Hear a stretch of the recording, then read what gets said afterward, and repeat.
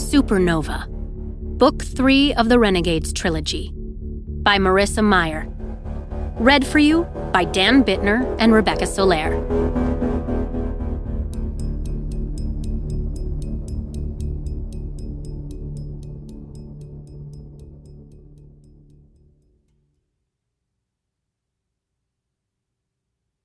Chapter 1. Everyone has a nightmare.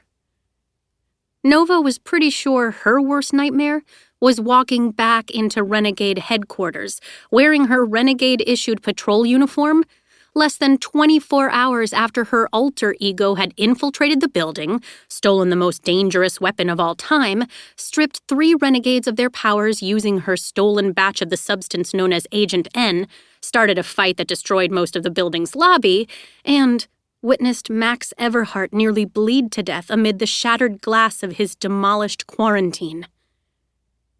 It wasn't only surreal that she was returning to the wreckage in the first place, it was that she was doing so willingly. Nova had believed she would never come back here again. After months of working as a spy in the Renegade's midst, she had successfully stolen Ace Anarchy's helmet. She had what she needed to give Ace his power back, and together they would watch this organization crumble. But things never went according to plan, and she hadn't known that while she was fighting for her life in this very lobby, a masked vigilante known as the Sentinel had discovered and arrested Ace Anarchy, the leader of the anarchists and the uncle who had raised her. Sweet rot, she hated the Sentinel. He was always around at the most inconvenient times, striking his ridiculous comic book poses and spouting absurd catchphrases like, "I'm not your enemy," and "You can trust me." Except no one fully trusted the Sentinel, as far as she could tell. Vigilantism didn't fit with the Renegade Code, and despite his attempts to seize criminals and aid the Renegades, his stunts had often made the organization seem incompetent and ineffective. Perhaps the only thing Nova liked about the vigilante was his uncanny ability to get on the Council's nerves. Meanwhile, his determination to hunt down Nightmare and his capture of Ace Anarchy hadn't made him any friends among the villains set either. The only people who appreciated the Sentinel's efforts were Adrian, who seemed to have a rebellious appreciation for the guy, and the public, who saw him as a true hero, one who believed in justice and answered to nobody but himself. That reputation was solidified with his capture of Ace Anarchy. Though she knew nothing was ever easy, Ace's arrest had almost been enough to make Nova throw her hands in the air and succumb to the inevitable. Anarchists and prodigies like them would go on being hated, villainized, and oppressed for all eternity. She was almost ready to give up. Almost. That had been hours ago, and now Nova was back, because where else could she go? As far as anyone here knew, she was still Nova McLean, alias Insomnia, a renegade through and through. Her secrets remained the best leverage she had, and now that her enemies had Ace, she knew she would need every bit of it. Nova hadn't realized the full extent of the destruction wrought upon Renegade headquarters until she found herself moving shakily through the rubble. She was surrounded by renegades, but no one was paying her any attention. Even the council members were combing through the remains of the glass quarantine that had fallen from the second story and shattered the tile marble of the main lobby. From where she stood, she could see Captain Chromium holding the glass clock tower that had once topped the courthouse from Max's miniature Gatlin City. Now, it was destroyed. All of it was destroyed. The signs of battle were everywhere. Steel beams bent at odd angles, wires dangling from the ceiling where chandeliers had been pulled from their sockets. The information desk mangled on one side. Plaster and tables and chairs and tile and glass. So much glass from where the quarantine had fallen. The glittering shards were almost mesmerizing, the way they caught the light streaming in through the front doors. And there was blood. Most of it was dried in a puddle where Max had fallen, where frostbite had driven a spear right through him. Nova tore her eyes from the spot and saw Adrian picking his way toward her. His shoulders were hunched, and there was none of the usual grace to his demeanor. He had a shadow over his features, one that served as a reminder that Max, who was as close to a brother as Adrian would ever have, was in the hospital. The doctors had put him in a coma to stabilize his vital signs, but they weren't filling anyone's head with false optimism. He was hanging by a thread. There was only one saving grace, that Max had, in the last moments of the battle, managed to absorb all of Frostbite's ability. He had taken in her control of ice and used it to staunch his own bleeding, to freeze over his own wound. It might have saved his life. Then again, it might not. Nova swallowed the lump in her throat as Adrian drew closer. His dark expression was about more than Max. He was full of a new, burning hatred, like nothing Nova had ever witnessed before. At least, not on calm, cheerful Adrian. A burning hatred for Nightmare, who he was convinced had been the one who attacked Max. No one had seen it happen other than Frostbite and her comrades, and they weren't about to correct anyone's mistaken beliefs. Nightmare was too easy a target to put the blame on. And Nova, whose secret identity remained, miraculously, unknown, couldn't exactly clear her alter ego's name, no matter how she yearned to defend herself whenever she saw Adrian's eyes smolder with restrained hostility. "When you said Nightmare had infiltrated headquarters," Nova said, once Adrian was close enough, "this isn't what I pictured." Lying through her teeth, as usual. She was always lying these days. She hardly even realized she was doing it anymore. "Yeah, it's pretty bad." Adrian's focus was distant as he scanned the destruction. "They found the silver spear over there. We think Nightmare got it from the vault and used it to steal the helmet. And..." His voice caught, and he coughed to clear it. "We're pretty sure it was the weapon she used on Max, too. There was blood on it. They're going to run tests." Her teeth ground. Adrian sighed and looked down. For the first time, Nova noticed something in his hands. A sphere with a small crown on one side and an open seam around its circumference. Nova recognized it immediately. One of Fatalia's mist missiles. Or so it had been, before she had stolen it from the artifacts department. She and Leroy had reconfigured the devices to release a gaseous form of Agent N, the noxious substance that had been developed using Max Everhart's blood. Though harmless to civilians, it was poison to prodigies. As soon as they inhaled, imbibed, or were injected with the substance, they would permanently lose their powers. As Nightmare, Nova had detonated 2 of the devices in this lobby. Those, along with a stolen dart loaded with Agent N, had resulted in both Gargoyle and Aftershock being stripped of their abilities. She had orchestrated the neutralization of Frostbite, too. Though she didn't need Agent N that time. She'd simply dragged the girl closer to Max and let the bandit do what he needed to do. Now, she found herself staring at the shell of the device, already forming a series of lies she could tell when someone bothered to check them for fingerprints. She had touched the mist missiles one day while working in the vault. That must have been before Nightmare stole them. But the lies were flimsy. The higher her lies piled up, the more precarious they became. Sometimes she felt that if she dared to exhale fully, the whole thing would topple. "It looks like one of Fatalia's mist missiles," she said, keeping her tone even. "That's what Calum said, too," said Adrian. "Calum? Is he here?" Nova's thoughts turned back to the night before, when she had left Calum unconscious in the vault. Adrian nodded.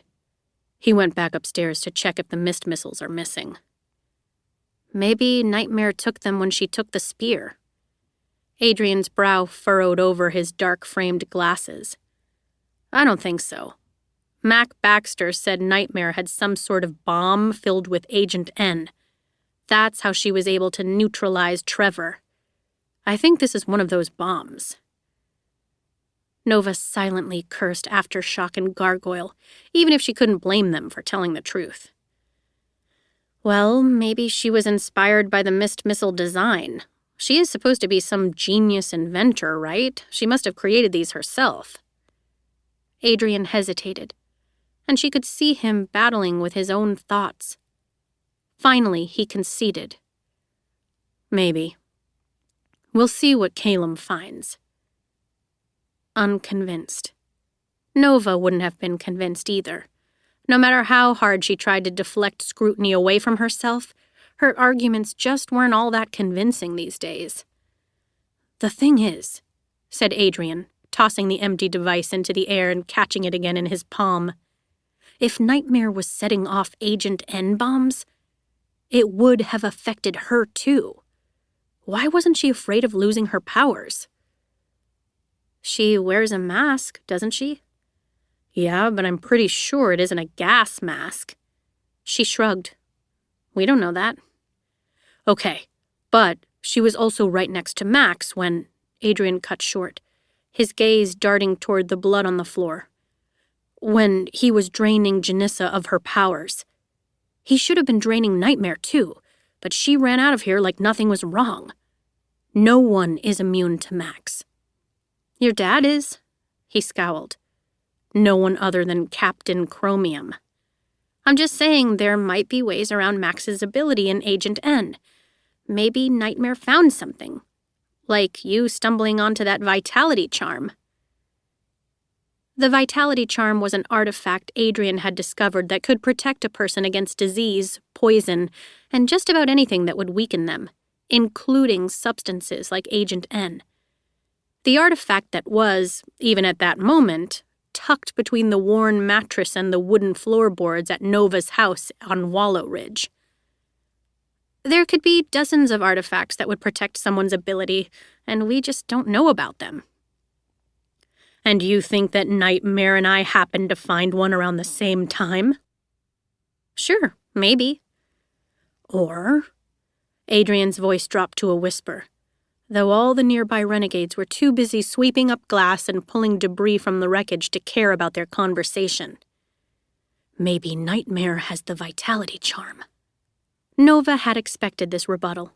It made so much more sense than her argument, after all, but she kept her expression neutral. Don't you have it? Adrian grimaced. No, Pops had it last. I gave it to him so he could visit Max. You know, outside the quarantine, for once. But now it's missing. So, you think she stole that from the vault, too? It wasn't in the vault. Simon swears he brought it back to the house. That's the last we've seen of it. She cocked her head to one side. So you think Nightmare broke into your house? Yes. No. I don't know. In theory, she could have done it while we were all at the gala. But there's nothing on any of our security cameras, and that doesn't explain how she would have known about the charm in the first place. I haven't told anyone other than you and Max, and I know my dad's didn't either. He rubbed the back of his neck, and she could tell he felt a little guilty to even ask. You didn't mention it to anyone, did you? Of course not, she said. But Tina and Calum knew about the charm too, and Calum can't keep his mouth shut around anyone. Maybe they let something slip, not realizing how valuable it is. Yeah, maybe. I was actually hoping the team could get together later to discuss what we know about Nightmare. Maybe there's something we've overlooked. It's just... There seem to be some pretty strange coincidences. She's an anarchist, Nova said, daring to settle a hand on Adrian's forearm. She felt his muscles tighten briefly beneath the fabric on his uniform.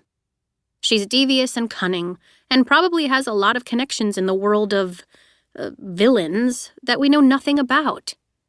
If she could do all this, if she could even steal Ace Anarchy's helmet, then who knows what else she's capable of. finding that charm or figuring out some other way around Agent N, none of it seems like a stretch. Adrian stared at her hand for a moment, before a wisp of a smile crossed his lips and he settled his own fingers on top of hers. His other hand, still clutching the mist missile, dropped to his side. "I'm glad you're here," he said. But just as Nova's heart began to flutter, he added, "I'm glad you're on my side." She allowed a wisp of a smile in return. "What other side would I be on?" "Adrian! Nova!" They turned to see Ruby and Oscar slipping through the crowd. Ruby latched onto Adrian's other elbow. "How's Max?" His jaw flexed, still uncritical. She shook her head. "I am so sorry. She's a monster, Adrian. How anyone could do that to Max?" Nova winced. "I hate to say it, but I'm not surprised," said Adrian, as if this had been an inevitable attack. Of course Nightmare would try to kill Max. Any of the anarchists would. It's because of him they were defeated in the first place. They've probably been plotting his murder for the last 10 years. Heat rose in Nova's cheeks. The more she heard about Nightmare's attempt to kill Max, the more she wanted to scream the truth. It was Janissa who had stabbed the kid, not Nightmare. She would never hurt him. Hell, she tried to save him. But she bit her tongue. There was no point in trying to argue Nightmare's innocence. They wouldn't believe her, and it would only raise suspicion. "We'll find her," said Ruby. "We'll put an end to this. And Max, he's going to be fine. He's a strong kid." "I know," said Adrian. He sounded grateful, and like he wanted to believe her. Like he'd been telling himself the same thing all night. But there was still an echo of doubt beneath his words. Nova exhaled slowly. Adrian had come to her house early that morning, after the dust had settled, to tell her about Max being in the hospital and about Nightmare stealing the helmet. He had seemed so defeated, and yet, at the same time, bolstered by a new desire for revenge. She shuddered to remember his words, spoken even as she held him against her, trying her best to comfort him.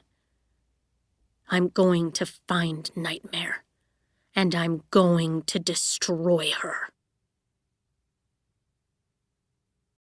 Chapter 2. "I hear Nightmare really whooped Frostbite and her crew," said Oscar as he took in the massive amount of destruction to the lobby. "More or less," said Adrian. "Frostbite, Gargoyle, and Aftershock were all neutralized." "I hate to say it, but, I mean, that's sort of a point in Nightmare's favor, right?" Ruby smacked Oscar in the shoulder. "She almost killed Max, you dunce." "No, I know. But if anyone was going to get neutralized, I can't say I'm sorry it was Janissa and her minions." "It's okay," said Adrian. "I'm not too upset about that either. And like you said, Max is going to be fine." He paused before adding quietly, "He has to be." "Holy smokes, what is that?" Oscar barked. He lifted his cane, as if prepared to stab something on the shattered tile floor. A tiny creature was scuttling toward them out of the mess of broken concrete and plaster. A fierce little velociraptor, no larger than Nova's thumb. "No way," muttered Adrian. "Turbo!" He crouched and scooped the creature into his palm. It screeched and bit him. "Ow!" Adrian yelped, dropping it. It landed on the floor and darted between Oscar's legs. Nova leaped after it, grabbing the creature by the back of its neck. It made a pathetic mewing sound and flicked its clawed arms at her, leaving tiny nicks on her fingers. "How is this thing still alive?" she asked. It seemed like ages ago that Adrian had drawn the small beast onto Nova's palm in an effort to prove that his powers hadn't been drained by Max when he'd gone into the quarantine to rescue her. Adrian bent down to inspect the tiny dinosaur as it squirmed in Nova's fingers. Alive, but not doing so hot. Look, he's turning gray. And see how his movements are sort of awkward now, more like a machine's? That always happens when I draw animals. Still, He's lasted longer than I would have thought. Excuse me, said Oscar, eyeing the creature with trepidation. But what is it? A velociraptor, said Adrian. I drew him a while back, and Max has been keeping him as a pet. His name is Turbo. Here. Stooping down, Adrian took out his marker and drew a palm-size cage on the white tile. With a swipe of his fingers, the cage emerged into reality, a three-dimensional carrier for a very small dinosaur. He held open the door while Nova dropped the creature inside. I'll take him to Max at the hospital. He'll be happy to see him when he wakes up. When? Nova couldn't help but note. And for the first time, Adrian sounded truly optimistic about the possibility of Max coming out of his coma. Perhaps he was seeing Turbo's survival as a good sign. He's probably hungry, said Ruby. I mean, your drawings still need to eat, right? I guess so. Adrian looked like he'd never given it much thought. Max used to share snacks with him. Ruby nodded. I'll run up to the cafeteria and grab him. I don't know, chicken strips or something. I'll be right back. She was gone before anyone could speak, darting between the renegades who were milling around the destroyed lobby. Started Adrian too late. I don't think they've reopened the cafeteria yet. She'll find something, said Oscar. They have turkey jerky in the lounge vending machines. The second the elevator doors closed and Ruby was no longer in sight, Oscar eagerly spun on Nova and Adrian. Okay, now that she's gone, I need to talk to you guys. I mean, I know with Max and Nightmare and everything, this may not be the best time, but I was up all night thinking about what you said at the gala, and I have a plan. He fixed his attention on Nova, and she stiffened in response, wondering what on earth she had said. Though the gala had been just the night before, only a couple of hours before she'd broken into the HQ vault. It felt like weeks had passed since then. A plan for what? She asked. You know, said Oscar, insistent. Telling Ruby how I feel about her. Nova was right. I'm awesome, and I'm ready to sweep her off her feet. Oh, that. Nova glanced at Adrian, who appeared equally relieved that Oscar's plan was for something so mundane. That's great. Yeah, go for it, Oscar, said Adrian. Way to take the plunge.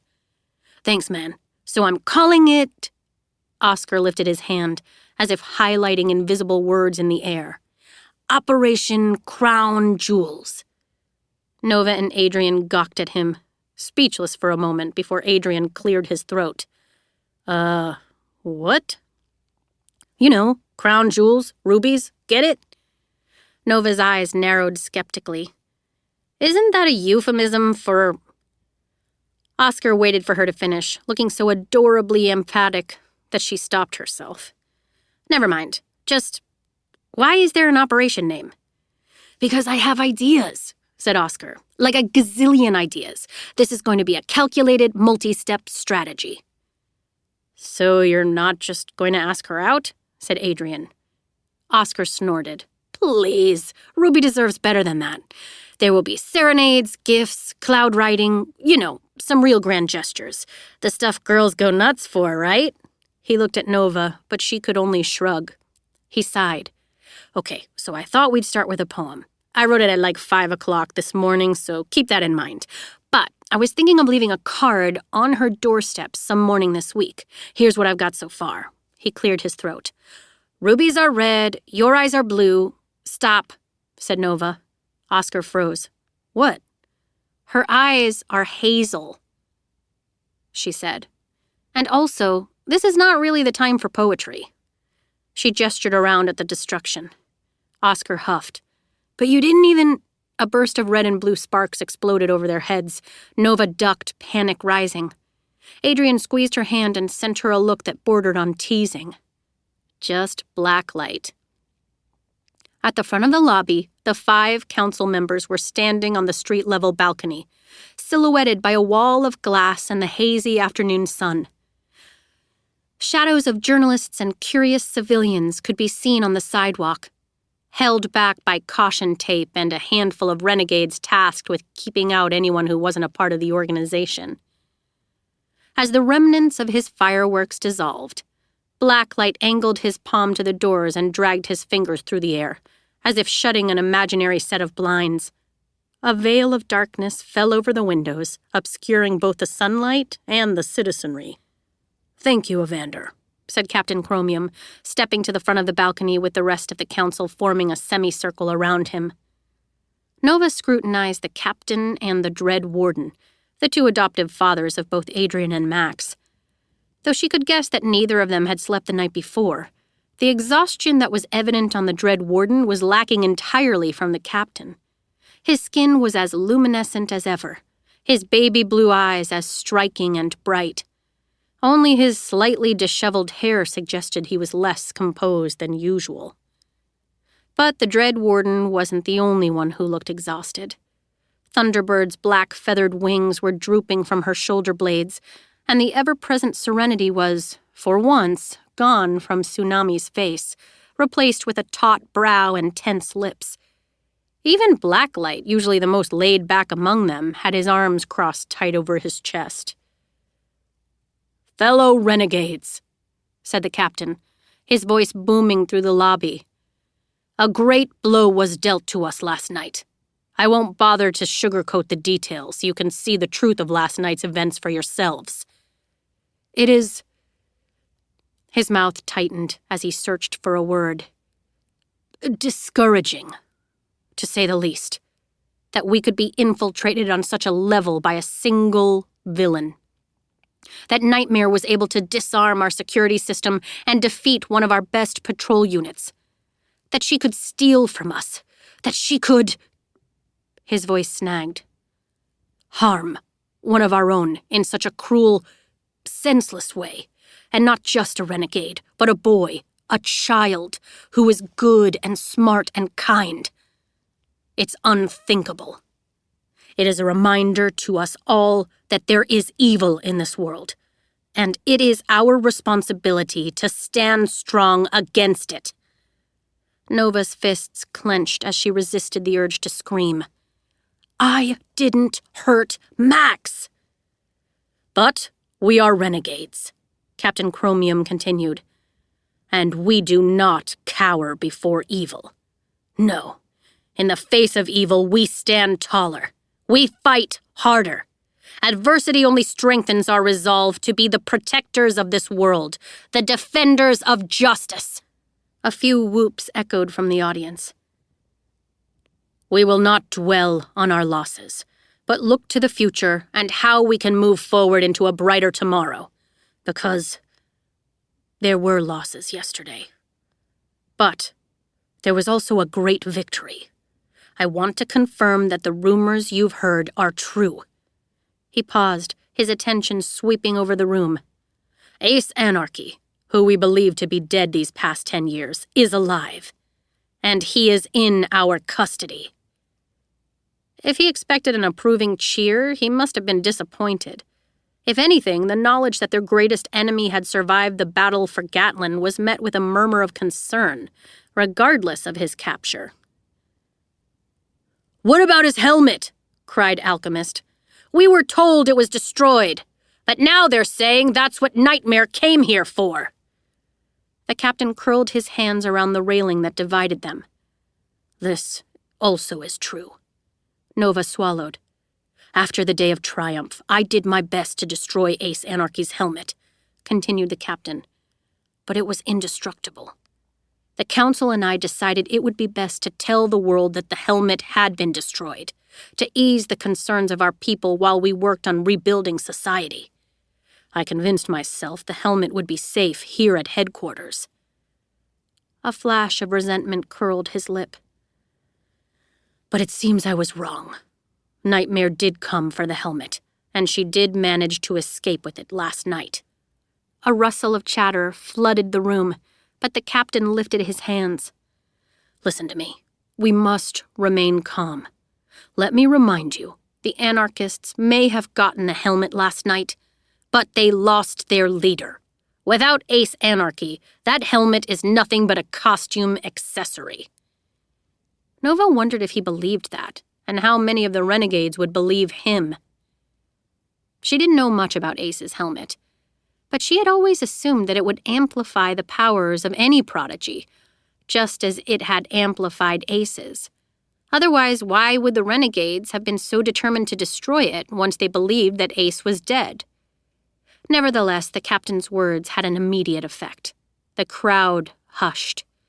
"I implore you," he went on. "For now, news of this theft cannot reach the general populace. Do not speak to the media. Do not tell anyone.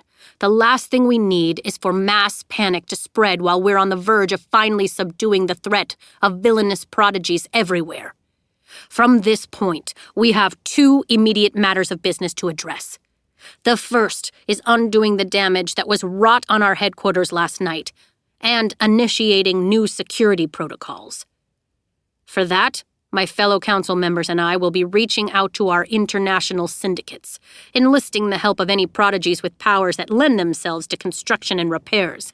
And we will be assigning those in our home organization tasks based on their skills in the days to come. We are grateful for all your cooperation as we rebuild. If you have any thoughts on this project, I encourage you to speak with Kasumi, who will be heading up this undertaking." He gestured at Tsunami, who bowed her head in return. "And second," the captain continued, "by the end of today, we will have a date scheduled for the public reveal of Agent N, after which all active patrol units will be equipped with the substance. This will allow us to defend ourselves against future such attacks, and convey to our citizens how very seriously we will be dealing with prodigies who choose not to follow our code of protection and honor." Nova squeezed Adrian's forearm, though she didn't realize she'd done it until he took her hand, lacing their fingers together. "Additionally, we have decided that part of the reveal will include a public neutralization of all prodigies who have been heretofore convicted of villainous behavior, including Ace Anarchy himself." Though a chill ran down Nova's spine, his statement was predictably met with applause, albeit somewhat nervous applause. Agent N had seemed like an exciting development to most of the organization when it had first been unveiled, but that was before some of the substance had fallen into Nightmare's hands. That was before 3 of their own had been neutralized, right here in this very lobby. Now it seemed that everyone was feeling a bit more apprehensive about the Renegade's newest weapon. "And what about the patrols who refuse to cooperate?" rang out a voice, shrill and spiked with anger. A flurry of interest passed through the crowd as Janissa Clark, formerly known as Frostbite, picked her way through the rubble. Rather than the usual renegade uniform, she was wearing drawstring pants and a loose t-shirt from the medical wing. Her bare arms were littered with bruises and scratches from her fight against Nightmare. Nova tensed upon seeing one of the prodigies she had fought the night before. Though she had been hooded and masked, her heart still pounded to think that Janissa might have recognized her. Janissa wasn't alone. The rest of her team followed in her wake. Trevor Dunn, who had been gargoyle before his powers had drained away. He was still taller than the average man, but not as gigantic as he had been before, and his skin showed no hint of stone. Then there was Mac Baxter, no longer Aftershock, who moved with a peculiar gait, like he was so used to making the ground shake from his steps that he would have to relearn how to walk now without the ground swelling up to meet him. Of their team, only Stingray, Raymond Stern, remained a prodigy. Nova had put him to sleep in the surveillance room before she disabled the security cameras, and he had missed the rest of the battle. His barbed tail slid behind him, scattering bits of glass as it flicked back and forth. "What did I miss?" whispered Ruby, appearing behind them. She had an open bag of turkey jerky. We'll explain later," said Adrian, taking an offered piece of jerky and stuffing it through the bars of Turbo's cage. "Janissa," said Thunderbird, stepping to the front of the balcony. "You have not been given clearance from the healers to—" "Screw the healers!" yelled Janissa. "What are they going to do? Bring my powers back?" She snapped her fingers, as if ice crystals might burst from their tips. But of course nothing happened. Her scowl deepened. You said so yourself. The effects of Agent N are irreversible. So I don't see much point in lounging around in a stuffy waiting room just so someone can pat me on the head and tell me it could have been worse. I could be dead. She paused in the middle of the room, where the red-tiled R had been decimated by one of Aftershock's quakes, and let her gaze travel around the gathered renegades. But let's all stop and ask ourselves, really? Would that be worse? She returned her attention to the council. I'm not convinced. Janissa, started the captain. Frostbite! Janissa snapped in return, her nostrils flaring. She drew herself to her full height, her bob of white blonde hair swinging against her shoulders. We were here, on duty, protecting your organization, your headquarters. I believed in the renegades. I would have done anything to protect what we stand for. And look where it got me. Where it got us! She gestured behind her at Mac and Trevor. We stood up against Nightmare. We risked our lives because that's what superheroes do. But it wasn't exactly a fair fight, was it? Because somehow she had Agent N. She had your weapon. Nova's jaw tensed. Irritation flooded through her. How convenient for Janissa to skip over the fact that she, too, had Agent N at her disposal, and illegally, as the renegades weren't yet supposed to have access to it. Nova guessed Frostbite had swiped some during their training sessions, and she hadn't hesitated to shoot Nightmare with a dart full of the stuff last night. If Nova hadn't been wearing the Vitality Charm, she would be just as powerless now as they were. I want to know how, Janissa continued, how it is that you managed to develop a substance that can sap our enemies of their powers only for it to fall into an enemy's hands before we've even made a public announcement about it. Captain Chromium cleared his throat loudly. Frostbite poses a fair question, and we will be investigating this at length. Oh, you'll be investigating it? Janissa flung her arms to the sides and faced the crowd. Though the renegades closest to her backed away, it was clear that they were hanging on her every word. Expressions were full of pity for the three former prodigies. To lose their gifts, it was what they had all feared from the start. Just like you investigated Nightmare's death after the detonator supposedly blew her up, Janissa said. Or how about your investigation into the death of Ace Anarchy? Forgive me if I question your ability to figure out how Nightmare had access to Agent N, much less how you plan on keeping anyone else from getting it and turning it against us, just like she did. Her voice rose as broken glass crunched beneath her feet. It's time we face the truth. Our leaders are incompetent. The council is playing with things they don't understand, things they have no real control over. And worst of all, they are risking our lives and our abilities in order to do it. Nova traded stunned looks with Adrian. But while she imagined that Adrian was shocked that anyone would dare speak to the beloved council that way, she was shocked to think that she actually agreed with Janissa on something. That's enough, barked Blacklight, but he was silenced by the captain lifting an arm across his chest, blocking him from moving to the front of the balcony. No. Let her speak, said the captain. Though his jaw was tense, there was compassion in his gaze as it shifted between Janissa, Mac, and Trevor. We do carry some responsibility for what happened here last night. Tell me, what can we do to make amends? Amends? Janissa laughed dryly. That's hysterical. Shaking her head, she reached for the band wrapped around her forearm. Honestly, I don't care what the renegades do after this. I'm not one of you anymore. My time as a superhero is over. Peeling the band from her skin, she threw it at her feet. Mac and Trevor did the same, tossing their wristbands into the rubble. I hope everyone here realizes that they're nothing but pawns to you. Just a bunch of pretty foot soldiers to do your bidding, so you don't have to worry about a bunch of pathetic villains ever showing up to take your power away. Or worse, Those pesky vigilantes. But let's face it, we didn't become superheroes to play by the rules. We became superheroes because we believed in our ability to change this world for the better at any cost. Well, she wriggled her fingers. Almost any cost. Janissa marched through the lobby toward the main staircase. The crowd parted for her and her cohorts.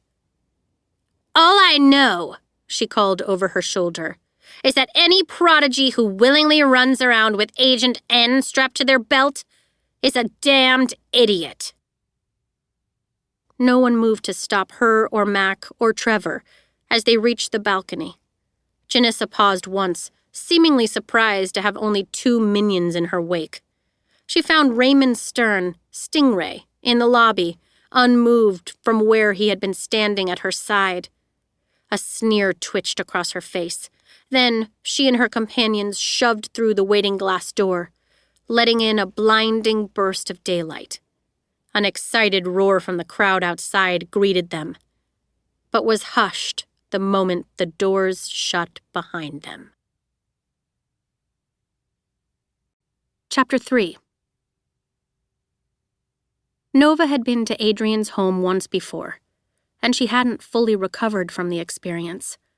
Not only because this was where he had kissed her for the first time, a memory that still made her knees weak, but because there was something painfully unnerving about standing outside a palatial mansion and knowing to the core of her being how much she did not belong there. He lived in the old Gatlin City mayor's mansion, with more square footage than all the row houses on Wallow Ridge combined, and a lawn spanning almost an entire city block. She tried not to think too much about it as she approached the gate and buzzed for entry. A device on a brick pillar scanned her wristband, confirming her identity, before the wrought iron gate swung open. By the time she reached the end of the walkway, Adrian was waiting for her on his front porch, framed by Grecian pillars and large urns with topiaries sprouting from them. The last time she'd been here, he'd been wearing sweats. Now he was donning his renegade uniform, and the difference in his demeanor was startling. This was a business meeting. Still, Adrian was smiling as she approached. The others are already downstairs. Come on in. He held his arm toward the open door, ushering her into the foyer. It was warm inside the house, almost uncomfortably warm. The sort of heat put off by fireplaces in the dead of winter, first chasing away the chill in the air before making everyone forget there had ever been a chill to begin with. True enough, as Nova walked past the formal parlor, she spied a fire raging inside a tiled fireplace. With sweat already sprouting on the back of her neck, she unzipped her hooded sweatshirt. My dads think it makes the place feel cozier, said Adrian, almost apologetically. It's a lot cooler downstairs. Come on. She followed him down the narrow staircase into his basement bedroom and froze on the bottom step. Oscar and Ruby were there. Ruby perched on the sofa and Oscar facing backward on Adrian's desk chair. But what made Nova hesitate was that Dana was there too, in the form of hundreds of gold and black butterflies that filled every available shelf and table and the narrow sills of the high windows along the south wall. Nova's mouth ran dry. Seeing so many of them at once, and not in the blur of battle like Nova always had before, might have been a beautiful sight. Except they weren't moving. Not a beat of wings, not a twitch of antennae. And though it was impossible to know for sure, Nova had the distinct feeling that all of their tiny bug eyes were fixated on her. She's been following me around since we found Ace, said Ruby. Didn't come with me to headquarters, but otherwise. Her worried gaze flitted around the butterflies.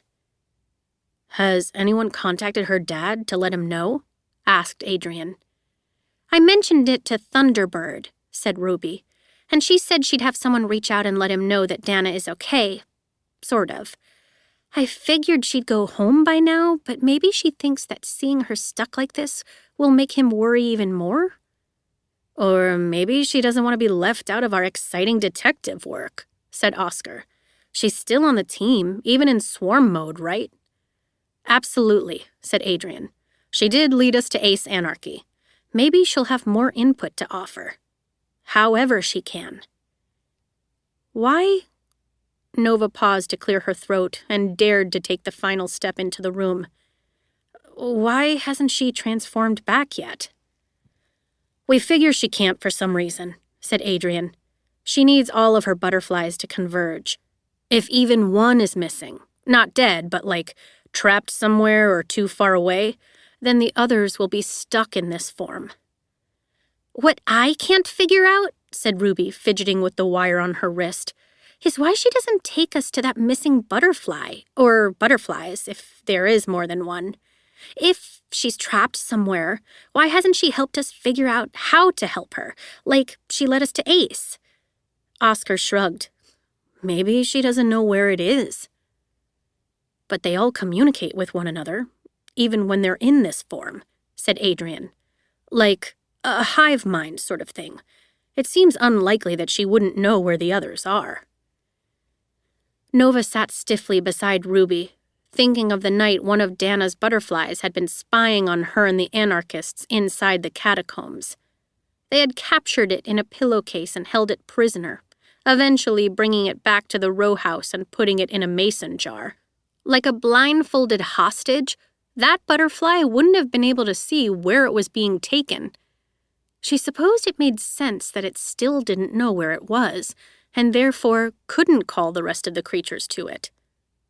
Still, she imagined she could feel the disgust emanating from the insects that surrounded her, making the hair stand on end all down her forearms.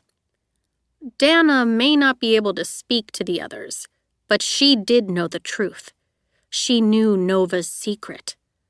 It was only a matter of time before she figured out a way to communicate it to the rest of the group. I'm glad she's here at least, said Adrian. He paused then, studying the swarm. I'm glad you're here, he corrected, because it was rude to speak about someone like they weren't even there, though Nova wasn't sure Dana could actually hear in this form. We'll find a way to help Dana. There must have been a reason she knew about the location of Ace Anarchy's hideout. He drummed his fingers against his thigh. I don't know this for sure, but I suspect if we find Nightmare and the anarchists, we might figure out how to help Dana, too. Wait, Oscar said. I sense a transition into actual work coming up, but before we get there, he reached behind himself and pulled out an old heart-shaped tin box. I brought cookies! Peeling off the lid, he offered it to Ruby first. Nova could see that the cookies inside were homemade. A few had burnt edges, and others had gooey, underbaked centers, all nestled into a bed of parchment paper. Thanks, Oscar, said Ruby, picking one out. She held it up and paused. Are these? Lemon coconut shortbread cookies with white chocolate centers? Oscar said, his ears turning pink. Yes, they are. Ruby gawked at him. That's... my mom makes... These are my favorite! Yeah, I know. Oscar cleared his throat awkwardly and held the tin toward Nova. I, called your mom for the recipe. With little appetite, Nova waved away the cookies, while Adrian took 3. Ruby continued to stare at Oscar, the forgotten cookie halfway to her mouth. He didn't return the look. Instead, he slammed the lid back onto the tin and nodded at Adrian, as if eager to move on from what might have been the most blatant confession of adoration that Nova had ever witnessed. Okay then, great, let's do this. Where do we start? Adrian shoved the first cookie in his mouth and approached a freestanding whiteboard.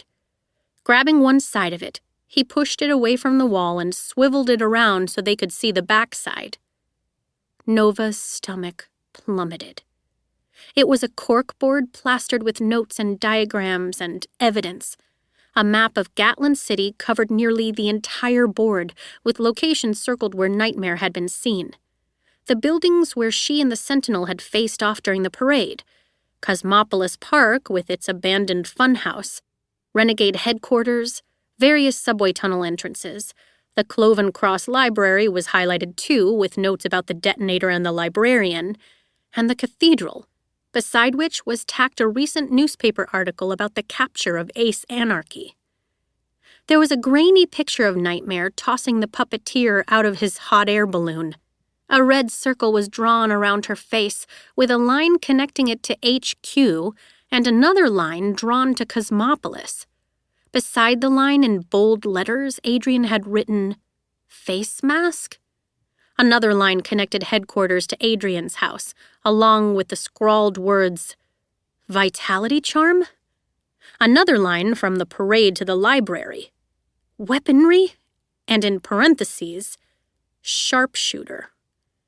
Another line from HQ to the cathedral, "Ace Anarchy helmet?" To the side of the map was a series of messy notes and asides.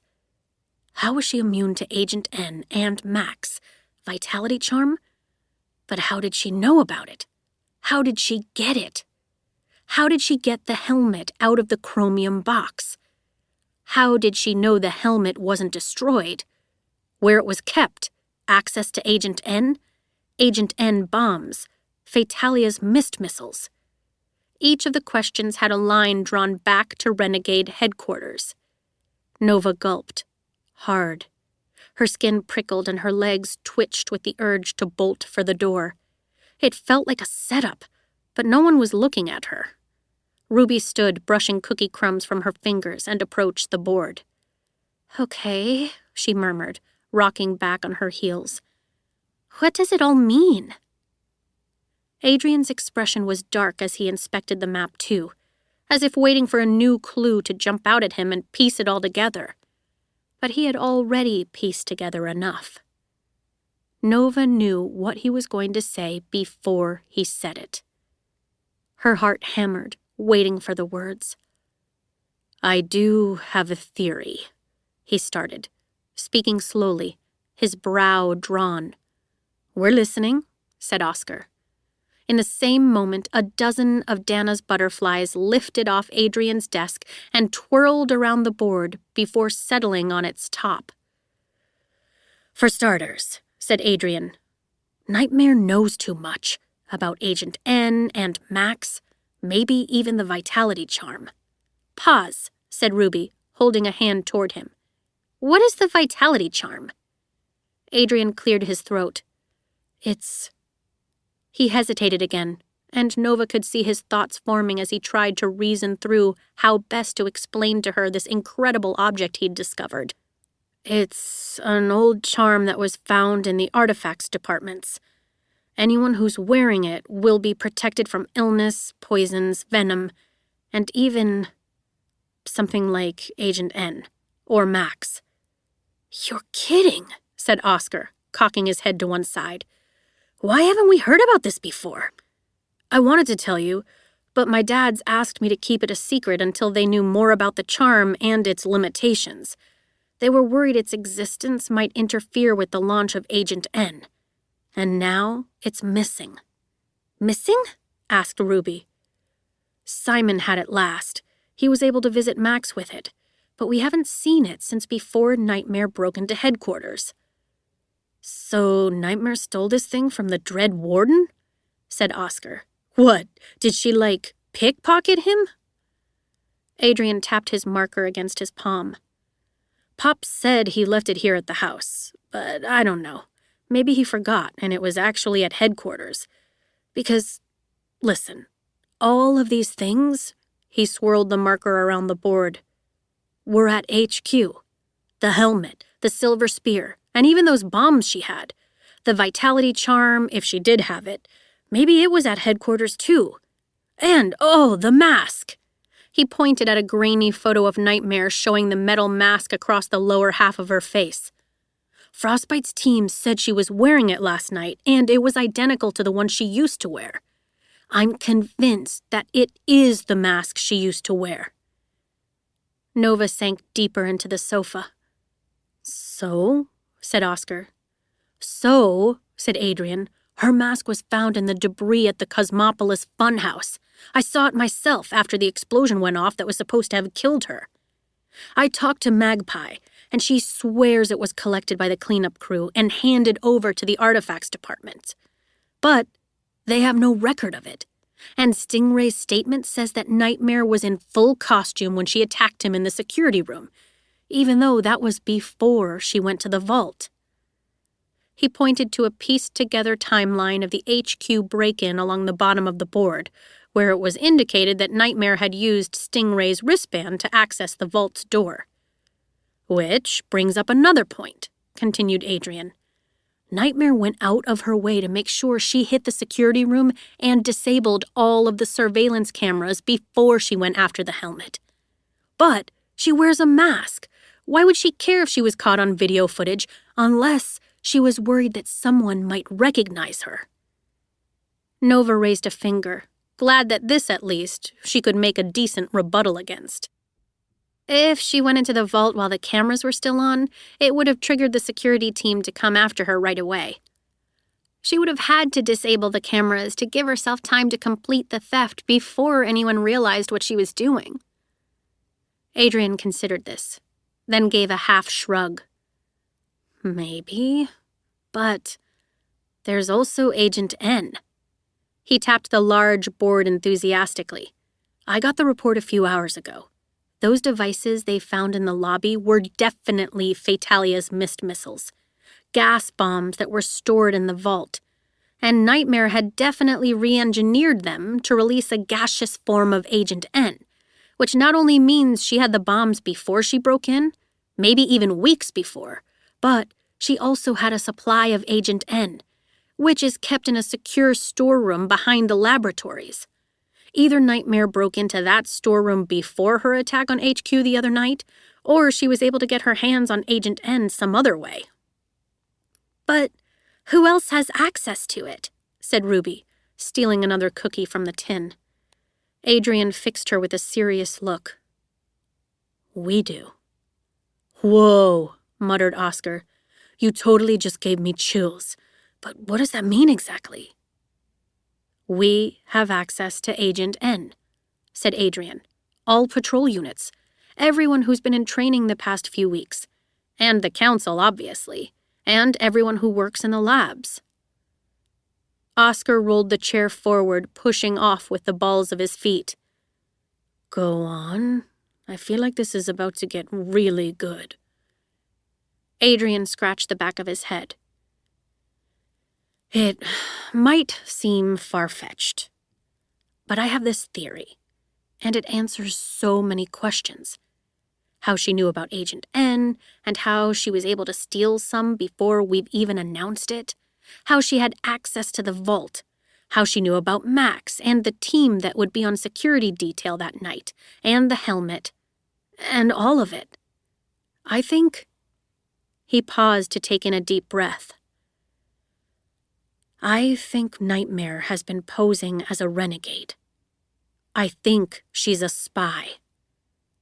Nova flinched. She squeezed her eyes shut, only for a second. There it was. The remark that would unravel it all. Still, she forced a mask of surprise onto her face as her fingertips dug into her thighs.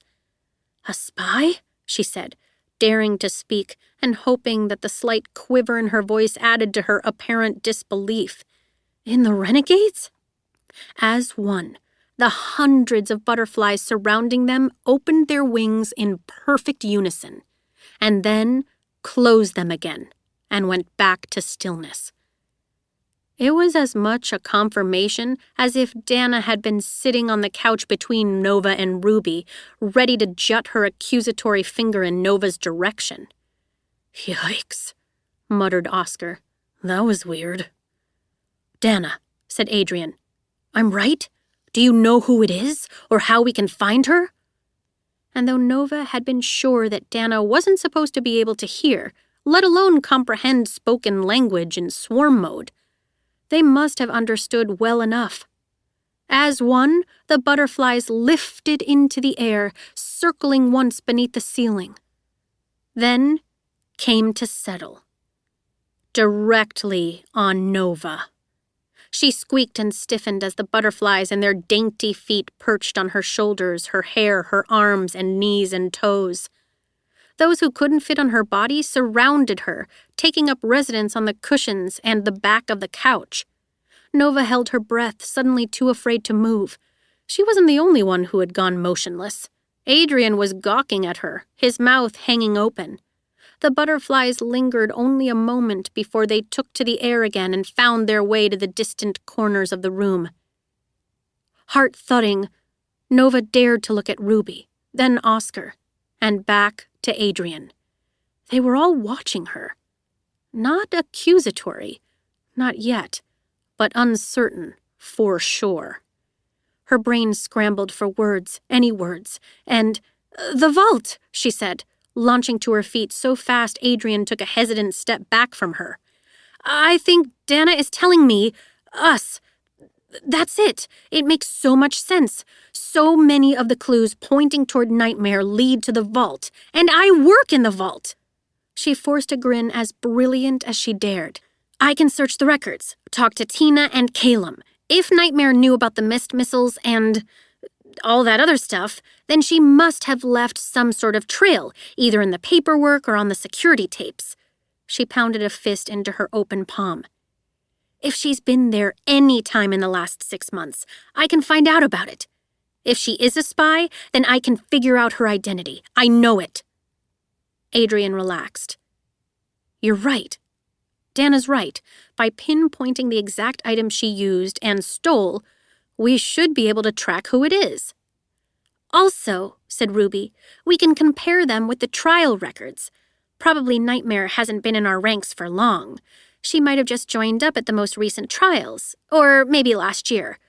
We can compare what Nova finds with the newest recruits." Nova's head started to bob as if it were no longer attached to her spine. "Great. Yes, excellent. I won't let you down." All the while, her head was throbbing, panic surging through her veins. Time was running out. She would be discovered any day, any minute. How was she possibly going to free Ace before it happened? Chapter 4. "Here's what we have," said Nova, clearing mason jars full of honey from their small dining room table. Leroy, Honey, and Phobia stood watching as Nova took the rubber band from a large roll of paper and spread it out across the surface. She replaced a couple of the honey jars at the corners to hold it down flat. The paper, which she had printed at a 24-hour, low-budget print shop the night before, showed old blueprints of Cragmore Penitentiary, downloaded from the Renegade database. They were, however, very old blueprints, and Nova knew they weren't accurate.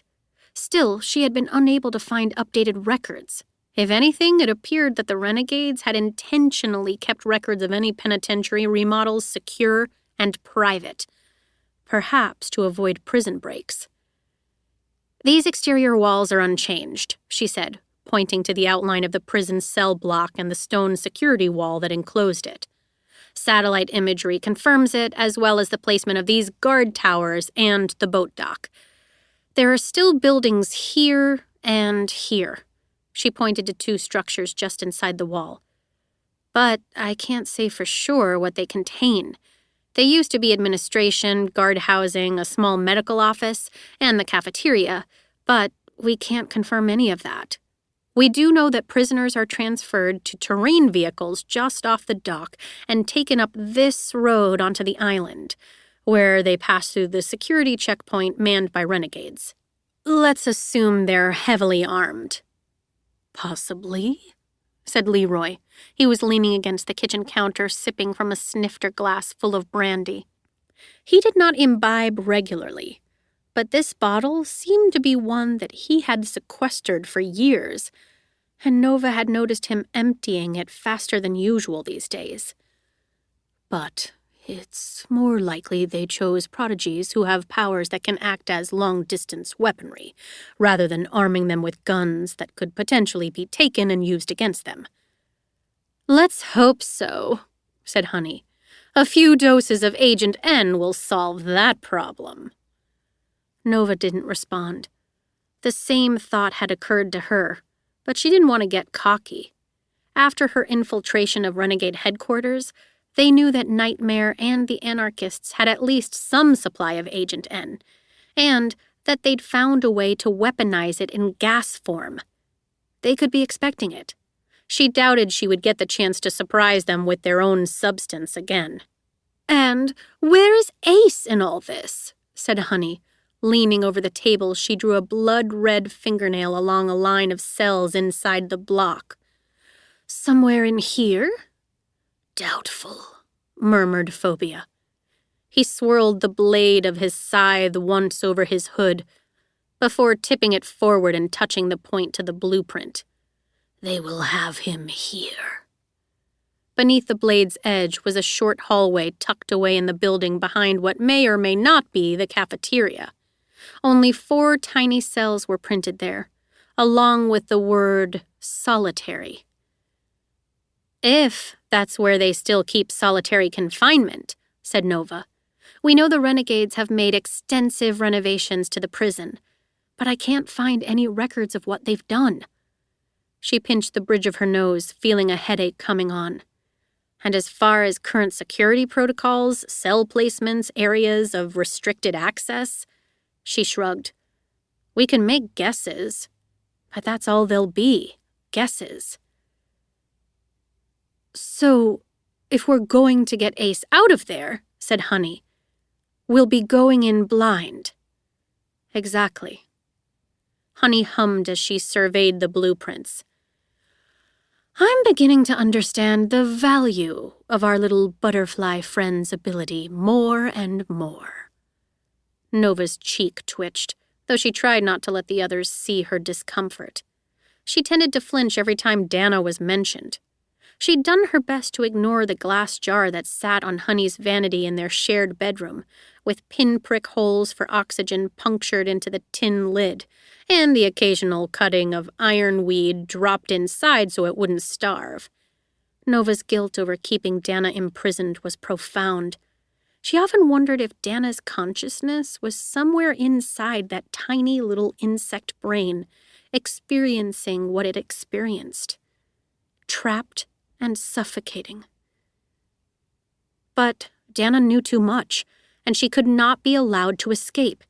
As long as they kept the one butterfly separate from the others, she would be unable to reform into her human self and tell everyone Nova's true identity and the location of the anarchists. Nova knew logically that she had no other choice. For her own safety and that of the others, she couldn't set Dana free. But still, having her own aversion to small enclosed spaces, she couldn't deny the guilt that pressed in on her to think of the pretty winged butterfly stuck in that jar. Not even kept like a pet, more like a science experiment. It would be helpful to have, well, any sort of idea of what we're walking into, said Leroy, half of his face crinkling with a knowing smile. Any hope for it?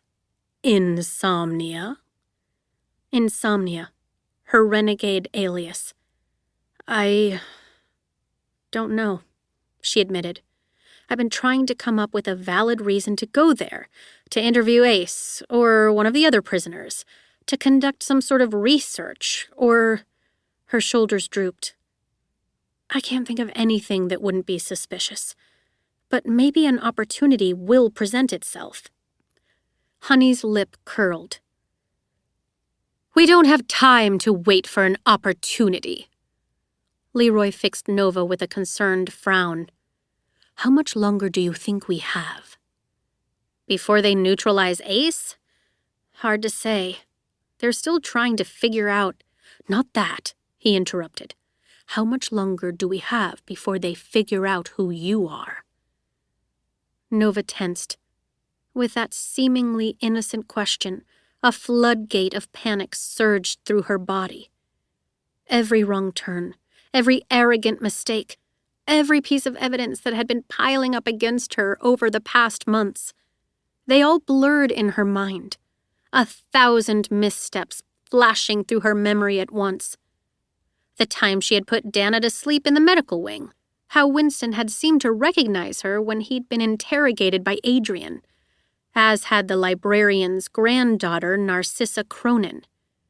All the things she had ever taken from the vault, how she had flaunted her shooting skills more than once, how she had left the Renegades Gala early on the same evening that Nightmare had stolen Ace's helmet. And, perhaps most condemning of all, how she had helped Max when he was dying. After seeing the board at Adrian's house and listening to his theory, Nova realized that in some terrible way, she was lucky that Max was in a coma. It might have been in Frostbite's best interest to lie and say that Nightmare had attacked the kid, but when he woke up, would Max tell a different story? Nova wanted him to wake up. Of course she did. But she also hoped that his memory of the night would be too befuddled to make sense of. Because it made no sense that Nightmare would help him. And yet, that's what she'd done. Instead of leaving him for dead, she had tried to stop the bleeding, even going so far as to force Janissa Clark to give him her powers so he could freeze over the wound. Nova had been through those moments in her head 1,000,000 times. She knew she should have left Max. She should have grabbed the helmet and run. But he was dying. She couldn't have just left him. Even now, with all the rationality of hindsight plaguing her, she knew she'd made the right choice. The truth would come out eventually, and the truth would be her undoing. At this point, any number of truths could be her undoing. "Perhaps this moment calls for a bit of cold honesty," said Honey, drumming her nails on the table. "I want to rescue our poor AC as much as anybody, but none of this is very promising. Even if we could get into that prison, the chances of getting him and us out again are relatively scarce, and the moment the Renegades realize who Nova is, which, judging from the abject terror on her face, I suspect could happen in the next 5 minutes, they'll have this place surrounded and we'll be done for." She fluffed her hair as her focus shifted from Nova to Leroy and Phobia, and back again. "Has anyone considered maybe that we don't rescue Ace, and instead steal a nice yacht and go live out our days on a tropical island somewhere?" Phobia made a disgusted sound. Honey wiggled her fingers at him. "Don't worry, darling. I'm sure we can find one with a cemetery." "We're not leaving Ace," said Nova. Honey sighed. "It's time to consider other options."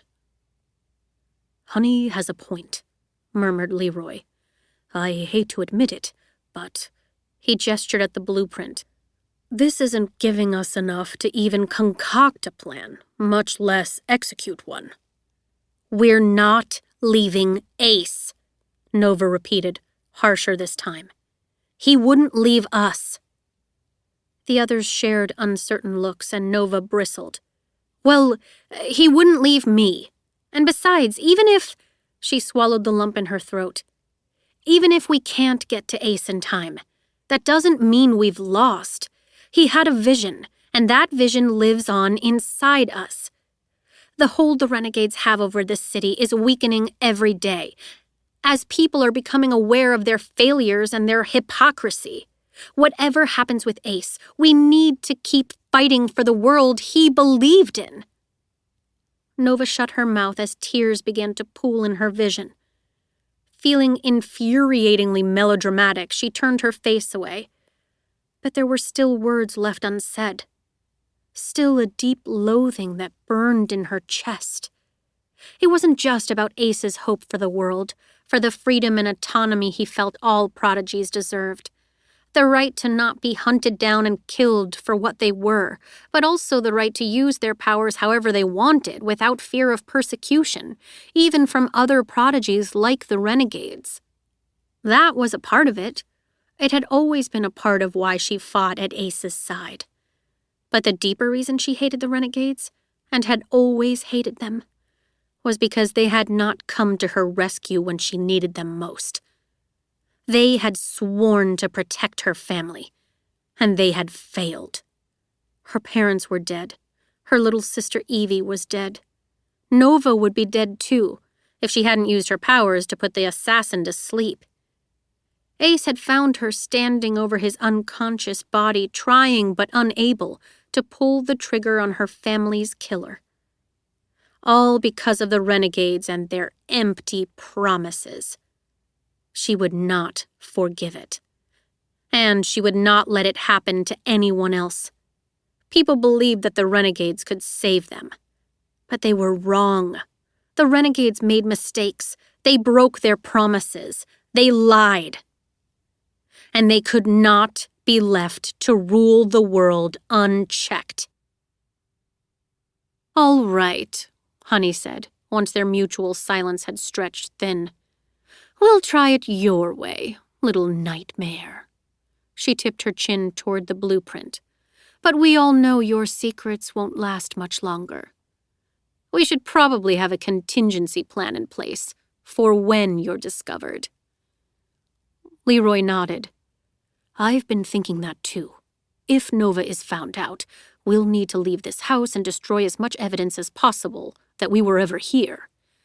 And as it so happens, I've been working on just the thing, a cocktail of chemicals that, when combined, will decimate nearly everything they touch. It would at least keep the renegades from combing through our stuff once we're gone." "Fine," said Nova. "If necessary, we'll take what we need, destroy everything else, and go into hiding." A loud thump from the second floor drew their attention to the water-stained ceiling. Nova's body tensed, and she felt the rest of her companions go still, except for Phobia, who dissolved into a cloud of inky black smoke and swirled like a hurricane toward the staircase. Grabbing the nearest weapon, a rather dull knife from the kitchen drawer, Nova charged after him with Leroy and Honey close behind. But when she reached the bedroom that she and Honey shared, she saw only Phobia awaiting her amid the bees and wasps. Honey's creatures were always coming and going through the small window, which was left cracked open to allow them freedom, even when torrential rains soaked the rotting windowsill, as happened more and more as autumn tipped toward winter. Phobia's cloaked presence felt like a black hole in the center of the room. He was facing Honey's vanity, one skeletal hand idly spinning the blade of his scythe. Nova's feet paused on the matted carpet. Honey and Leroy crowded beside her.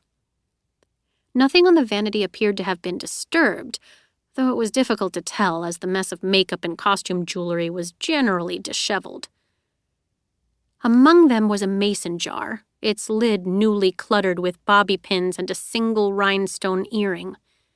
Inside was the monarch butterfly, currently hanging upside down from the lid. Traces of dust from its wings were streaked along the inside of the jar from its attempts to get free, and 4 yellow wasps were picking their way around the lid, trying to get at the tasty snack inside. But it wasn't the butterfly or Honey's trinkets that held Nova's attention. It was the mirror, glinting their stunned expressions back at them. Written upon its surface, in black marker and all caps, were the words, "Bring me the helmet. QB's room, Blackmire, 48 hours, or everyone will know who you really are." Nova had barely begun to digest the threat when Leroy moved past her and stuck his head out through the window, scanning the yard and alleyway behind the house. However, even if the perpetrator was out there, lurking in the shadows, Nova doubted Leroy would be able to see them in the darkness. She read through the words again. She knew that so many renegades, Adrian among them, had been closing in on her secret for months now. Had one of them finally figured her out? But most renegades would take the information straight to the council. She doubted many of them would have the guts to blackmail her for Ace's helmet, even if it was one of the most powerful objects of all time. Who could it be? "Well," said Honey, "with Ace gone, it's not like we have much use for the helmet as it is." Nova scowled at Honey's reflection, cut through with the scrawled words. "We're not giving up the helmet. I risked too much to get it. Besides, we're going to find a way to free Ace, and when we do, he'll need the helmet to get his strength back. I'm not going to watch him waste away to nothing because we gave up the one thing that could restore him." "I agree," said Leroy, apparently not having seen anything or anyone out the window. "But I don't think we should take this as an idle threat. Someone knows your identity, Nova. Not just that, they know where you are. Where we all are." Nova crossed her arms. "Yeah, but they're a coward. Whoever it is. To leave a threatening message and not dare face me in person, who does that?" "Cowards can sometimes be the most dangerous of all," said Phobia. "Phobia's right," said Leroy. "We can't ignore this." Nova glanced at his face, scarred and disfigured, and thought of the teenage bullies who had dumped acids on him after chemistry class. Cowards, the lot of them. But still dangerous. Nevertheless, she wasn't about to relinquish the helmet to someone who didn't have the nerve to fight for it themselves, and she didn't have time to be running errands and making deliveries for anonymous stalkers either. But she needed more time to figure out how to free Ace from that prison. Her wall of lies might be ready to collapse on its own, but she wasn't about to let someone take a wrecking ball to it now. The threat on the glass blurred before her. 48 hours, or everyone will know. Chapter 5. Adrian was contemplating invisibility. As superpowers go, it was one with infinite uses, particularly when one spent a great deal of time sneaking and spying, as he tended to do these days. His dad, Simon, the Dread Warden, could turn invisible. So could Max, having absorbed some of Simon's ability when he was a baby, although he could only go invisible for short periods of time. There was one renegade who had trained in Gatlin City a number of years ago who was always invisible, which Adrian had found slightly disconcerting when they'd been around. To this day, he still wasn't sure of their gender, and their alias, the Wraith, didn't offer any clues. But they had been sent to a syndicate across the ocean, and Adrian hadn't given much thought to them or their power since. He was giving it plenty of thought now. Because of all the powers he had given himself using tattoos inked into his body, none of them offered much in the way of stealth. Quite the opposite. The armor that burst forth from the zipper tattooed over his sternum was big and bulky, shiny and reflective. It made him feel invincible when he wore it, but also very, very visible. He couldn't quite picture the sort of tattoo that might allow for full invisibility, though. He figured such a tattoo would have to cover him nearly from head to toe to be effective, but maybe he needed to think outside the box. Maybe he just needed inspiration. He wondered if Nova would have some ideas, except she didn't know about the Sentinel or the tattoos, and he wasn't sure how to go about telling her. Or even if he wanted to, especially given the outward loathing she demonstrated for his vigilante alter ego. But standing on a ledge outside a hospital window, 5 stories in the air, in broad daylight in his heavy, glinting armor, he decided it was time to start considering other means of sneaking in to see Max, and invisibility would have made it so much easier. Plastered against the building's side, he angled a small handheld mirror toward the window, following the movements of a nurse as she checked Max's vital signs and noted information onto a tablet. She adjusted something on an IV drip beside the bed, smoothed the blanket across his thin shoulders, signed her initials on a sheet of paper by the door. Finally, she left, leaving the door barely cracked behind her. The moment she was gone, Adrian crouched and dug his gloved fingertips beneath the window. It opened as easily and silently as it had the last 2 times. He stepped inside, cringing at the loud thump of his boots. He pressed a finger to the breastplate, retracting the armor into the pocket beneath his skin. On much quieter feet now, he crossed the room and shut the door the rest of the way. There was no lock, but the movements of the nurses were kept to a tight schedule, and by now he was familiar enough with their methods to know that no one would be back to check on Max for a couple of hours. And sadly, the kid couldn't expect many visitors. Having been quarantined inside Renegade HQ for most of his life, he had no friends or acquaintances beyond the Renegades. And there were only 2 Renegades who could be near Max without him absorbing their powers into himself. Captain Chromium was one. He was invincible to everything, even the bandit. And Adrian was the other, though no one other than Max knew about it.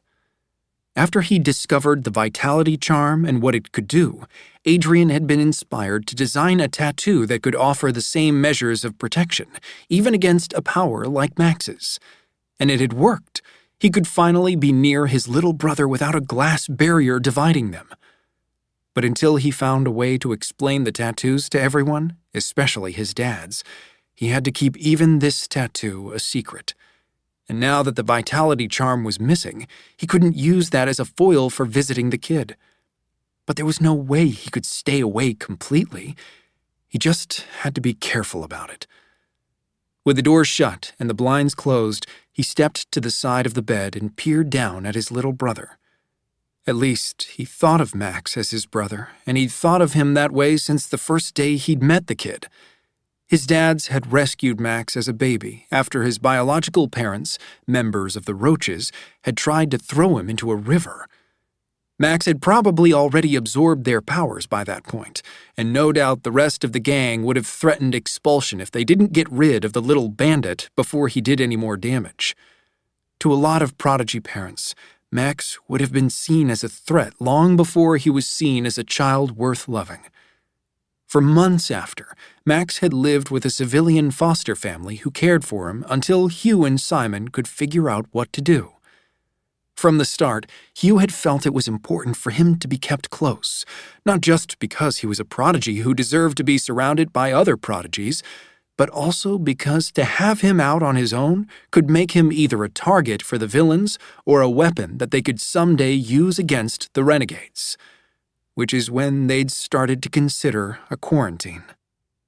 Construction had begun almost as soon as the battle for Gatlin was won, and some months later, Adrian had met his foundling baby brother on the other side of a glass wall. He was walking by then, toddling around the wide-open space, exploring the mess of blocks and train sets Hugh kept bringing for him. Adrian had used a red marker to draw his best shark on the glass wall, not a living creature, but a toy that Max could play with. The drawing was rudimentary and rough, but it had quickly become the kid's favorite toy. Adrian had loved him immediately. Pulling a plastic chair beside the bed, Adrian slumped into it and inspected Max's face, almost 10 years older than that innocent baby, and about 100 years wiser. He told himself the kid was less pale than the night before, though it might have been wishful thinking.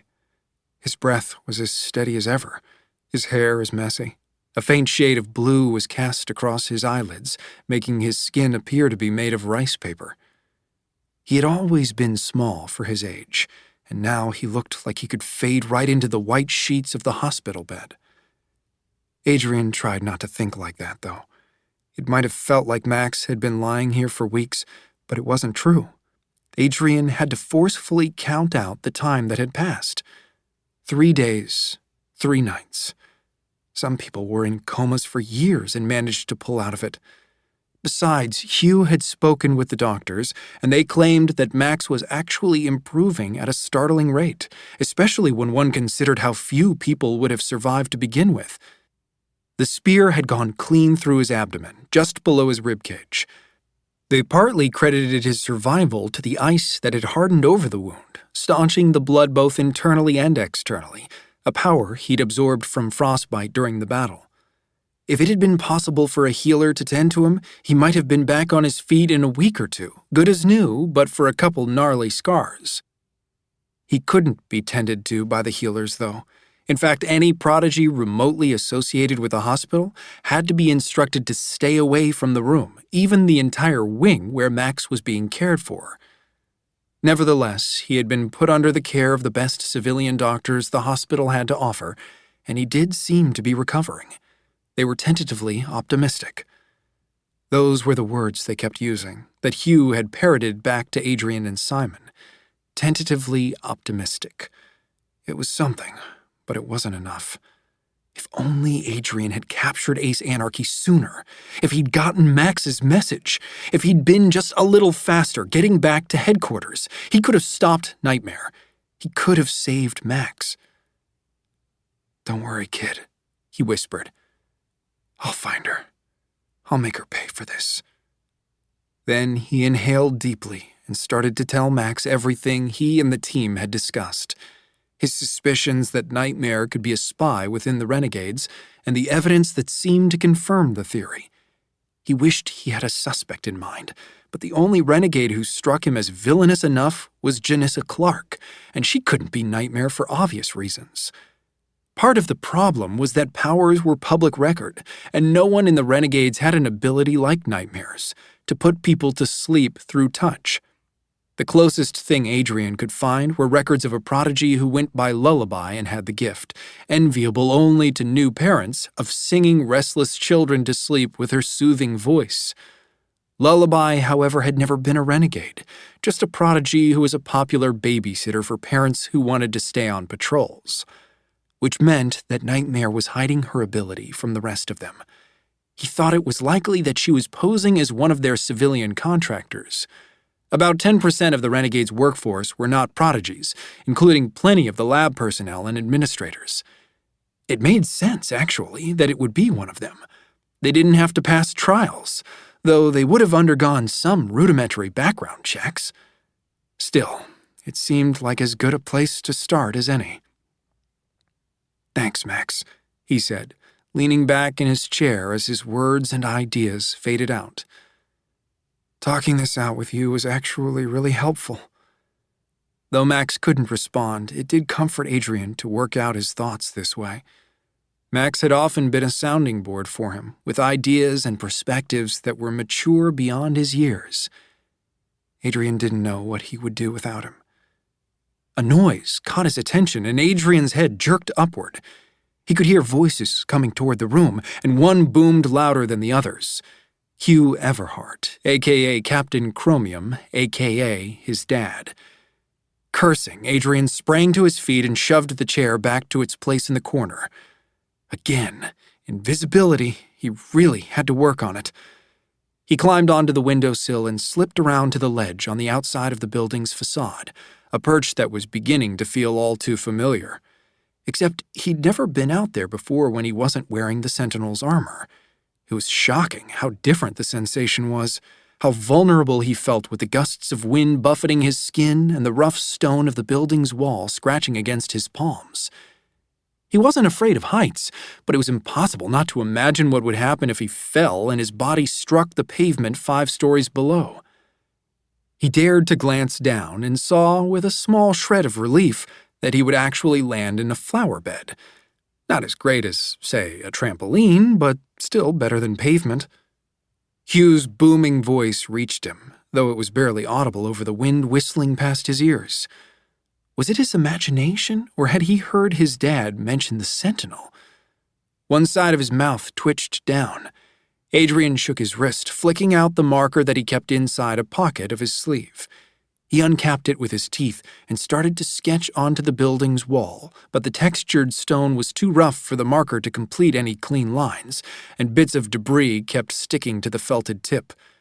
Scowling, he bent forward, ignoring the sheer drop mere inches behind his heels, and drew instead on the thigh of his jeans.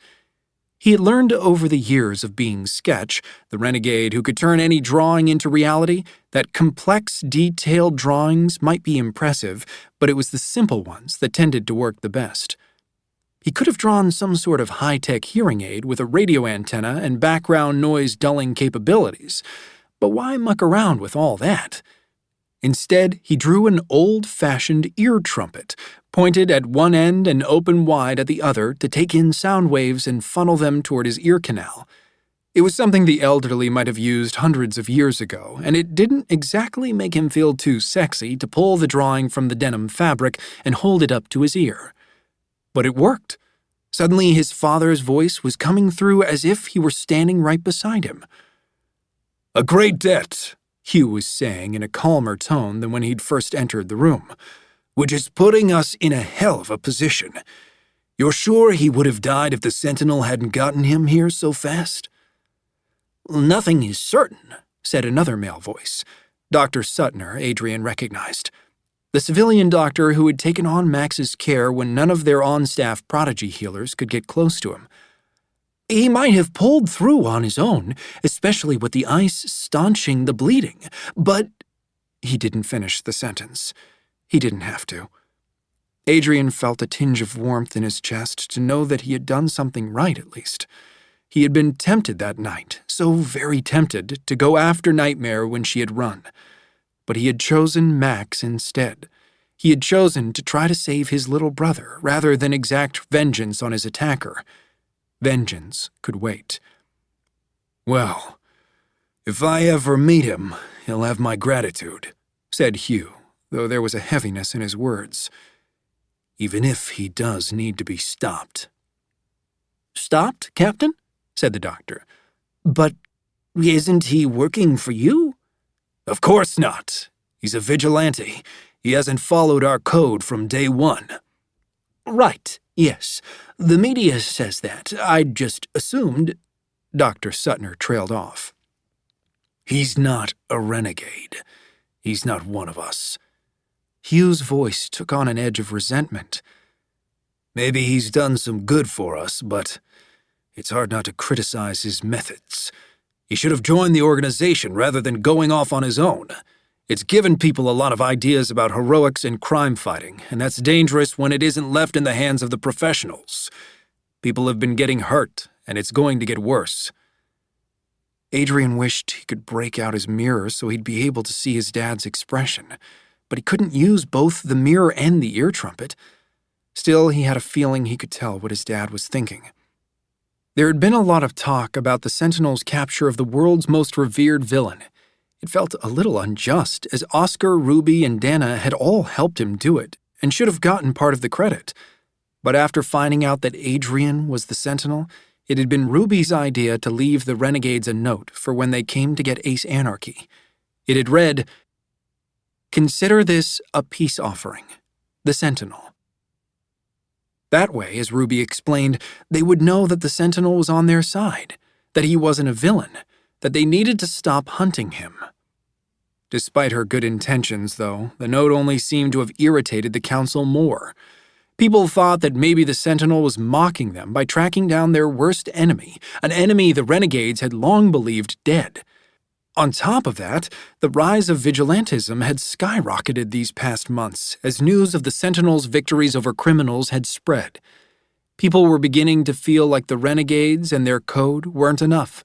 There needed to be more drastic measures taken if they were ever going to stop the spread of crime in their city. It would have been flattering, except not everyone was made to be a superhero, and plenty of good intentions had led to civilians being severely wounded. One ambitious man had nearly been killed while trying to stop a carjacking, and an innocent woman had been shot in the arm when an enthusiastic vigilante had wrongly assumed that she was trying to break into his neighbor's apartment. In reality, the neighbor had asked her to dog-sit for a few days. The more people tried to take matters into their own hands, the more stories like that emerged.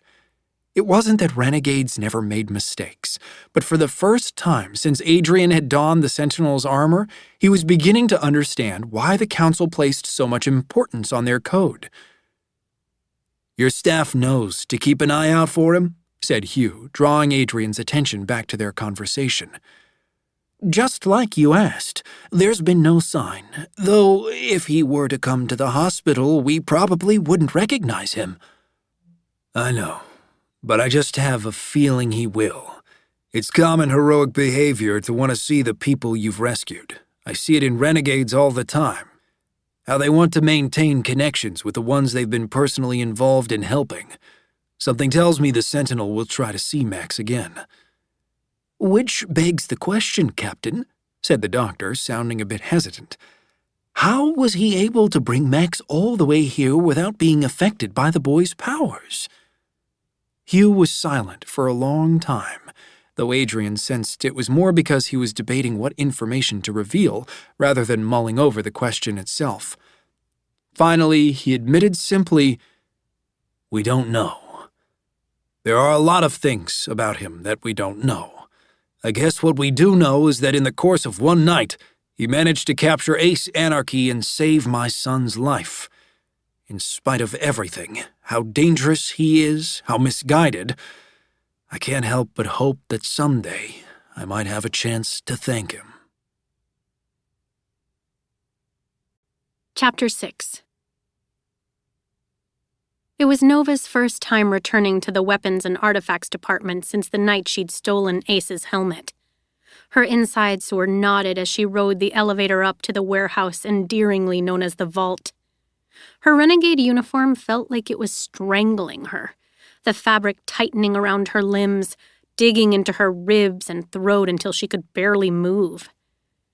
The words on the mirror were etched into her thoughts, and there was a part of her, a big part, that wondered if maybe Honey was right. Maybe it was time to give up. She didn't really think she could save Ace, did she? Especially not before she was discovered.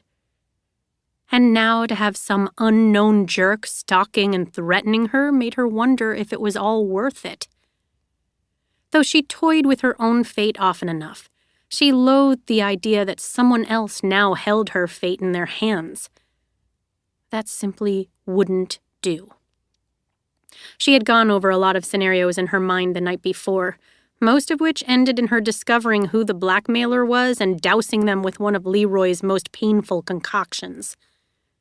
Because the idea of giving in to their demands, even if just to placate them temporarily, disgusted her. She was an anarchist. She was one of the most feared villains of Gatlin City. She did not placate. And she certainly didn't follow the orders of phantoms who broke into her bedroom and left annoying messages. But every time her anger ran away with her, she gritted her teeth and reeled it back in. She didn't need retribution right now. She needed time. The elevator dinged and she squared her shoulders, dragging in a breath until it felt like her lungs would pop.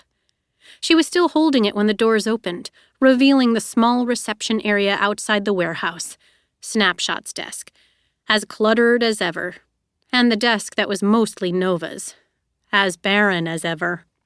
Snapshot wasn't there, and neither was Wonder Boy, as Nova had taken to calling Calum in her head. She exhaled and moved toward the desk.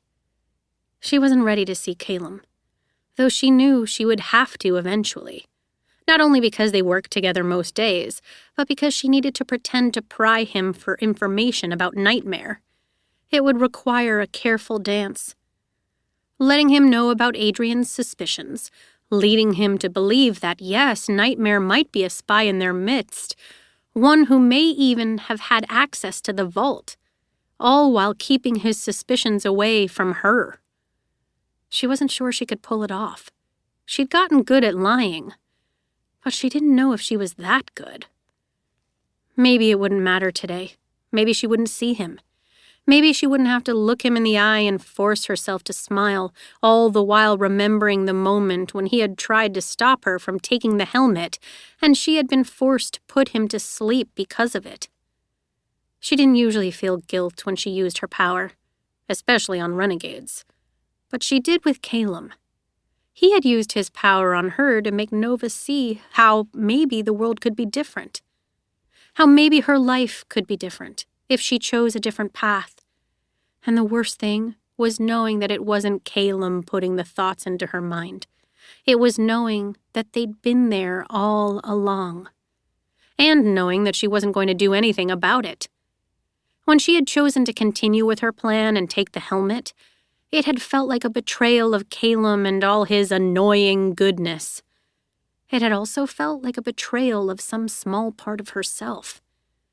The part of herself that still sometimes dreamed of living a life without vengeance.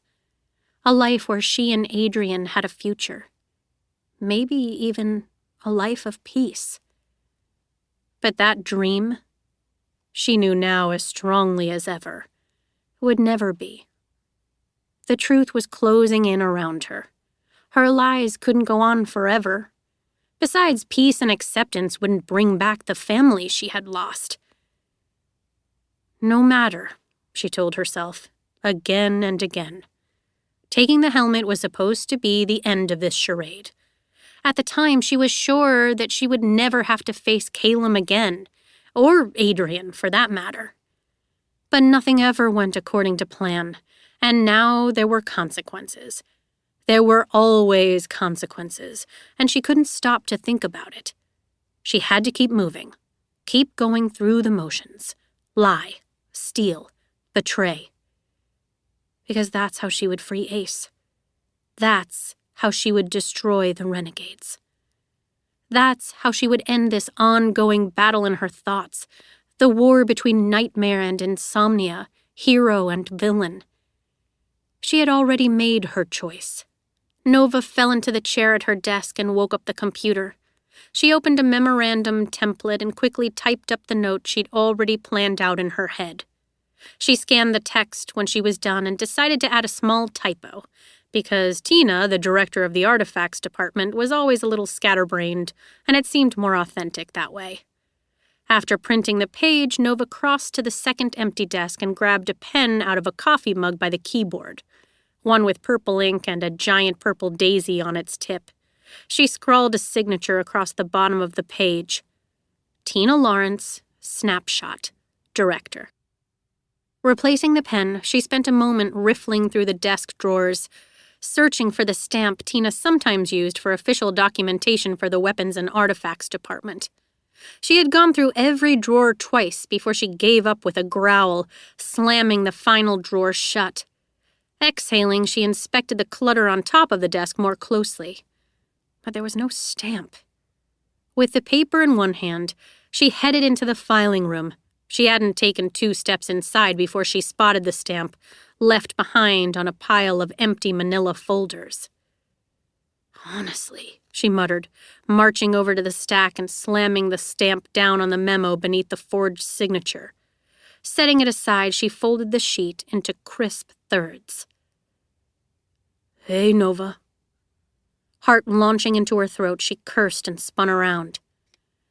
Calum started too, surprised at her overreaction. Sweet rot, you scared me. Sorry, he said with a sheepish grin. I didn't know anyone was in here. Right, it's fine, she cleared her throat. I'm just not used to people sneaking up on me. It was a bit of an understatement. How had she not heard him come up behind her? The answer came to her a second later. In the weeks she'd known Calum, she'd never not heard him. If he wasn't pushing around a squeaky-wheeled cart laden with artifacts, then he was jabbering away in the incessant way he had, somehow managing to be both charming and obnoxious at the same time. I wasn't sure you'd be in today. Calum cocked his head, and she realized he was trying to see the folded letter in her hand. Why wouldn't I have come in? I was on the schedule. He met her gaze and held it for a beat too long before his smile returned. I must have forgot. Calum's expression wasn't judgmental per se, but there was something amiss. Something suspicious. Something very un-Calum-like. Nova gripped her own smile like a weapon, already concocting a lie about the letter in her hand. But he didn't ask about it. That was stranger than anything. The fact that he still wasn't talking.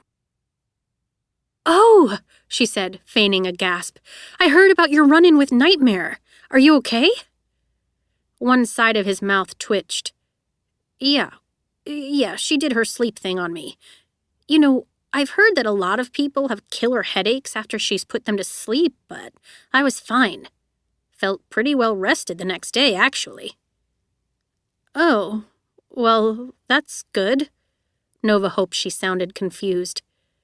"Maybe you're just more resilient than the rest of us. Or maybe I was being nice."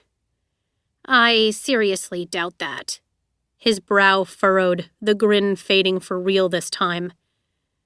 "Is it weird to think that maybe she was going easy on me?" Nova guffawed. It was as fake as she feared it would be.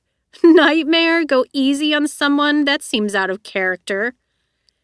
"Yeah, I know." He squinted, inspecting Nova like he knew something. Her pulse thundered. "I know this sounds weird," he added, "but she seemed familiar." Nova's eyebrows worked their way toward her hairline. "Funny you should say that," she said, lowering her voice in what she hoped would inspire conspiratorial confidence. "It might not be as weird as you think." He blinked, and for a moment he looked like a startled rabbit ready to bolt. She knew he suspected her, that he was well aware of why Nightmare would seem familiar. But she had to convince him otherwise. "My patrol unit had a meeting yesterday," she said, crossing the room to him. His posture was a study of both curiosity and nerves. He should have been wary of being so close to her. If he really did believe she was Nightmare, then he knew how dangerous she could be, how easily she could put him to sleep again. Though maybe that's what he was hoping she would do. It would certainly prove his suspicions.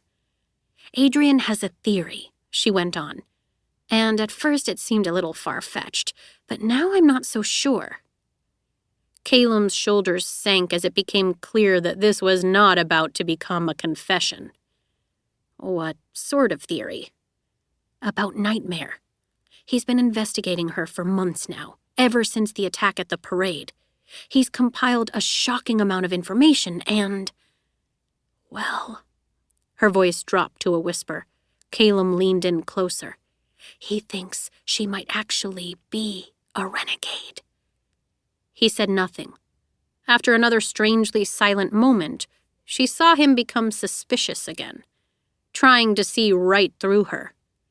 Finally, he said simply, "Oh, yeah?" "I wasn't sure at first, but when Adrian started listing all the coincidences, like that she knew about the helmet and had access to Agent N. And the mist missiles. It kind of starts to make sense, right? What if she's a spy?" His head cocked to one side. What if she's a spy? It would explain a lot. Yeah, it would. "So, you think Adrian could be right?" Calum opened his mouth, but hesitated. Where she had sensed certainty before, she could sense it faltering now. A fault of his own optimism, his belief in humanity. She realized that Calum didn't want her to be Nightmare.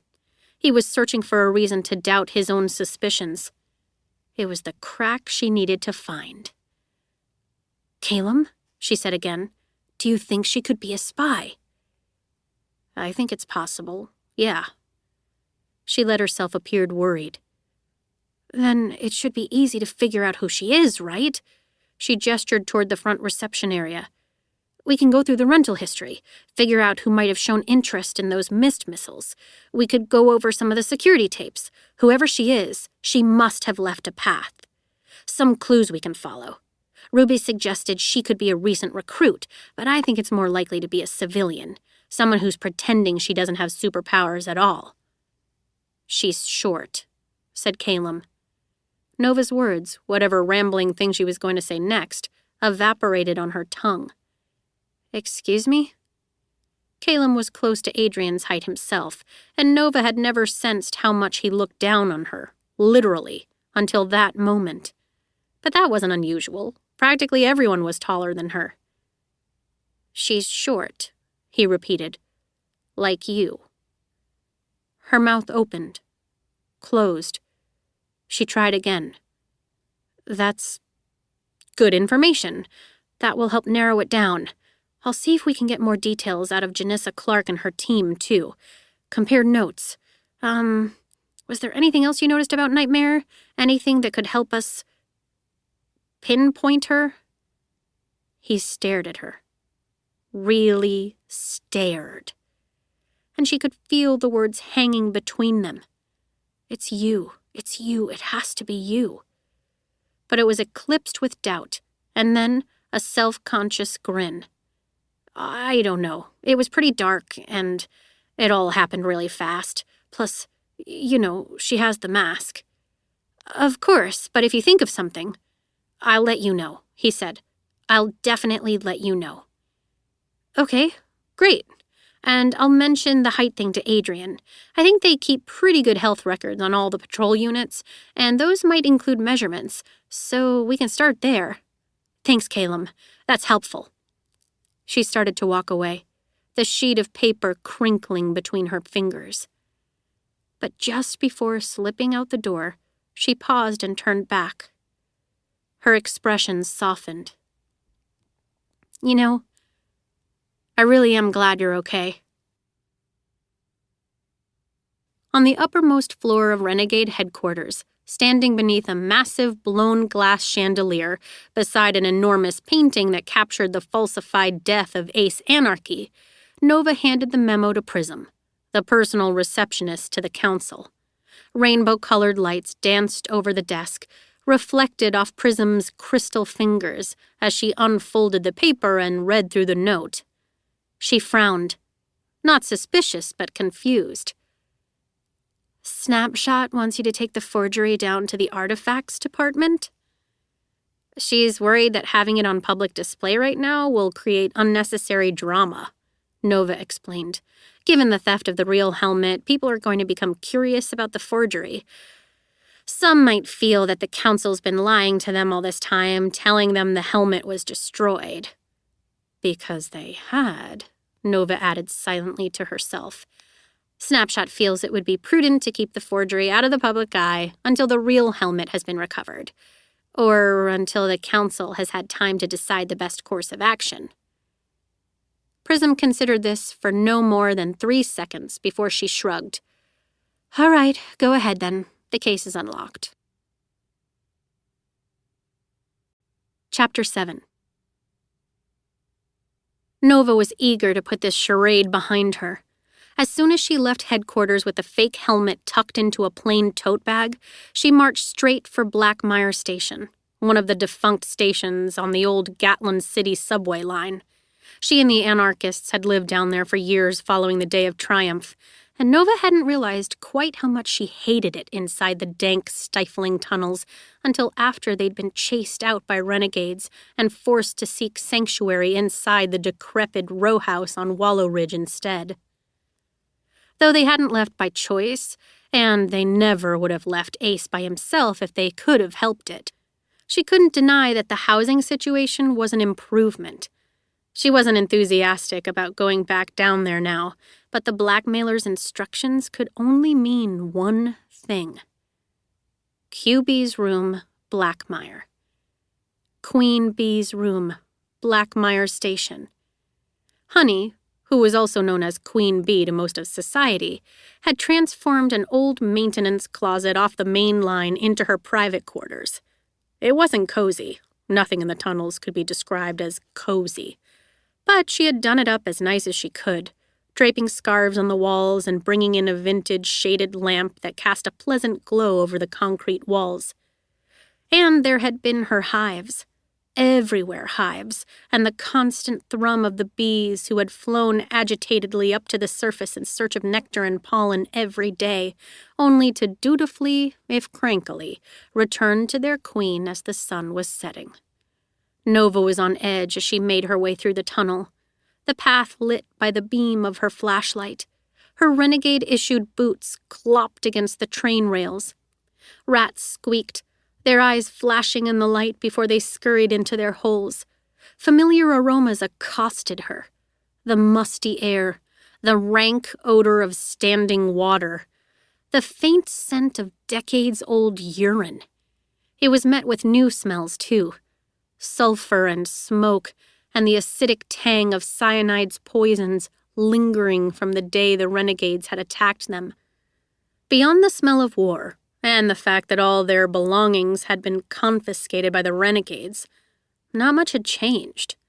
Her nerves were tingling as she reached Honey's room. The heavy iron door was parted, but only shadows spilled forth from it. Nova reached for her shockwave gun, half expecting a trap. It wouldn't be a surprise if the blackmailer accosted her the moment she stepped into the room, because that's just the sort of thing a nameless villain would do. Her finger slipped over the trigger as she kicked the door open and shone the flashlight into the room. Empty. Not only of the blackmailer, but also empty of Honey's things, which was unsettling, if not unexpected. Nova knew that all of the belongings the anarchists couldn't take with them had been packed up and taken to Renegade headquarters, and were at this moment sitting in a temporary storage room at the back of the artifacts department, waiting to be sorted through. She had seen Honey's dresses there, boxes of jewelry, even the pretty vintage lamp. The only thing the renegades had left behind was an old dresser, on which sat a mirror with a chip in one corner and paint peeling off its trim work. The drawers were all missing, and it was pulled a few feet away from the wall. No doubt so the renegades could get behind it in their search for clues and evidence to be held against the anarchists. They must have figured the dresser itself would be too much work to take back up all those steps. Nova wasn't sure how Honey had managed to get it down here in the first place. Holstering the gun, she took the fake helmet from the bag. In the dim lighting, the hole in its cranium was almost imperceptible, and no one would be able to tell the faint difference in color, which most people weren't aware of. It was this helmet's lack of luster that had first tipped off Nova to its fraudulence. A lot of Prodigy artifacts, including everything her father had ever made, had a unique sheen to them. A luminescence that was hard to detect unless one was looking for it. Lately, Nova had started looking. "It's all yours," she muttered to the shadows, setting the helmet down on the vanity. Probably her blackmailer was lurking just around one of the tunnel bends, waiting for her to leave so they could sneak in and claim their prize. Which was just fine by her. She couldn't get out of there fast enough. But the moment she stepped back through the door, a body slammed into her. A hand grasped the back of her neck, shoving her against the gritty wall. "I knew you'd come back here," roared her assailant. "I knew—" He cut off quick. "No?" She slammed her heel into the arch of his foot, and he howled, lurching back from her. The stun gun now in hand, Nova spun around, her finger pressing against the trigger. "Nova!" She froze. Her arm fell limp at her side. "Adrian?" "I'm sorry," he groaned, sinking down to the ground and crossing his injured foot over his knee. He undid the laces of his tennis shoes. "I thought you were Nightmare." She gaped at him as he removed his shoe and rubbed his foot where she had stomped on him. "You're not—" She glanced back into the room, where the helmet still sat innocently on top of the dresser. Was Adrian the blackmailer? No, that didn't make sense. Did it? Her thoughts churned, and she shook her head, trying to sort them. "What are you doing here?" she asked, holstering the gun. He flexed his toes, rubbing the arch of his foot as he did. "I've been down here a few times since the raid, seeing if there were any clues left behind. I mean, the cleanup crews are good, but you never know." He started to put his shoe back on. "I'm really sorry for grabbing you like that. I saw the flashlight, and in the dark, you sort of looked—" "It's okay. That's what I get for creeping around dark tunnels, I guess." She nudged the door closed behind her, hoping Adrian wouldn't bother to go inside. She wasn't sure how she would explain what she was doing with a forged helmet down here, of all the random places, or why she was leaving it behind. "So, what are you doing here?" said Adrian. "Same thing as you. After our meeting the other day, I've been thinking a lot about whether or not Nightmare could really be posing as one of us. I wondered if maybe there would be something down here that would indicate, one way or the other." Adrian climbed back to his feet. "Actually, there is something the cleanup crew missed." Her eyebrows lifted. "Oh?" "Yeah, I'm not sure how much it helps us at this point. But come on, I'll show you." He pulled a flashlight out of his back pocket and, to Nova's relief, led her away from Honey's room, toward an intersection of the tunnels where her train car stood against a wall. There were sheets of paper taped around the tunnel and on the windows of the car.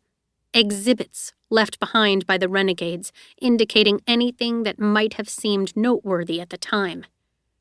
To her surprise, Adrian didn't head for Nightmare's car, but rather into the adjacent tunnel. The beam of his flashlight danced over a wall of old advertisement posters lined up side by side, each one taller than Nova. Her lungs squeezed when she realized what he'd discovered. Approaching the last poster, an ad for a thriller novel, Adrian dug his fingers beneath the corner of the frame. The poster swung outward toward them, as it had swung toward Nova hundreds of times when she'd gone to visit Ace.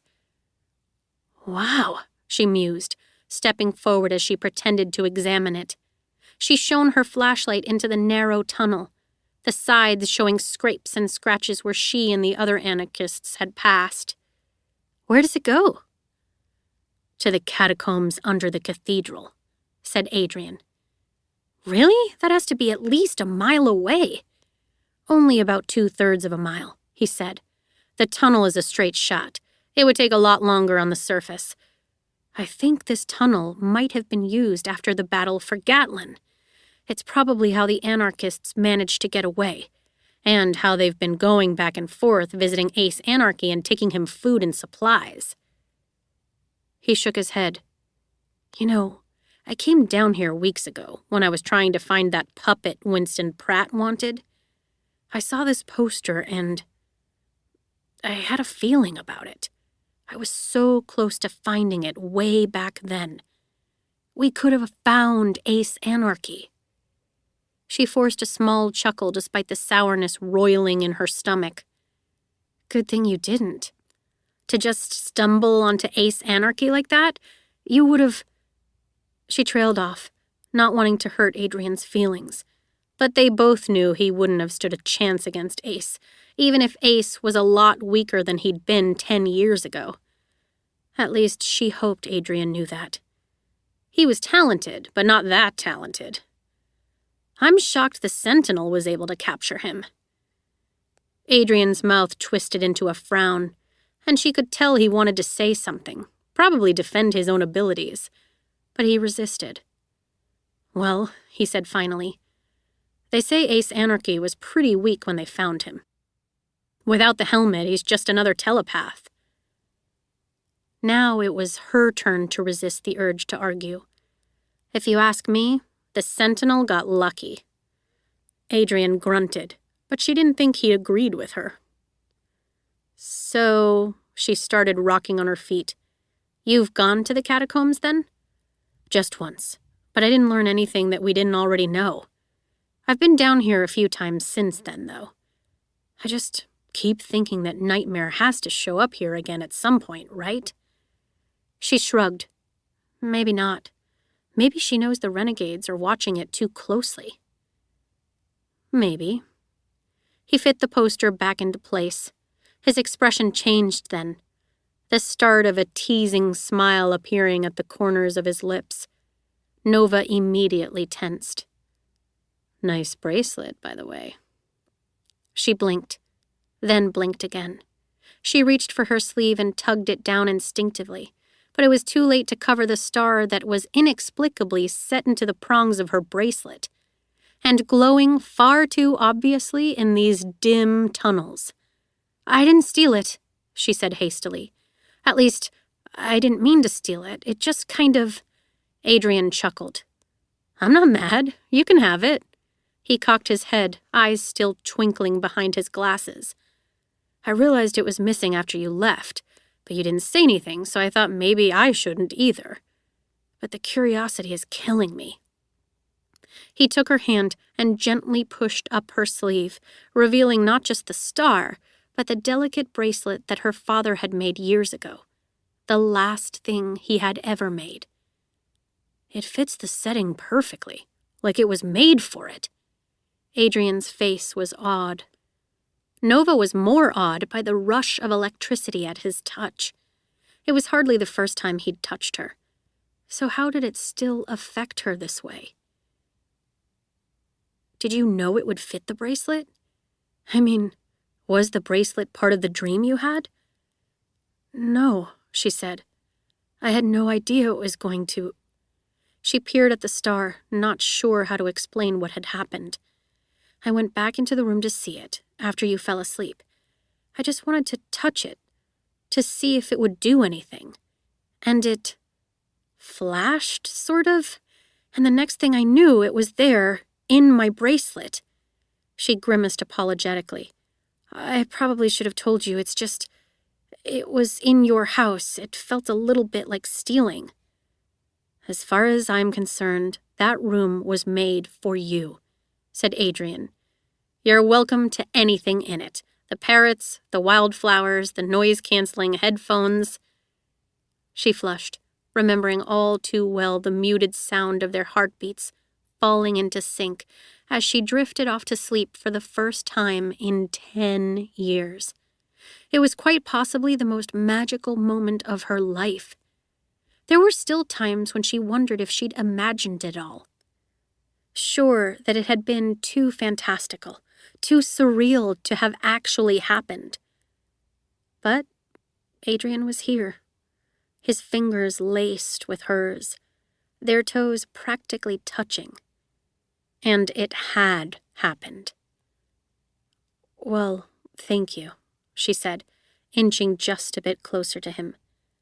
I have become a little attached to the star, and it really does seem like it was made for this bracelet.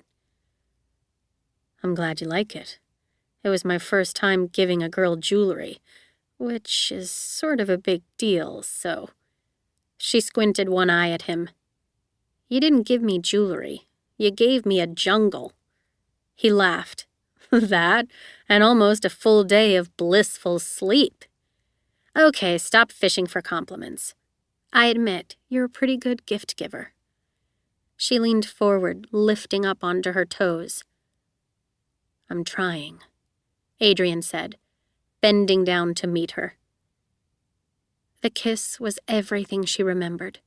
Warmth tingling through her limbs, shooting stars glinting behind her eyelids, somehow being so perfectly content while still yearning for more. A crash startled them both, something heavy falling to the hard floor. They jumped apart and spun toward the darkened subway tunnels where they had come from. Nova's pulse raced beneath her skin, and she knew that it had been the helmet. Had the blackmailer realized it was a fake? Had they thrown it? Just a rat, probably, she said, breathless for more reason than one. I don't think that was a rat. Still holding her hand, Adrian started back toward Honey's room. Nova dug in her heels. The last thing she needed was a run-in with someone who knew her secrets and wouldn't hesitate to give them up, especially to Adrian Everhart himself. Hold on. What if it's Nightmare? Or another anarchist? Shouldn't we call for backup? Adrian shot her a baffled look, and even in the dim lighting she could see his confusion. You want to wait for backup? He was right.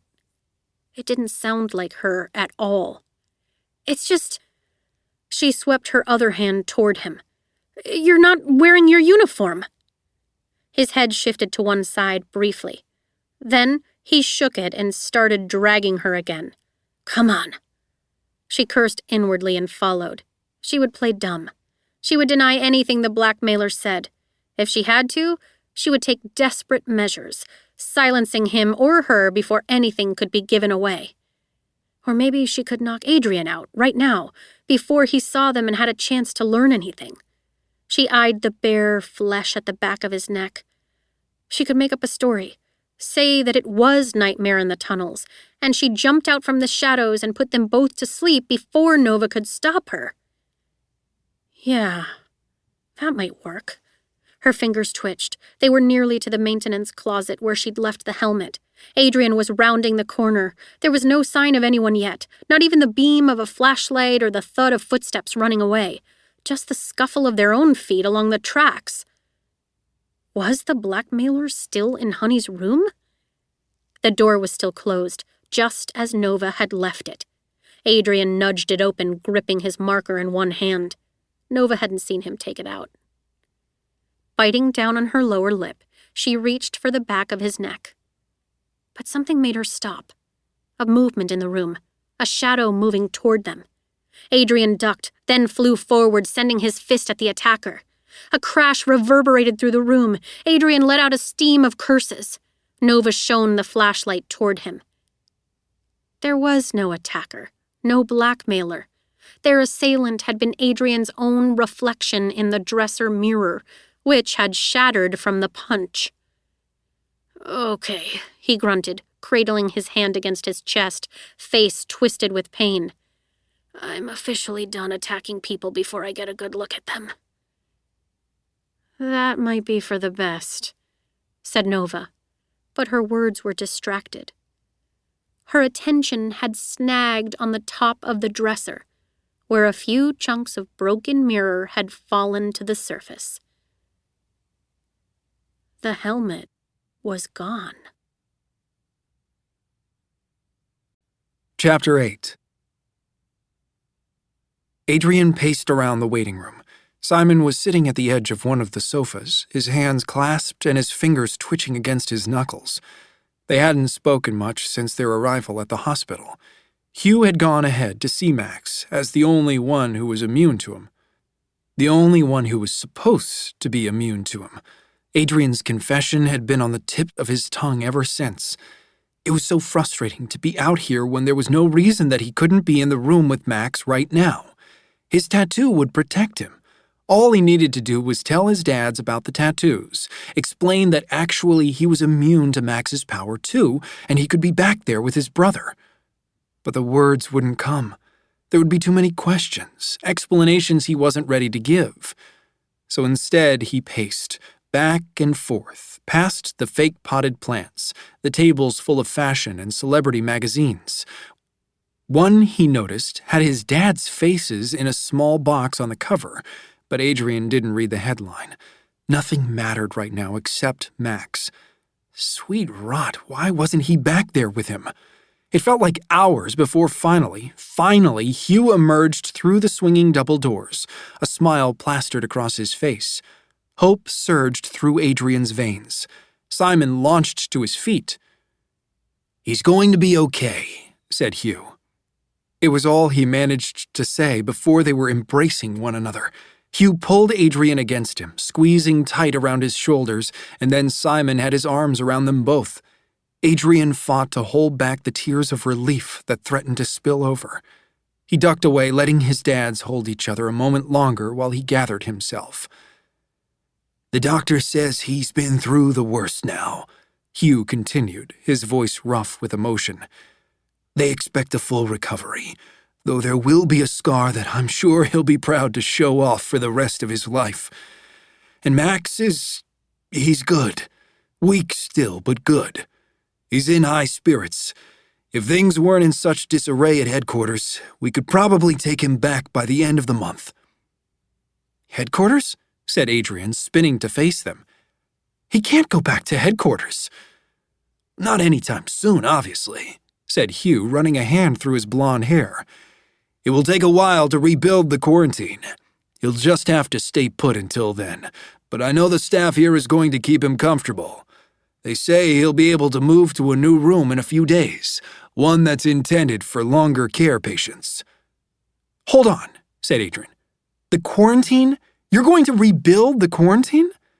Hugh and Simon stared at him, baffled. "Well, of course we are," said Simon. He can't stay at the hospital forever. Adrian shook his head. No, you can't. What are you talking about? Said Hugh. What did you think would happen? Adrian stepped back. I just thought... What had he thought would happen once Max was able to leave the hospital? That he could come home to the mansion? That he could share the basement with Adrian? Be brothers for real? That wasn't possible. Not with Simon living under the same roof. But to go back to the quarantine? This can't be the only option. He hates the quarantine. And now that we don't need him for Agent N... We still need to protect him, said Simon. He's a threat to prodigies everywhere, which means he can be targeted any time. Or weaponized against us, added Hugh. And it's dangerous for him to be out in the world. You've seen the trouble we've had to go through just to make sure no prodigy healers accidentally wander past his room while he's here. No, it's safer for him at headquarters, where we can keep an eye on him. Adrian's heart thumped, as if reminding him of the immunity tattoo inked onto his chest. He swallowed hard. His dad still didn't know about the tattoos. They would ask questions, demand to know more, and all those questions and demands could tread too closely to the truth of his alter ego. But an idea had been brewing in his thoughts for months now and was becoming increasingly difficult to ignore. What if he could tattoo other prodigies?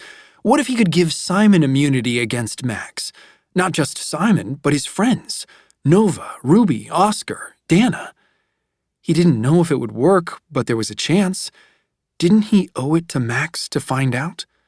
Just considering it made his pulse drum faster, because what if his dads discovered his secret?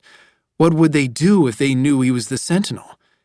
He felt sick to his stomach at his own selfishness, and yet he couldn't bring himself to tell them. I will, he thought. If there's no other way to keep Max out of that quarantine, then I'll tell them.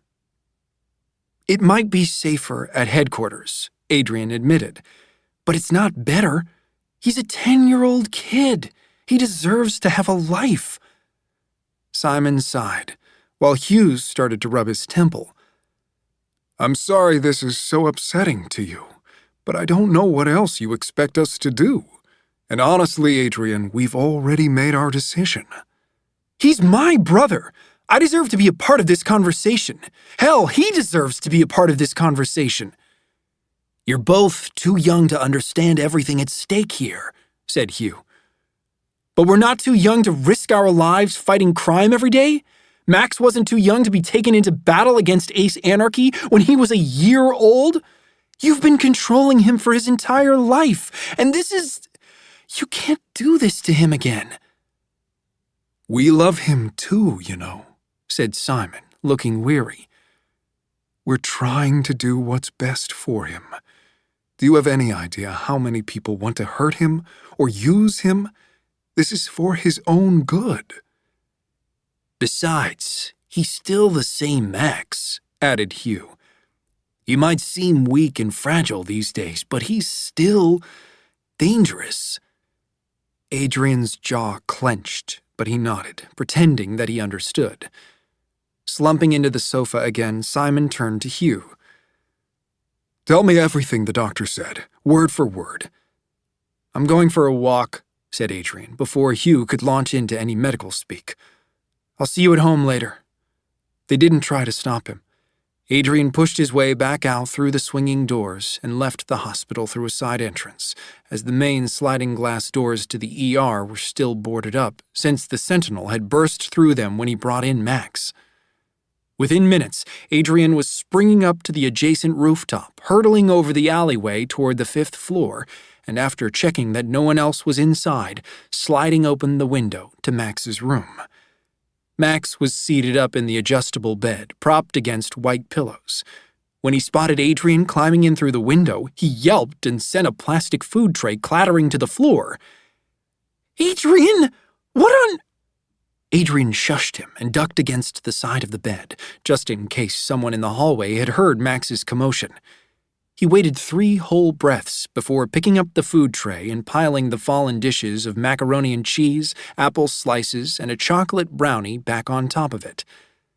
Sorry, I didn't mean to scare you, but people still don't know about the tattoos, so I sort of have to sneak in." Max inspected the mac and cheese, noting bits of lint from the floor stuck to the yellowish noodles. His nose curled in disgust. He reached for the brownie instead, picked off a mysterious bit of white fuzz, and crammed half of it into his mouth. It was a testament to his recovery that he could be more interested in eating than giving Adrian the hug he was sure he deserved. "I'm so happy you're awake," said Adrian, sitting in the chair beside Max's bed.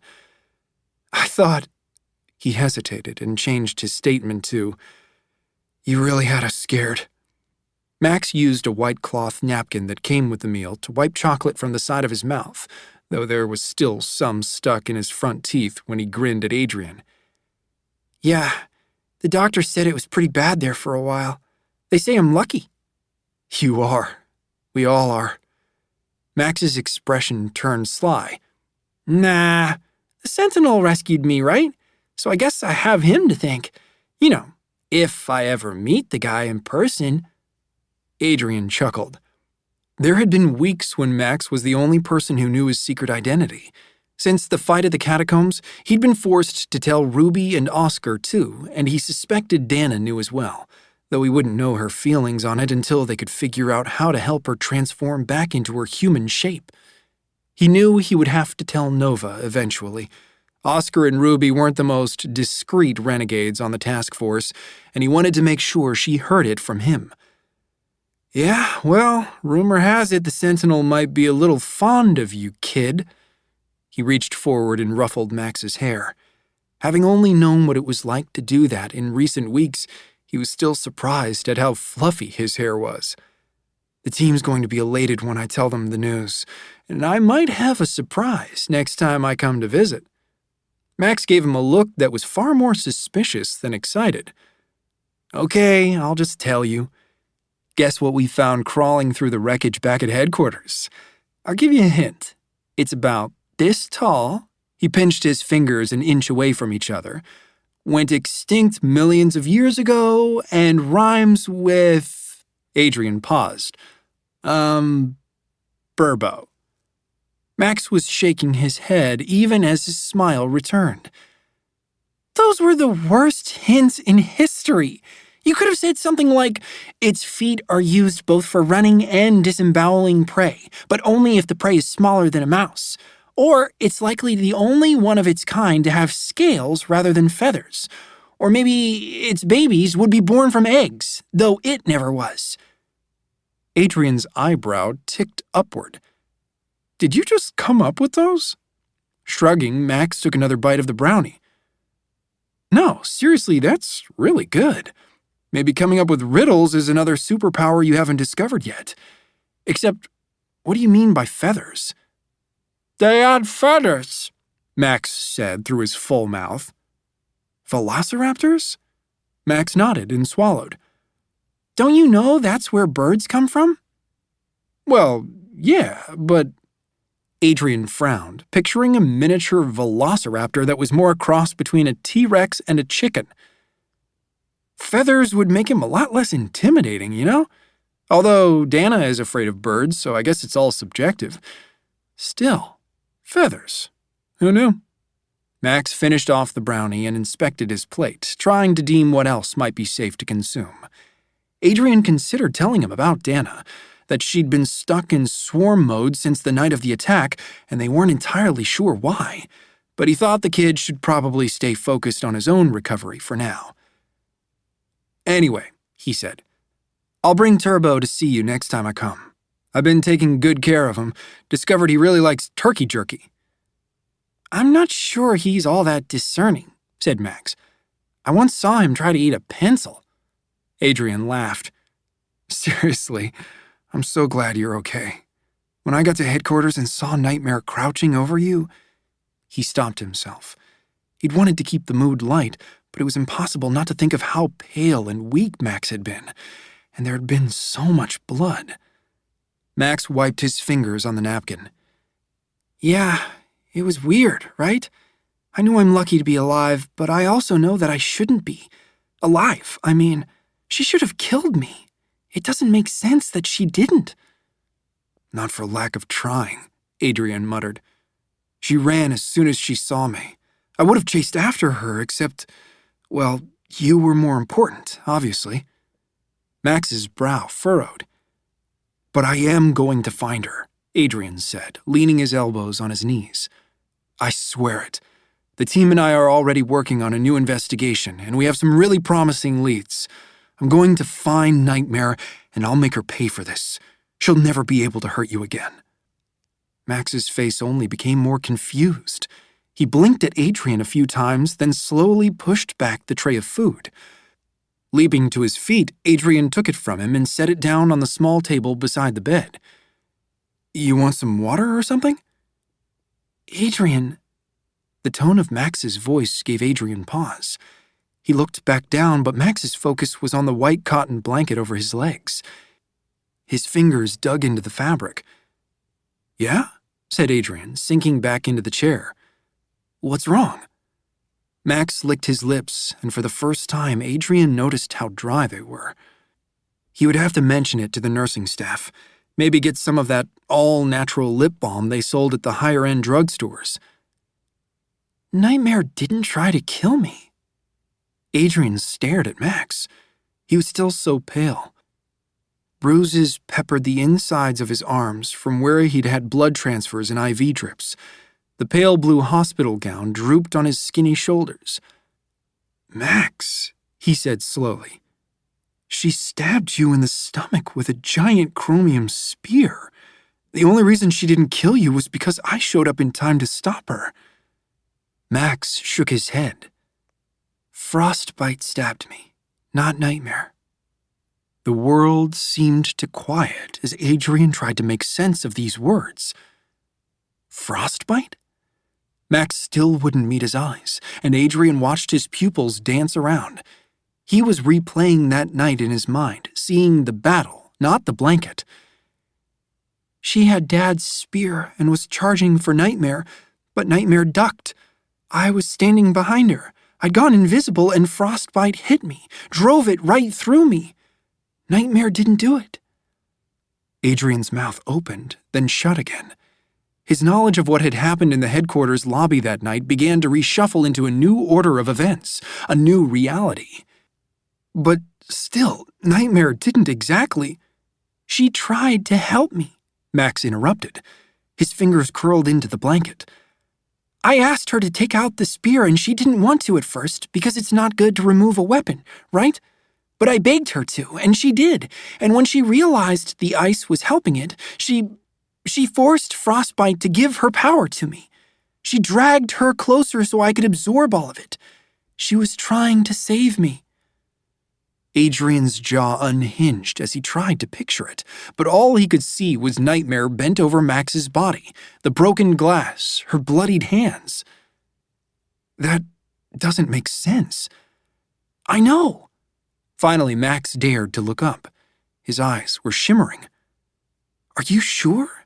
You lost a lot of blood. You could have been delirious. Maybe you're confusing what happened." "I'm sure.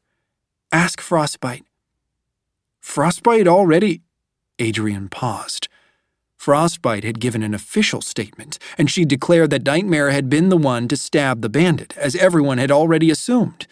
Admitting that she'd actually hit Max by mistake wouldn't have been in her best interest, and Janissa Clark never did anything that wasn't in her best interest.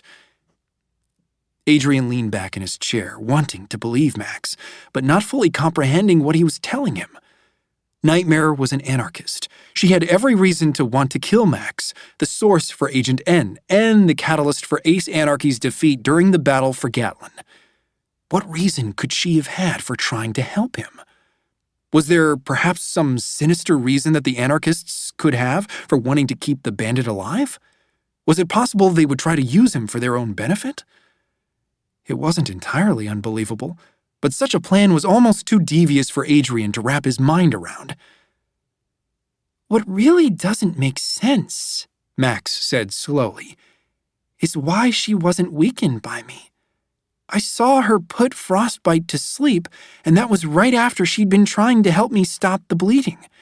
She should have been weak, if not entirely neutralized, but she seemed fine. So how... I don't know this for sure, said Adrian, but I think she might have the vitality charm. Max's eyes widened in surprise, but the look quickly turned to a frown. Shame. Her power is one I wouldn't mind having. Adrian cocked his head. Really? When would you want to put people to sleep? I just think it could come in handy. You know, like when those scientists come to take more blood samples. It'd be nice to be able to knock them out for a while when I don't feel like cooperating. Adrian smirked. You know, you have more rebellion in you than anyone wants to give you credit for. Yeah. Max's mouth twitched, barely revealing the dimple in his right cheek. I get it from my big brother. Chapter 9. Nova examined the old blueprint of Cragmore Penitentiary, her hands fisted on her hips, a headache pounding at her temples. Honey and Leroy had wandered off hours ago to get some sleep, and she hadn't seen Phobia all night. She was determined to have this puzzle solved before she saw the others again in the morning. There was a way to save Ace. There had to be. And they had the one weapon that just might give them one hell of an advantage, even if it seemed almost wrong to use it. They had Ace Anarchy's helmet. Nova's father had created the helmet using the threads of energy he could mold from the air. He had made a weapon that could amplify his brother's abilities. As far as Nova knew, Ace was the only person who had ever worn the helmet. But Nova had suspicions that the helmet wasn't only for her uncle. There was a possibility it could amplify any power, which would explain why the renegades had been determined to keep it locked away for eternity. She stretched her spine, wondering how long she'd been standing there without moving. Her attention landed on the coat closet that stood in the narrow hall between the living room and the kitchen. There was something ironic about what might have been the most feared and respected prodigy artifact of all time, now relegated to a mere coat closet in a run-down house on Wallow Ridge. It deserved so much better. But their options were limited. Nova hadn't touched the helmet since she'd stashed it in the closet the night of the break-in. Every day when she got home, she'd open the door just to check that it was still there, and then promptly close it again. The sight of it caused an ache in her chest. But now she forced herself to open the door. The blue-tinged light from the kitchen fell on the helmet, but it couldn't diminish its natural golden glow. It seemed to be watching her through its empty eye holes, waiting. Before she could change her mind, Nova reached for the helmet, cradling it in both hands. The star on her wrist jumped and glowed a little brighter, the bracelet tugging toward the helmet like the two were magnetically drawn to each other. Exhaling all the air from her lungs, Nova turned the helmet around, shut her eyes, and placed it on her head. It was too big for her. She could tell that if she were to move even the slightest bit, it would wobble like a broken doll's head. But she didn't move. She just waited, smelling the slightly metallic scent on the inside, feeling her own breath against the surface, not unlike when she wore Nightmare's metal face mask. Nothing happened. She opened her eyes and gasped, stumbling back against the wall. The helmet lurched on her head, but she quickly reached up to right it. The room beyond the helmet was shimmering. Waves of coppery light danced before her, like a golden aurora borealis filling up the dingy living room. It felt as though they were swirling outward, from the helmet, from her. Her eyes began to water. She snatched the helmet from her head. The lights faded away. Not all at once, like a lamp being switched off, but a slow disintegration, as if she were forgetting how to see.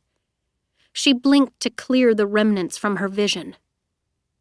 Those lights, those beams of energy, Could they be the same glowing bands she had watched her father conjure from the air so many years ago? As a child, she had assumed he was creating them from nothing. But these were so familiar. Was it possible they were always there, invisible in the ether, waiting for someone with a power like her father's to pull them into reality? To create something brilliant with them?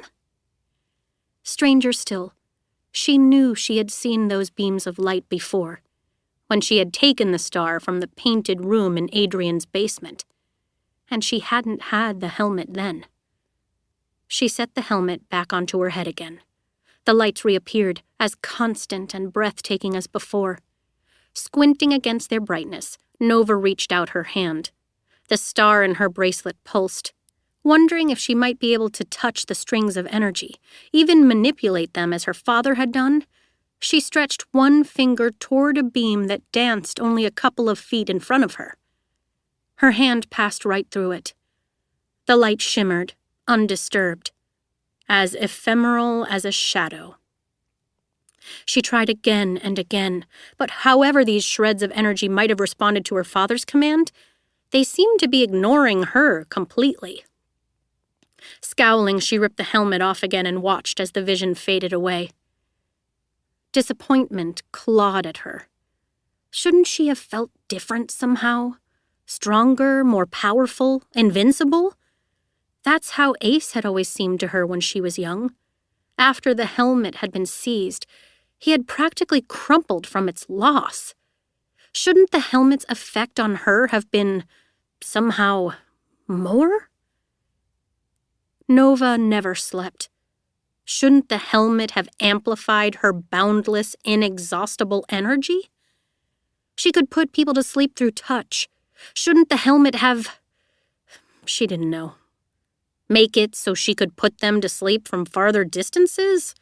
Or even perhaps kill them with her touch? She was surprised at the shudder that overtook her at the thought. That would be an incredible power, and certainly could help her break into the prison, but the idea of it repelled more than tempted. With a huff, she thrust the helmet back into the closet and slammed the door. A figure stood in the hallway, a welding mask over their face. Nova yelped and lurched back. Her hand instinctively went for a weapon, but she wasn't wearing her belt. No matter, she wasn't reliant on weaponry. She was a weapon. She prepared for a fight, but the figure took a step back and held a palm toward her. "I've taken out an insurance policy on my safety," came a female voice. Nova hesitated. The voice sounded faintly familiar. "I have an ally who is expecting my return. If I am not back, unharmed, within the next 20 minutes, they will alert Captain Chromium and the rest of the renegades of your identity, and the location of your secret lair." Nova's eyes narrowed as she inspected the mask's blank shade. It was reminiscent of the Sentinel's armor, which annoyed her more than it should have. Secret lair? What is this, a comic book? "This isn't a game," the girl said. "I want Ace's helmet, and I want it now. I already gave it to you. You gave me a fake, and you're lucky I didn't go straight to the renegades when I found out. This is your last chance, Nova Artino. I'm not a delivery service, and I don't respond well to threats." Nova leaped forward and thrust her elbow against the girl's throat, pinning her to the wall. With her other hand, she tore off the welding mask, throwing it to the ground. She gasped. "Narcissa?" She was thinner than before, with dark blemishes beneath her eyes. Narcissa Cronin, granddaughter of Jean Cronin the librarian, who had been killed during the fight at the Cloven Cross Library. Ingrid had shot him in order to protect Nova's identity. This information clicked into place in Nova's thoughts, and so many things began to make sense. Narcissa could travel between mirrors. That's how she had gotten into the bedroom upstairs and Honey's room in the tunnels, both times without being seen, without leaving a trace. That's how she knew Nova's identity. Narcissa shoved against her, and Nova, weakened by surprise, took a step back. "Narcissa," she said again, still not fully comprehending that this girl, who had always seemed so quiet, so meek, so unvillainous, could be the one who had blackmailed her. "How did you even find me?" said Nova. A touch of arrogance swept over Narcissa's face. "I knew you were masquerading as a renegade, so I waited outside their headquarters and followed you home." Nova shook her head. "I would have noticed if I was being followed." "Are you sure?" said Narcissa, almost tauntingly. "Did you check every reflection you passed? There are a lot of mirrors between Renegade HQ and Wallow Ridge. Once I knew what street you were on, I moved from house to house, vanity to vanity, until I found you. And now that I'm here, you are going to give me that helmet!" Face twisting with anger, Narcissa grabbed a pistol that had been tucked into her waistband. Instinct and training buckled Nova's knees. She dropped into a crouch, then swung one leg at Narcissa's ankles. The girl cried out and fell backward, landing on her side with a yelp of pain. She tried to clamber back to her feet, but then her spine uncurled and she let out a shrill scream. She dropped the gun and clapped a hand onto her shoulder, barely missing the yellow-spotted wasp as it darted away from her fingertips. It landed on her black sneaker and had just begun to wriggle beneath the cuff of her jeans when Nova barked, "Honey, no, let her be!" The wasp paused, its wings beating against a girl's shoelaces. Nova looked up, panting. Honey stood at the base of the staircase, her hair in massive curlers and a silk robe tied loosely at her waist. Leroy stood behind her, watching with mute interest as Narcissa writhed on the floor. A cloud of bees circled over their heads, their buzzing echoing off the confines of the stairwell. Nova stooped and grabbed the gun, noting that the safety was still on. Smothering a sigh, she didn't bother to take it off as she aimed the gun at Narcissa's forehead. Narcissa was in too much pain to notice. Fat tears were sliding down her cheeks as she pressed a hand over the sting on her shoulder. Nova glanced at Honey. "Can you make the pain stop?" Honey lifted an eyebrow. "Why should I? She tried to kill you." "Not very well." Honey grunted. "One does not have to be competent to be an enemy." "Honey," she rolled her eyes. "The burning from the venom will pass in a minute or two, though she'll be sore for a few days. Unless she's allergic, then she's going to die." Honey curled one finger and the wasp flew back to her. "Do we know her?" "Sort of." Nova looked down again and saw that Narcissa's long red braid had spilled out from the collar of her shirt. "This is the librarian's granddaughter. She can travel through mirrors." "The librarian?" said Honey. "You mean the weapons salesman?" Narcissa snarled through her pain. "He had a name, and he was more than just an arms dealer, more than the villain everyone says he was."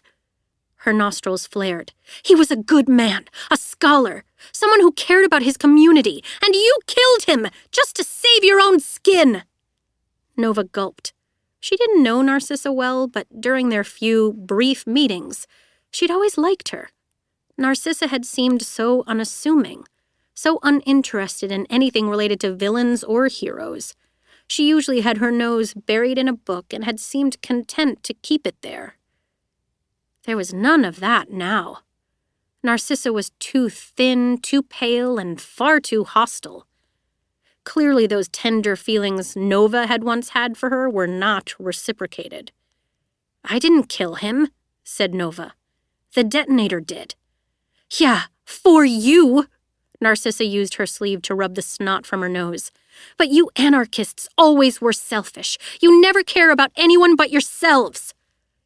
She pushed herself to her knees, flinching when she put weight on her arm and tilted her chin up. "It's because of you that my grandfather is dead. The library is gone. You took everything I had."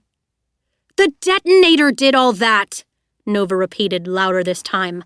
"I was trying to stop her. If it wasn't for you, she wouldn't have targeted us in the first place, pretending to be a renegade, using my grandfather and his library as pawns in your game. It should have been you, not him, you!"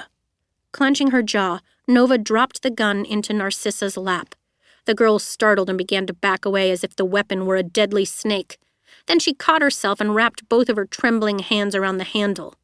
She did not aim it at Nova again, though her expression still spoke of murder. "Your grandfather," said Nova, "was one of the most notorious black market arms dealers in the city. The renegades finally caught up to him, and Ingrid saw an opportunity to use their sting operation as a trap. None of that is my fault." Clutching the gun, Narcissa stumbled back to her feet. "The renegades finally caught up to him? Yeah, because he sold you a gun, and you were careless enough to try to assassinate Captain Chromium with it." Actually," said Leroy, "he sold the gun to me." Narcissa spun toward him. "Then you should all be dead! But here you are, still playing games while more prodigies are suffering. Well, I made a promise that I would bring that helmet back to the rejects, and that we would use it to restore balance to this world. The balance that's been destroyed by desperate power seekers like the anarchists and the renegades. And I'm not leaving here without it." She planted her feet, and though she'd gone pale, whether from the bee sting or her own fears, she stood straight as she faced Nova. Dismayed, Nova threw her hands into the air. "Who are the rejects?" Narcissa's nostrils flared. "Rejected by society for being prodigies, rejected by the renegades for not fitting their perfect heroic standards. But together, we are more than just outcasts. We are powerful, and we will tolerate this abuse no more." Nova waited. It was clear Narcissa had repeated this speech a time or two. The weird thing was, it sounded an awful lot like something Ace would have said.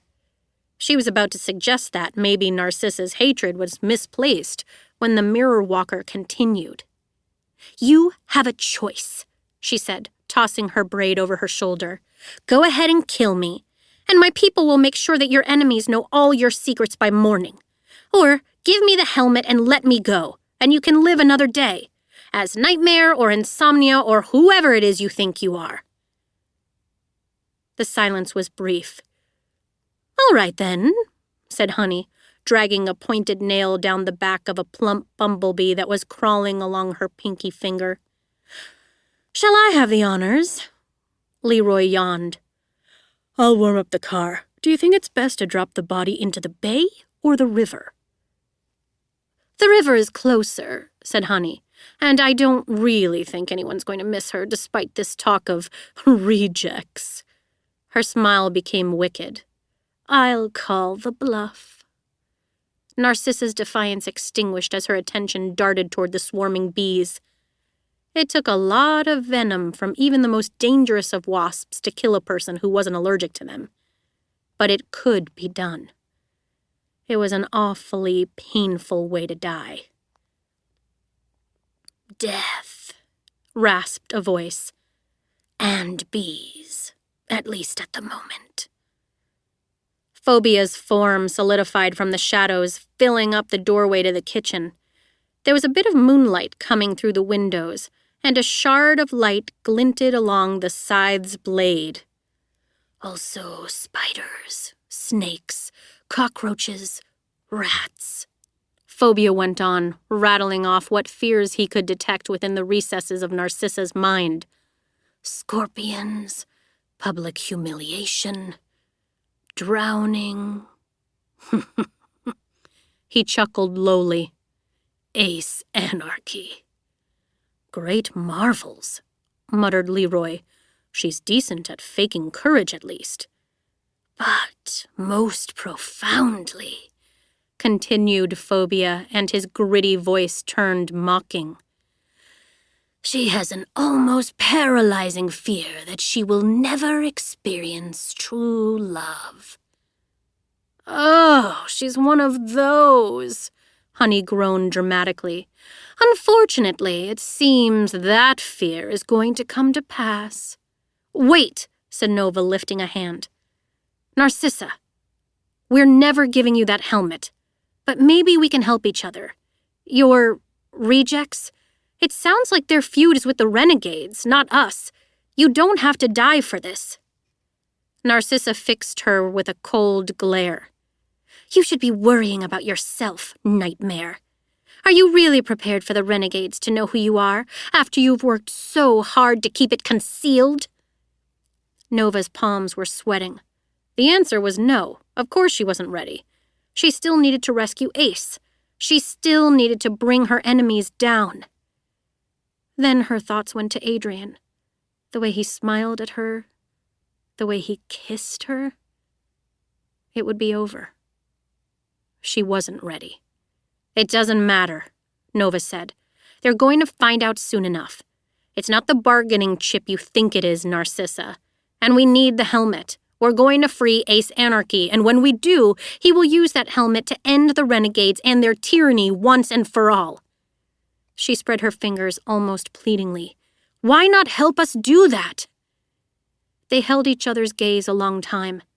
Slowly, Narcissa shifted her attention to Phobia. She gulped, then looked back at Honey and Leroy, and finally to Nova again. Nova could tell that her walls were crumbling. Despite the anger she harbored for the anarchists and what had happened at the library, she must have seen the logic in Nova's words, because she appeared to be wavering with temptation and uncertainty. Whatever she would have said, though, was interrupted by the squeals of tires out on the street. Narcissa's lips curved with relief. "Time's up, nightmare!" Something struck the front window. The glass shattered. Nova ducked instinctively, even as Narcissa shoved past her. A huge rock tumbled a few more inches before coming to stop beside the armchair, just as Narcissa's red braid disappeared up the stairwell. Someone whooped outside. There were celebratory cheers and someone yelling, "Rejects forever! Power to prodigies!" before tires screeched again and the vehicle peeled down the street. Cursing, Nova launched herself up the stairs, taking them two at a time. She spotted Narcissa crouched on top of Honey's vanity. One hand was holding the frame of the large mirror. The other gripped a glass mason jar. The gold and black butterfly flapped frantically inside. Nova froze as Narcissa's eyes filled with intrigue. "They've been talking about that renegade on the news lately. Monarch, the one who led her team to the lair of Ace Anarchy." She inclined her head. "Interesting coincidence." Pulling her arm back, Narcissa threw the jar at the bedroom's far wall. Nova cried out. At the same moment that Narcissa was vanishing into the surface of the mirror, Nova dove for the jar. But she knew she wouldn't reach it in time. It seemed to move in slow motion as it tumbled through the air. It smashed into the wall and exploded into dozens of tiny shards. The butterfly lurched upward, spiraling toward the ceiling. It darted just beyond Nova's grasp and took off toward the window that had been left open for the bees. Cursing, Nova chased after it. The butterfly dipped downward. Nova lunged, arm outstretched, finger straining. The butterfly was flying straight for the window.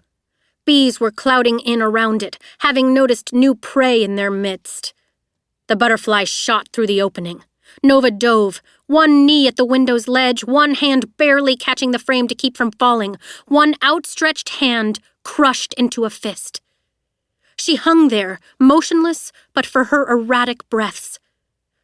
Though wasps and hornets surrounded her, and some even dared to perch on her knuckles and inspect her squeezing fingers, there were no stings.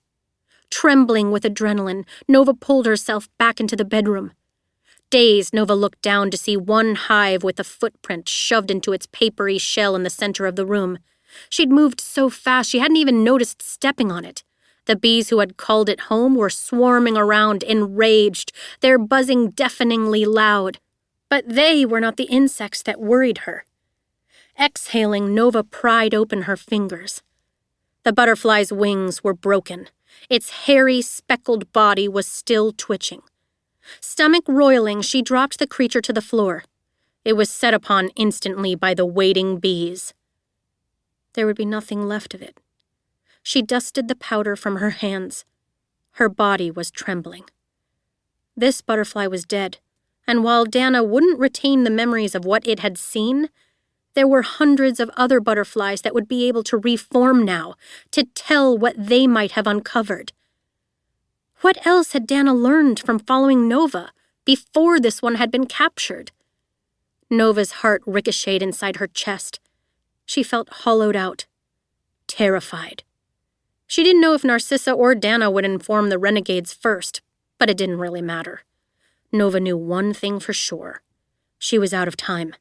Dana could become human again at any minute. Maybe she already had. How long before everyone knew the truth? "Leroy! Honey!" she yelled, rushing back down to the ground floor. "I hope that explosive you talked about is ready to go. We need to leave now!" Leroy and Honey were both standing amid the broken glass in the front room. Leroy was examining the rock that had been thrown through the front window. Snarling, Honey shook her head. "A plain old rock," she said, aghast. "It's practically amateur hour around here." "Did you hear me?" said Nova, her voice tinged with panic. "The butterfly is dead. If Monarch hasn't already reformed, she will soon. I'm not sure how much she knows, but—" She trailed off. "But it's almost certainly enough to incriminate you," said Leroy, dropping the rock. It landed with a heavy thunk on the carpet. "And lead back to all of us. Worst case scenario, they'll be here in 10 minutes? "Sooner if they send the nearest patrol unit," said Nova. "Maybe longer if the council makes this a personal priority, but not by much." Leroy nodded. "I'll set the explosives and be ready to detonate at the first sign of the renegades approaching. Take only what we need. Don't worry about leaving evidence behind. Nothing will be recognizable when I'm done with it." Chapter 10. The last time Adrian had raced across the rooftops of Gatlin City in the Sentinel's armor, he had been carrying Max, half dead in his arms. He was only slightly less panicked now. Ruby's message had been so emphatic and so utterly lacking in explanation. He had immediately responded, desperate to know why she was summoning the team, but there had still not been a response. So he ran, or jumped. Some might even say he flew. It was the closest he would ever come, at least until he could figure out how to tattoo wings onto his own back.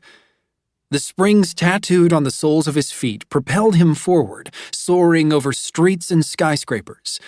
He wasn't being particularly discreet, but he'd found that not many people in the city stopped to look, and if they did, he hoped they might think the glint of his armor was nothing but an illusion in the midday sun. Even if they did recognize the infamous vigilante, he would be gone long before anyone could think to stop him. Ruby lived with her family in a 3-bedroom apartment in the Shademont neighborhood. To a lot of people in the city, 3 bedrooms would have seemed spacious. But for Ruby's family, it was still crowded quarters, between Ruby and her twin brothers, Sterling and Jade, along with both her parents and her grandmother. Adrian couldn't recall ever hearing Ruby complain about sharing a bedroom with the boys, who would be 12 in a few months, but he had also never questioned why she didn't invite the team to her place to hang out. On the rare occasions when they'd met up at someone's house, it had always been Adrian's. He was panting by the time he landed on the rooftop of her apartment building, his breaths fogging the inside of his helmet. One last leap, and he landed with a shattering thump in the alleyway below. A stray cat yowled and hissed at him before fleeing around a corner. He slapped a hand to his chest and the suit retracted, folding in on itself until he could tuck it under the skin over his sternum. He had taken to wearing long-sleeve t-shirts with 3 buttons at the neck, easy access for the suit, and he fumbled to secure the buttons now as he moved toward the front of the building. His legs always felt a little wobbly after all the jumping, but he ignored them. He was steady again by the time he reached the Tuckers' apartment on the 2nd floor. The door opened before he could knock. Not Ruby, but her grandmother, a petite woman with streaks of gray in her once ginger hair. Her hands were curled from arthritis, which Ruby had mentioned as being a result of years in the jewelry trade, using her fingers for the smallest, most detail-driven tasks. Still, she had a poise and strength to her expression that Adrian had admired from the first time he'd met her. "They're in the children's room," she said, stepping back to let him in. "Last door on the left." He thanked her and hurried down the hall. The door was cracked open and he could hear voices inside, her brothers yipping excitedly and Ruby shushing them, sounding frantic. Adrian opened the door. The twin boys, seated together on the upper mattress of their bunk beds, stopped talking immediately to gawp at him. Oscar was there too, his legs also dangling from the top bunk, his cane hooked on one of the rungs of the ladder. At first, Adrian was surprised that Oscar might have beat him there, until he remembered that Oscar lived not far away, whereas he had to come miles from the hospital. "The slacker finally shows up," said Oscar, beaming. That smile helped calm Adrian's racing heart. He stepped into the room. Ruby sat on the foot of the twin bed that was parallel to the bunks. The only other furniture that fit into the room was a tall dresser and a little desk that had been crammed into the space between the beds.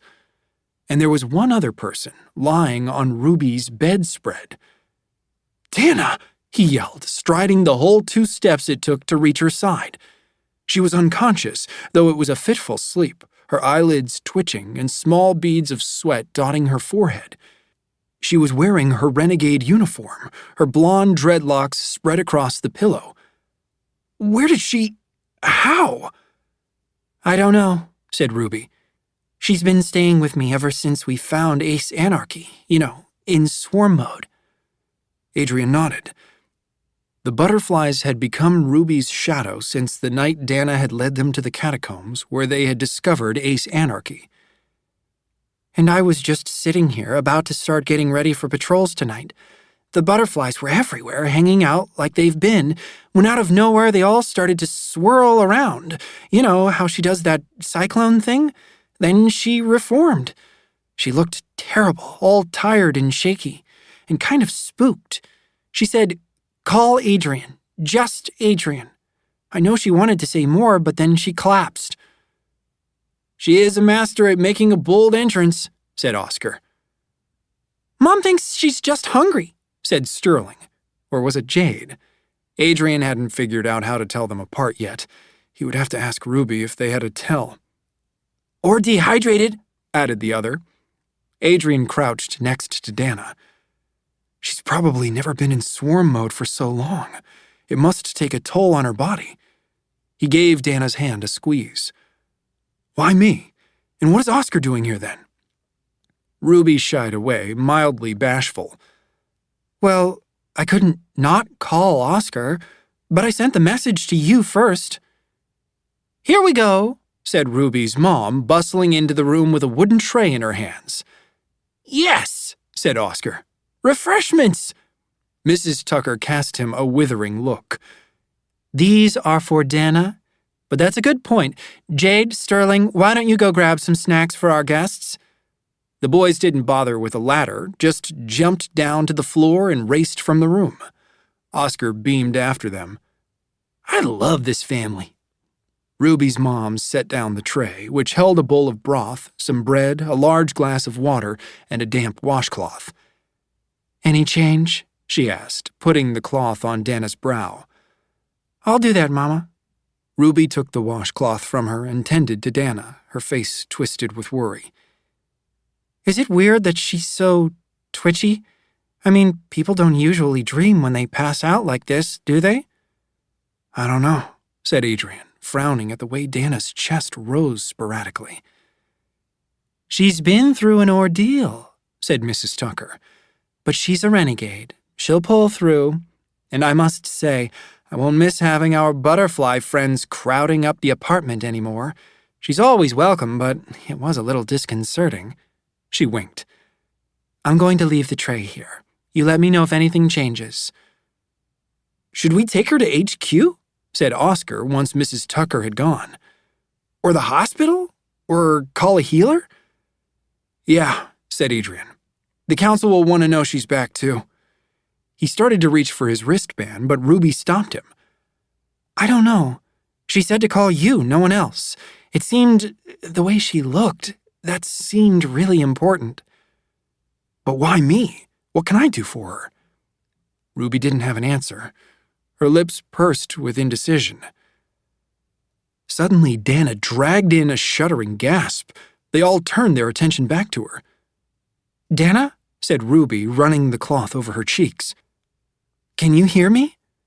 Dana's eyelids fluttered and slowly opened. Her breaths were still ragged, but they seemed to slow as her gaze darted around the room, alighting first on Ruby, then Adrian, then Oscar. A tiny smile flickered over her face.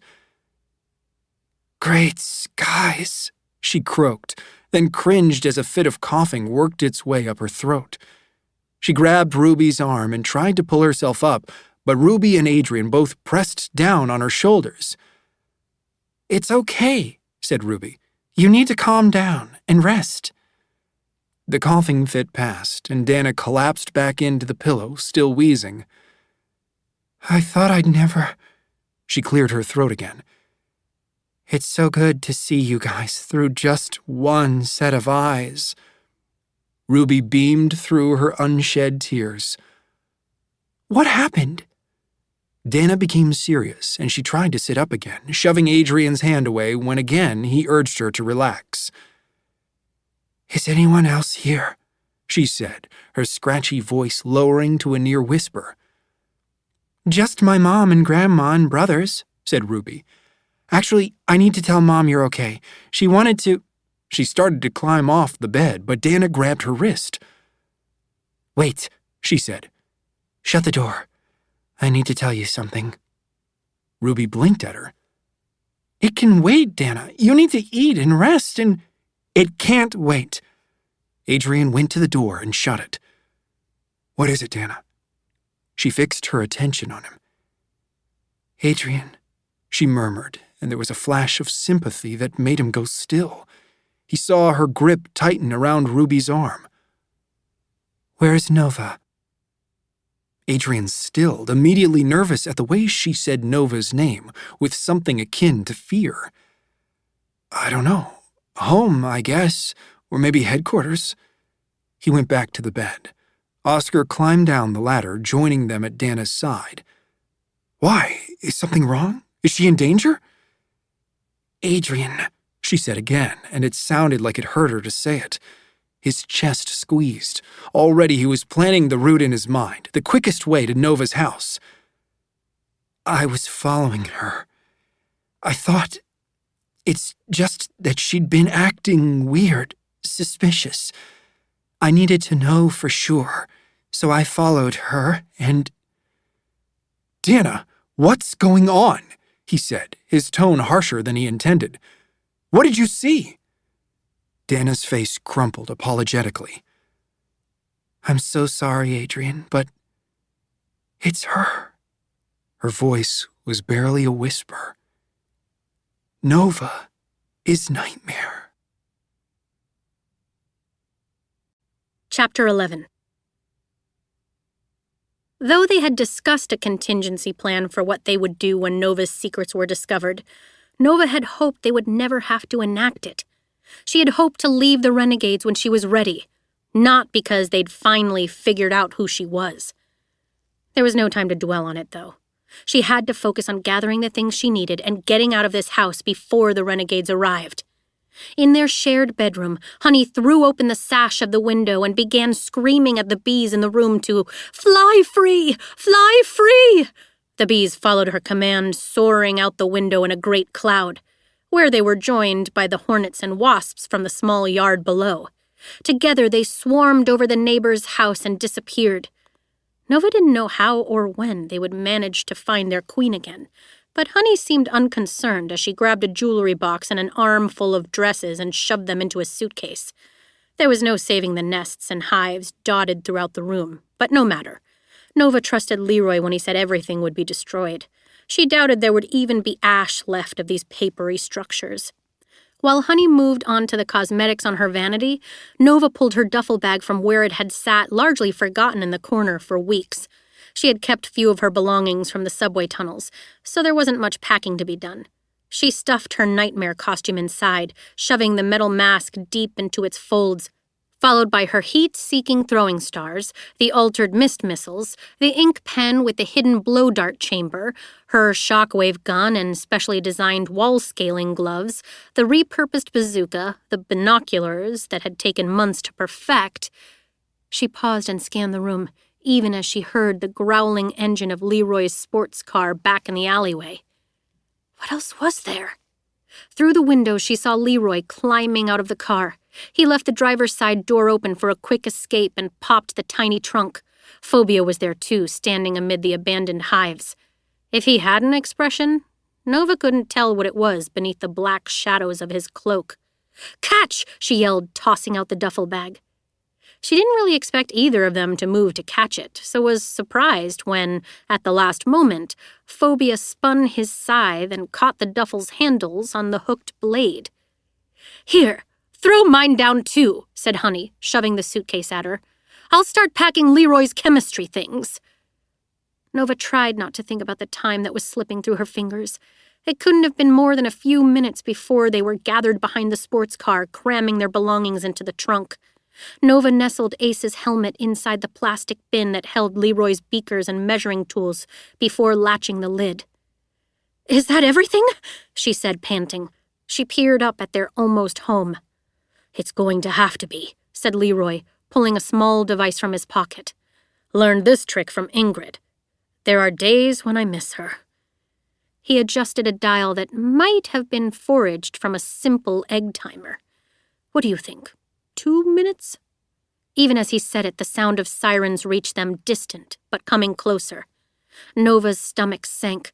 Maybe the renegades were responding to a nearby theft or a kitten stuck in a tree. But she knew better than to hope. "I suggest 30 seconds, said Honey, slipping into the passenger seat of the car. She scooted toward the center console, making room for Nova. 30 seconds it is, said Leroy, punching a button on the detonation device. Hair prickling on the back of her neck, Nova moved toward the open car door, but then froze. "Wait! The vitality charm! Honey, did you grab the vitality charm?" Honey leaned forward to see Nova beneath the low frame of the car. "You mean that necklace?"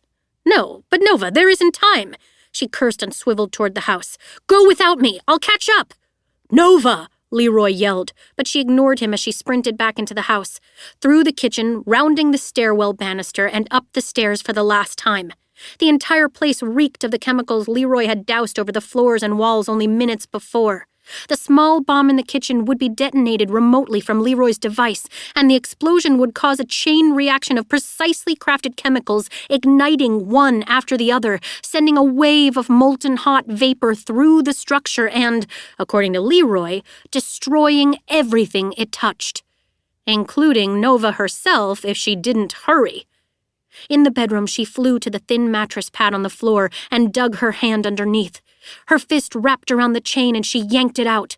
Flying to the window, she leaned out just as the yellow sports car was swerving out of the alleyway onto the road. Bracing her hands on either side of the window, she climbed up onto the sill and surveyed the small yard. She would aim for the empty hives and nests, which would allow at least a bit of cushion for her tuck and roll. With the pendant clutched in her fist, she eyed the area and mentally prepared herself for the jump when she heard pounding from below. A fist beating against the front door. Her heart leaped into her throat. How much time had passed since Leroy set the device? 10 seconds? 12? The front door splintered as someone kicked it in. Heavy footsteps could be heard clumping in the front room. "Nova!" someone yelled. Her breath left her. Adrian. "Nova, it's me! We need to talk!" The bomb. The chemicals. "Nothing will be recognizable when I'm done with it." An inky wisp drew her attention back to the alley.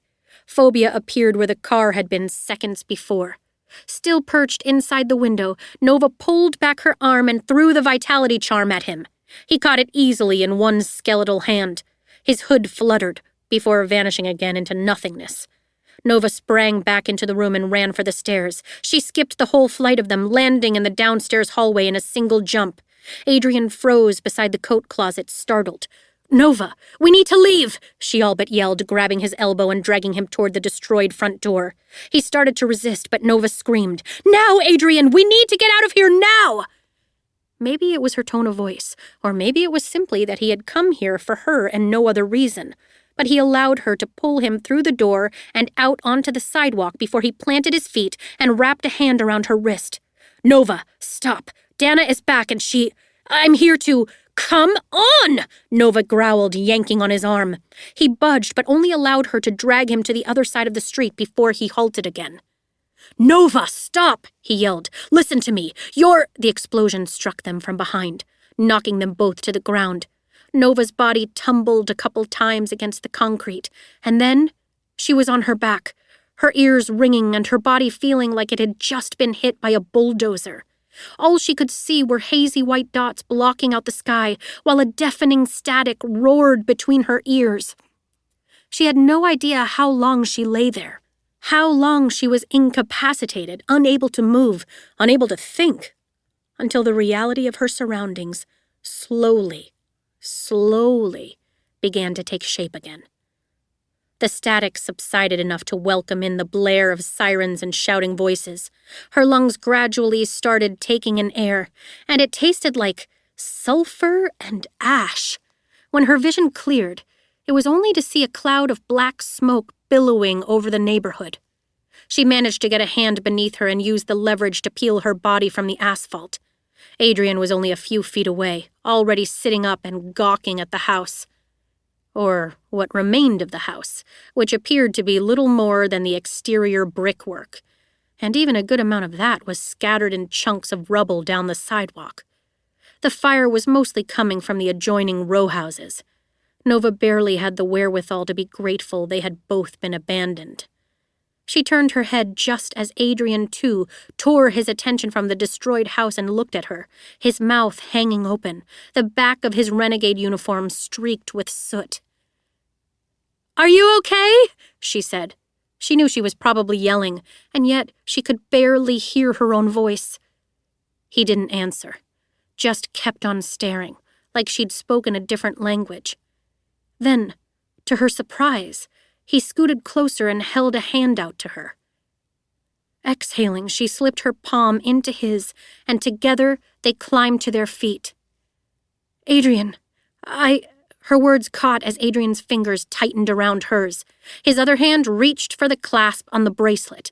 She tried to pull away even as the bracelet fell from her wrist. Adrian caught it and met her gaze, his expression both distraught and determined. "What are you doing? Give it back!" She tried to lunge for him, but her body wasn't fully cooperating and her movements were too jerky, too slow. Adrian backed away.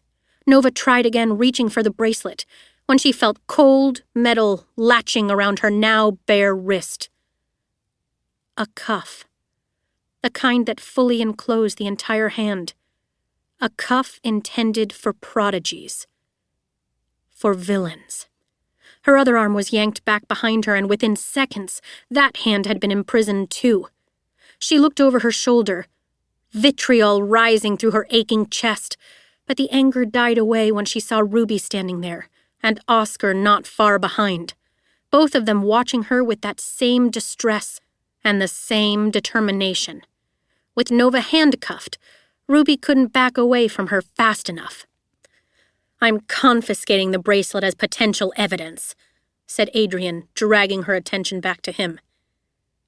"Evidence?" she said, surprised that her voice even worked. "But my father made it. It's all I have. You can't... Adrian, evidence of what?" "Evidence of your crimes against society and the renegades."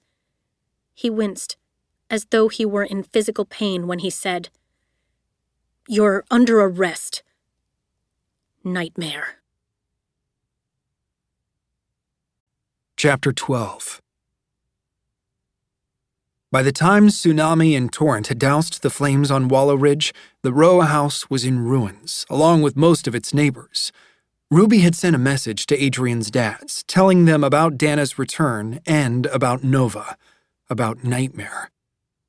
Adrian's insides were still in knots, and he couldn't help the surge of denial that eclipsed his thoughts, even now, even after having said the words himself. "You're under arrest, Nightmare." Even having sorted through all the evidence he'd been storing in his mind that somehow made it all seem so obvious once the last puzzle piece was put into place. And yet, not so obvious. It had to be Nova. Of course it had to. Who else could have such inside knowledge of Agent N and the Vitality Charm, the helmet, and HQ security? Who else was so observant, so smart, so determined? Nova adored Max. Nightmare had tried to save him. Nightmare loathed the Sentinel. Nova had done little to disguise similar feelings for the vigilante. Nova had been at Adrian's house the night the vitality charm had gone missing, and, sweet rot, he'd fallen asleep. He'd been kissing her and then he'd fallen asleep, and he was such a fantastic idiot for not drawing a connection sooner. Even their superpowers were related. Nova never slept. Nightmare could put others to sleep. There was a harmonious balance that wasn't uncommon in the world of prodigies. It was so obvious. And yet, denial was still there, screaming inside his skull. His fist was wrapped so tight around the bracelet he'd taken from her that the filigree was leaving small indentations in his palm. Not Nova. It couldn't be Nova, the girl who had rushed into the quarantine to help Max when he hurt himself, the girl who had studied Adrian's art with such awe, the girl who had fallen asleep in his arms, the girl who had kissed him, and he knew the kiss hadn't meant nothing. It couldn't have just been a lie, a manipulation. No, he had felt it. He had been so sure she felt the same way about him as he did about her. But then she had put him to sleep. That had been her power, her touch. He groaned, rubbing a hand over his hair as he paced back and forth in front of the house's smoldering remains. Nightmare. He needed to start thinking of her as Nightmare. She wouldn't even be housed temporarily at headquarters or the medium security prison that was a few miles outside the city limits, like criminals sometimes were, while it was decided the best placement for them. No, she had been taken away in an armored vehicle bound straight for the docks, where a boat would be waiting to take her to Cragmore Penitentiary. There was already enough evidence piled up against her, even if, so far, it was all hearsay and circumstantial. Dana's accusation and a whole lot of coincidences. Too many coincidences. All they needed now was a single piece of evidence, real evidence. Ace Anarchy's helmet found amid the wreckage of her home, or the vitality charm, or Nightmare's mask and uniform, or any number of weapons she'd used over the past years. Or something that would connect her to the other anarchists. Proof that she was involved with Cyanide or Queen Bee, the puppeteer or Phobia, or even Ace Anarchy himself. He found himself wishing that Dana was there. She had intel on the anarchists that the rest of them could only guess at so far, and her perspective could have been invaluable. But Ruby had insisted that Dana go to headquarters to be checked out by the healers while the rest of them came after Nightmare. It had been the right decision. Dana had been about to collapse again when she told them the truth of Nova's identity, but that didn't change the fact that Adrian wanted his full team on duty right now. He needed to be surrounded with people he knew he could trust. With the last of the flames finally doused, Tsunami, along with Torrent and a fire elemental who was immune to burns, made their way into the skeletal remains of the building. Adrian, Ruby, and Oscar were told to wait outside until it was declared safe to enter. Annoyed, Adrian returned to pacing along the sidewalk, doing his best to ignore his friend's sympathetic stares. He didn't have to set foot into the remains of the house to know that this had not been a normal explosion or a normal fire. He'd seen the effects that fire had left on the Cloven Cross Library, but this was altogether different. The smell of thick smoke mingled with the acrid sting of chemical compounds.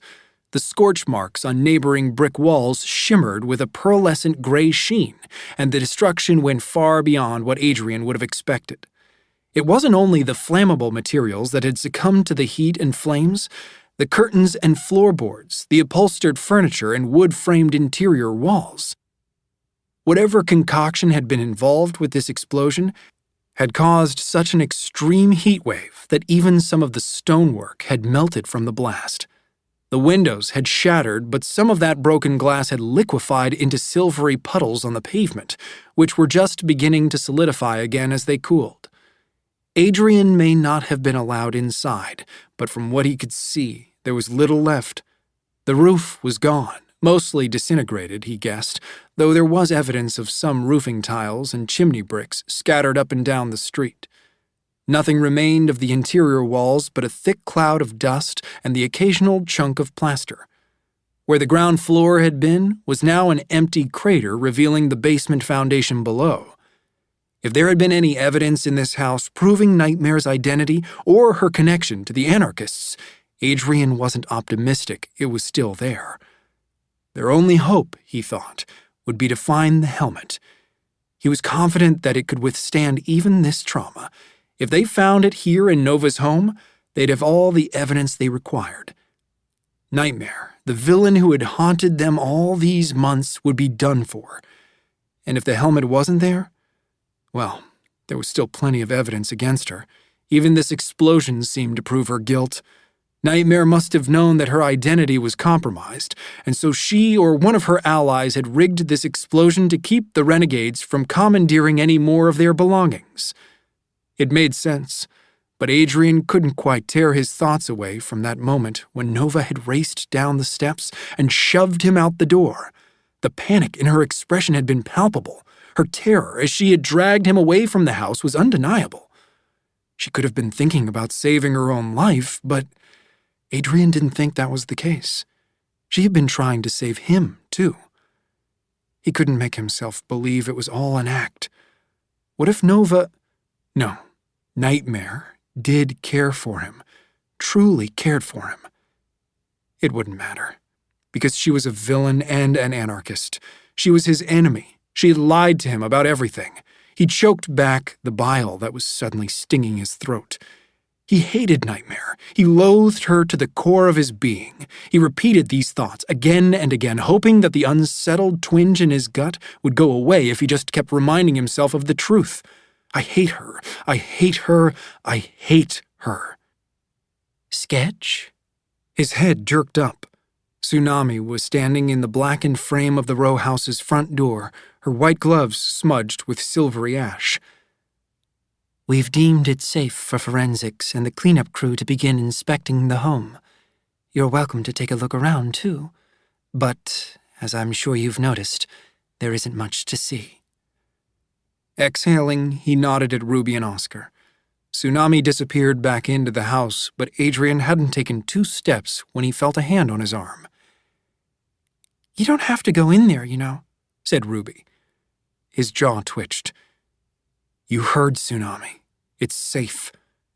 There was a definite undercurrent of resentment to his voice, but he didn't care. He was resentful, and angry, and hurt. That's not what I'm talking about. Ruby tilted her head, sympathy written across her face. You can leave this to the cleanup crew. It doesn't have to be you. Actually, it does have to be me, he rebuked. I knew her better than anyone. I should have figured out the truth. She fooled all of us, Adrian, not just you. She was my friend.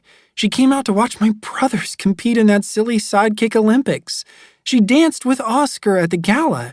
She kissed me, he interrupted. She made me think that He trailed off, just short of confessing the brutal words that had been clinging to him since the moment he'd found out the truth. I could be in love with her. It wasn't true, though. It wasn't real. It had never been real. Ruby tensed. Adrian. Besides, he went on, she didn't fool all of us. Dana figured her out weeks ago. Which was still a long time after she joined our team. Remember how Dana brought Nova a care package when she was in the medical wing? And didn't she have dinner at your house with your dads? Honestly, if she could trick the council, then... I should have known. Adrian tore his arm away from her. It's so obvious, isn't it? He squeezed his eyes shut as memories flooded through him. The library, the carnival, his own basement. He shivered, and for the first time when he thought of that night, it wasn't a good shiver. I should have realized it sooner, and everyone is going to know that. It hurt too much to see Ruby's pity, so he turned to Oscar instead. Sadly, Oscar's expression wasn't much better. It doesn't matter now. We finally know who Nightmare is. She's captured, and so is Ace Anarchy. Good against evil. Renegades win again. He gestured toward the house. Now let's go see what else we can learn about our enemies. The moment Adrian stepped through the threshold of the row house, though, he knew they wouldn't be learning much. The house was nothing more than a shell of stone walls, and even their surfaces appeared wilted, like they'd gotten too close to the sun. Tsunami and the others were down in the basement, standing on blackened dirt and ash between the high stone foundation walls, but he could see from their dismay that they were just going through the procedures now. No one really expected this investigation to turn up anything useful. Adrian took a few steps inside, walking carefully along the narrow foundation wall. He was surprised to see a hallway and powder room to his left with the shreds of scorched wallpaper still visible on the plaster and a towel bar dangling from one screw, until he realized that he was seeing the abandoned neighboring home. The wall that had once separated them was gone. He took another few steps, though he wasn't sure why he bothered. At some point, he became aware that Ruby and Oscar hadn't followed him. They were still standing on the threshold, peering into the hollow space that had once been Nova's home. There was nothing here. Movement caught his eye, and Adrian shifted, peering into the oval mirror that hung over a pedestal sink in the distant parlor room. The ceramic sink had a large crack running through it, and half the mirror appeared to have warped from the chemical explosion, its surface now wavy and distorted. The movement had been Adrian's own reflection caught in its surface. Or that's what he thought at first, until another face appeared in the reflection. A girl, pale and haunting and almost familiar. He jolted in alarm, but before he could call out, the phantom was gone. His own eyes stared back at him, wide and unblinking. He rubbed his palm into them, trying to clear the vision. Great. Not only did he have to suffer through a broken heart and debilitating betrayal, but now he was having hallucinations of Nightmare too? Nightmare. He realized how fitting the alias had become. Teeth clenching, he made his way back to the entryway. This is pointless, he muttered as he brushed past Ruby and Oscar. Let's get back to headquarters, see how Dana's doing.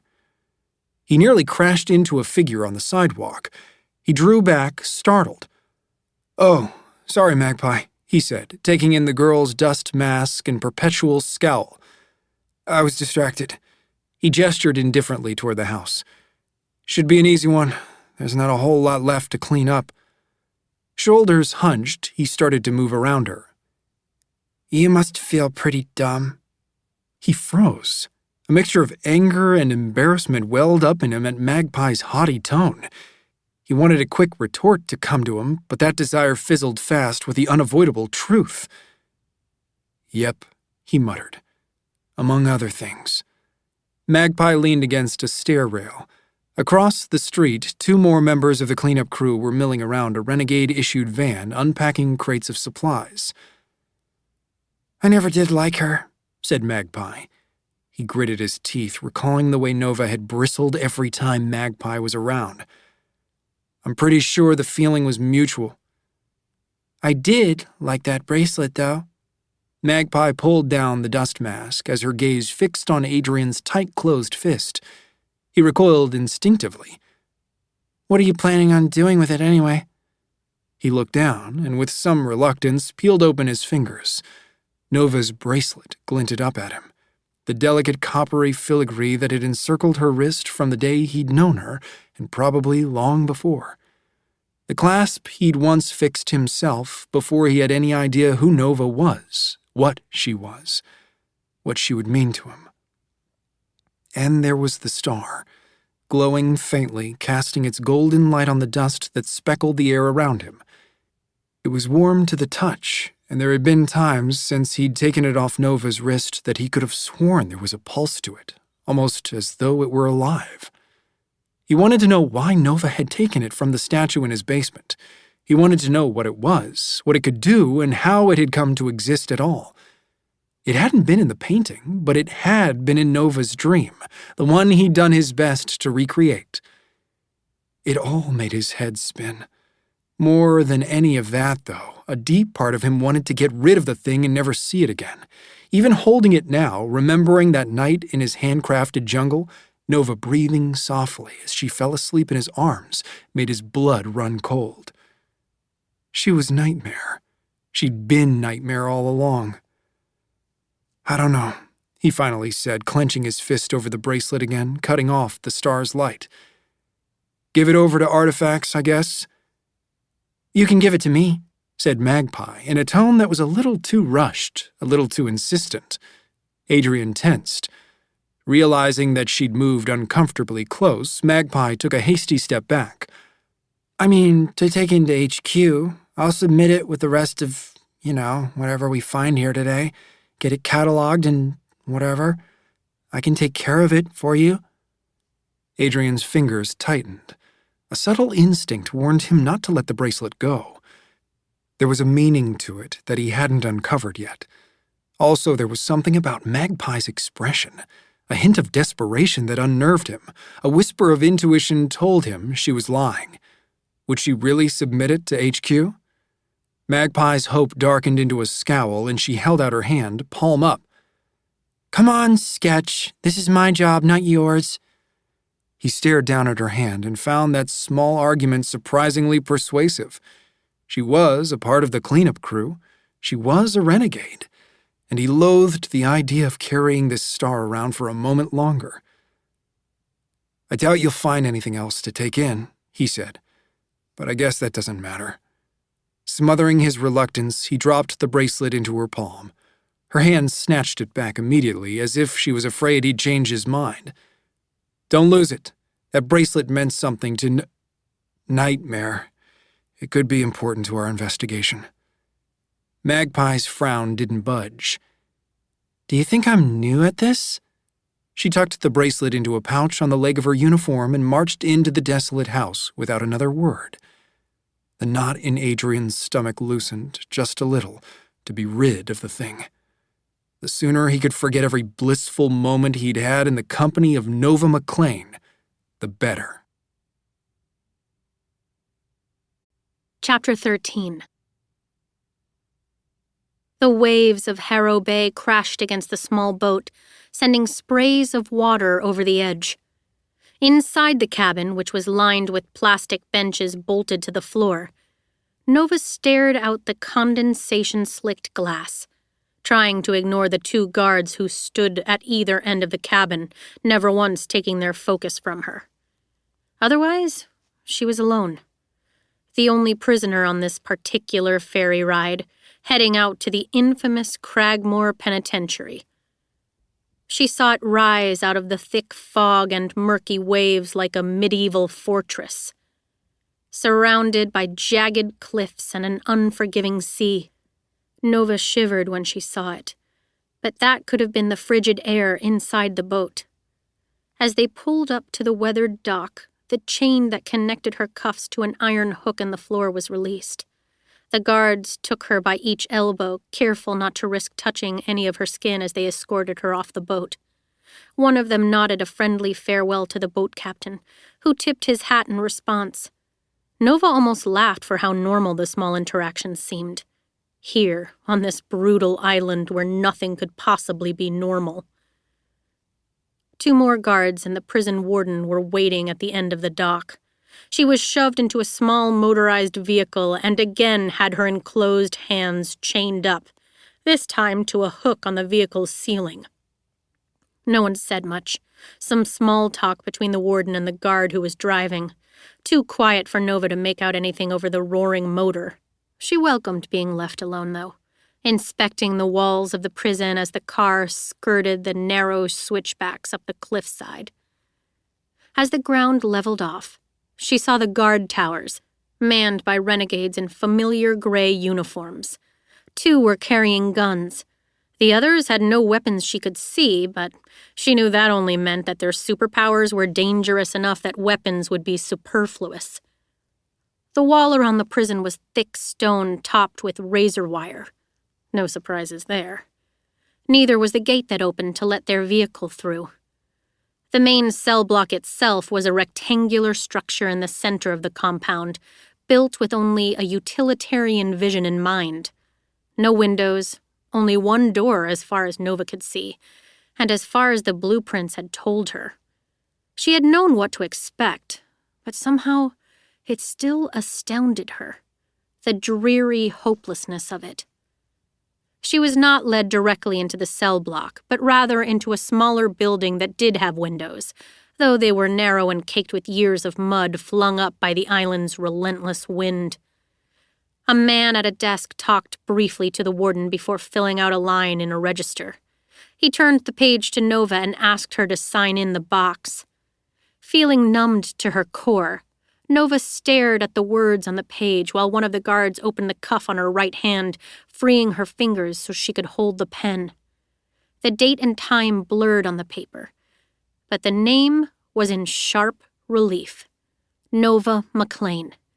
Seeing it gave her a jolt, to know they hadn't yet figured out her real name. It was followed by a prisoner number, 792, and her alias, Nightmare. Her hand trembled as she took the pen, which was strapped to the desk in case anyone decided to try and stab the administrator with it. Before they could stop her, she scratched out Nightmare and scribbled Insomnia. "Hey!" said the man behind the desk, starting to grab the book away, even as Nova hastily signed her name in the empty box. He and the warden exchanged scowls. "It's fine," said the warden. "Let's just get this done. You've assigned a cell yet?"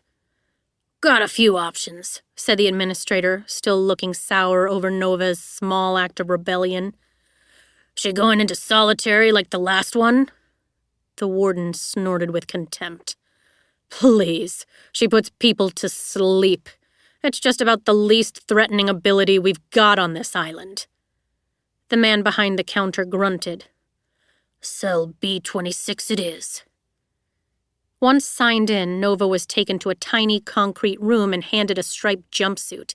The cuffs were removed fully, and Nova rubbed her wrist, not just because of the soreness brought on by the restraints, but to confirm that the emptiness she felt was real. Her bracelet was gone. Adrian really had taken it from her, the last connection she had to her father. A female guard stood by while she changed, instructing her to put all her belongings in a bin that appeared in a small slot in the wall. It didn't matter. They could burn her clothes and fancy renegade-issued boots for all she cared. The one thing that mattered had already been taken. Well, the one thing besides her freedom. Her family. Her future. She ground her teeth, chastising herself for thinking it. She hadn't even been there a day, hadn't even seen her cell. It was too soon to be giving up. She was just stepping into the jumpsuit when something punctured her in the back, right between her spine and left shoulder blade. Nova cried out and spun around. The guard was holding a device that looked a bit like Nova's homemade stun gun. "What was that?" Nova yelled, reaching for the burning spot on her back. She felt something hard embedded into her skin. "Tracker," said the guard in a bored voice, setting the gun to the side. "Prisoners used to try and escape. Now we almost welcome it. They don't get far with those. And it can liven things up around here for a day or two." Nova shoved her arms through the sleeves and did up the buttons. "You could have warned me." "Oh, and you would have just stood still and said, 'Thank you, ma'am,' when I was done? You'd be the first." Cuffed again, with the same guards flanking either side, Nova was finally led through the muddy yard and into the cell block. Since Ace had been captured, she had spent a lot of time trying to imagine what it must be like inside Cragmore Penitentiary. And now she tried to be amused that, after everything, she was being given a VIP tour.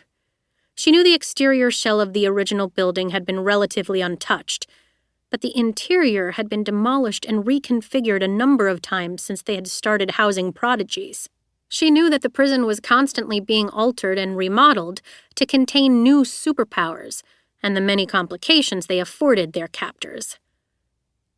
But nothing she had read had given much indication as to what the interior of the prison was actually like. And she had pictured tiers of jail cells stretching the length of the building, linked by narrow walkways and high rails. The reality was nothing like that. Walking into the cell block, she was greeted by a vast open space stretching from one stone wall to the next. until her gaze traveled up to where the ceiling was reinforced with steel beams nearly 5 stories overhead. The cells, each one a single solitary box, were suspended from the beams by thick cables. There was a narrow walkway, but rather than connecting the cells, it lined the perimeter of the wall around them, where the guards could make their rounds and keep watch on the inmates. If there were prisoners inside the suspended cells, she couldn't see them from below. The place was silent as death, a silence made more complete by the wind howling against the outside walls, and then their footsteps. Cell numbers were stenciled with spray paint onto the stone wall, and they paused in front of B-26. Her guard nodded toward a room on the 2nd level, surrounded by black-tinted glass. A second later, the grating noise of gears echoed around them, and one of the cells began to descend. Nova watched its slow approach, a part of her wishing that it would just fall and crush her and end this whole ordeal before it even started. Again, she cursed herself for feeling so hopeless. She was an anarchist. She was Ace Anarchy's niece. She was never hopeless. But it was hard to convince herself of that now. When the cell hit the floor with a clang and she found herself scanning an enclosure 1/3 the size of her bedroom at the house on Wallow Ridge, and even that had felt cramped. One of the guards nudged her in the back. Her lips tightened and she thought about asking if they were going to let her keep the pretty new handcuffs. But her mouth was dry and her heart wasn't in it. What did a few pounds of chains matter at this point? The chains clanked as she stepped into the cell. Dark, cold, devoid of comfort. It felt a little bit like stepping back into the subway tunnels, but this time, there would be no reprieve from the endless gloom. Her feet crossed the threshold, and a set of bars slid shut behind her with a reverberating thud. She turned and took in the horizontal metal grate, probably iron. Then a second series of bars, these vertical, slammed down over the first. She gulped. Carbon fiber, she guessed. Probably an extra precaution for any inmates who could manipulate metal. Then she heard a hum and saw a faint flicker of red light along the edges of the cell. Her eyebrows lifted. Lasers too? Sweet rot. It seemed hilarious all of a sudden that Nova had dreamed of breaking into this place.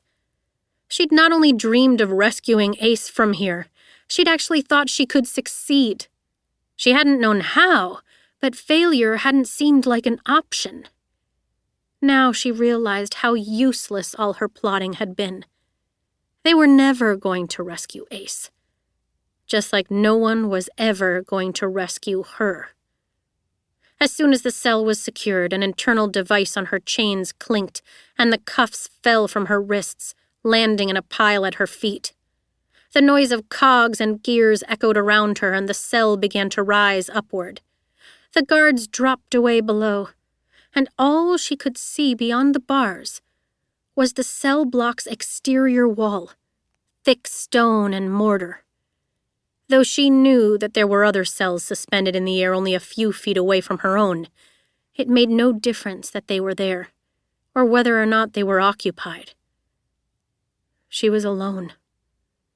She had only ever felt truly alone one time in her life, in the moments that followed the murders of her parents and Evie. After she put their killer to sleep, she had stood over his unconscious body, gripping the gun still hot from his own hand, ordering herself to kill him, kill him, kill him. She had been alone then, and she had known it. No family, no one to take care of her. No one to help her be brave. No one to help her through this. Until Ace had come, and she had remembered. No, she wasn't alone. She still had family. She still had Uncle Ace, and it was all she had, and she had grasped onto that small piece of comfort as tightly as her trembling little fists could. Now Nova surveyed her cell. Gray walls made of what material she couldn't guess. But something told her it might be chromium. There was a sleeping pad as thick as a pencil in one corner, a wash basin against the wall, and a toilet with a small holding tank in the corner. It was so cramped that her feet would be on the mattress pad as she did her business. Not knowing what else to do, Nova sat down on the mat and tried to think of all the choices she had made that had brought her here. All the mistakes. The failures. She had tried to assassinate Captain Chromium. She was an anarchist and a villain.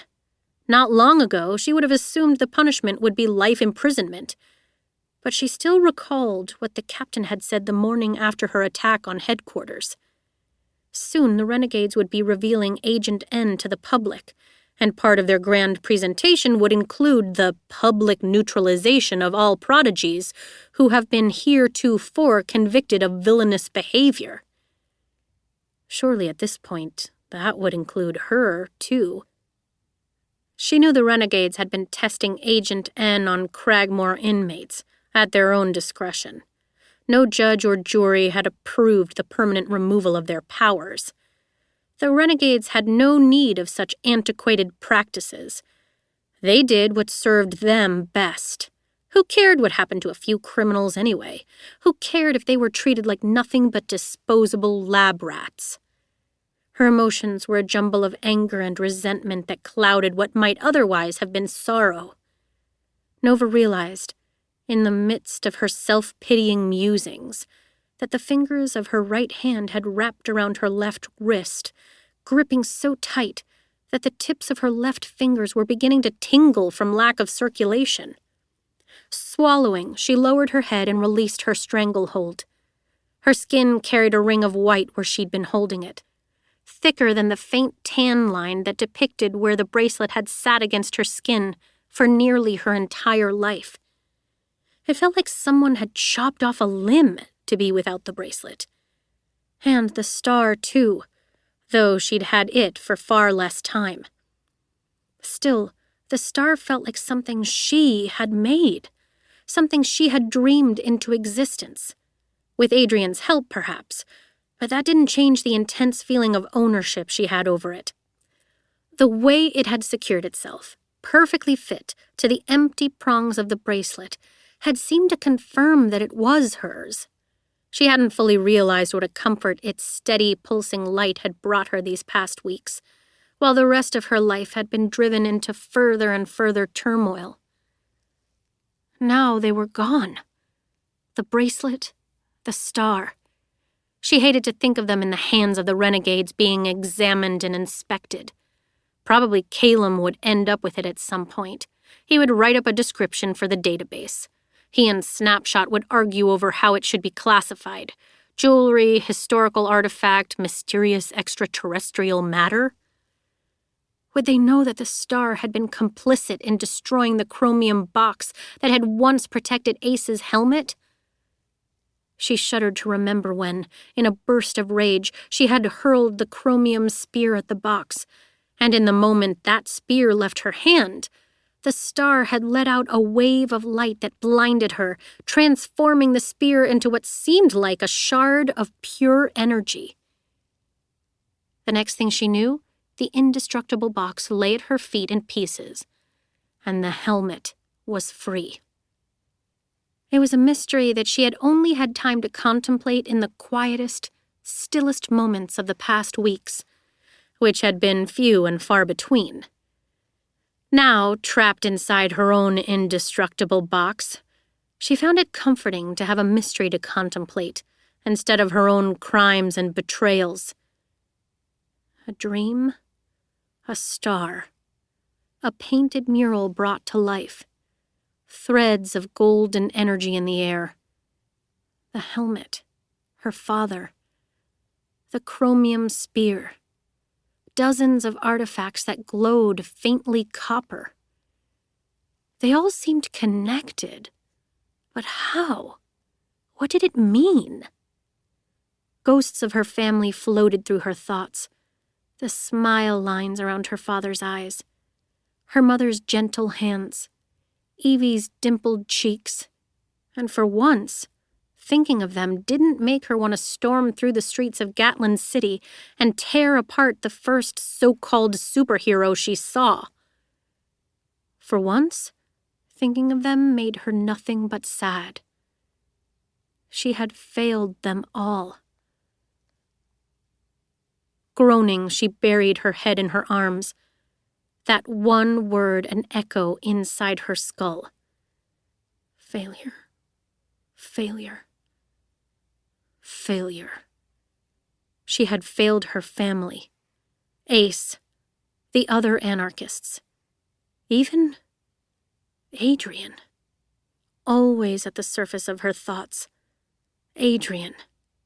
This time, for the first time in so long, she couldn't even dredge up the memory of his open grin, or the sensation of his kisses, or the way his hand held his marker when he drew, or how he had touched her wrist when they met at the parade, or... All that was gone, buried beneath an avalanche of heartache. Now, when she thought of Adrian, she thought only of the way he had looked at her, with the betrayal and disgust and loathing that she had feared for these many months. She hadn't realized it until that very moment, but it was all too clear now. She was living her worst nightmare. Chapter 14. Nothing, Adrian muttered to himself, scanning the digital report. Nothing found in the remains of 9416 Wallow Ridge can conclusively confirm that any known villains with or without anarchist affiliations, including alias Nightmare, recently or otherwise visited or occupied the home. He glanced up at his teammates. Then it goes on to list everything they did find, which is mostly random stuff that could have been buried under the foundation decades ago. A couple glass bottles, hairpins, leftover wiring, etc., etc. "Doesn't mean anything," said Oscar. "The house was burned to a crisp. Of course they didn't find anything. There was nothing left to find." Adrian nodded, but he couldn't shake his disappointment. He believed Dana. He did. There was no denying that in some twisted way it made sense that Nova was Nightmare, much as he hated to admit it. There were just too many coincidences.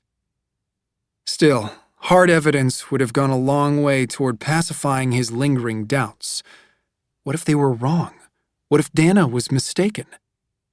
But it was only wishful thinking, a burning desire to not be the renegade who had been smitten by one of their worst enemies, a desperate need for Nova to not be the liar, the spy, the villain she'd suddenly become. "Do they know what caused the explosion?" said Ruby, peering over Adrian's arm at the screen. They were in the training room in the sub-levels beneath headquarters, waiting for another mandatory session on Agent N to begin.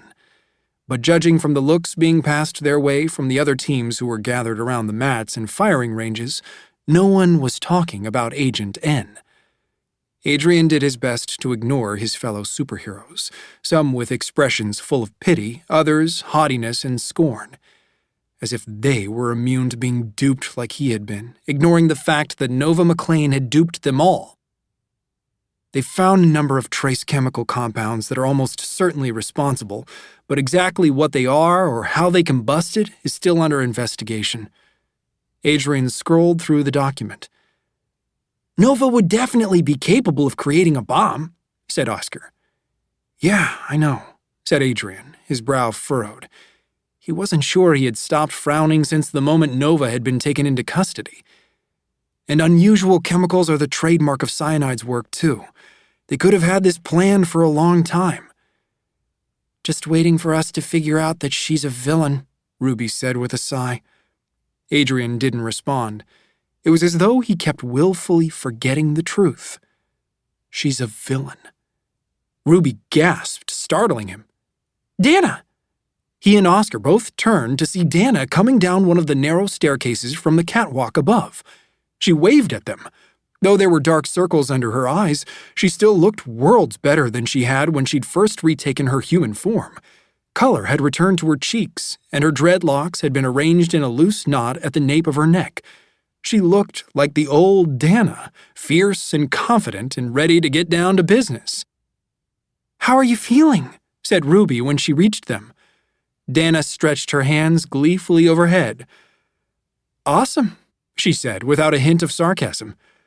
"You have no idea how good it feels to have fingers again." "So there were no serious injuries?" asked Adrian. "Nope. I was mostly dehydrated, and being in swarm mode for so long made my symptoms wonky, but nothing a good night's sleep couldn't fix." "I heard Thunderbird saying you might be given some leave," said Ruby. "They don't want to force you back into the field before you're ready." Dana snorted. "Yeah, she cornered me this morning to talk about it. Something about unfair labor practices and violations of human rights. I don't know, I think they're all in a tizzy over these complaints from Janissa Clark. But there's no way I'm going to sit back now when we're so close to finding the rest of the anarchists. I want to be a part of this." "But what if you have to transform again?" said Ruby. So, are you ready for that? So soon after?" In a blink, Dana dissolved, her body replaced with hundreds of fluttering wings. They raced in a circle around the training hall, drawing attention from the other waiting patrol units. After a full lap of the space, the butterflies cycloned and Dana reformed. "I'm not afraid of my superpower," she said, arms folded. Ruby beamed and threw her arms around Dana's neck. "Good, because this team isn't the same without you."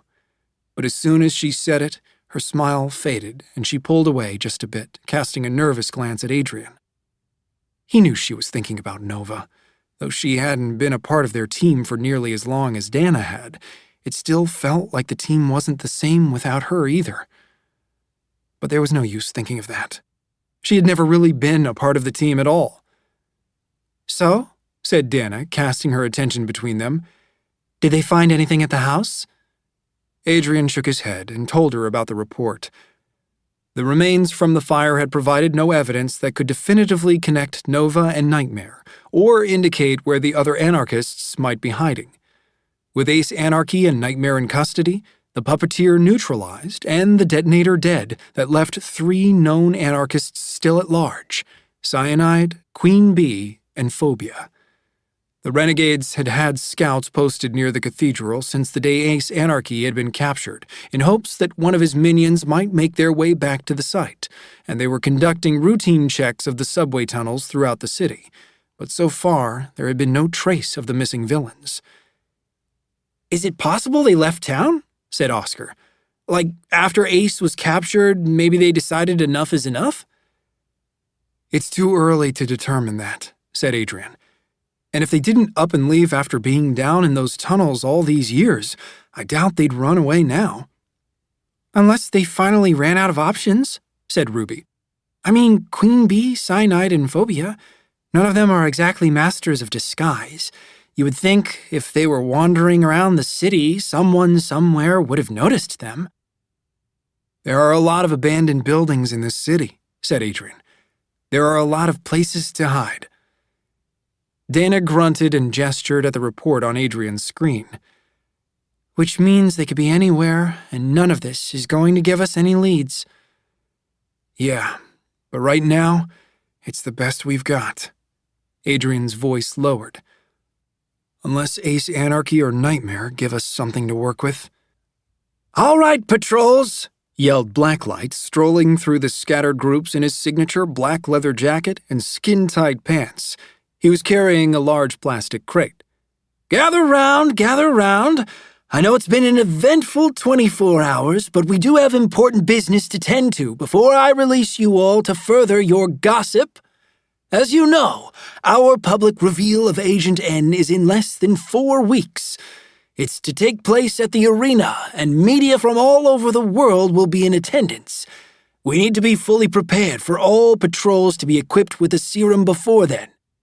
As the recent attack on headquarters has understandably left a few of us on edge, we are going to be implementing some new precautions to ensure that Agent N cannot be used against our own." "Precautions?" said the Wrecking Ball, fisting her hand on her hips. "Like maybe destroying all of the remaining Agent N and never bringing it up again?" Blacklight cast her a withering look. Har, har. Nothing so drastic as that. Now, I understand your concerns. We all do, and we were all devastated to lose Frostbite and her team. But this weapon has been an important investment for us, and it remains our best hope at eliminating villains and dangerous prodigies from our city. We were unprepared for an enemy to have access to Agent N, it's true, but we will not be making the same mistake again. Investment, scoffed another renegade, Coyote. I'm beginning to think Janissa is right. That's all the council cares about, their investments. Adrian frowned at the back of Coyote's head. Though the words had been muffled under his breath, it was clear he'd intended them to be heard. Adrian disagreed, though. The council cared about them, each of them, and all of the citizens of their city. But at the same time, he wondered if the council's eagerness was blinding them to the risks of pushing forward with Agent N. With all the attacks from the media and the public's mounting doubts about the Renegade's ability to keep them safe, they were desperate to make it appear that they were still in control. But at what cost? Did they really believe they could keep their own renegades safe from Agent N after what had happened to Frostbite's team? Blacklight set the crate on a table and pulled out a bulky gas mask. Our friends in tech have made modifications to these masks, and after a series of tests, we can confirm that they will protect a prodigy from Agent N in gas form, which, as you know, was one of the methods Nightmare used to neutralize Frostbite and the others. Effective immediately, all patrol units will be equipped with a gas mask during active duty. He started tossing the masks into the crowd. The patrols caught them almost unwillingly. There was distaste written on their faces as they inspected the cumbersome masks. Blacklight tossed one to Adrian, and he quickly understood his peers' irritation. The band meant to wrap around his head was stretchy rubber, and the bulbous filter over the mouth was heavy and hideous. We're expected to wear these during patrols? Said Shotblast. Only if you feel you're in danger from an enemy who could have access to Agent N. Ruby raised her hand. How are we supposed to know who may or may not have access to Agent N? Who knows who Nightmare could have given those bombs to? Currently, said Blacklight, we have no reason to suspect that any villains other than Nightmare's own affiliation, the Anarchists, have Agent N. Okay, but what about poisoned darts? Asked Zodiac. That's the method we were going to be using to neutralize our enemies, so how do we know the Anarchists will even keep using Agent N in gas form? How are we supposed to keep ourselves from getting shot with the stuff? Our uniforms aren't going to protect us. She pulled at the stretchy, skin-tight sleeve to emphasize her point. That is a concern, said Blacklight, and Adrian could tell he was growing weary of their questions, even if they were valid. We are discussing the development of full-body armored suits that will replace your current uniforms in the future. Armored suits? Said Coyote with a bark. Like the Sentinel? Not exactly, said Blacklight with an extra edge to his voice. Adrian had the sense that the uniforms they were plotting were exactly like the one worn by his alter ego. Oscar elbowed Adrian in the side, smirking with pride. Adrian glared at him. How long before those suits are available? Asked Mondo Man. Something tells me it won't be before the public reveal. And how am I supposed to use my powers if I'm trapped inside a bunch of armor? Added Chameleon. I remember that doctor saying Agent N could be ingested, too. What if the villains start poisoning our food with it? A barrage of questions started pouring out from all sides of the room. Blacklight's cheeks flushed nearly as red as his beard as he held up his hands, trying to fend them off. A streak of lightning shot across the high ceiling, crashing into an overhead light.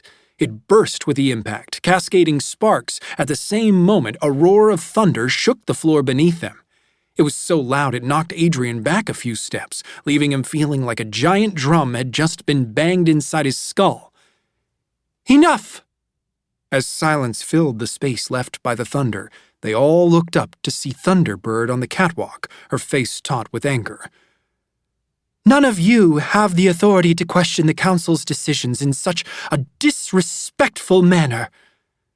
Adrian gulped, unable to recall ever seeing Tamaya Ray so livid, and all because a group of renegades had dared question the Council? Surely they were allowed to do that, right? Blacklight cleared his throat. "I had this under control, for the record." "We have more pressing matters to deal with," snapped Thunderbird. "There is a situation in the main lobby. Your presence is requested immediately." Jaw still tense, she scanned the patrol units. "You are all dismissed." Without waiting for a response, she swept back down the catwalk, her wings brushing against the railings to either side. "Right," said Blacklight. "To be continued." Leaving the near-empty crate behind, he rushed after Thunderbird, bounding toward the elevators with as much dignity as he could hold on to. The patrol units left behind passed mystified glances at one another for a minute before rushing after the council members. With a shrug to his teammates, Adrian followed. Chapter 15. The lobby was still under reconstruction and currently full of broken slabs of stone and caution tape, and, it appeared, every on-duty renegade who was in the building.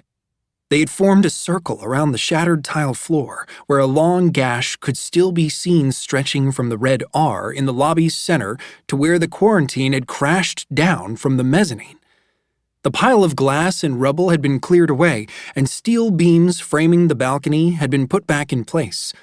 On the second floor, tucked back from the edge of the walkway, stood a framework of steel spires, like an incomplete birdcage. Beside them, enormous curved glass panels were leaned up against the laboratory walls. Adrian grimaced to see them there, to imagine what they would become. The thought of putting Max back into that glass prison disgusted him, but he hadn't been able to talk to his dads about it again since Max had woken up. Raised voices drew his attention back to the crowd, including the sound of Captain Chromium's voice, sounding tense, though Adrian couldn't make out his words. Dana's swarm fluttered up to watch the proceedings from the upper level, while Oscar and Ruby climbed up onto the curved information desk in order to see above the heads of the crowd. Adrian leaped up beside them. Standing near the tiled R was the council, all 5 of them hands fisted on hips or crossed over chests. A dozen paces in front of them, backlit from the massive windows at the front of the building, stood Janissa Clark, Trevor Dunn, and Mac Baxter, previously known as Frostbite, Gargoyle, and Aftershock. Stingray stood beside them too, his barbed tail twitching back and forth on the floor. "What's going on?" Adrian asked. A nearby prodigy shushed him, but Pyrotechnic on his other side whispered, "Clark thinks the council owes her." "Absolutely ridiculous," said Blacklight, his voice loud enough to carry over the crowd, drawing Adrian's attention back to the council. "Of course they can't come back on patrols. They aren't prodigies anymore." The Dread Warden shot an annoyed glower at Blacklight, but it went ignored as Blacklight waved his arm toward Janissa and the group. "Well, they can't. It's absurd to even consider it." He took a step forward. "Sorry to say it, but you're acting like a spoiled princess, Miss Clark. Besides, you're the one who said you were done being a superhero. No one here forced you to quit, but we all know it was the right decision. So why don't you go home and start figuring out a more productive use of your time? We have better things to be dealing with." Captain Chromium settled a hand on Blacklight's shoulder and pulled him back. He muttered something, but it was too quiet for Adrian to hear. He had no problem, however, hearing Janissa Clark, who seemed thrilled to have an audience. "I've had a change of heart, and now that we're back, you're just going to sweep us under a rug, pretend like we don't even exist, like we didn't sacrifice our powers in service to this organization. You can't pretend that what happened to us isn't your fault." "We're superheroes," bellowed Blacklight. "What did you expect, that we'd all sit around having tea parties all day?" "That's enough, Evander," Thunderbird growled. Huffing, Blacklight crossed his arms, muttering, Ridiculous. "We demand retribution for what's happened to us," said Janissa, who had placed herself at the front of her group. She appeared relatively unchanged on the outside, the same flaxen hair, the same cool blue eyes, though her skin did seem to have a mild flush to it that had always been missing before. The coldness of her glare, though, was exactly the same as it had always been. "We join the Renegades as prodigies, with abilities that belong to us. But thanks to your carelessness in developing Agent N and your failure to keep it from our enemies, we're the ones suffering. There's no replacing our lost abilities, but we expect retribution. You owe us." "Perhaps we could go somewhere private to discuss this," said Tsunami, gesturing toward the elevators. "Our offices are—" "We're fine here," interrupted Janissa. "My peers need to hear what you have to say. After all, any one of them could be next." "Janissa, we are sorry for what happened to you," said the Dread Warden. "In no small part because we hate to lose you and your team. You were one of our strongest units, but you chose to be a renegade. You chose the risks that come with this life." "Actually," said Janissa, smugly settling her hands on her hips, "when we first joined the Renegades, this risk didn't exist. Criminals, fine. Villains, no problem. But Agent N exists because you created it. How could we possibly have chosen that? Besides," said Trevor Dunn, whose flesh had once fluctuated between compounds of stone, but now was covered in patches of pink flaking skin, "I never signed a contract signing away my life and powers in service of the Renegades. How about you all? You sign anything?" He gestured around the room and was met with a lot of uncomfortable frowns. "Of course not," said Janissa.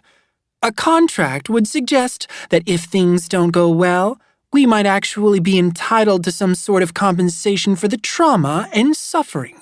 But oh no, we're expected to fight for the Renegades, to defend the people of this city, to constantly throw ourselves into dangerous situations, all in the name of heroism. And we are heroes, sworn to protect the weak and defend justice. But who is going to defend us? I wouldn't count on it to be them." She gestured at the council. "As soon as they don't need us, they toss us aside. And I'm not going to stand for it." She lifted her arms. "And none of you should either. The Renegades are nothing without us. We are the heart and muscle of this organization, and they need us more than we need them. I want the council to recognize that we aren't disposable trash. We're Renegades. You can't take that away from us, too."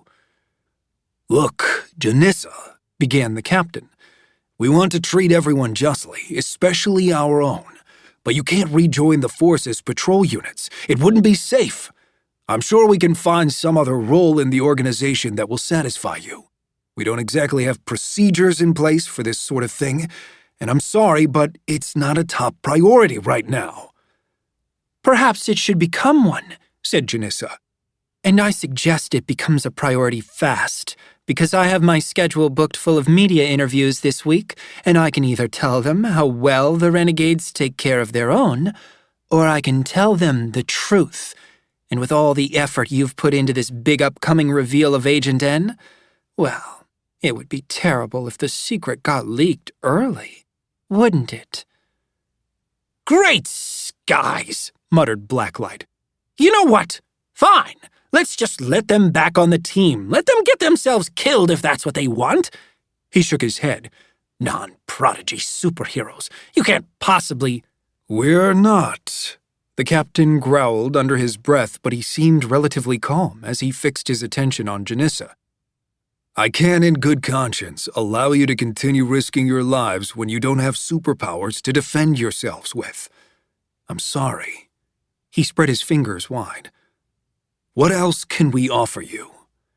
This, to Adrian's surprise, seemed to be the magic question. Janissa cast a victorious grin at her teammates. "Actually," she said slowly, "there is one thing that might satisfy our need for, well, if not retribution exactly, then at least a bit of retaliation." The council shared identical suspicious scowls, but Janissa pushed on. There have been rumors that the public revealing of Agent N is to include a public execution as well.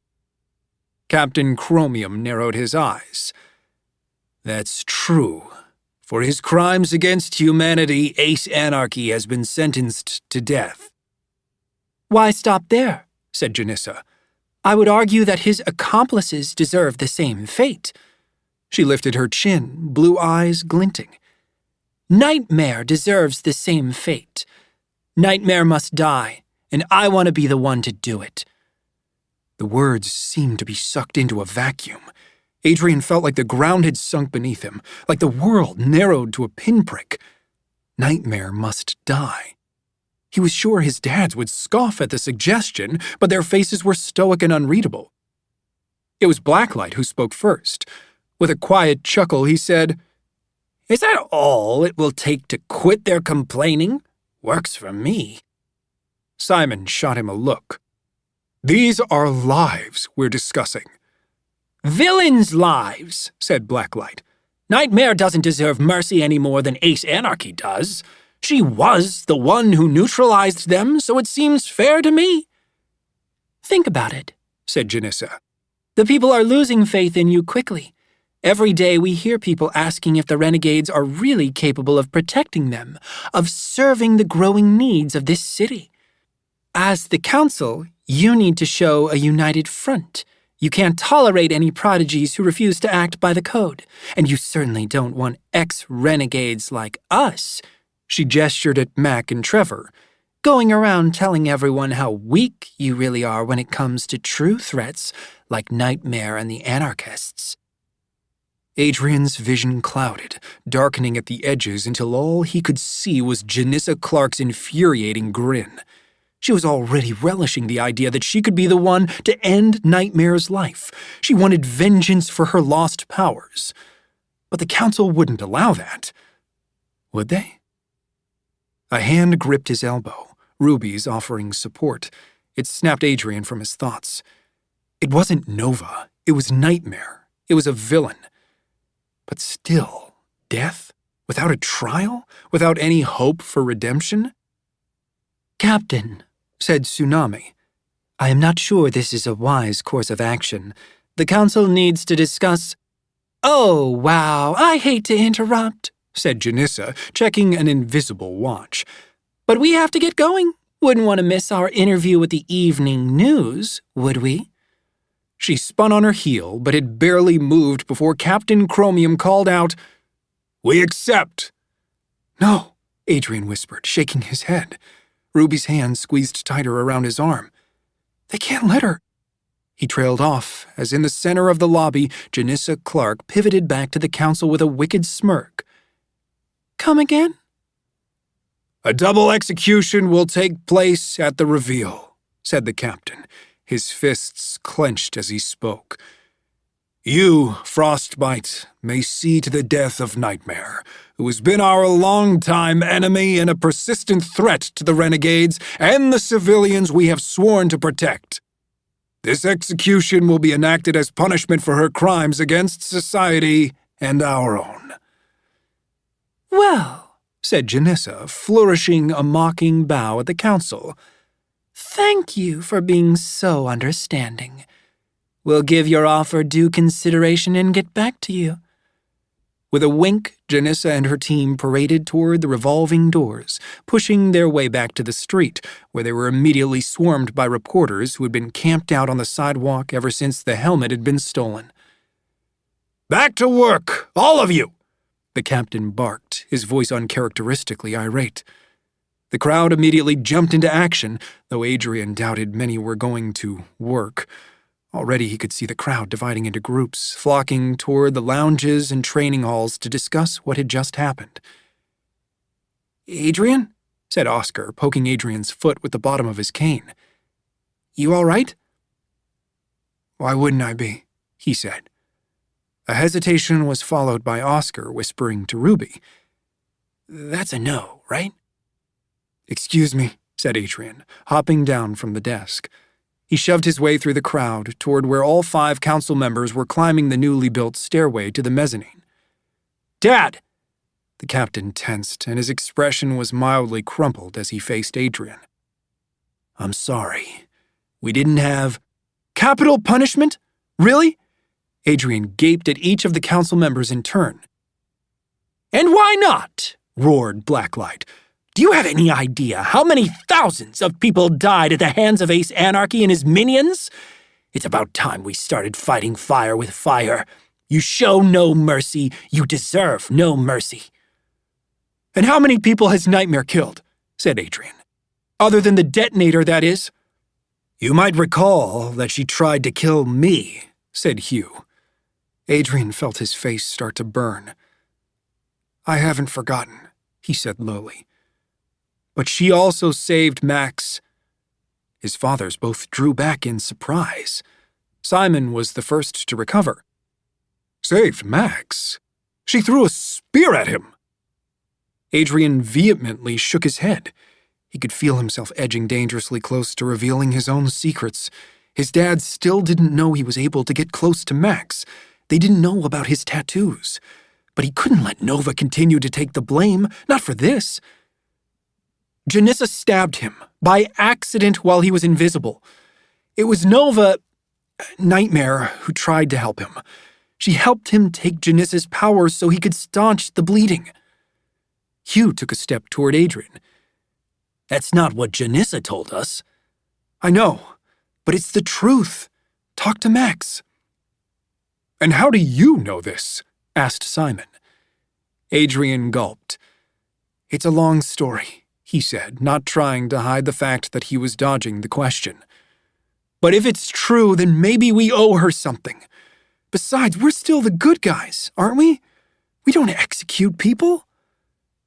"Exactly," said Thunderbird, the feathers on her wings ruffled. Adrian realized that she was not in agreement on this, and both Tsunami and even the Dread Warden had misgivings written on their faces.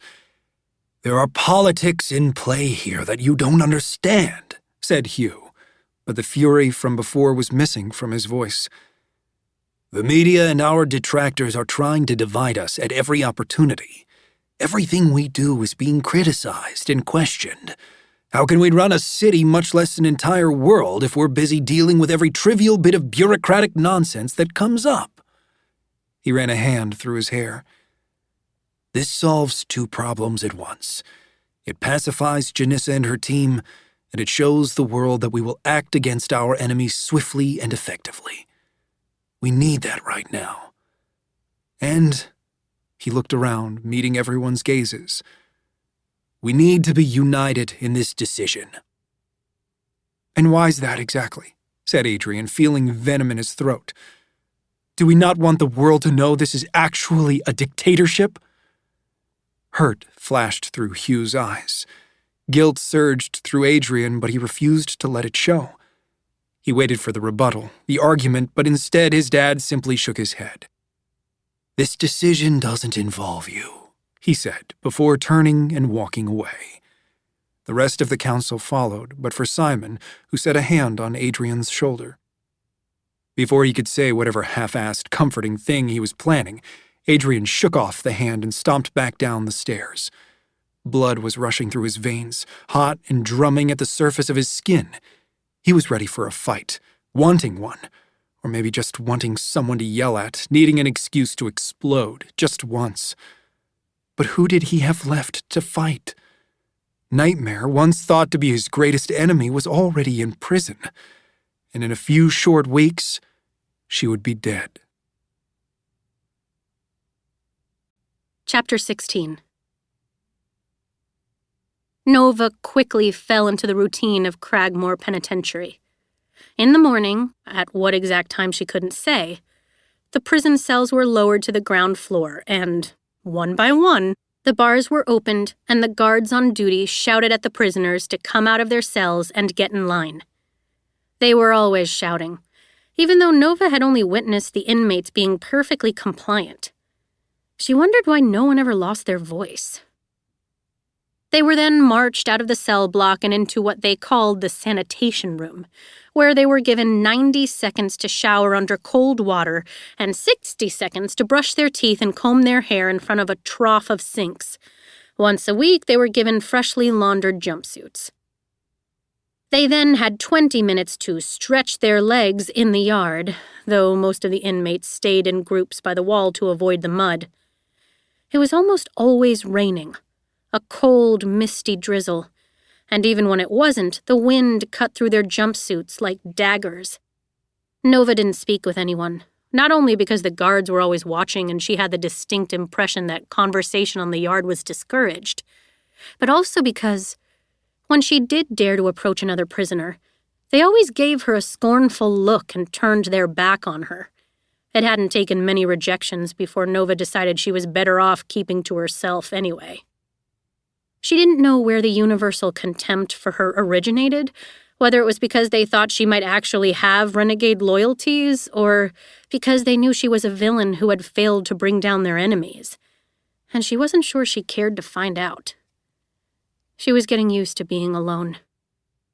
After their brief recreation time, they were served their only meal of the day inside a cafeteria where the narrow tables and stools were all bolted to the floor, and the kitchen was kept behind a stone wall with only a narrow slot through which they could slide out trays of food.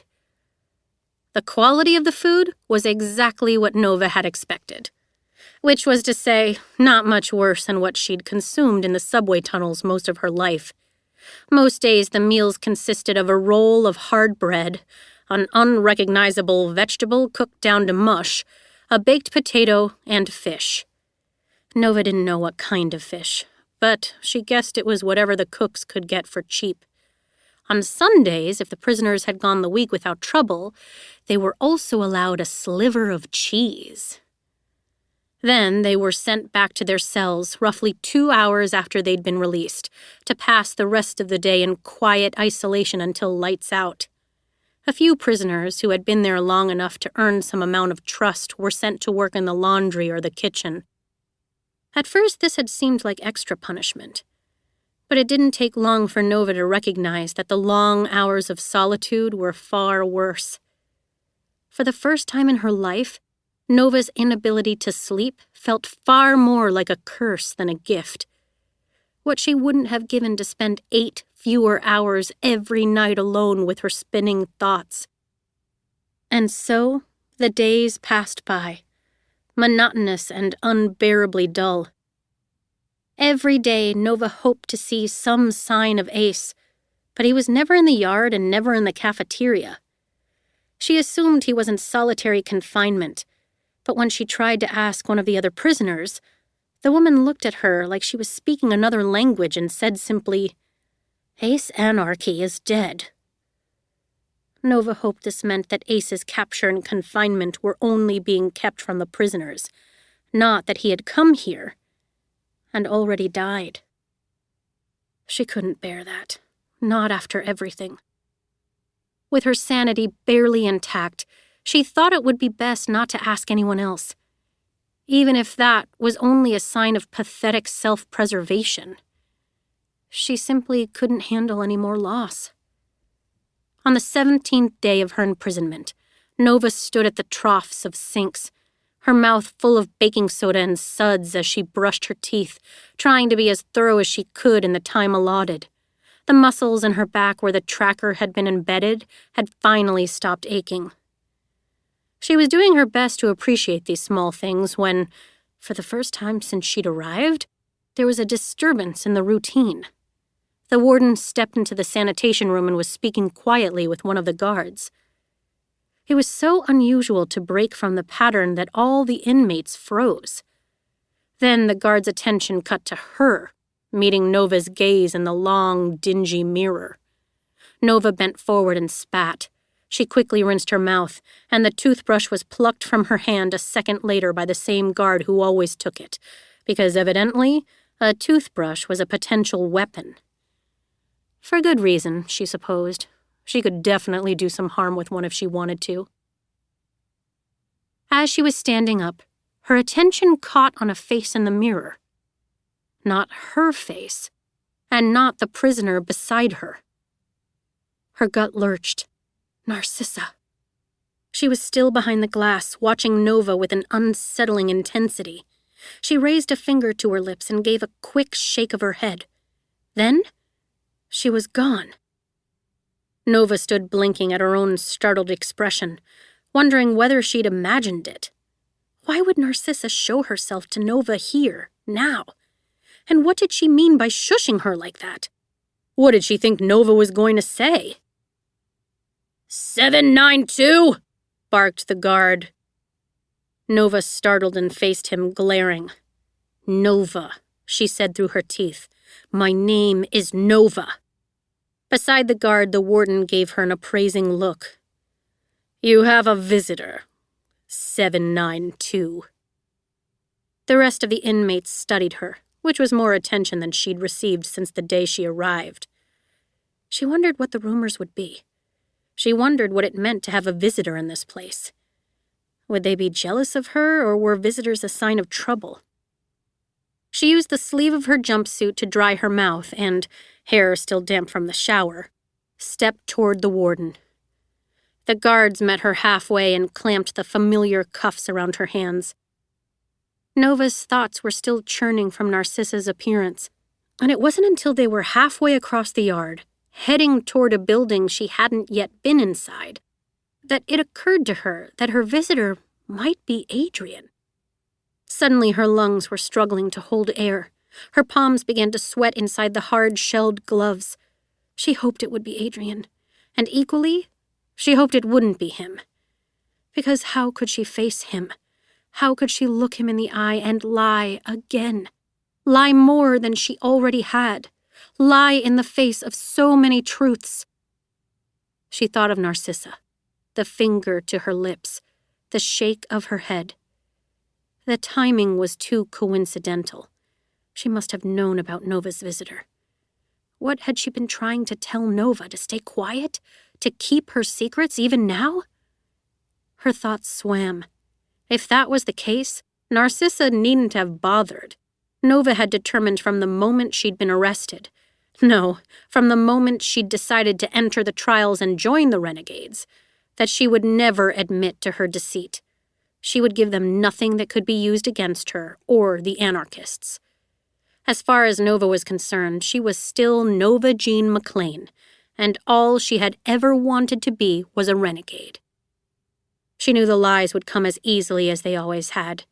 She could face Captain Chromium without blinking. She could even stare down her own teammates, Oscar, Ruby, even Dana, despite all she'd done to her. And she could insist on her innocence with trembling lip and pleading eyes. She would shake their resolve, even if she couldn't destroy it entirely. At least, until she knew what they had against her. But if it was Adrian? Please don't let it be Adrian. And yet, please, please let it be Adrian. Let me see him one more time. The guards led her to a room on which a circular metal platform stood with a hard-edged chair bolted to its center. An open chasm had been left all around the platform, save only for the narrow plank connecting it to the barred doorway, to keep the prisoners away from the shiny black walls on either side. Other than Nova and her guards, the room was empty. The chair appeared wholly uninviting, not only because of the cold metal, but also because of the braces on the arms and the chains around the legs. She didn't struggle as the guards shoved her into it. They bound her ankles to the chair legs and attached the metal cocoons around her hands to the armrests. Her fingers had just enough room to wriggle inside their confines. It felt a little bit like being led to her doom, and she wondered whether the visitor thing had been a ruse. Maybe this was where it would happen. Already, so soon. It was easy enough to imagine someone appearing in a white lab coat and sticking a syringe full of Agent N into her arm. The guards disappeared behind her, where she could not see them past the tall back of the chair. Directly ahead of her on the other side of the chasm was a glossy black wall. The base of it disappeared beneath her platform, so she had no idea how far the drop was. There was nothing remarkable about the wall, other than how very sheer and smooth it was. Unscalable, or at least that was the effect. Not that there could have been much point to scaling it. The ceiling, 30 feet overhead, held nothing but a few rows of sickly fluorescent lights. Then there was a click, and the wall before her was no longer just a wall. A portion in front of her, 10 feet tall and stretching between the walls of the chamber, lit up, revealing that it was, in fact, a window. Nova was staring directly into the face of Adrian Everhart. She shivered, overcome with the mix of relief and dread that surged through her. She could tell in the first moment of their eyes connecting that he had been able to see her from the moment she'd been brought into this room and had time to steel himself. His face was neutral and cold, in a way that didn't fit him at all. But behind the lenses of his glasses, his eyes revealed what his unyielding features did not. Disbelief, hurt, betrayal, hatred. Nova felt her chin tremble, but it wasn't the act she'd planned. "Adrian," she whispered. His only reaction was a brief tightening of his jaw. There were 2 more people on the other side of the glass. Adrian's dads, Captain Chromium and the Dread Warden. The 3 of them together, all wearing their traditional renegade garb, black cape, blue armor, and that despicable red R stitched onto Adrian's uniform, made for an intimidating team. But fear was nowhere near the top of Nova's swirling emotions. The Dread Warden started to speak, and it startled Nova to realize that she couldn't hear them. Instinct prompted her to lean forward as much as she could in the grasp of the chair, but it made no difference. Adrian tore his gaze from her and nodded. He spoke. Nova tried to read his lips, but it was no use. Captain Chromium placed a hand on Adrian's shoulder, but it was brief. He gestured toward the back of the room. Adrian nodded again, spoke again, looked briefly at both his fathers. Their features were serious but kind. Then the 2 council members left, and Adrian was alone inside the room. Nova's heart thundered. But it might as well have been chained up too for how tight her chest felt. "Adrian?" she said, the name coming out as barely more than a breath. He flinched, confirming that he could hear her. His Adam's apple bobbed as he reached for a pedestal beside him and pressed a button on a remote. Nova heard a click, and the chamber became full with both of their silences. Their eyes bore into each other's, and she didn't know if he was waiting for her to say something or was trying to build up the courage to speak first. Before she realized it, she was crying. Tears pooled in her vision and quickly began to slide down her cheeks. She gasped at the sensation of the 2 warm trails making their way to her jaw, and she wanted to rub them away, but couldn't move. Nova sniffed loudly, hoping she could inhale the tears back into her body, but it was too late. Adrian moved closer to the window, and he had given up trying to be emotionless. The hurt was written plainly now, in the tension across his brow, in the tightness of his jaw, in the squint of his deep brown eyes against the threat of his own tears. "How could you do this?"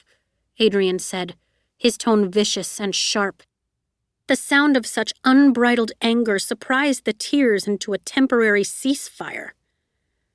Nova gaped at him, jaw hanging open, and found that she had no response to give.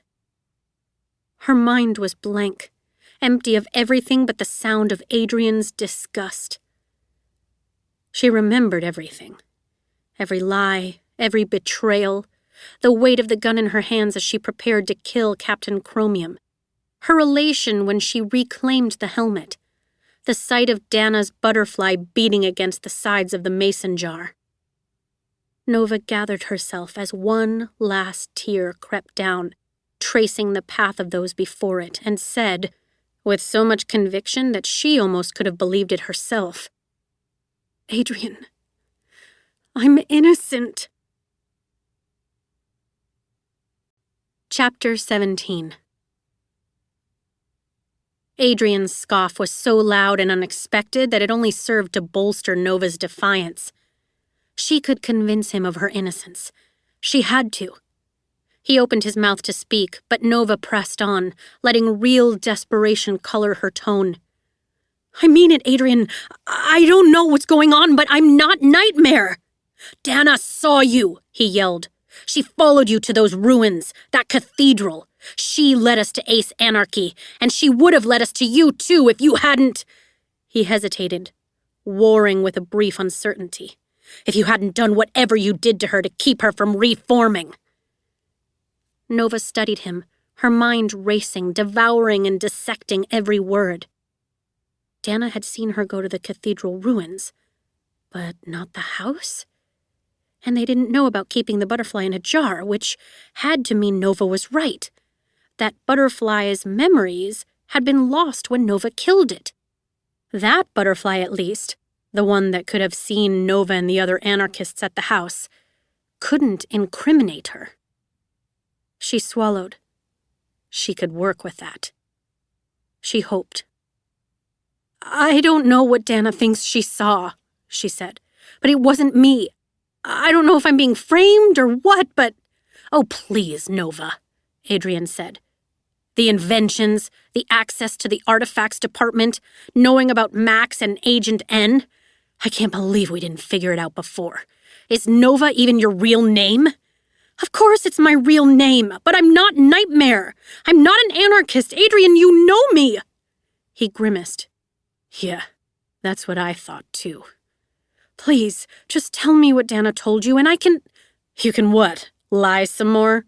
Come up with more outlandish stories about your uncle and his beekeeping? Or how about when you were so worried that your uncle wasn't feeling well, you had to leave the gala conveniently right before Nightmare breaks into headquarters?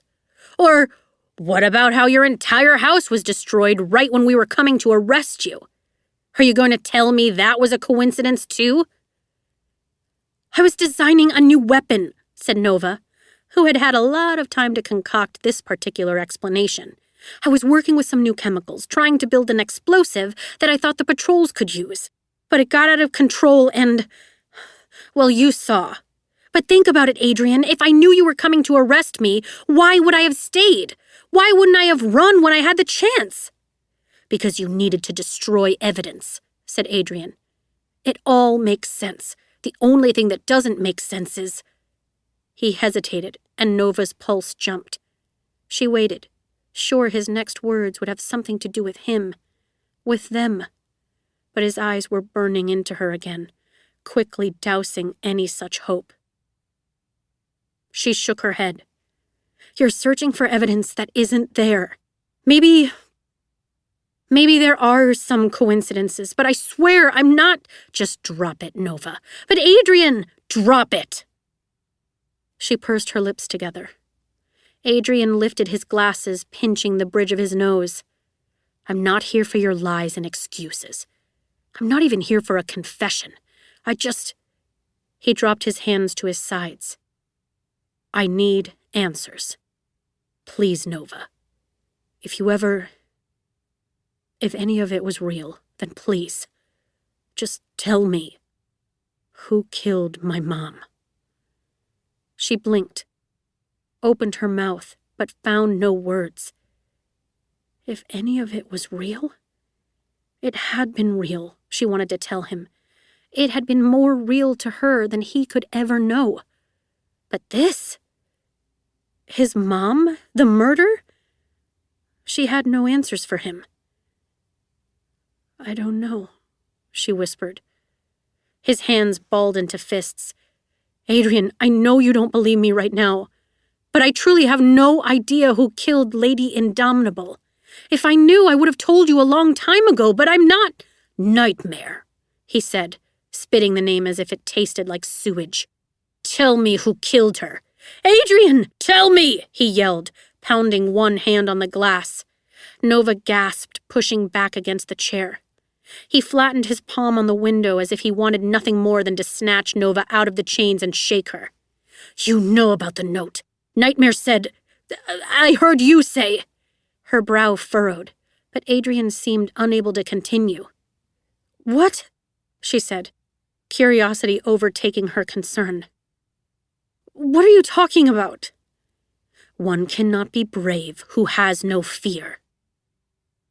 Adrian fell silent, letting the words fill the cold chamber.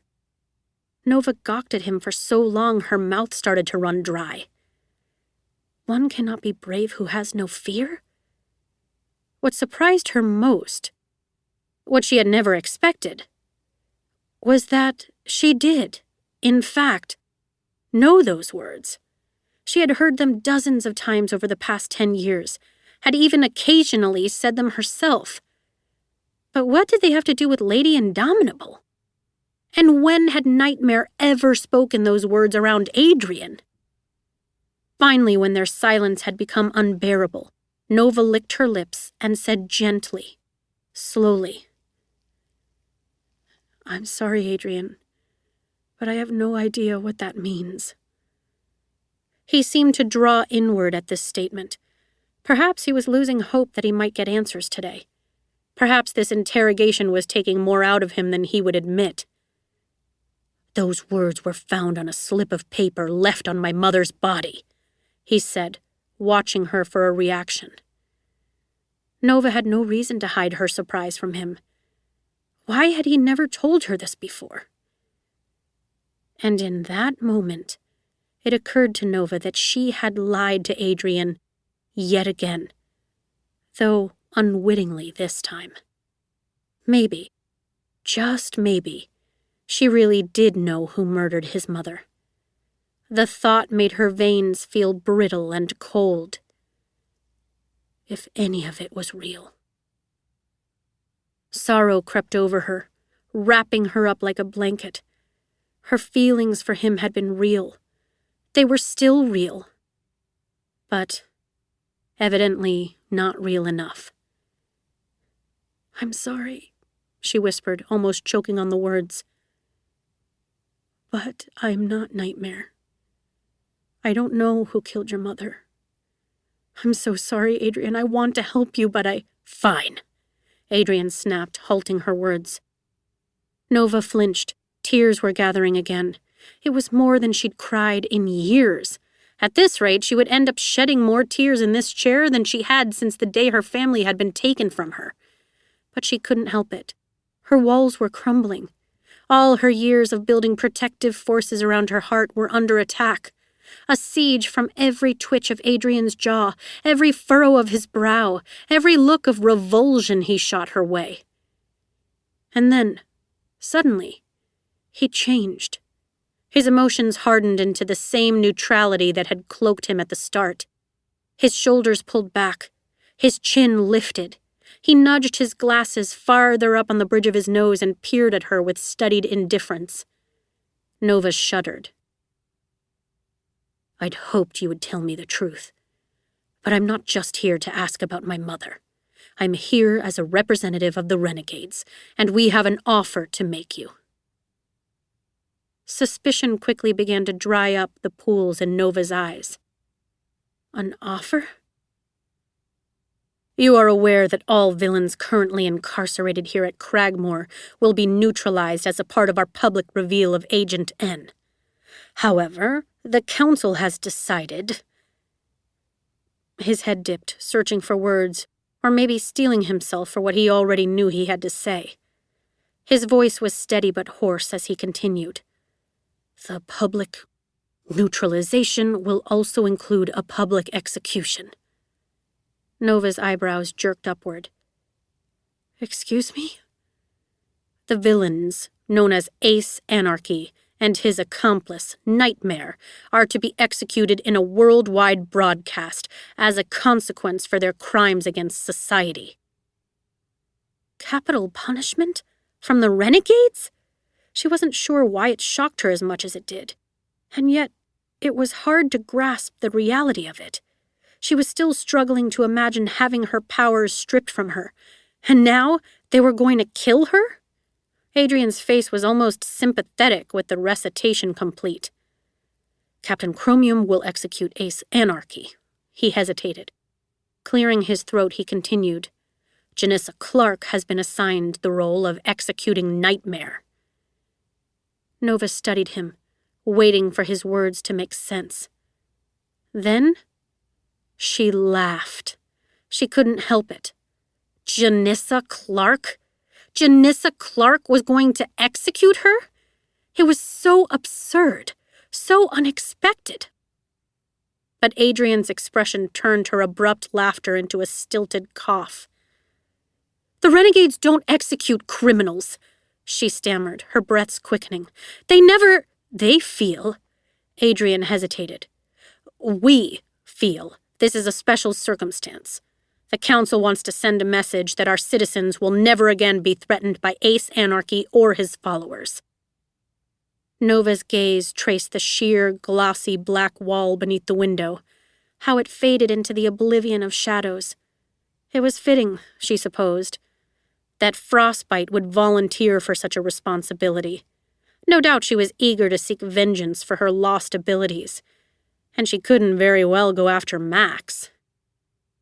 Nova wasn't afraid of dying. At least that's what she told herself. It might even be less painful than living with the knowledge of how she'd failed Ace and the others. How she'd betrayed kind, trusting Adrian. How she would never claim vengeance for her parents. For Evie. She sniffed once and lifted her attention back to Adrian. You said there was an offer? Adrian's hands were fisted at his sides again, any signs of pity already gone. I told my fathers how you saved Max. Or helped him, at least, after he was stabbed. Her lungs expanded. She hadn't realized that Adrian knew Nightmare had done that. Janissa had been happy to let everyone believe it was Nightmare who had stabbed the boy. How could Adrian have figured out the truth? Unless... Is he awake? She stammered. Max, is he okay? Adrian's expression eased, as it always did when he talked about his little brother. He's out of the coma. He told me everything that happened. How you tried to stop the bleeding. How you forced Janissa to give up her powers to help him.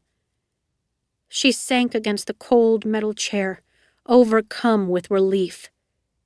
Then, remembering who she was supposed to be, she trained her expression to be confused and doubtful again. Nightmare helped him? I thought she was the one who stabbed him. Why would she do that? Adrian didn't move for a long minute, and she wondered if there was the first speck of doubt she saw entering his eyes. Then he scoffed, though not as aggressively as before. The point is, we're grateful. It seemed to pain him to say the word, and he didn't look at her when he did. My fathers and I, and in return for helping Max, we've agreed to give you a chance to have your execution changed to a life sentence of neutralization and imprisonment. A sarcastic response filled her mouth. She wasn't entirely sure which option she preferred at the moment. But she thought of Janissa Clark, who was probably gleeful to act as Nightmare's executioner, and she choked the sarcasm back down. Under one condition, he continued. You tell us where to find Ace Anarchy's helmet, the Vitality Charm, and the rest of the anarchists. Tell me where they are, and we will spare your life. She held his gaze, and he held hers, as her heart shriveled behind her rib cage. All thoughts left her, leaving the inside of her head cavernous and echoing only with his words. Sweet, compassionate Adrian Everhart. Sketch.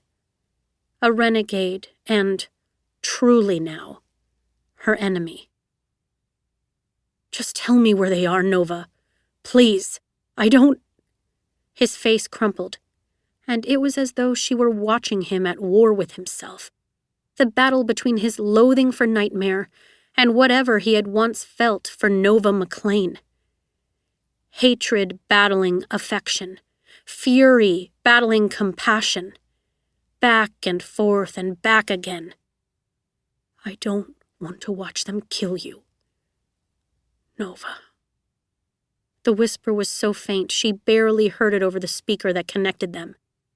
Despite everything you've done, I don't. Her pulse skipped with surprising, unwarranted hope. Not hope that she might escape punishment, but rather hope that Adrian might still care for her, even believing that she was Nightmare. She'd been sure all along that any feelings Adrian had for her would vanish the moment he knew the truth. Was it possible there was some thorn of endearment still lodged in his heart? He gave himself a sudden shake. Because you helped Max, he said again, firmly, and because, even if you were acting as a spy, you actually did do some good as a renegade. You killed the detonator and protected those people at Cosmopolis. You rescued that kid from the fire at the library. Even if it was all an act, it counts for something.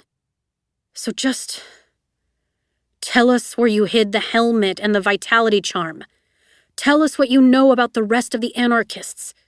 That's all you have to do, and you won't have to die. Even though he was bargaining for her life, and even though Nova knew what her next words would be, that slim flicker of hope was persistent. She had come to know Adrian Everhart well enough to know there was more to this offer than the practical explanations he was giving her. The truth was evident behind the dark frames of his glasses, and it made her chest swell to the point of bursting. At least a teeny, tiny part of Adrian still cared for her. It changed nothing, and it changed everything. Staring into the eyes that had mesmerized her for these past months, Nova was happy, so very happy, that she didn't have to lie to him again. Thank you, Adrian, she whispered. Thank you for at least wanting me to have a chance. You don't know what that means to me. But the truth is, I don't have any idea where the charm is or the helmet or any of the anarchists. I'm sorry, but I don't know. His expression fell, and after a long silence, Adrian gave a solemn nod. He started to turn away. Adrian? He paused, his gaze meeting hers after a short hesitation. Nova swallowed. It was real, she whispered. I hope you know that. He watched her, unflinching, expressionless. Finally, he said, I wish I could believe that, Nova. But we both know it's just one more lie. Chapter 18. When did you start to suspect her? Asked Adrian. His feet were up on Max's hospital bed, a sketchbook in his lap. He was working on a new tattoo design, a heart surrounded by the impenetrable turrets of a stone tower. He hadn't figured out exactly what powers the tattoo would imbue, but the entire ordeal with Nightmare, had left him shaken and hollowed out and vulnerable. He'd considered transforming into the Sentinel just to feel the security of the armor on his body, the protection of anonymity, a barrier between him and the world. I'm not sure, said Max. He had shredded a tissue to create a nest in the palm of his hand where Turbo was curled up and sleeping, his tiny breaths wheezing every few seconds. Turbo was sick, and they could both tell. Max seemed to be handling the creature's slow fading with courage, despite the attachment they'd formed. As for Max himself, he was stronger every day, healing radically fast, perhaps in part to the concoction of superpowers that filled his slight frame. Color had returned to his cheeks, brightness to his eyes. His hair was as disheveled as ever. There was a moment at headquarters, when I was still in quarantine, watching Nightmare fight against Frostbite and the others. It felt so familiar, like I was watching the trials again. And at one point, Nightmare looked up, right at me, and I could have sworn. But then I ignored it because, It's Nova. It's Nova, Adrian murmured. The pencil scratched over the paper as he shaded in the details of stonework. He was tempted to add a few arrow slits along the tower's side, like a true medieval castle, but no. He wanted this wall to be impenetrable. No weak spots, no way to get in. But then when I woke up and started thinking about everything that happened, I think a part of me knew. I kept wondering, why would Nightmare protect me? The only thing that made sense was, if she was someone I knew. And Nova was the only person. When he trailed off, Adrian glanced up. Max's mouth twisted to one side as he considered Nova's guilt, Nightmare's secret. Then he gave his head a shake and reached his free hand for the small carton of chocolate milk that one of the nurses had brought along with his dinner earlier. He took a long drink through a short red straw. Setting the carton back on the tray, he leaned his head against the stack of pillows. They're not really going to kill her, are they? Adrian winced and returned his focus to the drawing. I don't know. Maybe. She won't confess. She won't give us any information. And the council is convinced that this will show everyone that we have the anarchists under control. It really freaked people out to know that Ace Anarchy had been alive and in hiding all these years, and they're all wondering if there could be more villains out there, just biding their time, waiting to launch another age of anarchy. We need to take a strong stance here, show everyone that we won't have mercy for criminals. At least, that's what the council's been saying. I guess I see their point, said Max. But it's Nova. Adrian sighed. No, Max, it's Nightmare. Max frowned and whispered, How do you think Janissa will do it? Adrian shuddered. This question had been lingering at the back of his thoughts since Janissa Clark had first made the suggestion that she be allowed to execute Nightmare. He kept seeing her and her team at the shipping yard by the docks, torturing the villain Hawthorne, literally torturing her. He didn't want to believe the council would allow anything like that to happen, especially with all the world watching.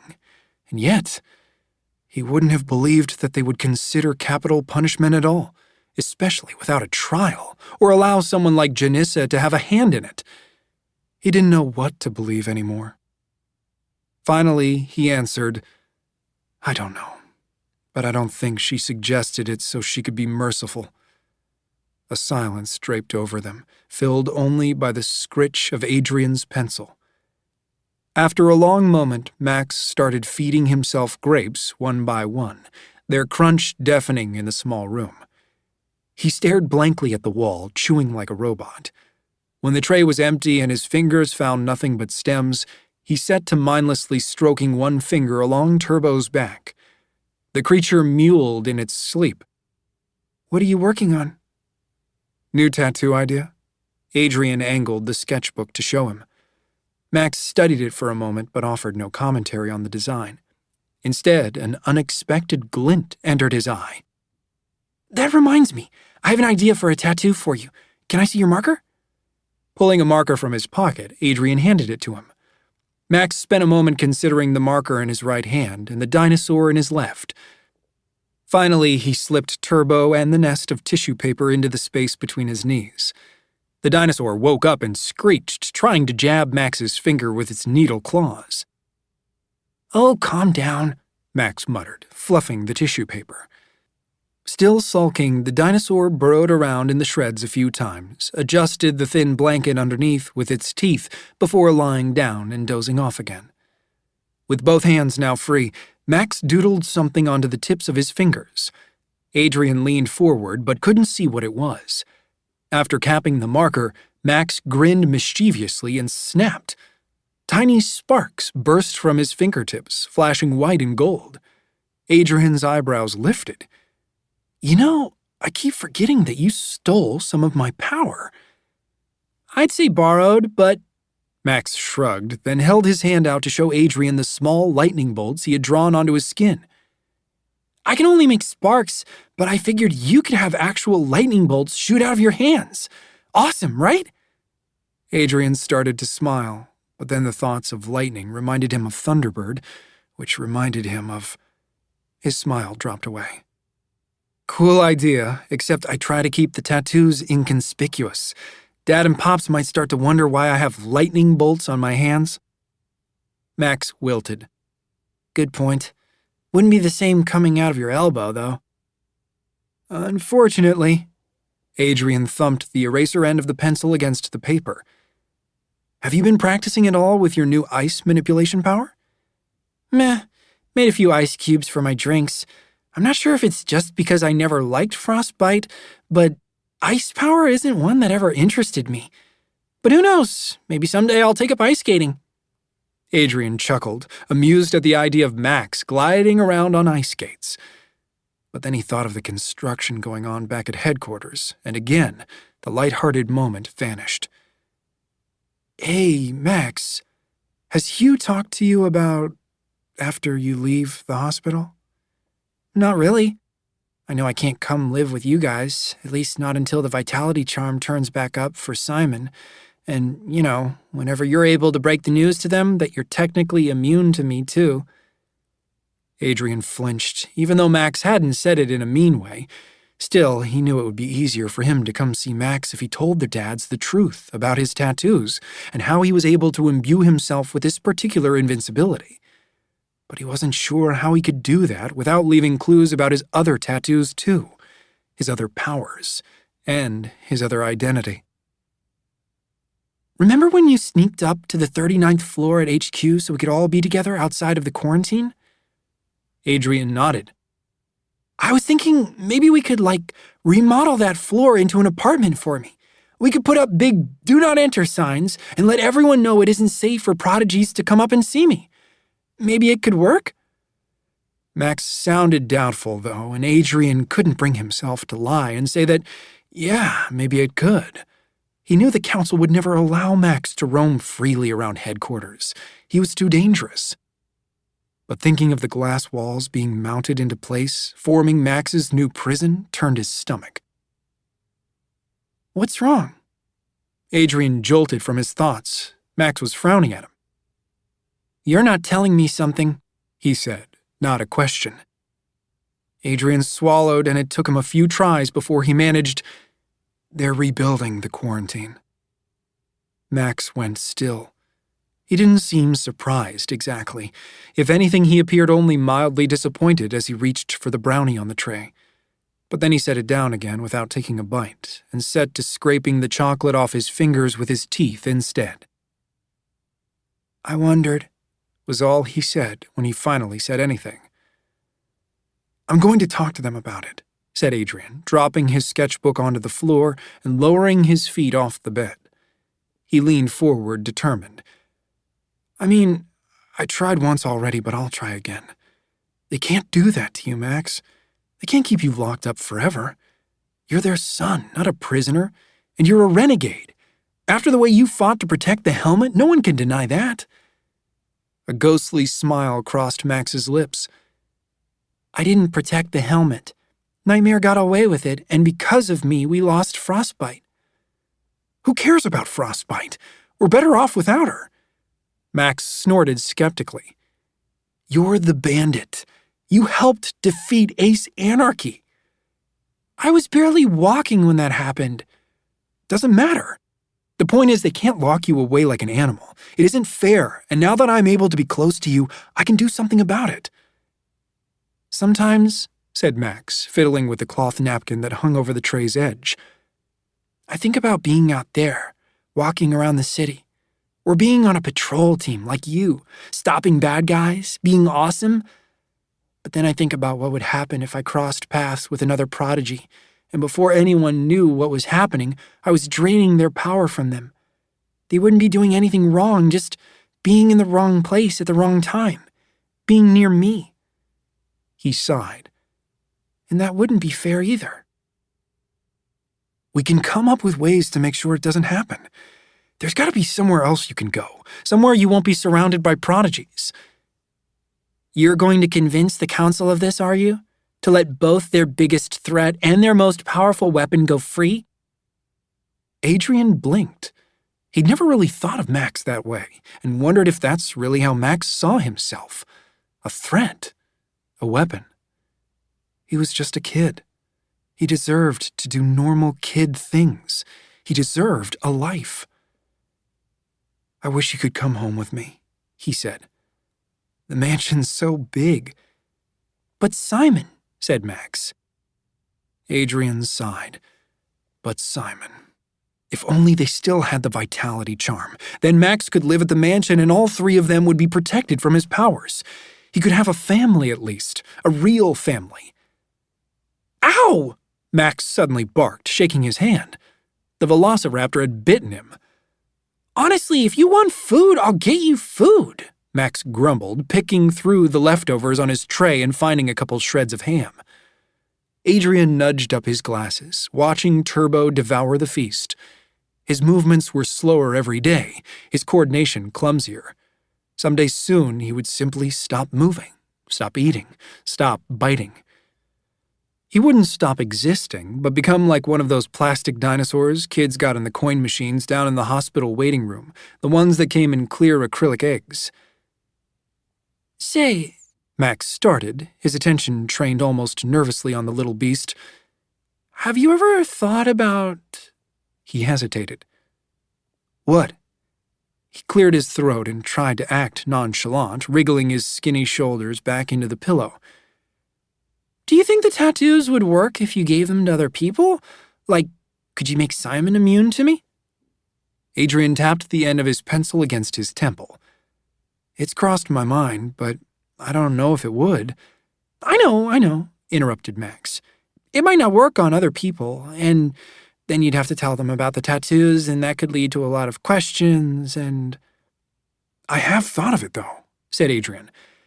"Maybe I could try it on Oscar first, or Ruby, or Dana. I could test it on one of them, and if it works—" Max watched him, and Adrian could see him trying to temper his own hopes. The look flooded him with guilt. Was the secret of the Sentinel worth preserving if it meant Max would be stuck forever in this sheltered half-life? "If it works," he continued, more forceful now, "then I'll tell Hugh and Simon, and offer to give the tattoo to Simon, too. Then you could come home and live with us." "You don't have to," Max insisted.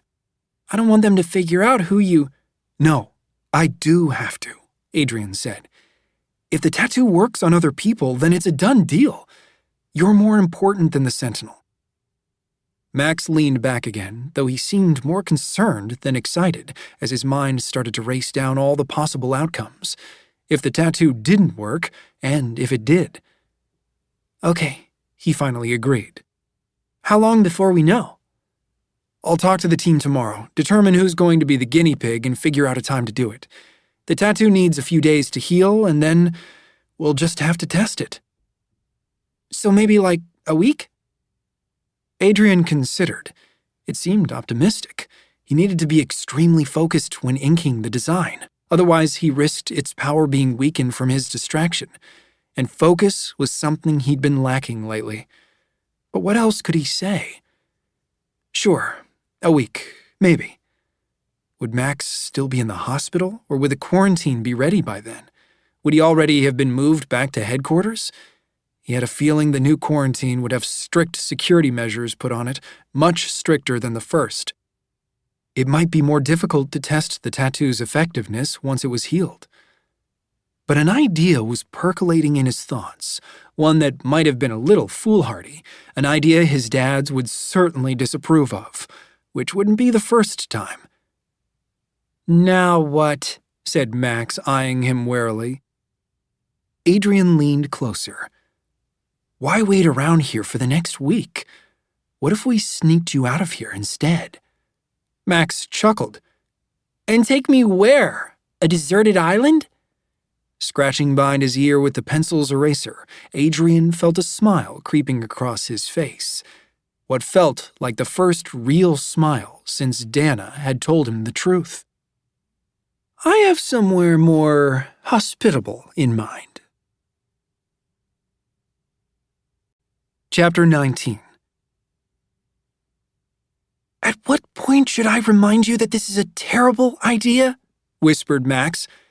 "It'll be fine," said Adrian, leaning against the wall. They were hidden in a small alcove with a hand-washing sink around the corner from the nurse's station. Well, Adrian was hidden. Max was invisible. Turbo was back in his little carrier, which Max held as to keep it invisible too. There were two nurses, a man standing at the desk flipping through a file, and a woman sitting in front of a computer mindlessly stabbing a plastic fork into a plastic container containing a garden salad. The man would occasionally try to involve the woman in some gossip about one of the doctors on staff, but she seemed utterly uninterested. Finally, checking something off on a clipboard, the man tucked the file under his arm and wandered down the corridor. Adrian pressed his back against the wall, holding his breath until he had gone. "Okay, remember what to say?" "This is never going to work," came Max's reply. "That's the spirit." Adjusting his collar, Adrian approached the desk. "Hi," he said, flashing a brilliant smile. The woman glanced up, her eyes widened. "Hi," she stammered. "Aren't you—" "Adrian Everhart." He thrust out a hand, which she took with some surprise. "Yes," she said. "I've been helping to care for Max. It's so nice to meet you. Wow, you look just like you do in the magazines." "I guess I would," he said with an awkward chuckle. "I'm so sorry you can't visit Max, given his—" she stumbled over the word— "condition. But I can assure you he's been responding great to the treatment and—" "Actually, I was hoping I could talk with you a bit about Max and his treatment." He leaned over the counter and lowered his voice. "Privately, if that's all right?" "Oh, She frowned at the computer, uncertain. "There's always supposed to be someone—" "Just for a second. It's, renegade stuff, and it's important." A touch of curiosity entered her face. "Of course. Let me just close this out." She logged off the computer, then tucked the fork into the bed of lettuce and stood. Adrian led the way, passing by the alcove where he knew Max was waiting. Adrian flashed a discreet thumbs up, then paused, facing the nurse. He thought he heard the quiet shuffle of a hospital gown a few feet away from them, but it was hard to tell with the constant thrum and beeps of machinery in the hospital wing. "So," Adrian started, "first, I want you to know how impressed my family has been with the care Max has gotten here.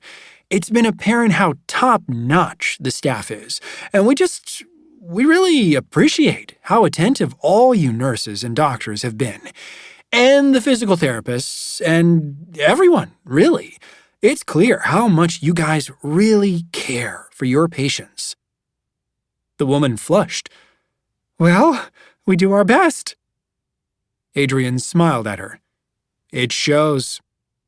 He spied movement at the nurse's station, the microphone being lifted from the intercom system. "And we know how unconventional Max's treatment has been," Adrian continued, trying to keep his attention on the nurse. "I know the prodigy healers who work here shoulder a lot of the responsibility, but your civilian staff has really stepped up to help Max recover, and to ensure he received just the best care possible, even without a prodigy healer." "Thank you," said the nurse, even as hesitation entered her tone. "But was there something you needed to discuss?" She started to glance toward the desk. "Medicine," said Adrian. She jumped, startled. We know there's been some shortage of certain pharmaceuticals lately, especially after the theft that was all over the news a while back, and we wanted to check if you're, supplied with everything that—" A speaker crackled overhead, followed by a voice erupting through the hall. Max's voice, but lowered in an attempt to sound older, repeating the words that Adrian had coached him on, having heard them a couple of times during his visits. 3, 2, 1. 3, 2, 1. All available emergency personnel, report to room 116 immediately. We need all prodigy healers to report immediately. Repeat, this is a 3, 2, 1 alert." The nurse cocked her head. "I wonder who that was," she mused. "Must be a new intern." "That sounded really important," said Adrian, as out of the corner of his eye he saw the microphone replace itself on the intercom. "I'd better let you go. We can discuss this later." "Oh, that alert only applies to prodigy Keep up the good work!" Adrian clapped her on the arm, then walked past her, past the desk. See? He whispered, hoping Max was beside him as he swung into the next corridor. No healers, no prodigies, no worries. Come on, this way. He headed toward the southern elevator bank. Okay, this is sort of fun, Max whispered. I feel like a spy in one of those old action flicks. Amusement twitched at Adrian's cheeks, and he wondered if it was cooler to be a spy or a superhero. Maybe they were a little bit of both. You would make a pretty awesome spy. I know! No one ever suspects the kid. Adrian chuckled. That and the whole invisibility thing. That goes without saying. Adrian started at the sound of footsteps barreling toward them. He stepped closer to the wall, holding out his arm to tuck Max behind him, which probably looked like an odd thing to do, but neither of the men in blue scrubs was paying him any attention. But when they were 20 steps away, the shorter of the two men stumbled unexpectedly, nearly collapsing on top of a cart stacked with near-empty cafeteria trays and paper cups. His companion froze. You okay? Yeah, just feel weird all of a sudden, said the doctor, pressing a hand over his chest. Not like a heart attack exactly, but... Shit, Max whispered. It's me! He's a prodigy! Adrian reached for the air and found Max's upper arm. He dragged Max forward, though the boy struggled weakly, trying to pull Adrian the other direction, away from the doctors. Adrian held firm, realizing it was useless. Max stopped objecting, and they hurried down the hall. The doctors ignored Adrian as the taller of the two tried to help his friend to a chair in a small computer alcove. Before they turned the next corner, Adrian glanced back. The prodigy healer was sitting a bit taller already, nodding at something his peer was telling him. All the healers will head straight for the first floor, cried Max, flickering into visibility, presumably so Adrian could see his death glare. That's what you told me! A 3-2-1 alert will make sure there are no prodigies. Okay, said Adrian, holding up his hands. So that one was taking his time. This is exactly why I shouldn't have let you talk me into this. That guy has lives to save, patience, responsibilities, and now... He's fine, said Adrian, heading for the elevator. Max followed after him, still carrying Turbo's cage in both hands. You were hardly in his vicinity. I'm sure you only got a tiny bit of his power. But what if that tiny bit is the difference between a successful heart surgery and a nicked aorta? Adrian feigned a confused look. What's an aorta? It's the big artery that... Max paused. You're avoiding the question. Turbo shrieked angrily. With a laugh, Adrian jammed his thumb into the up button. It's fine, and so are you. We shouldn't pass any more prodigy healers. Max scoffed. What about prodigy patients, nurses, visiting family members? And also, why are we going up? I thought the idea was to leave the hospital. I have a plan. And look, I know you've been surrounded by prodigies your whole life, but they aren't all that common outside of headquarters. The chances of us running into any more is really low. Trust me, okay? Max scowled but didn't argue as the elevator arrived and the doors parted. A nurse started to step out, and Max froze, standing straighter. Mr. Everhart, what are you doing here? What's... She noticed the cage in Max's hands, but Turbo had fallen asleep again, and maybe she assumed it was one of those plastic dinosaurs from the machine. Without waiting for an answer, she narrowed her eyes and reached forward, taking Max by the elbow and steering him back toward the hall. I know you're probably getting restless lying in that bed all day, but we can't just have you wandering around the halls without supervision. You understand that, right? She cast a disapproving frown at Adrian. I'm sure your friend will understand. Now come on, I'll walk you both. Her voice slurred. Her attention was still on Adrian as her eyelids began to droop. Her foot skidded forward another half of a step, and then she started to fall face first toward the linoleum. Adrian narrowly caught her, scooping her beneath the armpits as her forehead crashed into his chest.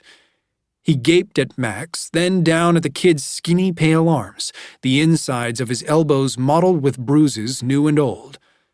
He knew immediately what had happened. Judging from Max's expression, they both did. I didn't think you got any power from Nightmare. I didn't either, said Max. I panicked just now. I didn't really think about it. It just happened. But Nightmare didn't seem affected by me at all when she... He trailed off, eyes widening. Oh. Oh? The quarantine. I must have gotten it when Nova came into the quarantine. Adrian swallowed hard. Right, of course.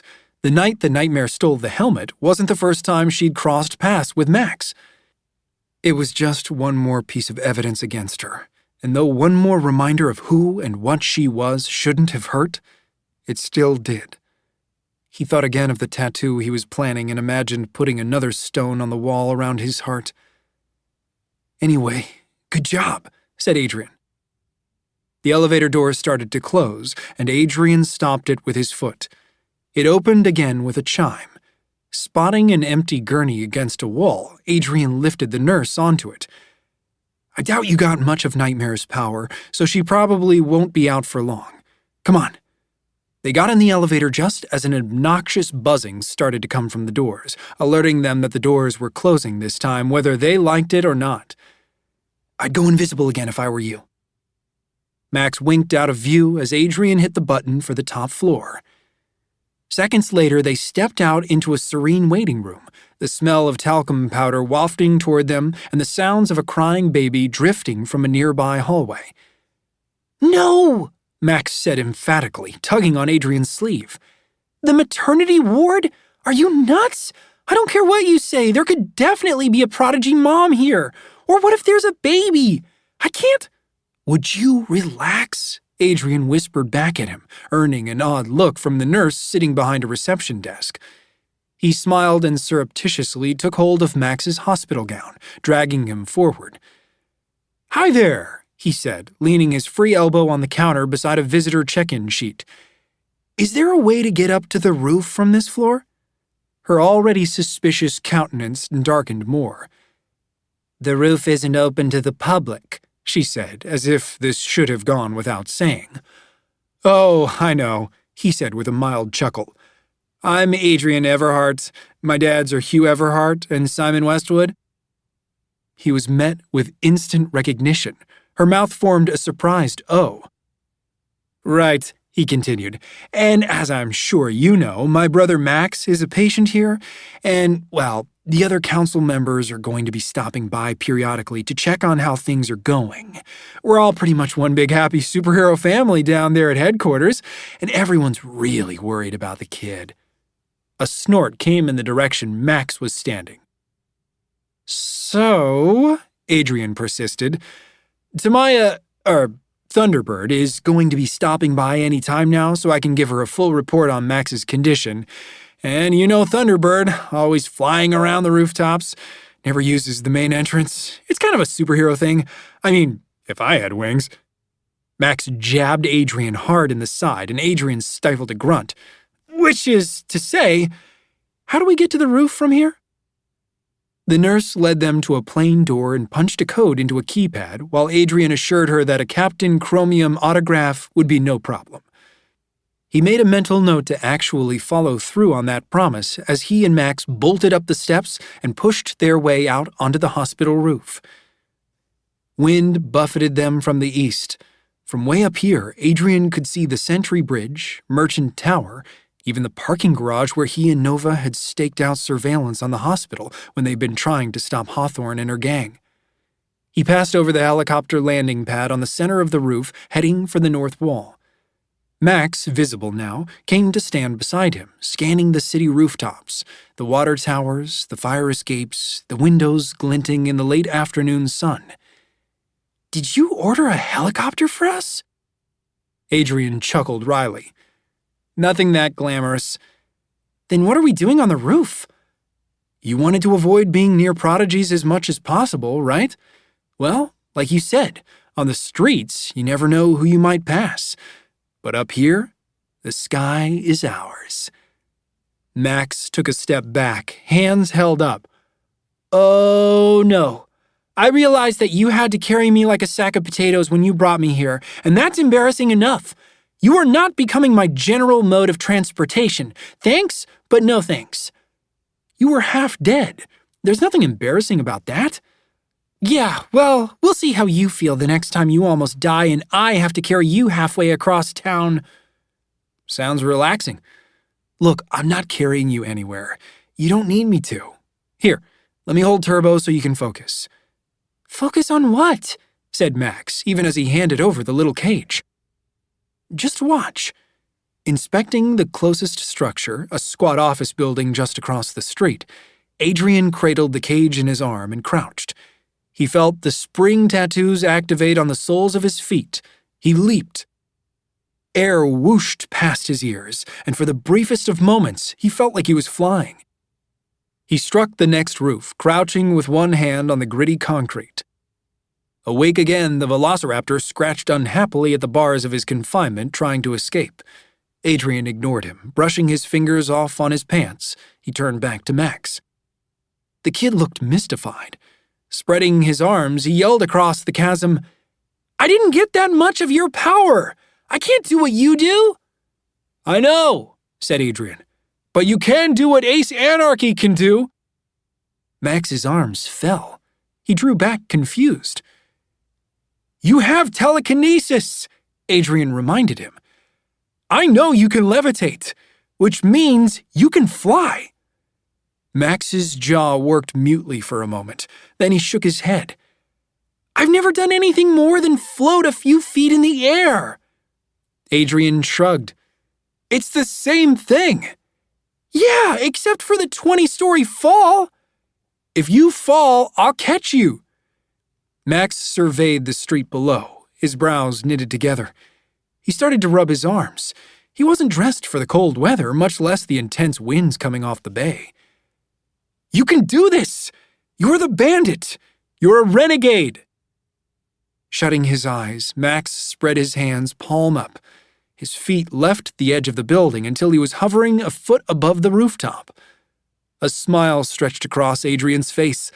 Like Ace Anarchy's ability, Max's control over telekinesis usually applied only to inanimate objects, not humans or animals.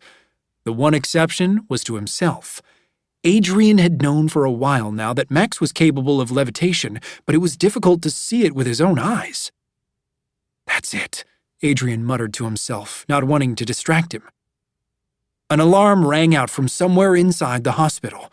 Max gasped and dropped back to the ground. "Come on! Now or never!" shouted Adrian. Max seemed immobilized, frozen by indecision. Then, to Adrian's horror, he shook his head and started walking back toward the stairwell, back to the safety of his hospital room, back to the numbing security of the quarantine. "Max!" Then Max turned again and started to run. This time, he didn't hesitate. He launched himself from the edge of the rooftop, arms extended. Adrian's breath caught, and he braced himself, prepared to jump forward and catch his brother at the first sign of danger. But it wasn't necessary. Proud laughter tumbled from Adrian's mouth at the same time Max whooped with joy. Adrian had been right. The bandit could fly. Chapter 20. The prison cafeteria was eerily silent, as usual. Nothing but sniffles as noses dripped from being out in the freezing wind and the click of plastic cutlery on plastic trays. Nova stood at the back of the line, envying how the pant legs of the jumpsuit in front of her actually fit the wearer. She kept having to roll hers up. The line shuffled forward. She shuffled with it. Her attention switched to the nearest table, where a couple of inmates sat beside each other on the same side, facing the back wall of the cafeteria. To further discourage talking, all seats were on one side of the tables, so all inmates faced the same direction as they ate. Nova eyed their trays, though she wasn't sure why she bothered. She had the menu memorized by now: roll, mystery vegetable, potato, fish. It must not have been Sunday because she didn't see anyone with a coveted slice of cheese. An odd gesture caught her attention. One of the seated inmates tapped the handle of her fork twice against the side of the tray before scooping up some vegetables. A second later, the prisoner beside her used the tines of his fork to scrape against his tray's corner. Nova didn't know what it meant, but she was sure they were communicating. Someone grunted behind her, and realizing that the line had moved, she shuffled forward and claimed her own tray. She sat at her usual place, between the usual peers who, as usual, did not try to speak to her. She scrutinized the room with renewed interest, though. Now that she'd noticed the sly exchange, she started to see more signs of it. At least, what she thought might be a secret language between the inmates. Some gestures were so subtle. A scratch on the nose, a scrape of a shoe, a spoon swirled counterclockwise over the table, that a lot of it could have been coincidental. But she was sure that a lot of it wasn't. The inmates had found ways to speak to each other after all. She wondered how long she would have to be here before she started to understand it. "You know the puppeteer?" The question was asked so quietly, Nova almost thought she'd imagined it. She glanced to the side, at a bald man whose skin and eyes were both neon yellow. Between that and the bold stripes of the jumpsuit, it was hard to look at him without squinting. For his part, he kept his attention resolutely on his food. Nova dug her fork into the fish, flaking it apart. Just before popping it in her mouth, she muttered simply, "Yeah." For a long while, her neighbor was silent, and she thought that might be the end of the conversation. But then, "He all right?" She paused with a chunk of roll half demolished in her mouth. Was Winston all right? After swallowing, she answered, "Don't know. Haven't seen him in a while." She considered telling him that Winston had been neutralized, that the renegades had stripped him of his powers, but she didn't know if the inmates here knew about Agent N, and she didn't think she could explain it in muttered half-sentences. Her neighbor kept on scooping food into his mouth. Nova slowed down her own pace. Usually she ate quickly, so as to gulp down as much of the food as possible without actually tasting it. But it was so nice to speak with someone, to have any human interaction, that she was already dreading when it would end. "They came for him weeks ago," the man finally said. "Figured he'd be back by now." Nova thought about that. Where had they taken Winston after he'd been neutralized? She supposed it made sense that they wouldn't send him back to Cragmore. He wasn't a prodigy anymore. Had he been shipped off to that civilian prison upstate? Or a mental health facility? Or was he still at Renegade headquarters being subjected to yet more experiments that he hadn't volunteered for? "He said you fed him to the heroes," the man continued. It took Nova a moment to realize he was talking about the parade, when she had thrown Winston out of his own hot air balloon, allowing him to be captured by the renegades while she saved herself. Her stomach twinged with guilt, and not for the first time. But when she dared to cast a sideways glance at the stranger, she saw that he was smiling. "Said you never give up. Said that's what he liked about you." His eyes slid sideways, meeting hers. They were so bright, it was a little bit like staring into twin suns. Nova's shoulders drooped. He had been atrocious, Winston. As the puppeteer, he had done awful things, things that even the other anarchists were wary of. And yet, she couldn't help the warmth that flooded through her to think of Winston in this cold, brutal place, saying kind things about her, even after what she'd done to him. A hand suddenly grabbed the back of Nova's head, forcing her face away from the neighbor. "Eyes forward!" the guard barked. "No talking!" She crushed her teeth. There was a moment when she knew the guard's hand was touching just enough of her scalp that she could have driven her power into him. She was almost angry enough to do it, too. But she resisted. She said nothing, didn't even glare at the guard's back as he walked away. Her knuckles were white as she gripped her spoon. But she wouldn't lash out. She wouldn't give them the satisfaction of getting to punish her for it. Nova put her fury into her jaw, gnashing her way through another chunk of bread. She sensed the change more than heard it. The room was quiet enough as it was, and yet suddenly, the silence was palpable. The chewing, the scrape of cutlery.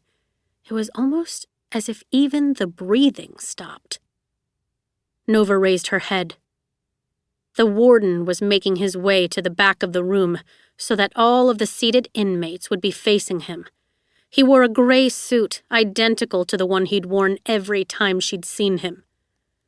"Listen up, everyone," barked the warden. "I have an announcement to make, and I don't intend to explain this more than once." Coming to a stop at the room's center, he frowned at the inmates, then faced one of the guards. "We're missing one." "He's being brought in from solitary now," the guard answered. The warden exhaled, exasperated, but he didn't have to wait long. Moments later, a door opened near the corner of the room, a door Nova had only ever seen closed. And there was Ace. He was flanked by 2 guards being led slowly into the cafeteria. Nova stiffened. He was almost unrecognizable. Ace had faded even more since she'd last seen him, and no longer resembled himself at all. His skin sagged from his cheekbones. His eyes were deep in their sockets, the skin around them practically translucent. His feet dragged as if he could barely walk, and it was clear that he was in pain with every stumbling step. And yet, the other prisoners did recognize him. At least many of them seemed to. She could tell not just by their awestruck silence, but by the way those nearest him gave an almost imperceptible nod as he was dragged past, showing their respect for the man who had once led so many of them into a revolution. The guards, on the other hand, stood at attention with their hands on their weapons or their fingers outstretched, preparing to call on their powers if needed. They were on edge with Ace in the room, watching him like one would watch a tiger who may or may not have been strong enough to break its leash. Their fear was unwarranted. Couldn't they see that? Ace was sick. He was dying. The guards led him around the bank of tables toward a solitary table set apart from the others. He was only a few tables away from her when Ace's eyes suddenly flickered with recognition. His gaze met Nova's and went wide. His foot skidded to a stop, startling the guards beside him.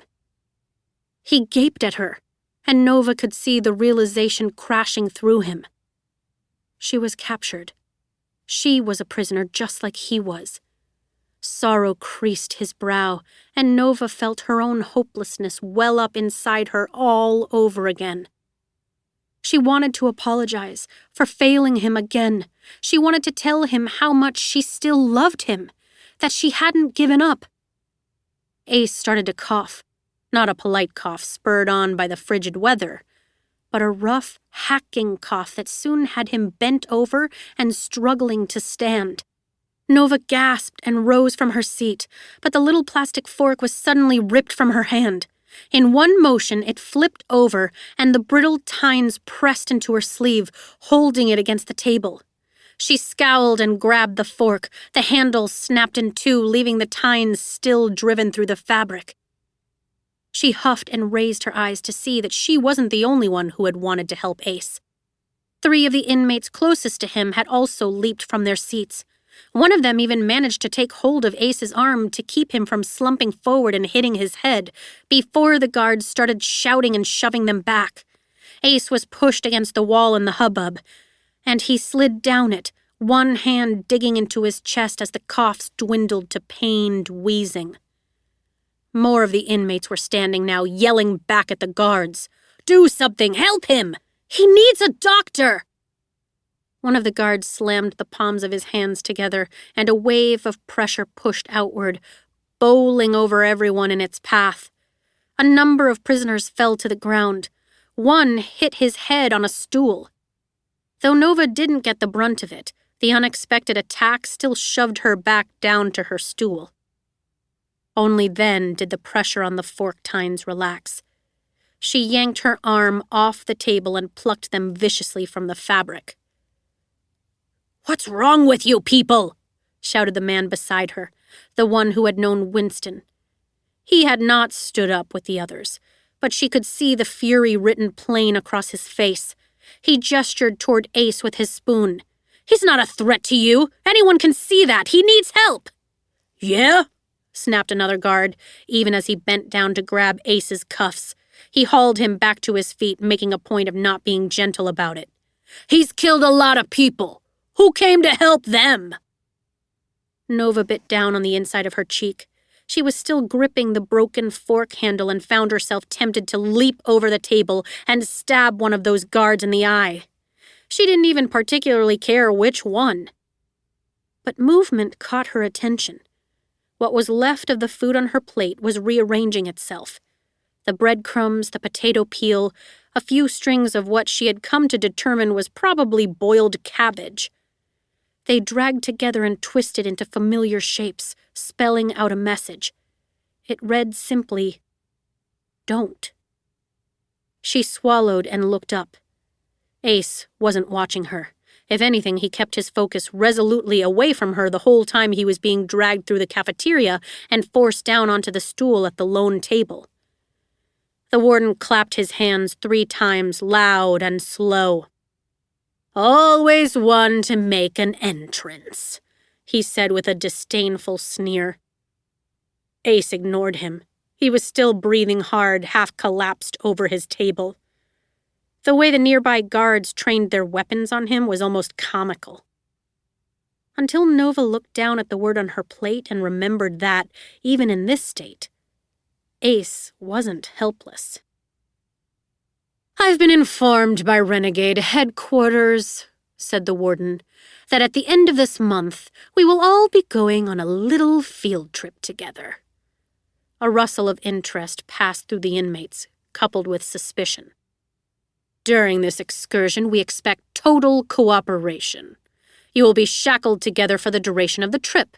You will all have your hands subdued. We have specially designed masks and blindfolds for those of you with abilities that function beyond the limits of your limbs.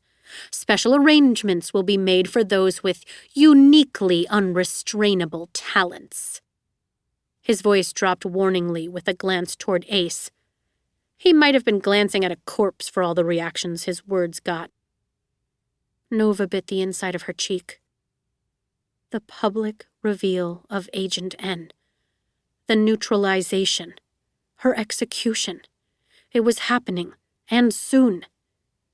"We will be bringing in reinforcements to assist with added security," the warden continued. "If at any time any of you so much as blinks in a way we don't like." He paused dramatically, his glower bearing down on them. "We will not hesitate to kill you where you stand." No one spoke. No one moved. "I'll admit it," said the warden with a smug smile. "I'm sort of hoping some of you will test that promise." He nodded at the guards and started heading toward the cafeteria exit. "But where are we going?" one of the inmates asked. "And what for?" The warden paused, gloating. "You'll see soon enough. I'd hate to spoil the surprise." He left, and the guards wasted no time in hauling Ace back out of the room. Nova's breaths quickened as she watched him go. When the door had slammed shut behind them, she sank into her seat, miserable all over again. Lonely and helpless all over again. Silence hung over the tables as the inmates exchanged baffled, curious looks. A guard barked, 2 minutes! Bring up your trays if you're done! Come on now! "Might want to take some more bites," her neighbor muttered. Nova snarled and wanted to tell him she'd lost her appetite. But his yellow eyes dropped to the tray and she realized what he meant. The message was still there. Still holding her fork handle in a death grip, she pushed the food around until the word was unrecognizable. A few inmates got up and started stacking their trays, but most stayed put, pretending to finish their meals. Nova noticed more of those minuscule gestures happening, almost in tandem now, while the guards talked distractedly among themselves. She watched the prisoners sourly, wishing she knew what everyone around her was saying. "Hey," muttered her neighbor. "What?" she snapped too loud. A guard glowered their way before nodding at whatever his peer was saying. Beside her, the man with the neon eyes took his spoon and tapped the back of it one time on the table next to his tray. Nova glared, first at the spoon, then at him. His smile was wide and a little crooked. "Means we're united," he said. "Villains to the end." Chapter 21. "Are you sure Ruby's not home?" said Max, keeping so close to Adrian as they made their way down the sidewalk that he kept stepping on the backs of Adrian's heels. "Of course she's not home. I sent her a message 2 hours ago," said Adrian. "I wouldn't put her at risk." "Okay, but what if one of her brothers is secretly a prodigy and no one knows about it yet? Or one of her neighbors? Or—" "They're not," said Adrian. "Her brothers idolized the renegades. If they'd shown even a hint of superpowers, they would make sure we all knew about it. As for neighbors, once we have you inside the apartment, you'll be fine. No prodigies are going to come near you, so you won't have to worry about accidentally stealing powers from them, okay?" Max said nothing, and Adrian could easily picture his doubtful expression. "Hey, it's going to be all right," said Adrian. He tossed an arm around Max's neck, pulling him to his side. The boy groaned and struggled, but only half-heartedly. "Ruby's family agreed to this. No one wants to see you stuck in a quarantine again, and once I discuss it with Hugh and Simon, I'm sure they'll see reason." "They're going to be so mad." "I know, but they'll get over it. And—" Adrian paused in front of a 5-story apartment complex with a rugged brick facade. "Here we are.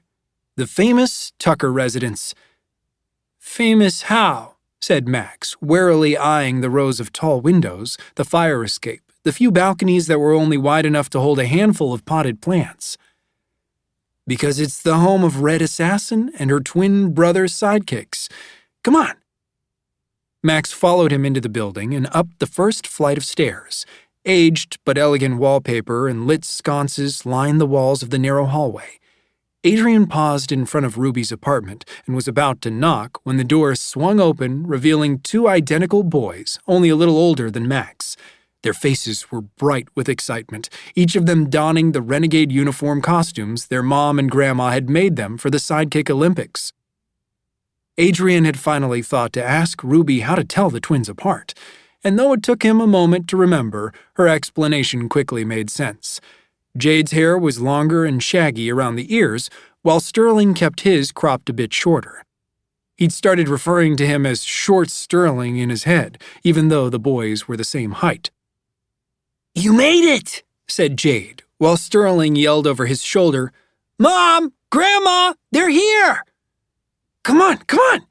Jade waved his hand, ushering them inside. "This is so cool. Ruby said you stole Ace Anarchy's power. Is that true? And can you levitate?" asked Sterling. "And turn invisible like the Dread Warden, right?" added Jade. "Do you have super strength like the captain? If you got shot in the heart, would you die?" "Dude," Jade smacked his brother on the shoulder. "He was just in the hospital for being stabbed. What do you think?" "Hey, what's this?" Ignoring his brother, Sterling pointed at the small cage Max was clutching. Boys, give them some space," said their mom, bustling in from a back room. She smiled apologetically at Adrian. "If you couldn't tell, they were a little bit excited when we told them about our new house guest. You must be Max. Ruby's told us so much about you. It's such a pleasure to finally meet. And lovely to see you again, Adrian." Max graciously accepted her handshake, but Adrian could tell he was nervous and flustered by the attention from the twins. "Boys, why don't you show Max to your room so he can get settled in? You can have Ruby's bed, or fight these 2 mongrels for the top bunk. Dinner will be ready in about 20 minutes. Adrian, are you joining us?" Adrian grimaced. "I could," he said, glancing at Max, but I'm supposed to meet up with the rest of the team to start the next phase of our anarchist investigation. I'll be fine, said Max, still nervous, but doing his best to pretend he wasn't. Where is Ruby going to stay while I'm here? With Dana, said Mrs. Tucker, and Oscar's mom said she's welcome there as well if necessary. We have plenty of guest rooms at the mayor's mansion too, said Adrian, and there's always open dorms at headquarters. Mrs. Tucker clasped her hands. She'll be fine. We're all happy to have you here, Max, and you can stay as long as you need to. Jade, Sterling? She tipped her chin toward the back of the apartment. Yeah, come on, yelled Jade, bounding down the hallway. Room's this way. Is that thing real? Said Sterling, who hadn't stopped gawking at Turbo. Oh, yeah. Max held up the cage for them to see. He's kind of sick right now, but this is Turbo. He's a velociraptor. Sort of. Adrian made him. No way, Sterling murmured. Then, Jade, you have to see this! He chased after his brother. With an awkward chuckle, Max started after him. He hesitated once, turning back to Adrian, a question in his eyes. I'll come visit all the time, said Adrian. If you need anything, just get a message to Ruby and she'll let me know. Max nodded. Are you going to tell them where I am? By them, Adrian knew he meant Captain Chromium and the Dread Warden. Not immediately, he admitted. I figure I'll clue them in once that quarantine is officially dismantled. With a faint smile, Max followed the boys. As he disappeared through a doorway, Adrian heard one of them ask, Is it true they call you the Bandit? That's such an awesome alias. If I were a renegade, my name would be the Silver Snake, and I would have a forked tongue and venomous fangs. And my brother? Adrian exhaled, comforted by the boy's easy prattle. Max hadn't had many friends, and none his own age. It was normal that he was shy, but something told Adrian the three of them would hit it off just fine. Should I be worried about the wrath of the council for this? He winced and faced Mrs. Tucker. Probably not as much as I should be. She squeezed his arm. It will be fine.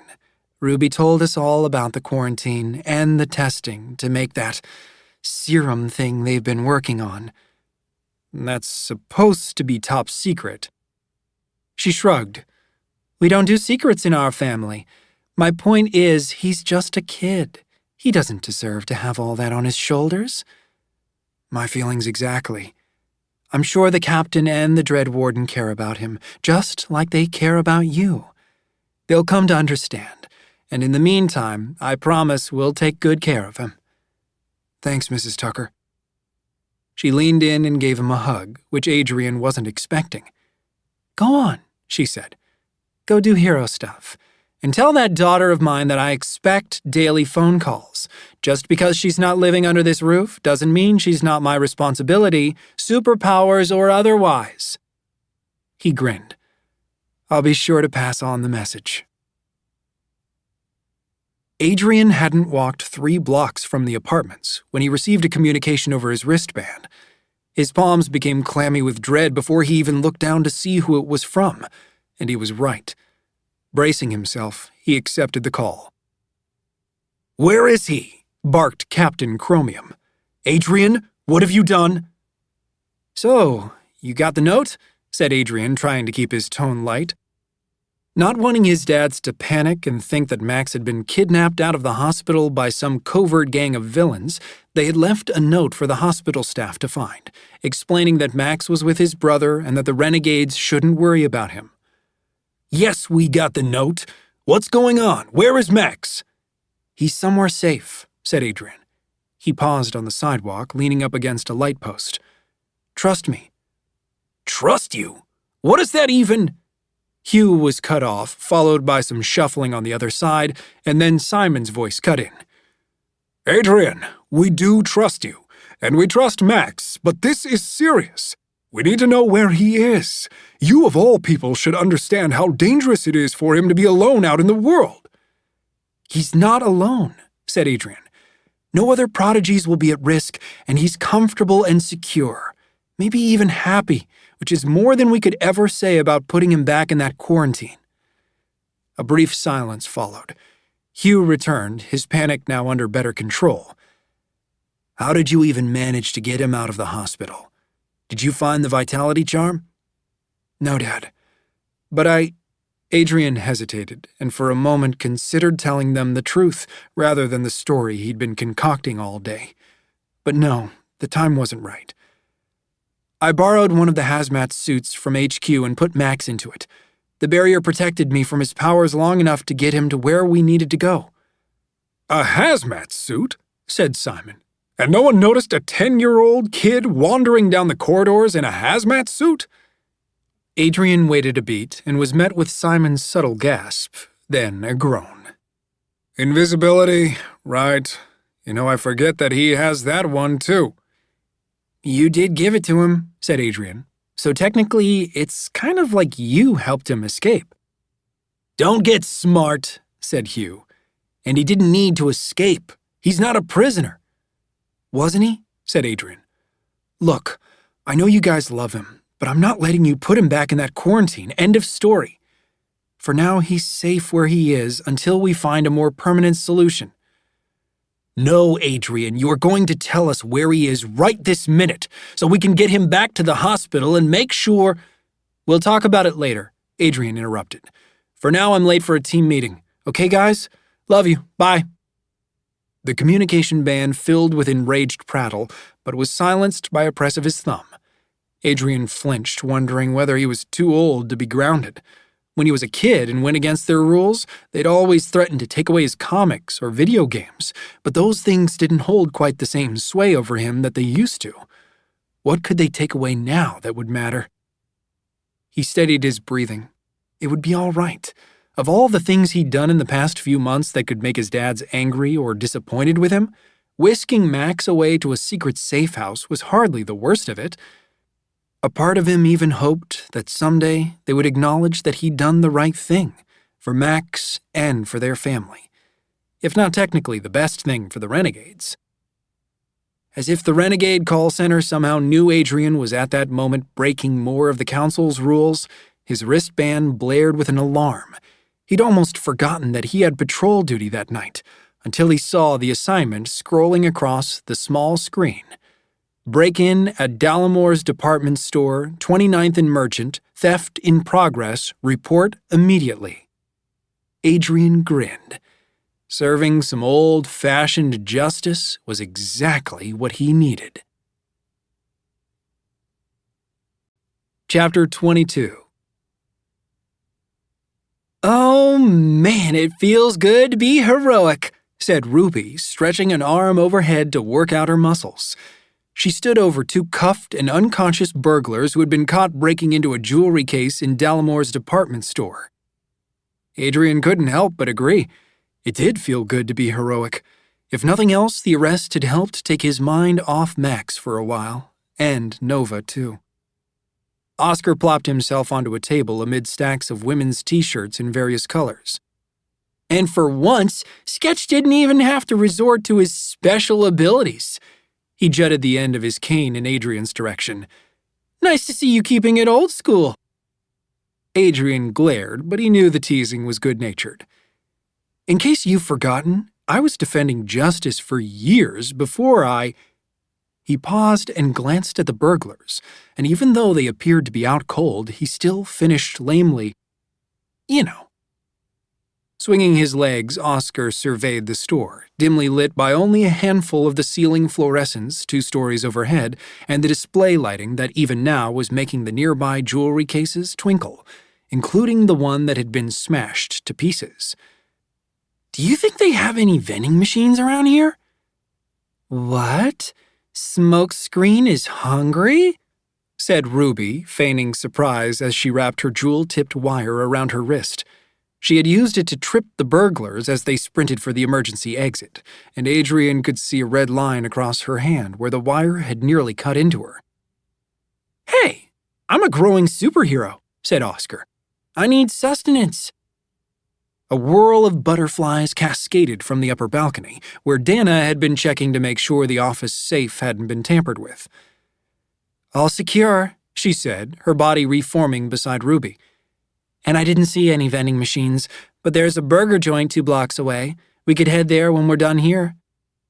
Oscar offered Dana a fist bump, which she enthusiastically returned. All right, said Adrian, punching a code into his wristband. Store is clear, suspects in custody, awaiting extraction and cleanup. He grabbed the briefcase of stolen goods and tossed it at Oscar, who unlatched it and started pawing through the assortment of jewelry, laying each piece out on the table so the store could later check it against their records to make sure nothing was missing. Not a bad haul, said Oscar, holding up a lavalier necklace with a slender red gemstone dangling from its chain. Hey, Red Assassin, I think the designers are starting to emulate you. She grinned and swung her bloodstone like a pendulum. Aw, I'm a trendsetter, and it's so pretty. I guess. Oscar held the necklace up to the light. Not as pretty as you. Yours. Flushing, he hastily diverted his attention back into the briefcase. Plus, yours is about 1,000 times deadlier. Oh, wow. Are these earrings? He pulled out a set of matching chandelier earrings, each one almost as long as his hand. These would be like weightlifting for earlobes. Ruby's cheeks pinkened at his slip. She looked like she wanted to say something, but Oscar seemed determined to move past the compliment that may or may not have been intentional, and so she wrapped her wire back around her wrist and turned to Adrian. How is Max? Good, I think, said Adrian. I really can't thank you and your family enough for doing this. Ruby waved her hand. I'd do anything for Max, and you should have seen how my brothers went ballistic when they heard that a quote-unquote real renegade would soon be staying with them, because evidently I don't count. Moving aside a stack of folded shirts, she lifted herself onto the table beside Oscar. They were very enthusiastic, said Adrian. It'll be a big adjustment for Max, but good for him, too. He's never had friends his own age before. I just wish... He caught himself, clamping down on his thoughts before they could escape. The others watched him, immediately uneasy. What? Encouraged Ruby. Nothing. He cringed, hating the lie almost as much as he hated the truth. I was going to say, I just wish I could tell Nova about it. I think she'd be really happy to see him free for a change. The team fell quiet for a long while, until Ruby's small voice asked, Have you talked to your dads about the execution? They're not really going to, are they? Adrian scowled at the floor. It seems they are, unless she gives us something useful. And she hasn't confessed yet? Ruby asked. He shook his head. Are you going to go? Said Oscar. To the, Adrian peered over the frames of his glasses. It's not just an execution. It's the public unveiling of Agent N. So yeah, I think I'm pretty much expected to be there. Yeah, but people would understand if you decided not to, said Ruby, and though she was trying to be gentle, this conversation was making Adrian's stomach churn with every passing moment. Why? He asked. She didn't betray me any more than she betrayed you guys, or everyone else for that matter. The others exchanged looks. I mean, said Oscar, she sort of did. She was like your girlfriend. Adrian's jaw clenched. I'm done talking about this. Dana's palm settled on his forearm. He tensed but didn't pull away. I'm really sorry, she said. We all liked her, It wasn't just you. I can't say that I fully trusted her, but I did like her. I'm really sorry it was her. Adrian opened his mouth to reply, though he wasn't sure what he wanted to say. He was sorry too? It wasn't Dana's fault? It didn't really matter? He cleared his throat, eager to change the subject. Ruby, earlier you said you'd do anything for Max. Did you mean that? Anything within reason, she said with suspicion. Why? Adrian squared his shoulders. You know how I've been giving myself these tattoos, so I can... He was interrupted by the sound of clapping, slow and methodical clapping that echoed through the department store. Adrian spun around and spotted a shadowy figure stepping down from a platform of mannequins. The mannequins were wearing ripped jeans and sleek sequined tops, but the figure was dressed entirely in black. Black boots and pants, black belt and fingerless gloves, black hood, and a silver mask over the bottom half of her face. Adrian froze. He felt his team tense around him. Ruby and Oscar were already off the table, wisps of smoke pooling at Oscar's feet, and Ruby's wire pulled taut between her fingers. "Your sentiments are so sweet," said Nightmare? She stood 100 paces away, the city lights from outside the window glinting off her metal face mask and the familiar weapons slung across her hips. The black hood overshadowed her face, making it impossible to see her eyes. Adrian blinked, resisting the urge to remove his glasses and clean their lenses. "You all liked her," Nightmare cooed. "You're all so very sorry it was her." She tisked a few times. "Well, I hate to be a nonconformist, but to be honest, I wasn't all that sorry. Nova McClane deserves everything she got." Adrian's mouth was so dry he didn't think he could speak, even if he'd had something to say. Even if the only word resonating in his thoughts wasn't simply impossible. Impossible. Impossible. Impossible. It wasn't Nova. That much was clear, not only because Nova was imprisoned on an island 2 miles off the coast, but also because the voice didn't match. Now that he was standing right in front of Nightmare, now that he could take a moment to compare what he'd only had vague memories of before, the difference was clear. Still sardonic, still dry, but not Nova. "My compliments on your impressive capture of those 2 lowlifes," Nightmare said, and it took Adrian a moment to remember the unconscious burglars.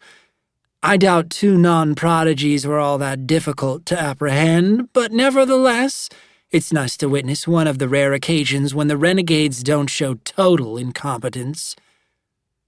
"Who are you?" said Dana, her voice cutting through the haze in Adrian's thoughts, reminding him where they were, who they were. Renegades. Heroes. Facing a villain. The same villain. Always Nightmare. Again and again. He began to wonder if maybe he was dreaming, but a quick squeeze over his newest tattoo, still sore to the touch, ensured that he was very much awake. "You know who I am," Nightmare drawled. Then she chuckled, settling a hand on the pouch at her hip from where Adrian had seen her pull those clever throwing stars in battles past. "Oh, wait. I suppose you don't know who I am, because you think that girl is me. Thank you, by the way, for finally picking up on all those clues I've been leaving around. It took you long enough to solve the puzzle, but there we are again, back to your famed incompetence. I'll admit it was more difficult to frame her than I thought it would be, but that's what I get for relying on the observation skills of a bunch of heroes. You guys really couldn't be any more oblivious." "Quit the act," said Dana, taking a step closer. Her body was taut, her hands squeezed into fists, and Adrian could tell she was preparing to swarm. "We know you're not Nightmare. The real Nightmare is in prison where she belongs." "Are you sure about that?" Nightmare said, drumming her fingers against the pouch. Adrian swallowed, hating the confusion muddling his thoughts, because suddenly he wasn't sure about anything.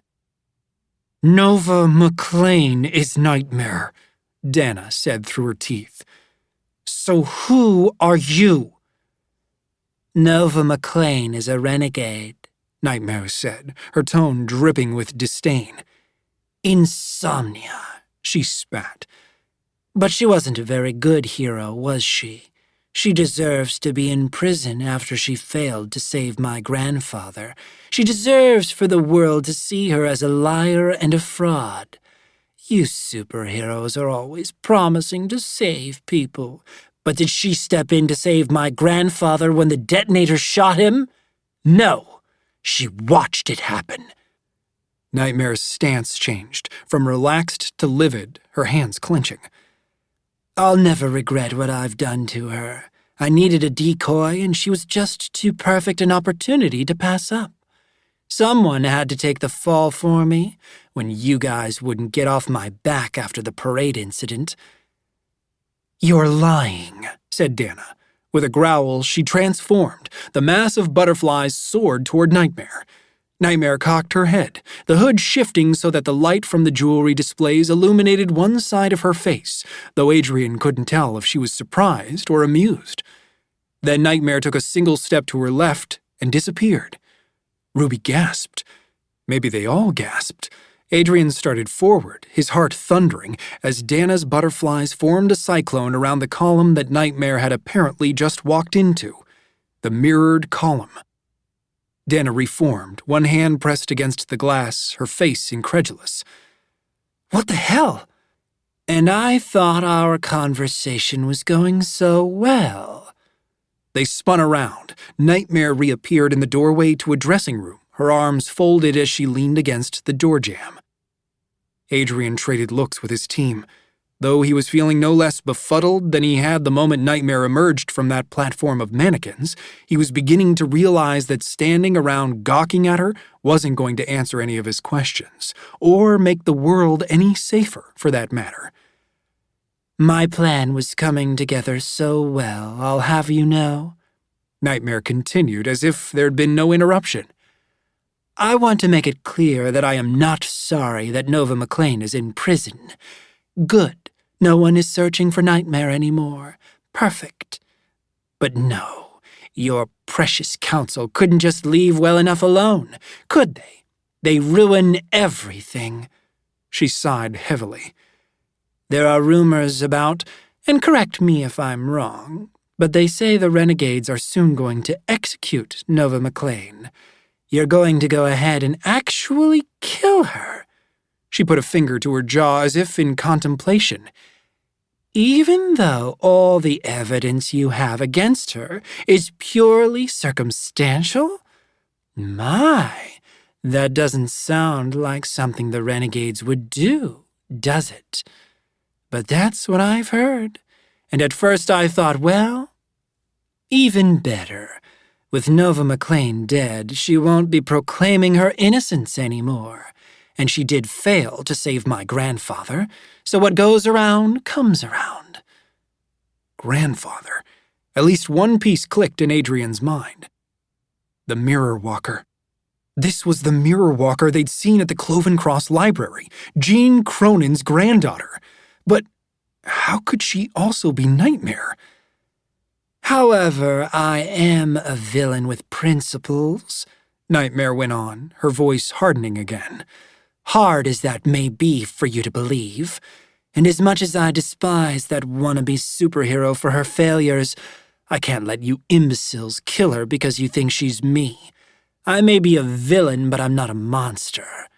She pushed herself away from the door and spread her hands wide. So here I am, letting you all in on the big secret. I fooled the renegades yet again. I am Nightmare. You have the wrong girl. And how do we know you're not just an imposter? Yelled Dana, but she refracted into butterflies again before giving the villain a chance to answer. This time, Adrian moved too, engaging the springs on his feet to launch him over a series of tables cluttered with handbags and scarves. Nightmare ducked back into the dressing room. Dana and Adrian both raced after her, the butterflies mere feet in front of him. The doorway narrowed to a short corridor.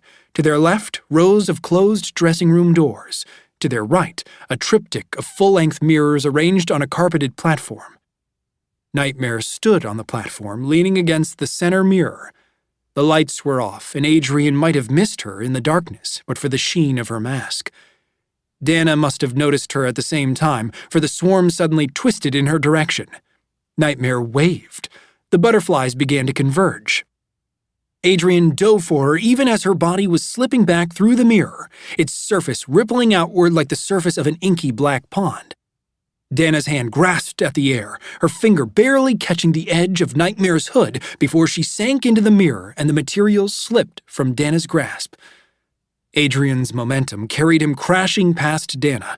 He tucked his arm in at the last moment and crashed into the mirror.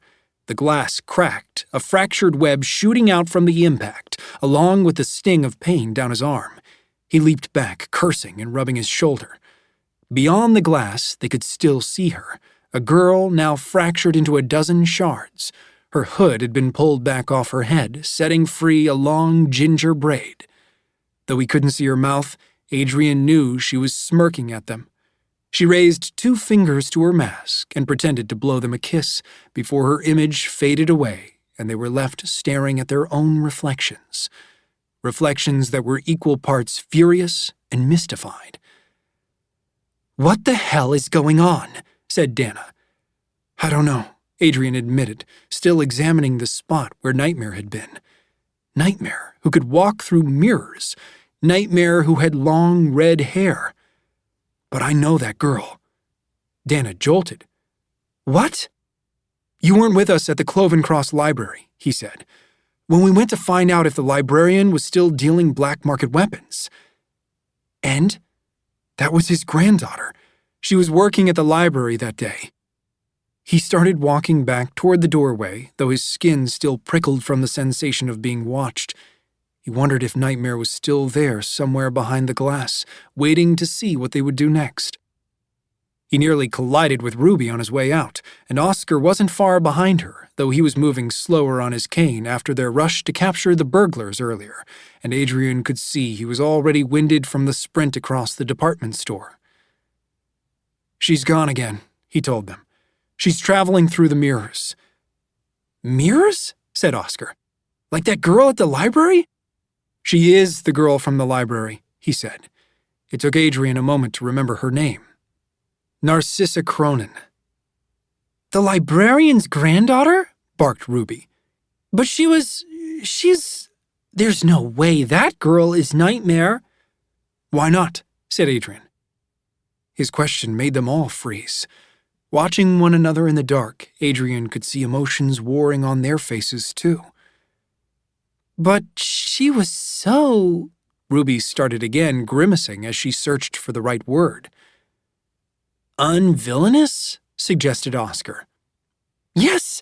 I mean, we only met her for a minute, but she seemed so shy and she was reading a romance novel." "What's wrong with romance novels?" said Dana. Ruby huffed.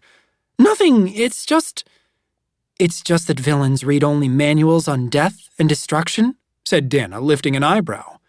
Adrian crossed his arms. "So you admit it might be her?" Dana gawked at him. "I'm not admitting anything. I just don't think someone's reading preferences automatically rule them out as an enemy."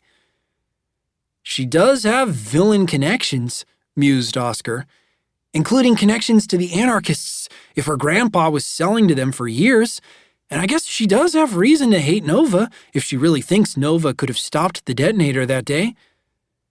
"None of this matters," said Dana, "because she's not Nightmare. She's a copycat." "How do you know?" asked Adrian. Dana looked at him, frustrated at first, but maybe a little pityingly too. Adrian bristled. "What is Nightmare's superpower?" she asked. Adrian scowled. It was Oscar who responded, "Putting people to sleep." Dana spread her arms as if this were evidence enough. "Putting people to sleep, not walking through mirrors." "Yeah," started Ruby, mindlessly tapping her finger against the point of her bloodstone. "But Adrian has multiple superpowers, so does Max. It's not entirely unheard of." "You guys, I followed Nova," said Dana. "I saw her." "What exactly did you see?" said Adrian. "You've never told us the details." She groaned. "There aren't a lot of details to give. I suspected Nova, so I started following her. At some point she led me to the cathedral, and that's how I knew to take you guys there. But I don't actually remember, because the Lepidoptera that was following her is dead." Once she had finished, a silence descended on them, and Adrian knew he wasn't the only one thinking it. He could see the doubt creeping into Dana's face even. Uncertainty. Maybe a twinge of horror. It wasn't a trick, she insisted. She couldn't have fooled you, said Oscar. Fooled us. Is it possible? Said Adrian slowly, because he didn't want Dana to think he was accusing her of anything. That while you were following Nova, your Lepidoptera got another lead and followed the real nightmare to the cathedral? But Dana shook her head. No, this is absurd. She's a copycat, an imposter. But why? Said Adrian. Why would Narcissa Cronin pretend to be Nightmare? She wasn't on our radar at all before this, and now it's like she wants us to start hunting for her again? Dana cut a sharp glare at him, but he couldn't help it.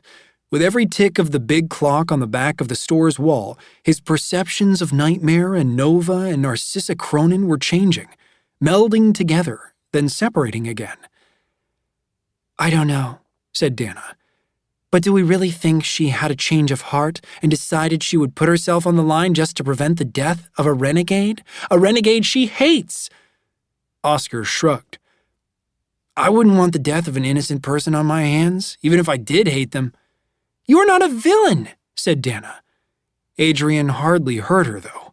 Oscar's words struck Adrian harder than he'd probably intended. Or one word in particular. One word Adrian's own mind had been dancing around, refusing to stop and contemplate all it would mean. Nova was... No. Nova was not innocent. She couldn't be. Not after everything. He shook his head, trying to rid himself of the thought before it could take hold. There was too much evidence stacked against her. But now, somehow, the evidence that had seemed so damning hours before struck him as... What was the word Nightmare had used? Circumstantial. What proof did they really have? Was it possible they'd been wrong? Innocent. If this was true, if they had the wrong Nightmare, then Nova was innocent. But that also meant they'd failed to capture Nightmare, the real Nightmare. She was still out there taunting them, taunting him. The mystery wasn't solved. She remained at large, a danger to society and the organization and everyone he cared about. This was terrible news. This was a mortifying mistake. This was another black spot on the Renegade's record. And yet his chest was expanding with every passing moment. How can we know for sure? He whispered, interrupting an argument between Dana and Oscar that he hadn't been listening to. How can we prove that Nova's not Nightmare, that the real Nightmare is still out there? Dana rubbed her forehead. Let's not get carried away. I know you want this to be real, all of you do, but... Oh, I forgot to mention one more thing. They all jumped at the clip of Nightmare's voice coming from above them. Sweet rot, muttered Oscar, a phrase he'd almost certainly picked up from Nova, which made Adrian's heart ache all over again. Pointing his cane, he yelled, I wish you'd stop doing that. Sitting on the railing of the second floor, not far from the escalator, Nightmare ignored him. Go ahead and execute Ace Anarchy if you really think it's going to make a difference. Killing a weak, defenseless old man, all for the sake of your popularity ratings. You renegades do what you think is best. She reached for something tucked behind her and held it up. She was met with a collective gasp from Adrian and his team. Ace Anarchy's helmet. Oh, you recognize this? She chirped. Then you'll know that we don't need Ace anymore. We already have everything we need to destroy you. With that, she kicked her legs back to the other side of the railing and walked away. It wasn't long before the drum of her boots was silenced as she vanished into another mirror. The sound was almost immediately followed by sirens blaring from outside. Adrian was momentarily confused before he remembered the burglars, the arrest, the extraction crew coming to take the criminals to prison. He didn't care about any of that. Hope and clarity swelled inside him. Nova was innocent.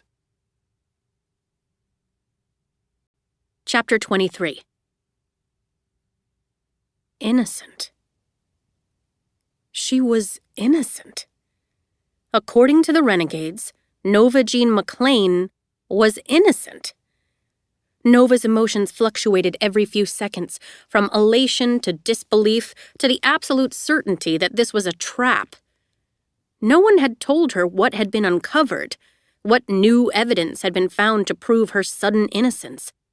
She racked her brain to think what false evidence the anarchists might have planted to lead the renegades to this conclusion, but she could think of nothing that made sense.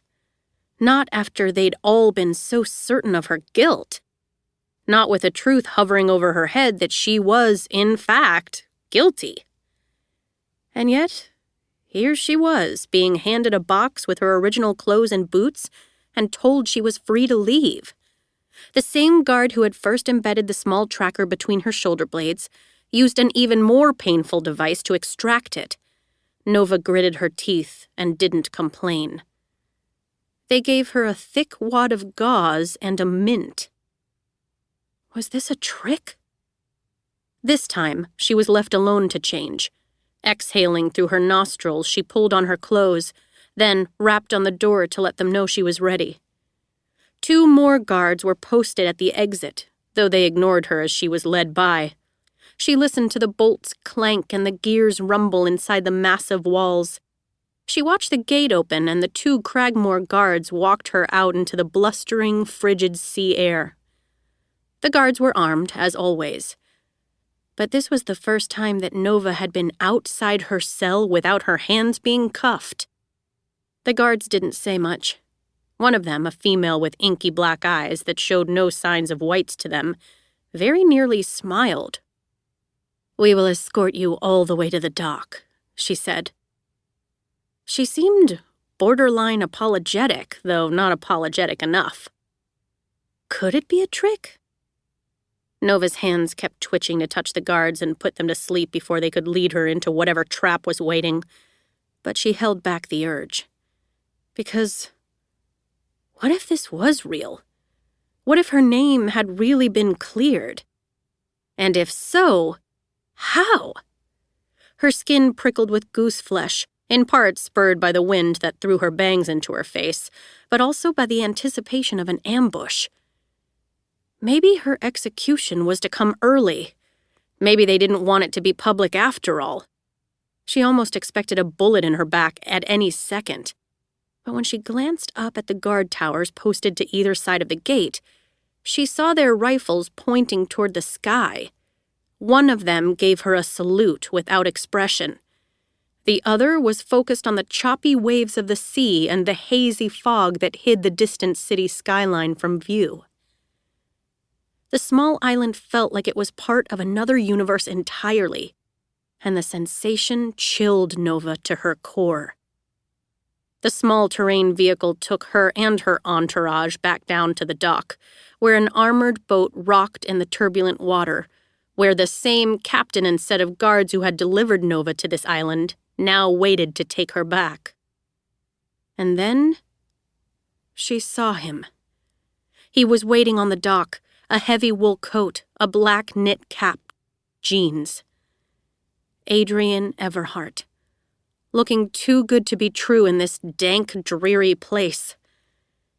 In his left hand was a bouquet of flowers, the most vivid sunshine yellow daisies Nova had ever seen in her life. In his right hand was a tool belt similar to the one Nova had worn over her renegade uniform. Nova didn't realize she'd stopped walking until the guard with the black eyes politely cleared her throat. Nova started down the uneven wooden steps, past the jagged black rocks that shone with gathered mist, their surfaces studded with barnacles and kelp. She came to stand in front of Adrian, her hair becoming damp from the spray, the taste of salt on her tongue. "Flowers or weaponry?" said Adrian, holding his gifts toward her. I wasn't sure which would make for a better apology. Nova's attention dipped to the daisies, then to the belt, before regarding Adrian again. Though his tone had been cheerful, she could see the anxiety underneath. "I'm assuming your inventions were destroyed in the explosion," he said. "I thought maybe a new tool belt could be a new beginning?" His hands drooped when Nova still didn't take his offerings. "I'm sorry," he said. with the full weight of 1,000 apologies. I should have believed you. I should have trusted you. I failed you when you needed me to be an advocate. And I know that officially makes me the worst boyfriend in the history of the world, and as much as I want to make it up to you, I will understand if you don't want to have anything to do with me. But if you can possibly forgive me, then I will do everything I can to make this up to you. I know I can't change what you've been through, but I still care for you, Nova. I never stopped caring for you, and I realize what an incredible jerk I was. I'm mortified when I think of the things I said to you, the way I treated you in there. How I didn't stand up for you, not once, even when you kept insisting you weren't Nightmare. I should have... He grimaced and shook his head. I should have believed you. I'm so sorry. He hesitated, his eyes shining with words still left unspoken. He was met with silence, wind gusts, sea spray. Finally, he whispered, Please say something. Nova swallowed. Where's my bracelet? Adrian's shoulders sank, as if this were the very question he'd been hoping she wouldn't ask. It was given to Magpie, he said, and Nova had the distinct impression he was dodging liability. I'm sure she turned it in at headquarters. One of Nova's eyebrows shot upward. She was equally sure that the little thief had kept it for herself. No matter. She could deal with that later. Did you draw the flowers? She asked. Adrian shook his head. Bought them with actual money at an actual florist. Reaching forward, Nova took the belt from him and snapped it around her hips. Well, this is the better apology. But she snatched the flowers away. I'll take these too. He grinned, but it was fleeting. You'll see there's another gift there, he said, indicating a pouch on the belt. From the council, actually. With a twinge of suspicion, Nova opened the pouch and pulled out a metal face mask. Not her metal face mask, but one that was similar enough that it immediately set her palms to sweating, and her mind returning to that refrain, it's a trap. She wondered how much Adrian must hate her to have agreed to be part of such a cruel ambush, but his expression stayed sincere and warm. She trained her focus on the mask again and flipped it over a few times. It was larger than Nightmare's mask, with parallel slits in the front and small filtering chambers that would rest against her cheeks. It's a gas mask, said Adrian. Kind of a crude design, but they didn't want to delay the manufacturing of them. Every patrol unit is being equipped with these going forward. You know, after Nightmare got her hands on Agent N and made those gas bombs. Oh, said Nova. Right. Her fingers were trembling as she tucked the mask back into the pouch. Thanks. She stepped around Adrian and headed toward the waiting boat. No one jumped forward to stop her. There were no weapons directed her way. The captain even tipped his hat as he welcomed her aboard. As soon as her feet were no longer on the dock, giddy ripples pulsed beneath her skin. Most of Adrian's apology was lost in the tumult of her confused thoughts. But there were phrases that clung to her, loud and clear. Adrian had never stopped caring for her. Even when he believed she was Nightmare? She wanted to dig further into that statement, but she resisted, knowing that she didn't deserve his remorse.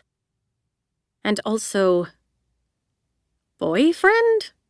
This too echoed in her memory as she sat on the first narrow bench, scooting over to the window of the boat, and grateful that no guards stepped forward to latch her ankle to the metal rings on the wet floor.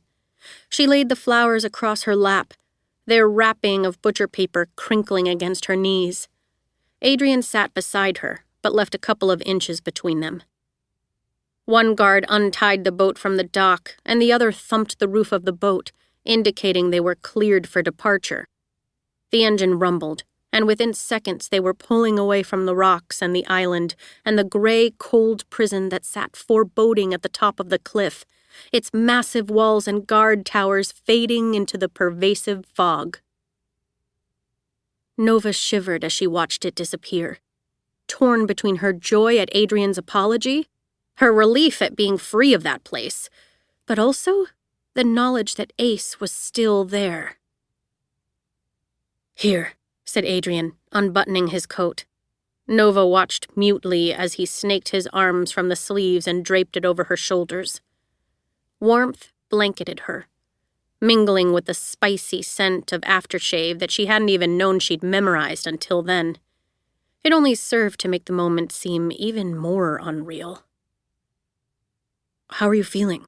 asked Adrian. You weren't hurt in there, were you?"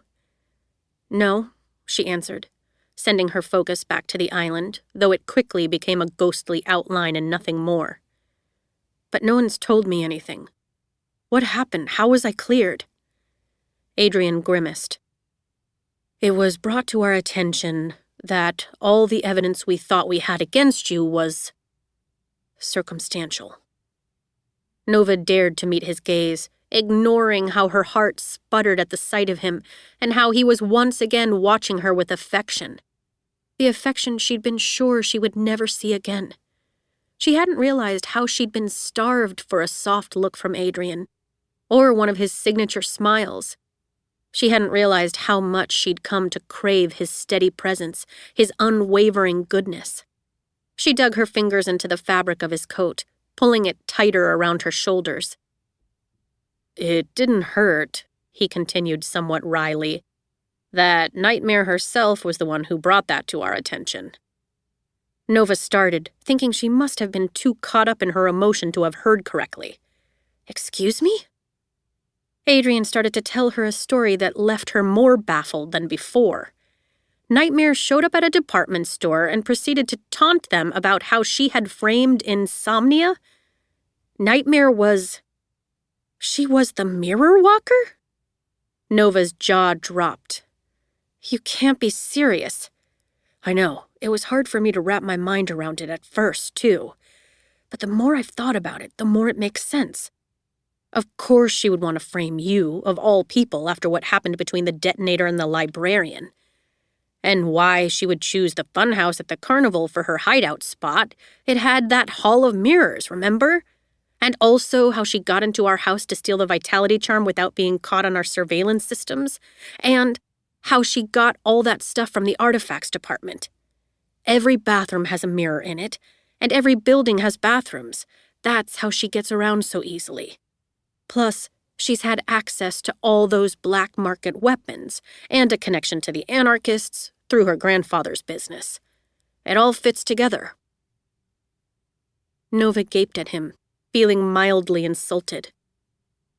They thought Narcissa Cronin was Nightmare? She'd seen the girl fight, and it wasn't exactly impressive. "Plus," Adrian said, "she had the helmet." "The helmet?" said Nova, her mind still reeling. "You mean the helmet?" He nodded. "That confirmed it for everyone when we told the council. They ordered for you to be released immediately. Everyone is back at headquarters scrambling to secure it against Nightmare now that we know what we know. Taking down all the mirrors. I need to go secure the house too, but I needed to be here for you first. I owed you that much."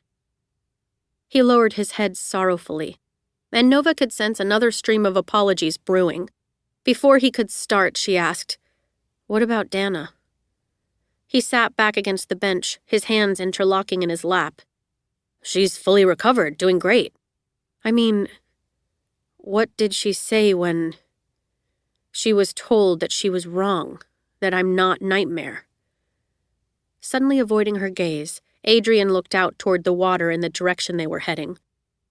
There was a wall dividing them from the captain at the helm, and the boat's single guard had stayed out on the deck, so they were alone in this tiny room with its freezing cold metal benches and mildew-covered windows. She admitted that she might have been mistaken. Adrian finally said, making it easy for Nova to deduce what he wasn't saying. Dana wasn't convinced. She would still be a threat. But Nova hoped she was a threat that would be at least temporarily nullified. She had other things to worry about, like what she was going to do to save Ace, with his execution looming. And why, for all the diabolical schemes, was Narcissa Cronin pretending to be her? Adrian, she said, as the Gatlin skyline began to emerge from the thick mist. Are they still going to execute Ace Anarchy? He turned back to her, but this time she was avoiding his eyes, lest he see her horror. Yes, he said, at the reveal of Agent N after they neutralized the rest of the Cragmore inmates. The Council is convinced it's the best way to show the world that, that the Renegades won't tolerate crime and anarchy. Her jaw tightened. She wondered, not for the first time, if Adrian had any idea how closely related the Council's ideas of crime and anarchy were to her ideas of freedom and self-reliance. It didn't really matter, though. She had a lot of time to think while she was in her cell at Cragmore, and she was returning to Gatlin City with new plans, even some new ideals. She had begun to dream of a future for herself and the others that was different from any future she'd ever dared to envision before. And though at the time she'd believed she wouldn't have any future at all, now she couldn't help but wonder what might be possible. But first, above all else, she needed to find a way to stop them from killing Ace. She needed to rescue him, as so many years ago he had rescued her. The blare of a foghorn rumbled over the choppy waves. It was early morning, and the lights of the city were shimmering off the damp air. Orange floodlights shone on the outline of the pier where the boat would soon pull into the dock. Squinting, Nova could barely make out a number of shadowy forms waiting there, but couldn't tell who they might be. She had a brief fantasy that it would be her family, the closest thing to a family she'd ever had. Honey, Leroy, Phobia. Well, not Phobia so much. Or even Ruby and Oscar. Even Dana, who Nova had found herself liking despite Dana's obvious suspicions. Or Max, she thought. She was startled when her mind even painted Simon Westwood and Hugh Everhard into that picture. A family waiting to welcome her home. Any family. She sighed, knowing that all of these daydreams were flawed in one way or another, knowing that future would never come to pass. A hand, warm and strong, slid over hers, making the paper around the flowers crinkle in the silence. Nova flipped her hand over and laced their fingers together. Nova. I forgive you, she whispered, smiling at him. Thank you for not giving up on me. The lines on his face slowly melted away, softening with relief. She squeezed his hand, and he squeezed back, which was when she noticed the lump at the base of his wrist. Nova flipped his hand over and pushed up his sleeve, revealing a thick, square bandage on his forearm. What happened? It's nothing, he said. A little too quickly. Nova frowned at him. Adrian cringed. I mean, it's sort of something. I'm trying something new. Here. He peeled back one side of the bandage. Where she had expected to see a wound of some sort was a tattoo. It was fairly recent by the looks of it. Scabs had formed over the black ink lines, and the skin around it was swollen and red. Nova took his arm and twisted it toward the grayish light streaming through the window. The tattoo depicted a tower, like a castle turret, sitting atop a hill. The top of a heart could be seen barely visible over the wall, while the grassy slope at the tower's base was littered with fallen arrows. Okay, Nova said, not quite sure what to make of it. What does it mean? Protection. Adrian sounded a little sheepish as he reaffixed the bandage. He cleared his throat. I've had this idea lately, that maybe my power can transfer to tattoos. I mean, it doesn't really matter if I draw with marker or crayon or chalk or paint. So why not tattoo ink? You did this yourself? Yes. And I know it might sound a little far-fetched, but I thought I should try it and see what happens. Try what exactly? To see if I can give myself a tattoo that's, more than just a tattoo. He lightly pressed his thumb over the bandage before pulling his sleeve back down. I thought this one could be useful in a fight. Something that I could use for protection if I needed it. Nova stared, not sure if she understood. So, you've tattooed a tower on your arm in an experimental attempt to do what again?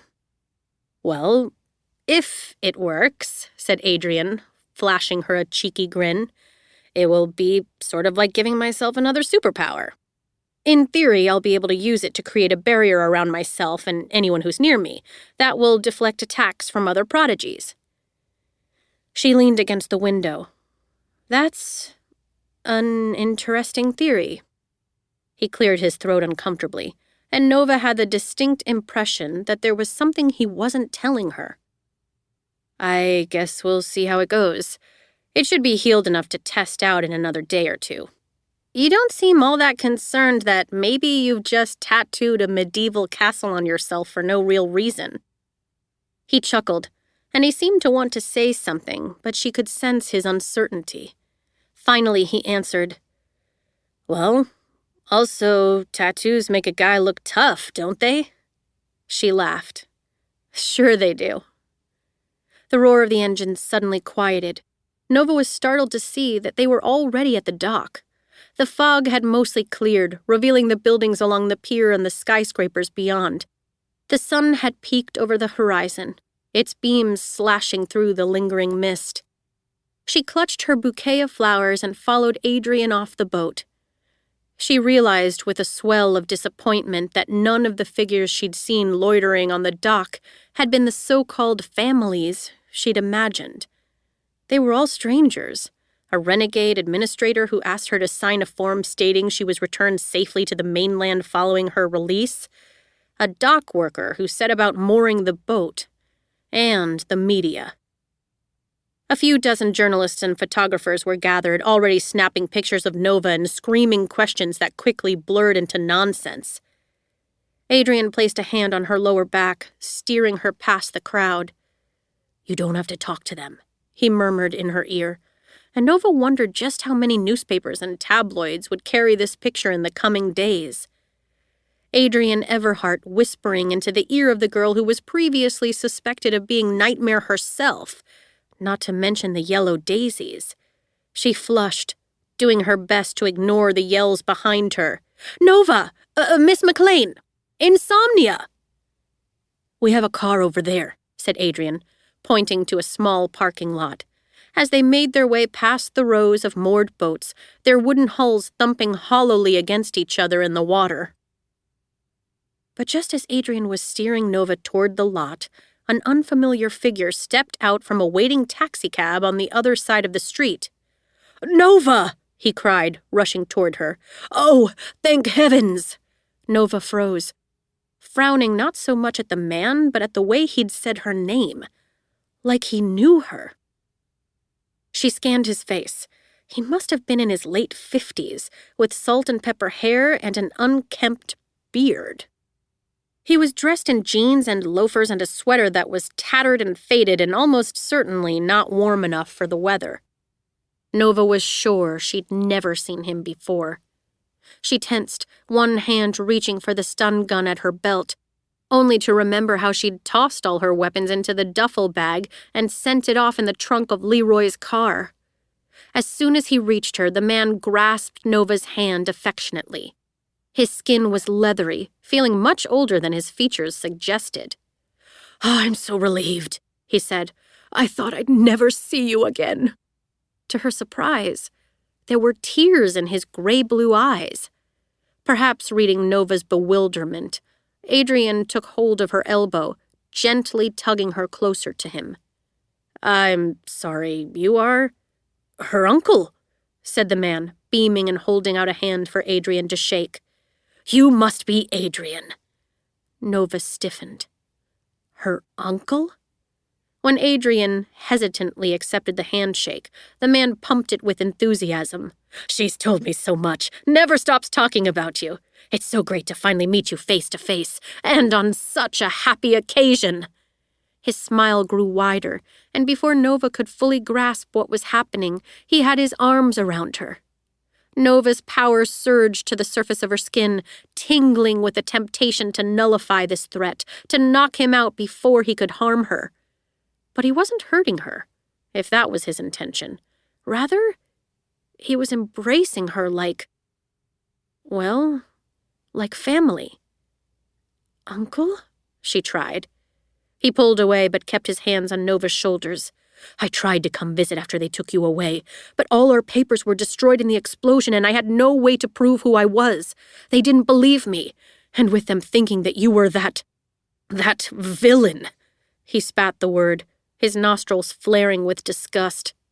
They had you under so much security. There was no way they would let me get close to you. I'm so sorry. It's been killing me to think of you in there all alone.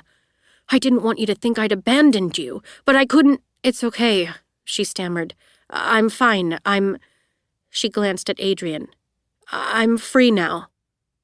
I know. I couldn't believe it when I heard, but at the same time, I knew this would all be sorted out. I knew they couldn't go on believing those lies about you forever, not after everything you've done for them.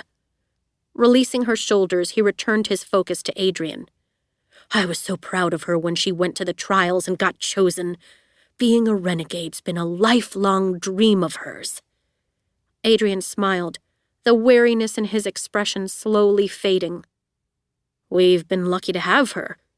I can't possibly express how sorry we all are about this mistake. Nova deserved better from us. It's all in the past. Reaching out, the man patted Nova on the top of her head, and she couldn't resist snarling and ducking away. Come on, let's get you home so you can have a rest. Well, not home, obviously, the explosion and all. But I've rented us a decent little apartment that'll do until we can figure something out.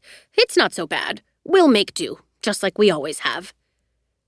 The Renegades could provide you with temporary housing, Adrian suggested. It's the least we could do, considering— No, said the man. That's very generous, but there are people in this city who need the charity more than we do.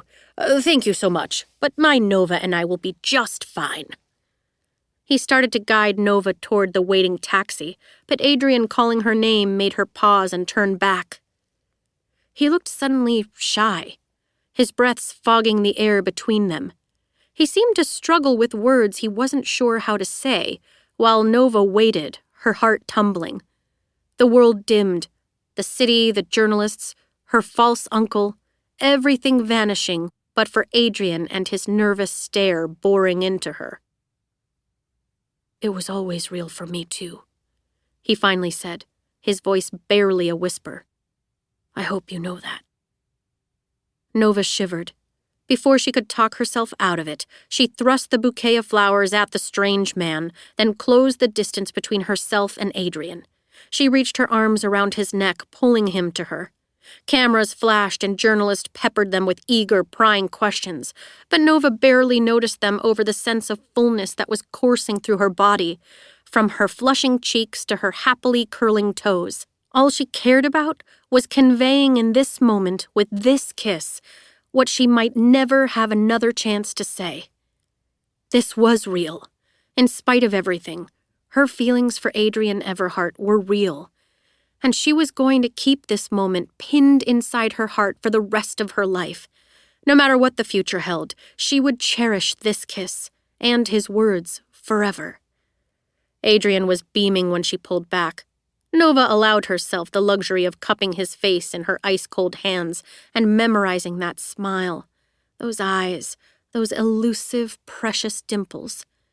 Then she slipped out of his arms and peeled his coat from her shoulders. Even without it, the heat from the kiss lingered, warming her from the inside out. Thank you, she said, handing it back to him, and hoping he knew she meant for more than just the coat. I guess I'll see you at headquarters. Adrian nodded, still grinning. See you there. Without meeting the eye of her pretend uncle, Nova took back her flowers and headed across the street to the cab. She sank into the back seat and waited for the door to shut before rounding on the stranger. Who are you? The man smirked as he started to pick lint from his sweater.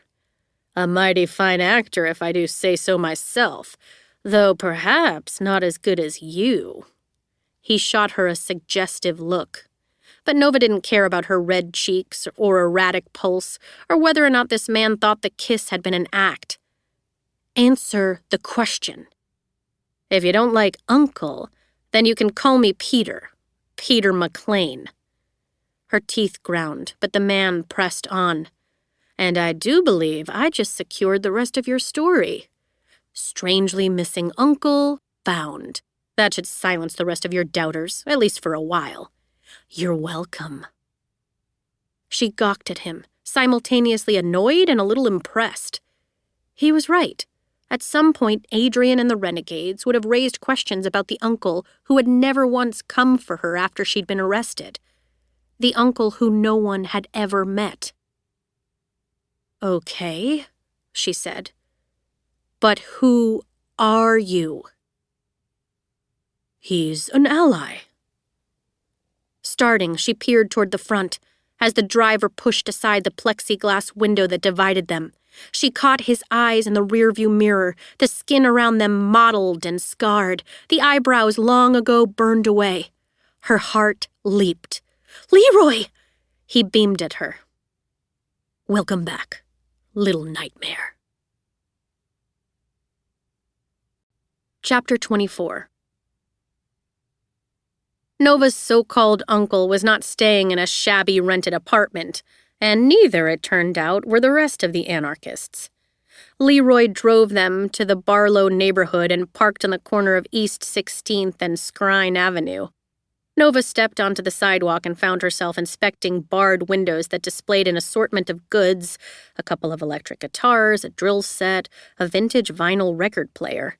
A faded sign along the top of the building read in enormous block letters, Dave's Pawn Shop.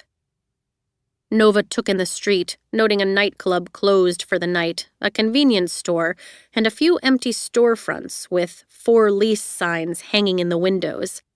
Judging from how the signs had yellowed around the edges, occupants hadn't been there since the age of anarchy. Her uncle jingled a keychain as he unlocked the door to the pawn shop, also outfitted with impressive metal bars. Are you Dave? Nova asked as he and Leroy ushered her inside. Nah. Dave just lets us use the basement, the man answered, bustling through the pawn shop. For a price, that is. Anything to make a buck, right? The overhead lights were off, but a series of glass cases in the store had built-in lighting that cast a dim glow over the merchandise. Watches and costume jewelry in the cases, old cinema posters framed on the walls, shelves along the back stocked with computers, vacuums, and radios. There really wasn't much in the way of household goods that Dave didn't seem to have in stock, from practical electronics to pricey luxuries. Pawn shops had been big business during the age of anarchy, when much of the financial system had collapsed and the world's economy was largely replaced with a trade and barter system. These businesses had continued to do well even after the Renegades had taken over, as the economy stuttered and stammered to get going again and employment security remained virtually non-existent. People still needed food, and sometimes the quickest and easiest way to get it was to pawn off your grandma's antique hatpin collection for a fraction of its pre-anarchy value. They passed through the shop and into a black room, where utilitarian shelves were lined with more electronics and a random assortment of spare parts. It smelled of grease and must and moth-eaten clothing, which all served to remind Nova of the subway tunnels. Leroy and the man grabbed a small work table and together hoisted it off to the side. A hidden door was cut out of the dingy linoleum flooring, illuminated with yellow light from below. Grinning in a way that showed off his missing teeth, Leroy gestured for Nova to go first. She squeezed the bundle of daisies Adrian had given her and, not sure what else to do, tucked them under one arm as she stepped onto the rungs of the ladder. The paper crinkled loudly as she lowered herself into the basement. Her boot had barely touched concrete when arms were wrapping around her and pulling her from the ladder. "Nightmare, my darling!" Honey cooed, squeezing her from behind. "We've missed you so much." She spun Nova around so she could cup her face between lacquered nails. Streaks of black eyeliner had dried and caked on her cheeks, and she seemed to be covered in more of her bee friends than usual. 9 or 10 were caught in her blonde hair, and Nova spied at least a dozen more wandering around her neck and shoulders. "If I believed in miracles, I would say we've accomplished one. You're free!"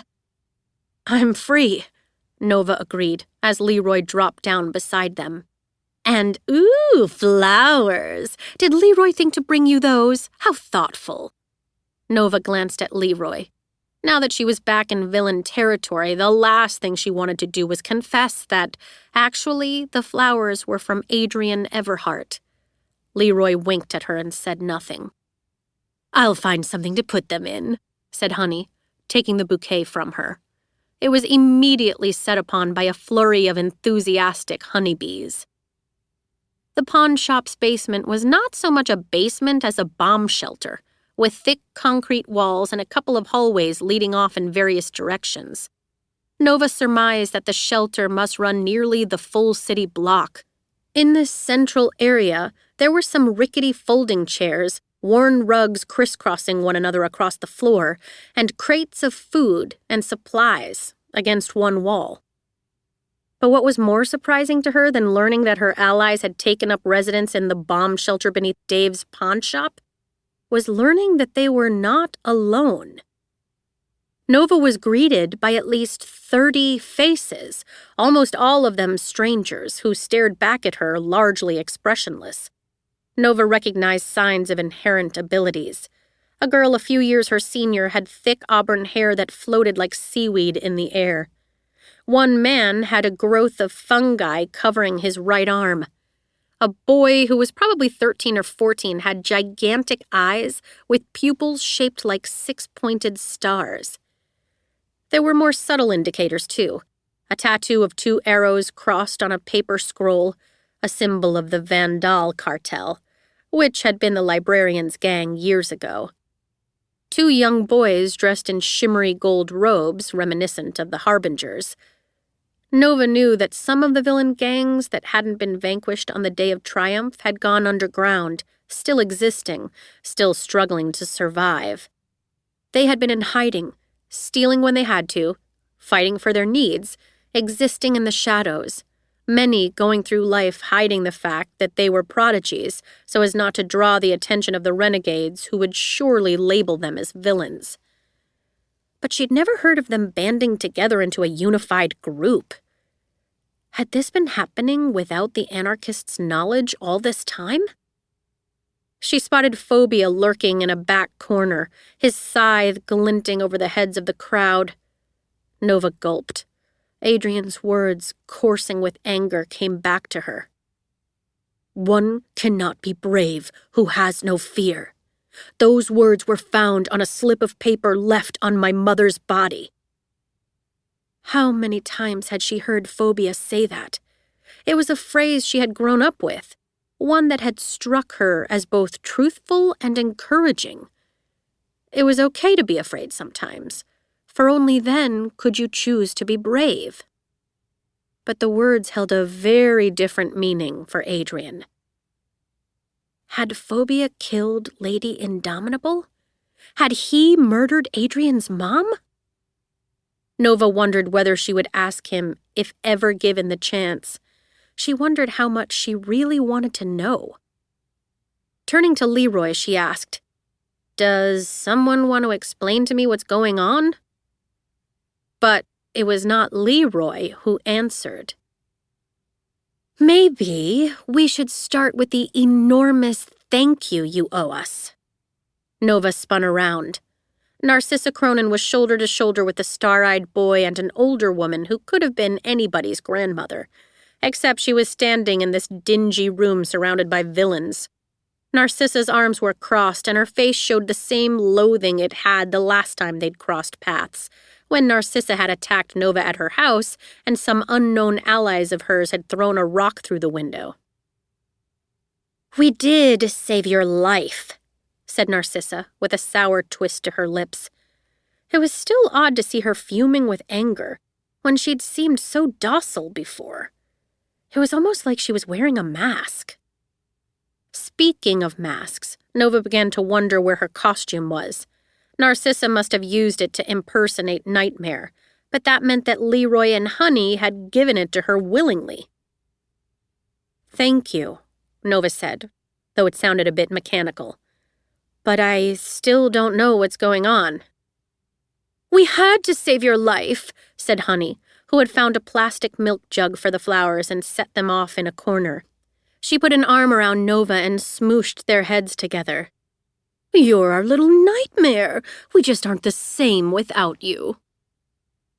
"Yeah, I'd hope you might try to do something to get me out of there," said Nova.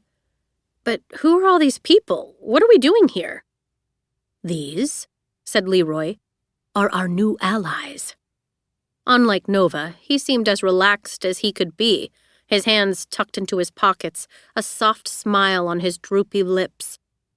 Nova pointed at Narcissa.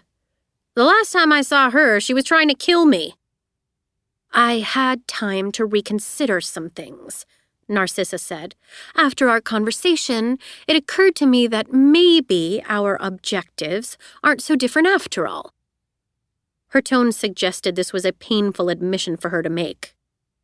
"I hate what the detonator did to my family, to my grandfather and the library.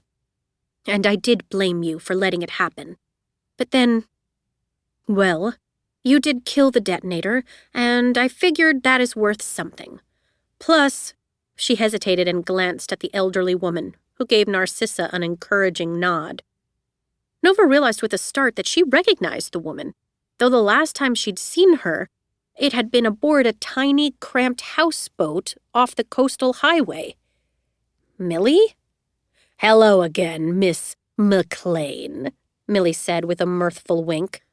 As a psychometrist, Millie had the ability to see into the past of any object she touched. But it was her forgery skills that tended to be more highly valued by the villain gangs. She had, in fact, forged Nova's documents for her application to the Renegades. In some ways, she had created Nova's alter ego, giving her a new name, a new past, a new identity. "Millie convinced me that the anarchists could make good allies for us," said Narcissa. "Given your presence in the Renegades and the way you've managed to get so close to the Council, she thought it would be wise to give you another chance." "I was rather proud of that new identity I designed for you," said Millie. "I'd hate to see it all go to waste when we're so close to seeing their organization crumble." "So you pretended to be me," said Nova. "So they would have to let me go." Narcissa nodded. "You're welcome." It had been a risk. A huge risk, Nova knew. Narcissa had put herself in a lot of danger to go through with it. But it had worked. Nova was free. And now? Now what? Everyone was watching her, almost expectantly, but Nova was far too weary to figure out what they wanted. What they were waiting for. She scanned the room. Her attention landed on a skinny, black-haired boy near the back. It took her a moment to place him, before she realized she'd seen him at the Renegade trials. The boy who could make folded origami creatures come to life. The Renegades had rejected him then. What was he doing here now? Her pulse skipped. They had rejected him. The rejects. This was the group Narcissa had talked about, the one she'd been trying to steal the helmet for. These were the rejects. But she still wasn't entirely sure what that meant. All right, Nova said, finishing her perusal of the gathered crowd and determining that she didn't recognize anyone else. So, who are the rest of you? Isn't it obvious? Said Honey, giggling. We are the villains of Gatlin City! No, we are not villains, said Narcissa firmly. Honey snorted and leaned closer to Nova's ear. She hates it when I say that. We are prodigies who have a different agenda than the renegades, said Narcissa as her cheeks reddened. We are prodigies who desire to be who we are and what we are, to live the lives we want to live without fear that the renegades are going to show up at any minute and intimidate us and push us around, or even neutralize us with that new weapon of theirs for no other reason than we don't want to be one of them. Or that our gangs were at war with them more than a decade ago, added one of the boys in gold. Everyone here was either a supplier or a client of my grandfather's, said Narcissa.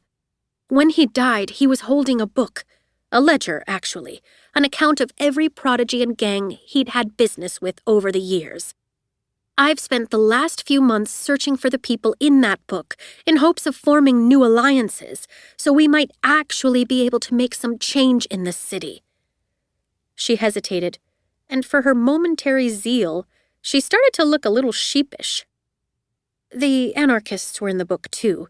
Not just the detonator, but cyanide and Queen Bee, too. Even you were mentioned once, Nightmare.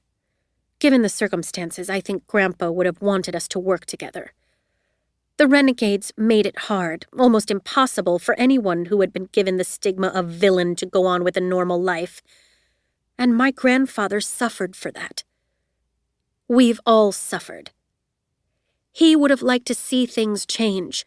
But it's impossible to make a change when no one will give us a job or lease us an apartment or even see us as normal citizens of this city. When the simple fact that we are prodigies who aren't renegades automatically makes us suspect. Makes us suspect and makes us a target, said the man with the fungi. Did you know only 15% of the crimes in this city are committed by prodigies? But the renegades put 80% of their task force on hunting down prodigy offenders, and all but ignore the rest. If they really cared about justice and protecting the weak, you'd think they'd give a bit more effort to the actual problem. In their eyes, we are the only real problem, said Narcissa. We take the blame for everything that goes wrong in this city. All so the renegades can go on pretending to be big and honorable. Look, we caught another prodigy, one who robbed a convenience store 6 years ago. Don't you feel safe now? It's prejudice, every bit as much as the people who used to stone us for being demons. And now they've got this Agent N stuff, boomed a gruff voice. Nova jumped but couldn't tell where it had come from. That's Megaphone, said Narcissa, gesturing toward a group of prodigies that were clustered together, including a man with a grizzly black beard who could have not been more than 3 feet tall. Small body, he said at her surprise. Big voice. And it was big. Though he wasn't yelling, his voice echoed like a sonic boom through the enclosed space. You know about Agent N, said Nova. It's been all over the news, said a girl with slitted eyes and a line of reflective scales running down the back of her bald head. Those 3 renegades who lost their powers in a fight against Nightmare. We thought it was something you anarchists had created, a new weapon to take down the renegades. But Cyanide told us the truth. Nova planted her hands on her hips. They've been developing Agent N for years, intending to use it against prodigies who don't fall in line with their code. Any renegade who thinks you're misusing your powers will be authorized to neutralize you on sight. Let's not fool ourselves, said Millie. They won't need any new reasons to neutralize almost every person in this room. More than half of us had allegiances to various gangs during the Age of Anarchy, and as Narcissa said so succinctly, it hasn't been easy to cast ourselves in a new light these last 10 years.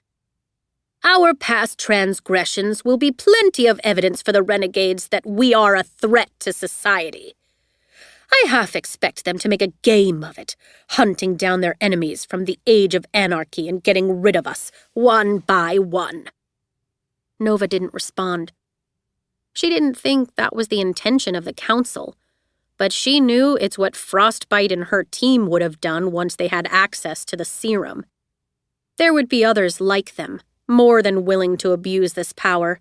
Regardless of the council's intentions, Nova didn't trust them to defend the rights of prodigies who had once been gang members, or those who still had to fight and steal in order to make their way in an unforgiving world.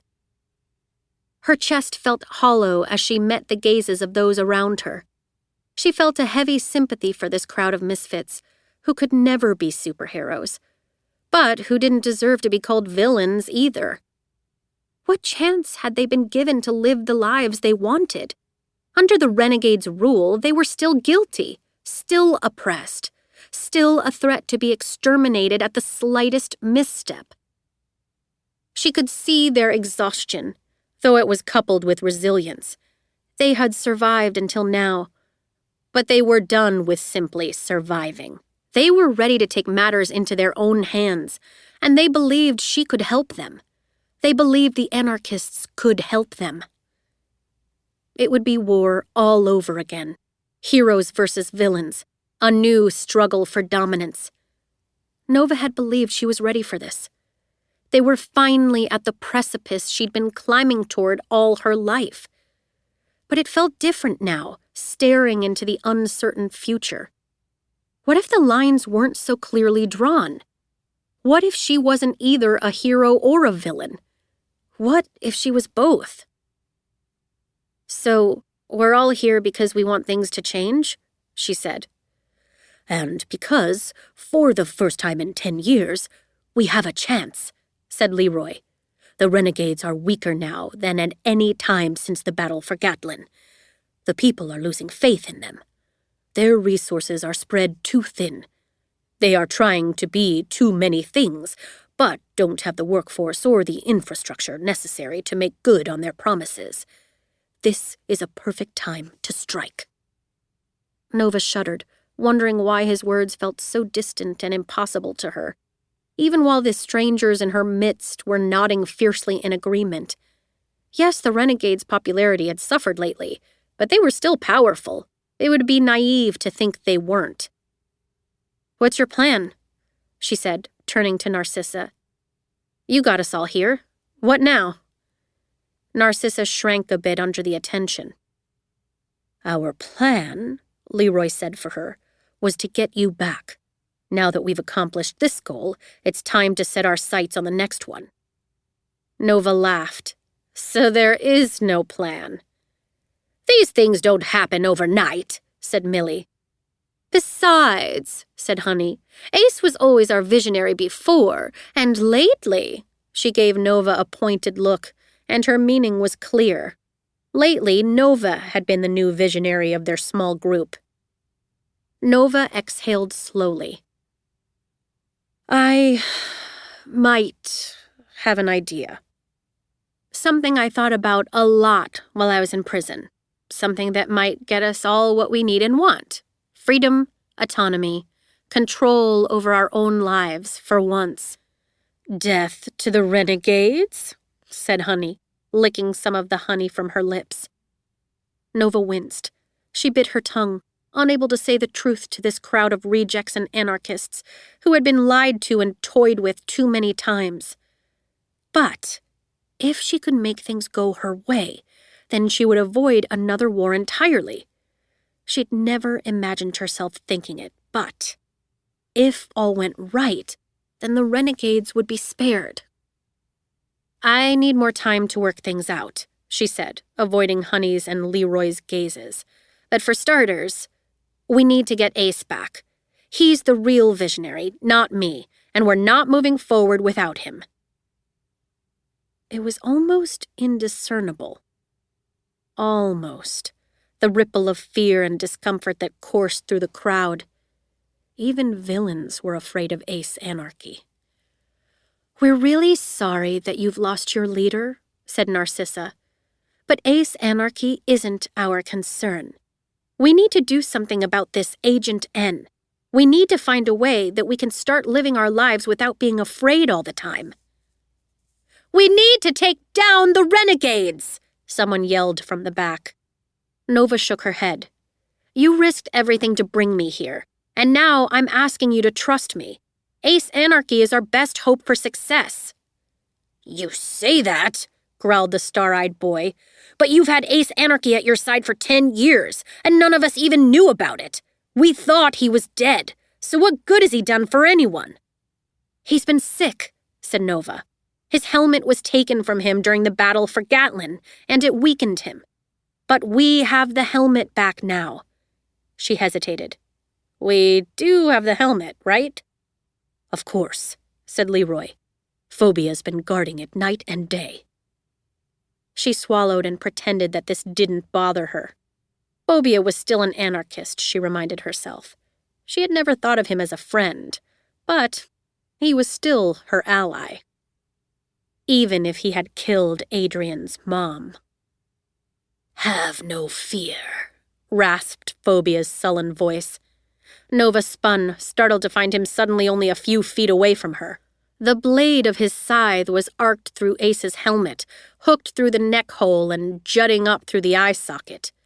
To most prodigies, this helmet would be more burden than gift. Nova wasn't quite sure how she felt about the helmet, which was perhaps her father's greatest achievement. She would not call the power that it wielded a burden, and yet there was a weighted dread that settled in her stomach as she started to reach for it. She took hold of the helmet and slid it off the blade. The metal was warm to the touch, still casting off that familiar glow as she cradled it in her hands. Ace would fight for any of us, she said. He did fight for us. Everything he's ever done has been to make life better for prodigies. We can't leave him in that place. We can't let them execute him. It's impossible, someone muttered, though Nova couldn't tell who. It didn't matter. She could see the thought mirrored on every face surrounding her. It's not impossible, she insisted. This morning I was a prisoner in Cragmore Penitentiary and had only 3 allies in the outside world. She gestured at Honey, Leroy, and Phobia. And now, here I am. Here we all are. If you're serious about wanting to change things, then this isn't up for debate. Ace has done more to further the cause of prodigies in this world than any human alive, and we're not going to abandon him. Besides, he's my uncle. He rescued me when I needed him. I'm going to rescue him now, or I'm going to die trying. Well, at least one of those scenarios seems likely, muttered Narcissa. He'll definitely die trying to break into Cragmore. Nova glared, even as anticipation began to pulse through her veins. That familiar hum of adrenaline when she was making a plan, working through the logistics, figuring out what she was truly capable of. We're not going to attack the prison. We're going to stop the execution. A stout man who was old enough to be Nova's grandfather barked a laugh. Well, jolly good then. That'll be easier. No worries that the entire renegade crew will be about. You're right. There will be a lot of renegades there, said Nova. But the renegades tend to get cocky when they're in big groups. They let their guard down. And while they might be expecting Nightmare to make an attempt to save Ace, she glanced at Narcissa, they won't be expecting all of us. But I need some time to think. And I'll need to go back to headquarters. There are a few things. That's it? Said Narcissa. We risk everything to get you out of prison, and you're just going to rattle off some vague hopes about rescuing Ace Anarchy and risking our lives to do it? This is about more than Ace Anarchy, more than the anarchists. I know it is, said Nova, but I need time to figure this out. You'll have to trust me. We trust you, said Leroy. You are the one who stole back Ace's helmet. From the renegade's own vault, no less. Oh, said Honey, speaking of things stolen from the renegades, do you think you'll be needing this back? She reached for her collar and pulled a black medallion from the bust of her dress. the vitality charm. Nova felt a surge of apprehension as she scrutinized the design impressed into the black iron. Though it had protected her from Agent N, a part of her had hoped she would never have need of it again. She said nothing, though, as she slipped the chain over her neck and tucked the charm beneath her shirt. "Let's reconvene in a few hours," she said. "I'll need to know what each of you can do to see if your abilities might be useful as I develop a plan."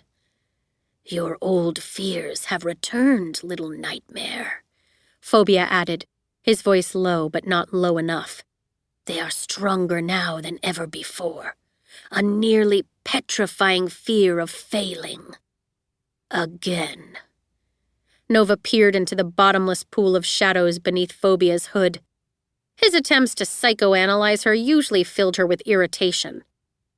It felt like a violation of her privacy for him to be poking around in her head that way, searching for her deepest fears, uncovering her best-kept secrets. But it didn't seem to matter so much this time. She was afraid to fail again. She was afraid to let everyone down, not just Ace and the anarchists and this unexpected new group of allies, but also Adrian and the friends she'd made at the Renegades. Yes, friends. The word was foreign and almost unbelievable. But she had faced the truth in that prison cell. The realization was too stark and painful to ignore. She had fallen in love with these people who had taken her in and trusted her. And yet, she betrayed them. To know that they would go on despising her for the rest of their lives left her feeling almost as hollowed out as the knowledge that Ace would never again look at her with beaming pride. "Yeah, I am afraid that I'm going to fail again," she said, still peering into the nothingness of Phobia's face. "But one cannot be brave who has no fear." Chapter 25. There had been many times since Adrian and his dads first moved into the old mayor's mansion that Adrian had the nagging thought that it was far more space than the three of them needed. Not only because there was a formal parlor, formal dining room, and 4 guest rooms that had yet to welcome a single guest, but also because 3 grown men simply had no use for 7, count them 7, bathrooms. Each one, of course, came equipped with a mirror, and that wasn't even considering the mirrors in closets or the one hung over the fireplace mantel in the parlor, and probably some he hadn't even thought of yet. It seemed reflections were everywhere he looked these days. Adrian unscrewed the mirrored medicine cabinet from the wall of the 3rd bathroom on the main floor, thinking for the umpteenth time that he hadn't given enough credit to Narcissa Cronin's power when he first met her at Cloven Cross Library. Sure, traveling through mirrors had seemed like a neat party trick, but now he was beginning to fully appreciate what a useful ability it could be. There were mirrors everywhere. It was almost like having a skeleton key to nearly any door in the world. It drove him nuts every time he stopped to think about it. He had been in the same room with Nightmare that day at the library. She had been right in front of him, and he had been completely oblivious.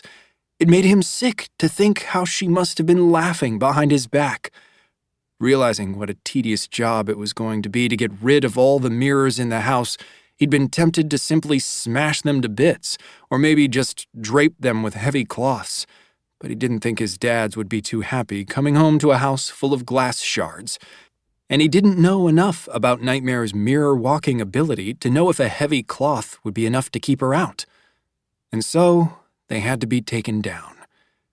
The final screw fell into his palm, and he pried the cabinet from the wall. He hadn't bothered to remove the toiletries inside, and he heard them sliding and crashing into one another as he carried it down the hall, down the steps, and into his basement bedroom. Past his bed and TV, past the desk where he had spent hours sketching in notebooks, and more recently giving himself tattoos, and into the room that had once been deemed his art studio. The room that had of late been converted into a living jungle. He hadn't entered the room in the days since Nova's arrest. It held too many memories that were soured by his belief that Nova was his most loathed enemy. Memories of her head tucked against his shoulder, her face tranquil in sleep. Memories of her surprise when she saw the mural Adrian had painted on these walls, then watching her unspeakable awe as he brought the trees and vines and exotic flowers to life. Since that night, the jungle had begun to fade, just as Turbo was. Adrian's power didn't include immortality. His creations would wilt and die just like things in real life. Faster, actually, than things in real life.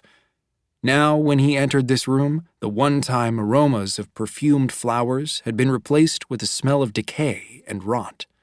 The vibrant colors of the flowers faded to grays and browns, their silky petals drooping and papery crisp.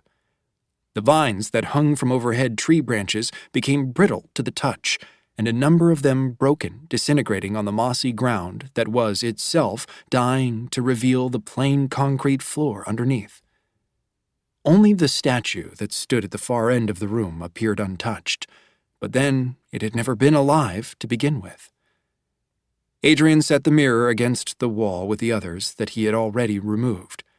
He figured that if Nightmare did come through one of them, she'd be so confused by the dying Flora that she'd think she took a wrong turn in Mirrorland, or however that worked.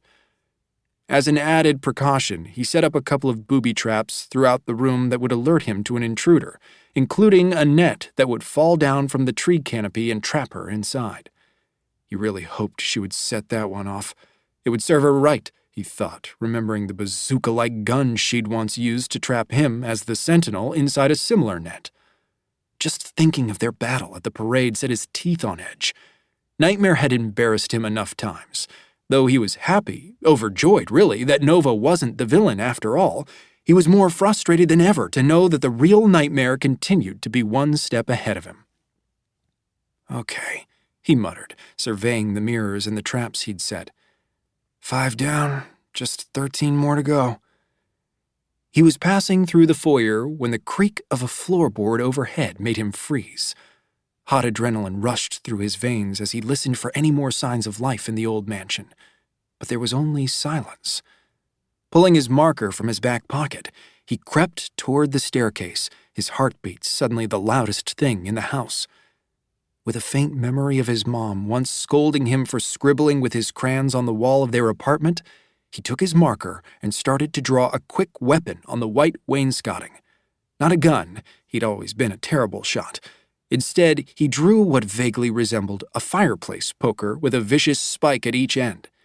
He exhaled as he pulled the weapon from the wall, clutching it in one hand and keeping his marker at the ready in the other.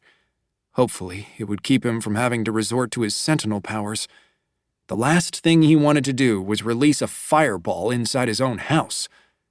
He started up the steps, knowing where to place his feet to prevent the stairs from creaking as he ascended. Pausing just shy of the landing, he scanned the hallway to the right, but all he could see were shadows and closed doors. The double doors to his dad's room were parted, and unable to remember if they'd been opened before, he slipped inside. There was a sweater thrown over the back of a chair, some books and newspapers left on a nightstand. Knowing there was a full-length mirror in the walk-in closet, Adrian prepared himself to see his own reflection moving among the suits and boots and capes, but the sight still made him jump. He doubted he would ever look at a mirror the same way again. Nothing seemed out of place. He shut the closet door, then drew a small bell to hang around its door handle so that if Nightmare came in through that mirror and tried to open the door, he would know immediately. He did the same on the door to the master bathroom, not yet having removed the mirrors above the double sinks, then stopped again to listen. Silence. He was beginning to think that maybe he'd only imagined the noise before when there was a thud from the hallway. Gripping the poker, he raced out of the master's suite and noticed the light spilling out from beneath the door to the office. He was sure it had been dark before. Pulse racing, he inched toward the door and wrapped his hand around the knob. He braced himself. Then he threw the door open, weapon at the ready. His attention landed on the large window behind the desk. The sash had been thrown open and the curtains were fluttering from the nighttime air. The sound of rain outside was suddenly deafening. With a curse, he crossed to the window, searching the lawn for signs of movement, scanning the side of the house for the shadow of a girl who was quite adept at scaling buildings. Footsteps sounded behind him, barely heard over the downpour. He spun around just as the figure, dressed in her signature black, darted into the hallway. "Hey!" Adrian chased after her. She ran into the master bedroom, slamming the door shut between them. Growling, he shoved it open, preparing to throw the weapon javelin style at the same time the tattoo on his right arm began to glow molten white, readying an energy beam to incapacitate her. The bell chimed as Nightmare, a dozen steps ahead of him, yanked open the closet door. She held what appeared to be a bundle of files tucked under one arm. She didn't look back as she sprinted forward. It took Adrian a split second to decide, energy beam or spear. He could kill her. He could end her, now. The second passed. He lifted his right arm, fist squeezed tight, and aimed. A piece of paper fluttered from her hold as she launched herself through the mirror at the back of the closet. In the same moment, the beam of light blazed from the diode that had risen up from his flesh. The beam struck the glass. It shattered, the impact sending shards flying across the carpet into the clothes on the racks, some no doubt landing inside his dad's neatly organized shoes. Adrian cursed, and for good measure, threw the poker, too. It hit the backing of the mirror, puncturing a hole through it and sticking there. "Damn it, damn it, damn it," he muttered, letting the laser diode sink back into his skin as he ran both hands over his hair. Stomping into the closet, glad to be wearing shoes as bits of glass crunched beneath him, he wrapped his hand around the weapon, but then thought better of it. This would at least explain how the glass had broken. Huffing, he stooped and picked up the piece of paper Nightmare had dropped, wondering what could have brought her snooping through their house again. He expected blueprints of headquarters, or research findings on Agent N, or a list of home addresses of all the renegades currently active in the organization. Just the thought of the mirror walker knowing where his friends lived made him shudder. But when he flipped the paper over, he was surprised to see that it wasn't any of those things. It was a drawing. He squinted at the illustration, done in a combination of markers and crayon. It was one of his childhood conceptions of the monster who had for years haunted his nightmares. His mom had told him that one way to combat bad dreams was to draw them out, that doing so could teach your brain that they were only figments of your imagination and nothing to be afraid of. He had drawn the monster more times than he could count, and it had never made the nightmares any less real. Crushing the drawing in his fist, he retraced his steps back to the office to see if he could figure out what else Nightmare had taken. Surely this drawing was a fluke, something she just happened to grab along with whatever prize she had really come for. But all the drawers in the desk and filing cabinet were closed, the stacks of papers neat and tidy. Nothing pulled from the bookshelves. Nothing, that is, except a single box that usually lived tucked away in the corner of the bottom shelf, but now sat on the carpet. Adrian knelt beside it and began rummaging through the papers that remained, all drawings from his childhood that his dads had cared enough to save. Why would Nightmare care about these? He reached the bottom of the box, and a thought struck him, a terrible thought. His palms grew sweaty as he flipped through the papers again, hoping he was mistaken, hoping maybe they were kept somewhere else, that they'd never been in this box to begin with. But no, they were gone. Nightmare had taken his comics, the 3 issues of Rebel Z he'd made as a kid, about a boy who develops superpowers after a mad scientist tampers with him, and later uses those powers to transform himself into a powerful hero. The Sentinel. Adrian sat back on his heels, massaging his forehead. She knew. He couldn't begin to guess how she knew, but she would have evidence enough in the pages of those comics, enough to try to blackmail him or out his secret to the world. In the midst of the dread that clawed its way into Adrian's thoughts, something else occurred to him. Standing, he considered the open door to the office. She must have been hiding behind it. He must have passed right by her when he'd rushed to the window, close enough to touch. His gaffe was so obvious in hindsight that thinking of his vulnerability made him slightly nauseous.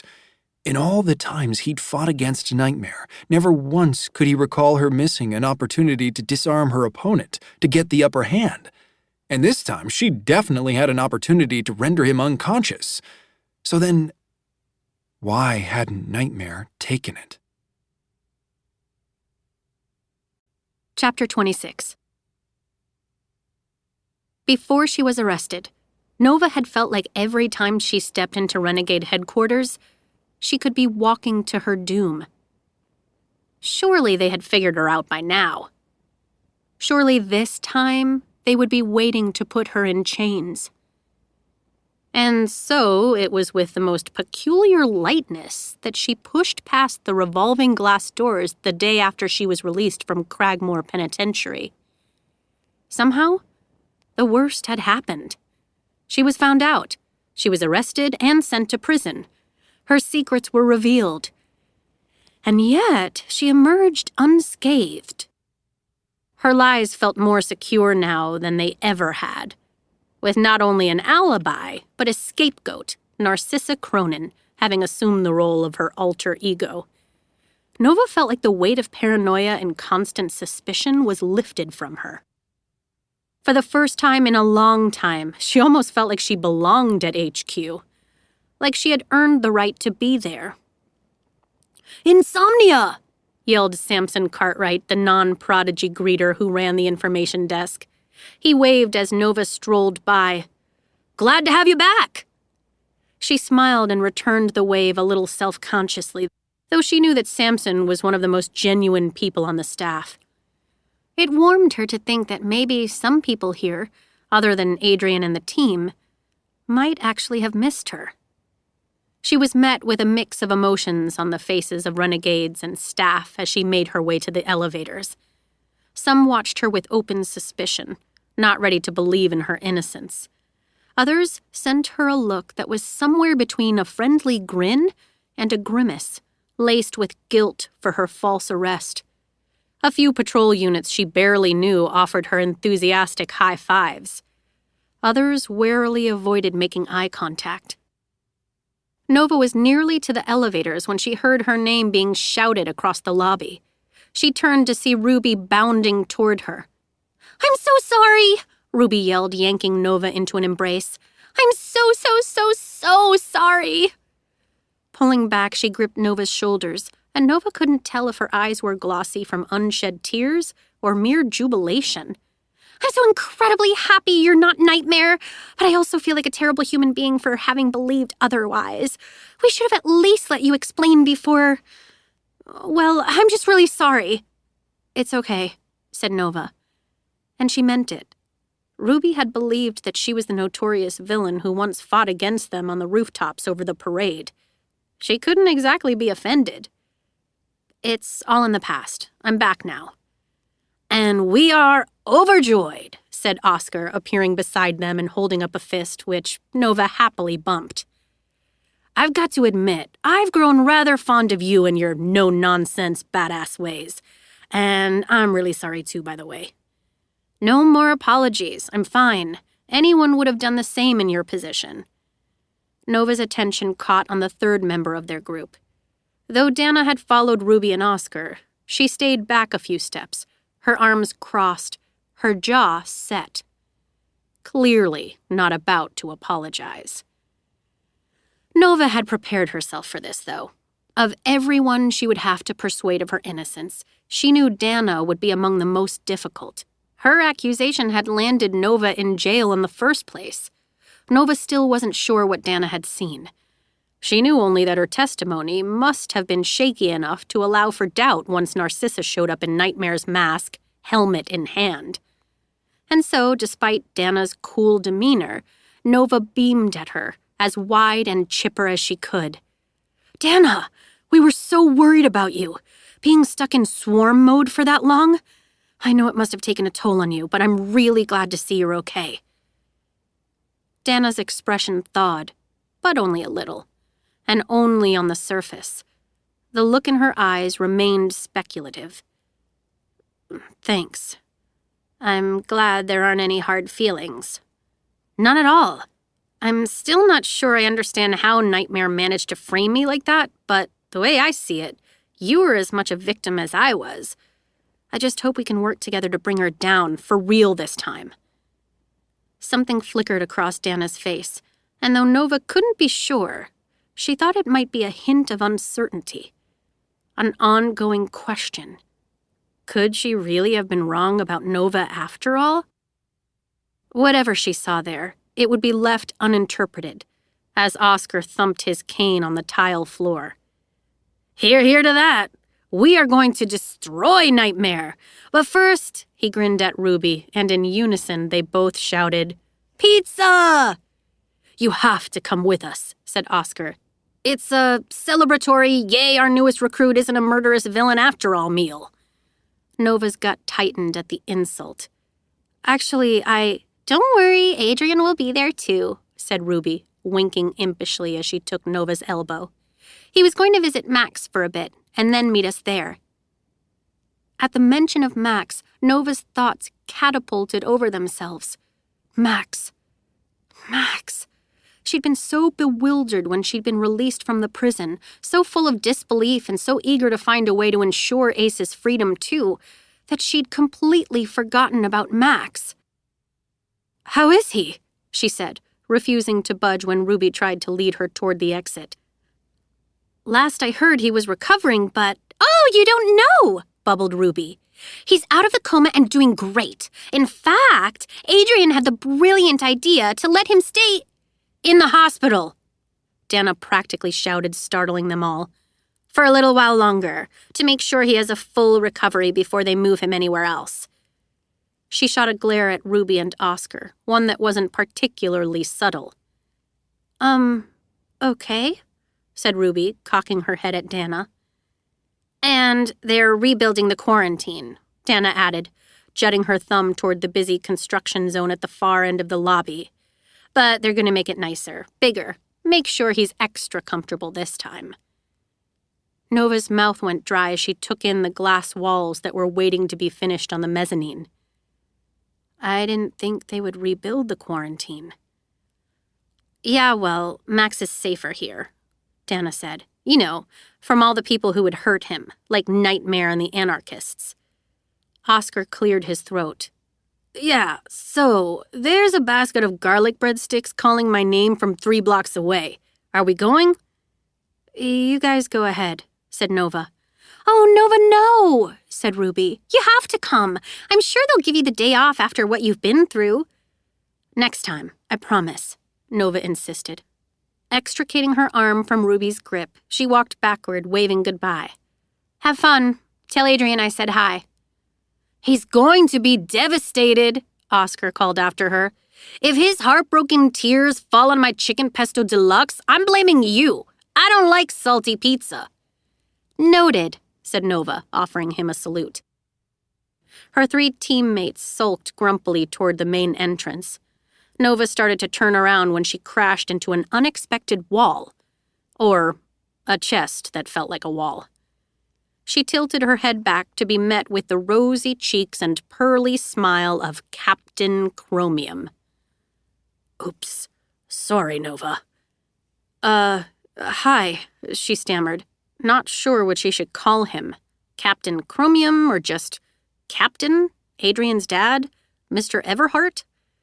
She was saved from making a decision when Hugh clasped her right hand and gave it a solid shake. I asked Samson to let me know when you came in. I wanted to be the first to welcome you back to the team. Oh, thanks. And, he said, releasing both her hand and the dazzling grin, his brow creased with regret. I wanted to offer you a formal apology for this abysmal misunderstanding. I'm ashamed to think how we treated you, as one of our own, when your loyalty and dedication has been so unwavering. It's just— He shook his head. All this turmoil that's been going on lately, you know? The parade, Cosmopolis Park, the attack on headquarters, Ace Anarchy. Sometimes I feel like we're jumping through hoops set on fire, and every one of them is a little bit smaller. If we don't keep ahead of all of the threats and dangers, then one of these days, the whole thing will go up in flames. Nova narrowed her eyes, not entirely sure this was a good analogy, and also wondering whether the captain was aware of the insensitivity of the statement, given what had become of the house on Wallow Ridge. But no, she could tell he was oblivious. And so she chuckled understandingly. Well, good thing you're invincible, at least. Yeah, he said with a small shrug. I might be. But there are people I care about that don't have that luxury. And I'm just doing what I can to protect them. I hope you understand that we did what we had to do given the circumstances. The circumstances, she thought. Those circumstances being that they had been prepared to execute her without so much as a proper trial. Because they were the council, and their word was law. Because they were renegades, and the renegades could be judge, jury, and executioner. If that's what they felt was required for the protection of the people. The normal people, not villains, not prodigies who could be dangerous. Protection of their rights didn't matter. But Nova didn't say any of that. She just kept smiling, jaw clenched. Of course. Good, because you are a part of the renegade family now. And it's important to me and all the council that everyone here feels like they're being treated fairly, that they are a part of this team. Suddenly, it became clear to Nova that this wasn't just an apology. Hugh Everhart was worried. Given the drama with Janissa Clark, who continued to shake their sterling reputation, he was afraid that Nova too would go to the media and begin exposing the mistreatment within their ranks. He was trying to head her off at the pass. In that moment, Nova felt almost giddy to realize she had stolen another small piece of power away from the council. They had built their organization on a shaky foundation, and she could put one more fatal crack into it. Lucky for Captain Chromium and the council, she wasn't planning to go to the media with her story of unjust imprisonment. She had other plans for the future. But that didn't mean she couldn't use this conversation to her advantage. What if she could make the change she needed right here, right now? I don't blame you and the council for what happened, she said. You were given information, and you had to act on it. I understand why you did what you did. Before Hugh Everhart could appear too relieved, Nova added, but I was surprised by the whole execution thing. His gaze darted away. Yes, it's unfortunate that I hate to think what you went through, but I am so glad it's all worked out. Yes, she said slowly. It worked out for me, thankfully.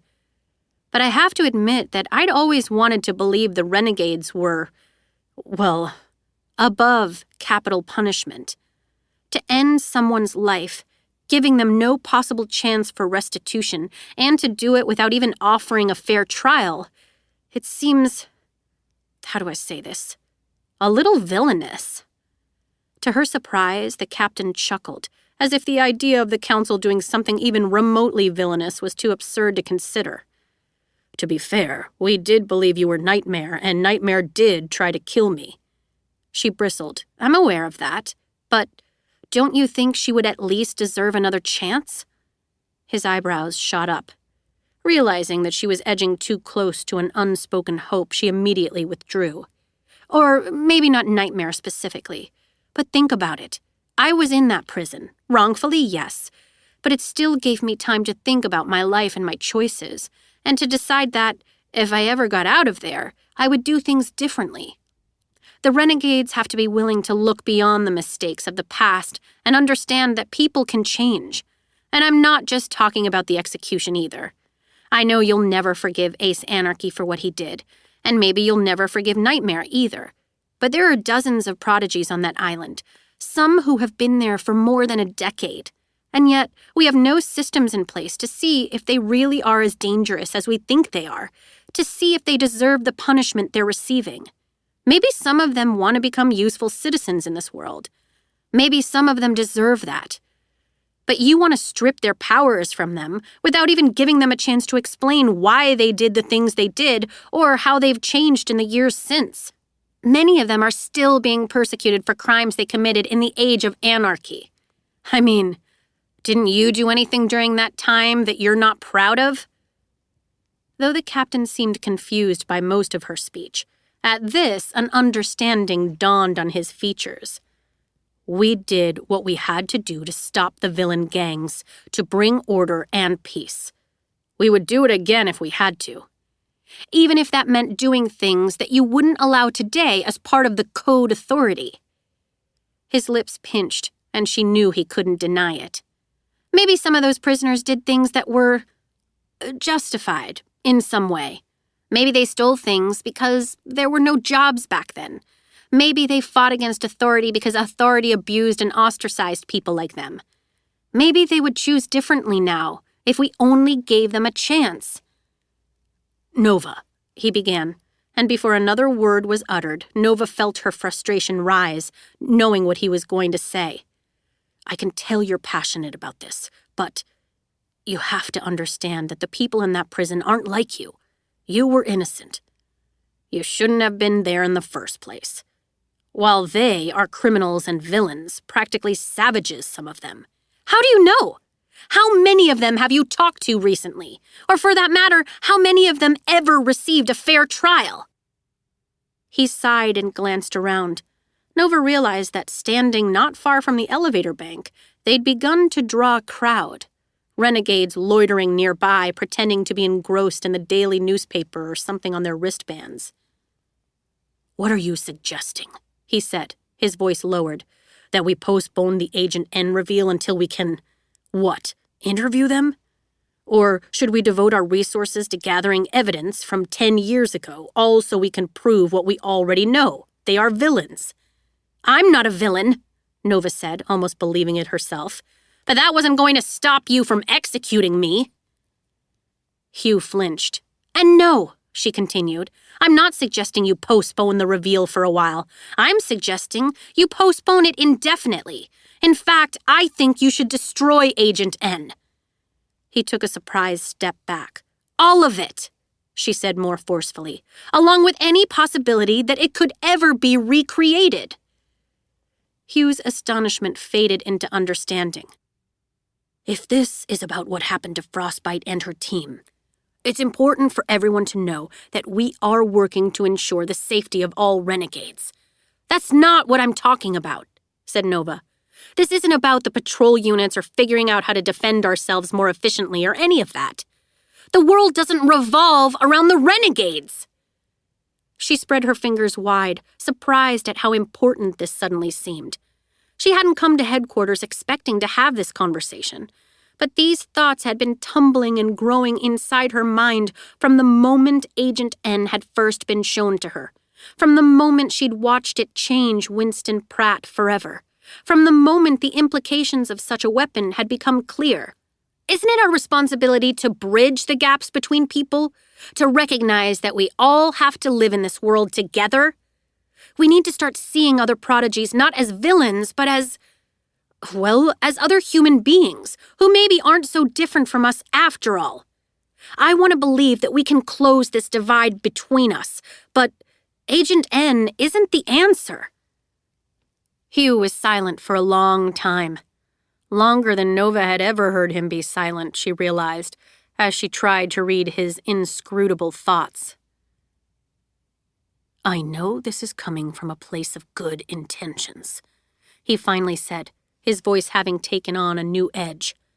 "I don't expect you to understand the challenges facing our world, or the difficult decisions we've had to make. But I can assure you that none of our decisions have been made lightly. I know that, but everything the Council has done these past years has been in service to the people of this world who need our help, for protection and for justice. I'm afraid this isn't up for debate, Nova. Our decision regarding Agent N and the fate of those villains has already been decided, and our decision is final." Chapter 27.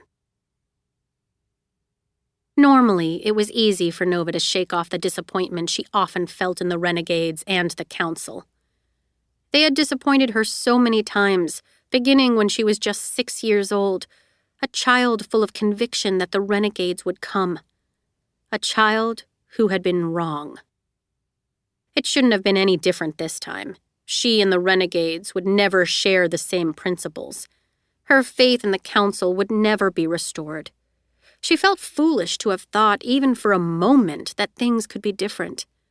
She felt extra foolish for the sting of rejection that followed her into the elevator and up to the artifacts warehouse. She didn't have time to dwell on Captain Chromium's decision, even if she knew he was wrong. She shouldn't have let herself care so much. If anyone was going to help the prodigies of this world, the prodigies who didn't fit into a perfect mold of what a superhero should be, it wasn't going to be the Renegade Council. She stepped out of the elevators into a reception space that was unchanged since she'd been gone. 2 desks, one messy, one stark. A clipboard with a form for tracking equipment rentals from the vault. Trying to clear her thoughts, she sat down and searched the database for the hollow glass. According to the records, it had not been rented out to a renegade in years and was currently available in the vault. She hoped it was a good sign. Changing the parameters, she searched for star next, then jewel, gem, and bracelet. Each term called up a substantial list of possibilities, but judging from the descriptions, none of them were her bracelet. She wasn't particularly surprised, but frustrated all the same. After a moment's consideration, she closed the artifacts database and instead pulled up the Renegade directory. Magpie was easy to find. Margaret White, alias Magpie. Ability, asset perception. Subcategory, telekinesis. Asset perception, Nova muttered. She guessed that was renegade speak for someone who can locate valuable things, which seemed to be the gist of Magpie's ability as far as she could tell. She jumped to the residence information and frowned. Current residence, unknown. Previous residence, Gatlin City Prodigy Children's Home. She was familiar enough with the institution, which was supposed to be an orphanage, though had also become a dumping ground for kids abandoned by families who wanted nothing to do with their superpowered offspring. An addendum at the bottom of her profile went on to list a series of petty crimes, mostly small thefts and pickpocketing, for which Magpie had repeatedly received no punishment, it seemed, beyond a stern talking to. None of it was at all helpful in getting Nova her bracelet back. She was scowling at the screen, drumming her fingers against her cheek, when the elevator chimed and Calum arrived. Already smiling because he was always smiling. And in the second that passed before he noticed her, Nova braced herself to see that smile fall. She knew he had suspected that she was Nightmare after he tried to stop her from stealing the helmet. She wouldn't have been surprised if he, like Dana, maintained that air of suspicion. And for reasons she couldn't quite explain, Calum's opinion of her meant, well, a lot. Maybe because he was the sort of person who was always willing to give the benefit of the doubt. He saw the good in everyone, regardless of whether they deserved it. She wanted him to see the good in her. Spotting her, Calum froze, one foot still in the elevator. Nova, too, went still. Then, "Insomnia, you're back!" He bolted forward and swung himself around the edge of the desk. Before Nova fully realized what was happening, he had pulled her out of the rolling chair and enveloped her in a strangling embrace, one that she might have thought was an attack if she hadn't known Calum so well. "I didn't want to believe it," he said, pulling away. "I mean, I did believe it because... Did you know you and Nightmare are almost exactly the same height?" He placed one hand about head level with Nova. "Uncanny, but not a reason to assume the worst of someone. I'm sorry, but in my defense," he gave her a mischievous look, "part of me thought it would actually be kind of cool to be working side by side with an anarchist. I mean, the difference in perspective, right? What are the odds of that, really? Anyway, I'm glad you're back. I've come to think of you as like my artifacts-obsessed kindred spirit." She laughed, not only in relief that Calum didn't despise her, but also at the idea that she was as obsessed over the objects in the vault as he was. She was relatively sure that no one could be as obsessed as he was. "Thanks," she said. "I'm ready to get back to work and put all this behind me." "Great plan," he clapped his hands. "Let's return to our previously scheduled awesome lives." He grabbed a clipboard from the desk. "It's been slow around here. What with everyone focusing on rebuilding the lobby and the upcoming Agent N announcement. Do you want to take the desk for a bit, or would you rather handle the restocking? It's not much, just 7 or 8 items, if I remember right." "I can restock. I don't really feel like sitting behind a desk right now. I did plenty of sitting around at Cragmore." "Oh, man, I bet that was awful," said Calum, his expression going distant. The moment of solemnity was short-lived, and then he was grinning again. "But that place has some wicked history. Kind of cool that you got to see it up and close and personal, right? If those walls could talk." He shook his head. "I'd love to visit it someday. Fascinating." Chuckling, Nova took the clipboard from him. "No, you really wouldn't." She started to head toward the vault, but paused. "Hey, Calum, you wouldn't happen to know where I could find Magpie, would you?" "That troublemaker?" He pondered the question. "Well, I guess I'd check to see if the cleanup crews have been called out for anything today. Barring that, maybe the lounges?" Nova nodded. "Thanks. I'll give that a shot." She passed through the filing room, half expecting to see Tina or Snapshot, the official keeper of the vault, but the room was empty. Stepping into the enormous warehouse, full of row upon row of towering shelving units, each stocked with famous and some not-so-famous Prodigy-related artifacts, Nova exhaled a long, slow breath. Squaring her shoulders, she grabbed the cart containing a handful of recently cleaned objects, set the clipboard on top of it, and started pushing it down the main aisle. She returned the first 2 objects to their places among the collection, the Wandering Map and Tarot's fortune-making deck of cards.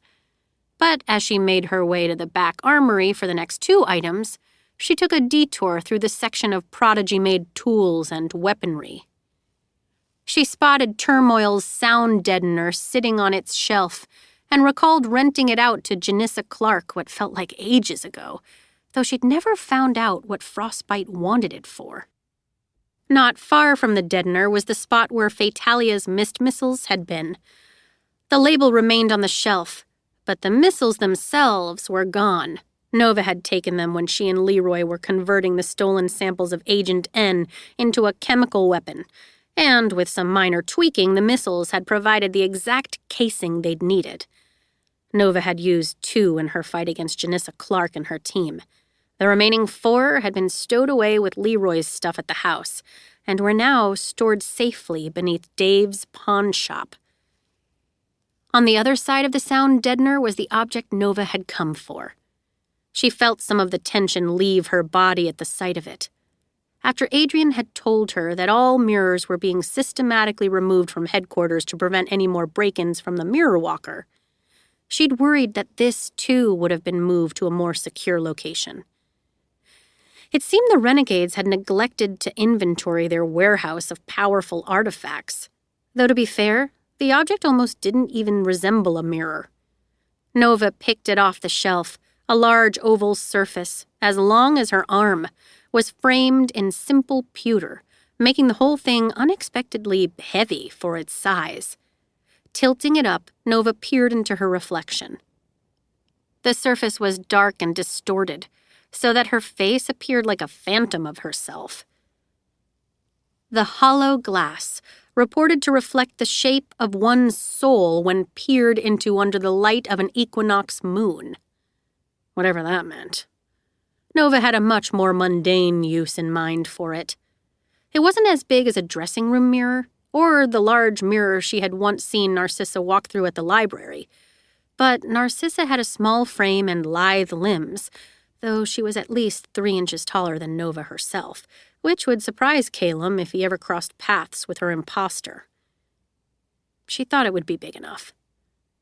It would have to be big enough.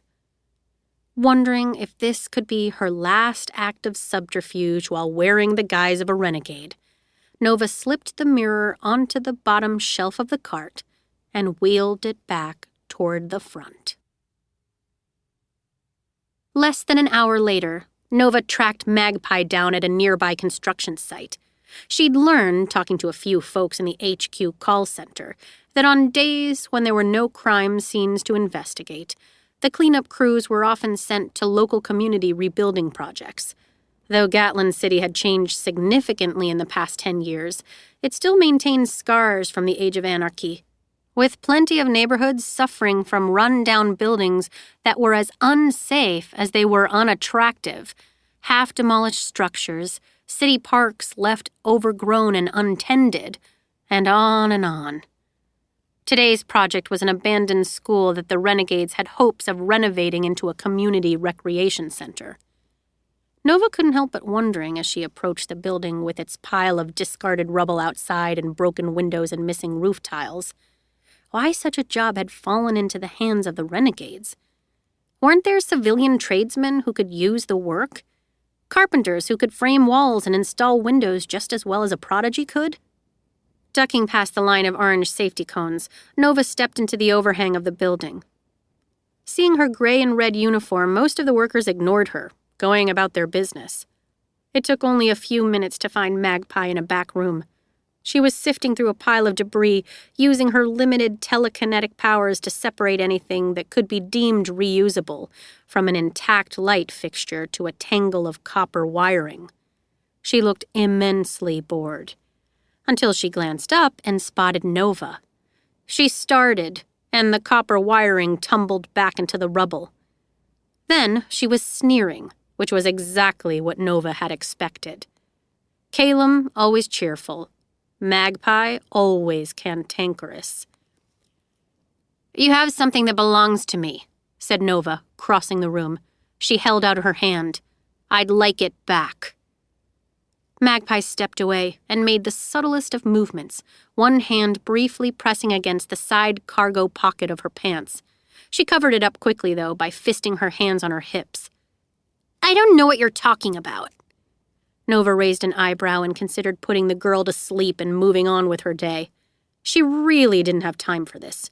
But that, she knew, could come with all sorts of negative consequences. Instead, she exhaled through her nostrils and said, "My bracelet. Now." "I don't have your junky bracelet," said Magpie, which was about the most incriminating thing she could have said, given that she'd tried to steal the bracelet once already and had practically drooled over the star when she'd seen it at the gala. They both knew Magpie didn't think it was junky. "I know Adrian gave it to you," said Nova. "You were supposed to hand it over to Artifacts, but I just checked, and it's not there." Magpie shrugged and changed positions, tightly crossing her arms. "Maybe Calum forgot to record it." Nova ground her teeth until her jaw started to ache. Magpie held her glare unflinchingly. "Fine," Nova finally said. "I guess I'll check again." "You do that." Magpie relaxed, just a bit, which is when Nova lunged for her. She grabbed Magpie's arm and spun her around, twisting the arm up behind her back. Magpie cried out, more in surprise than pain, though Nova wasn't trying to be particularly gentle. "Let me go!" Ignoring her struggles, Nova plunged her hand into the pocket Magpie had indicated earlier. Her fist closed around a couple of loose objects. She shoved Magpie away and opened her palm. She could have danced with elation to see her bracelet again, undamaged, the star as bright as ever. The second object in her palm was a little more unconventional. She would expect the little crook to carry around coins or swipe jewelry, or even something useful like lock-picking tools. But not... "Is this a bullet?" said Nova, holding it up between pinched fingers. It was heavy for its size. Its once silver sheen dulled from time. "Give it back!" Magpie yelled, her face flushed. She jumped for the bullet, but Nova easily swung it out of her reach. "Why on earth do you have—" Magpie spread her fingers. The bullet was torn from Nova's grip and sent soaring into her palm. She wrapped it in a tight fist, clutching it to her chest. "None of your business!" she spat, face full of venom. Nova snorted. And you tried to call my bracelet junky when you carry around a— It's not junk! Magpie screeched. She was really worked up now. Her face flushed red, her small hands clenched and shaking. This bullet gave me my powers. Without it, I wouldn't— She released a frustrated growl before repeating, It's none of your business! Nova cocked her head to the side. A bullet gave you your powers? Before Magpie could respond, someone knocked at the door that had been left open. They both jumped to see the cleanup supervisor watching them with concern. Everything okay in here?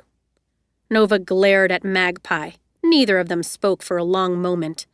Finally, Nova huffed and began securing her bracelet to her wrist, using the same latch that Adrian had once drawn for her. Yep, she said, breezing past Magpie, who flinched away so their shoulders wouldn't touch. Everything is just as it's supposed to be.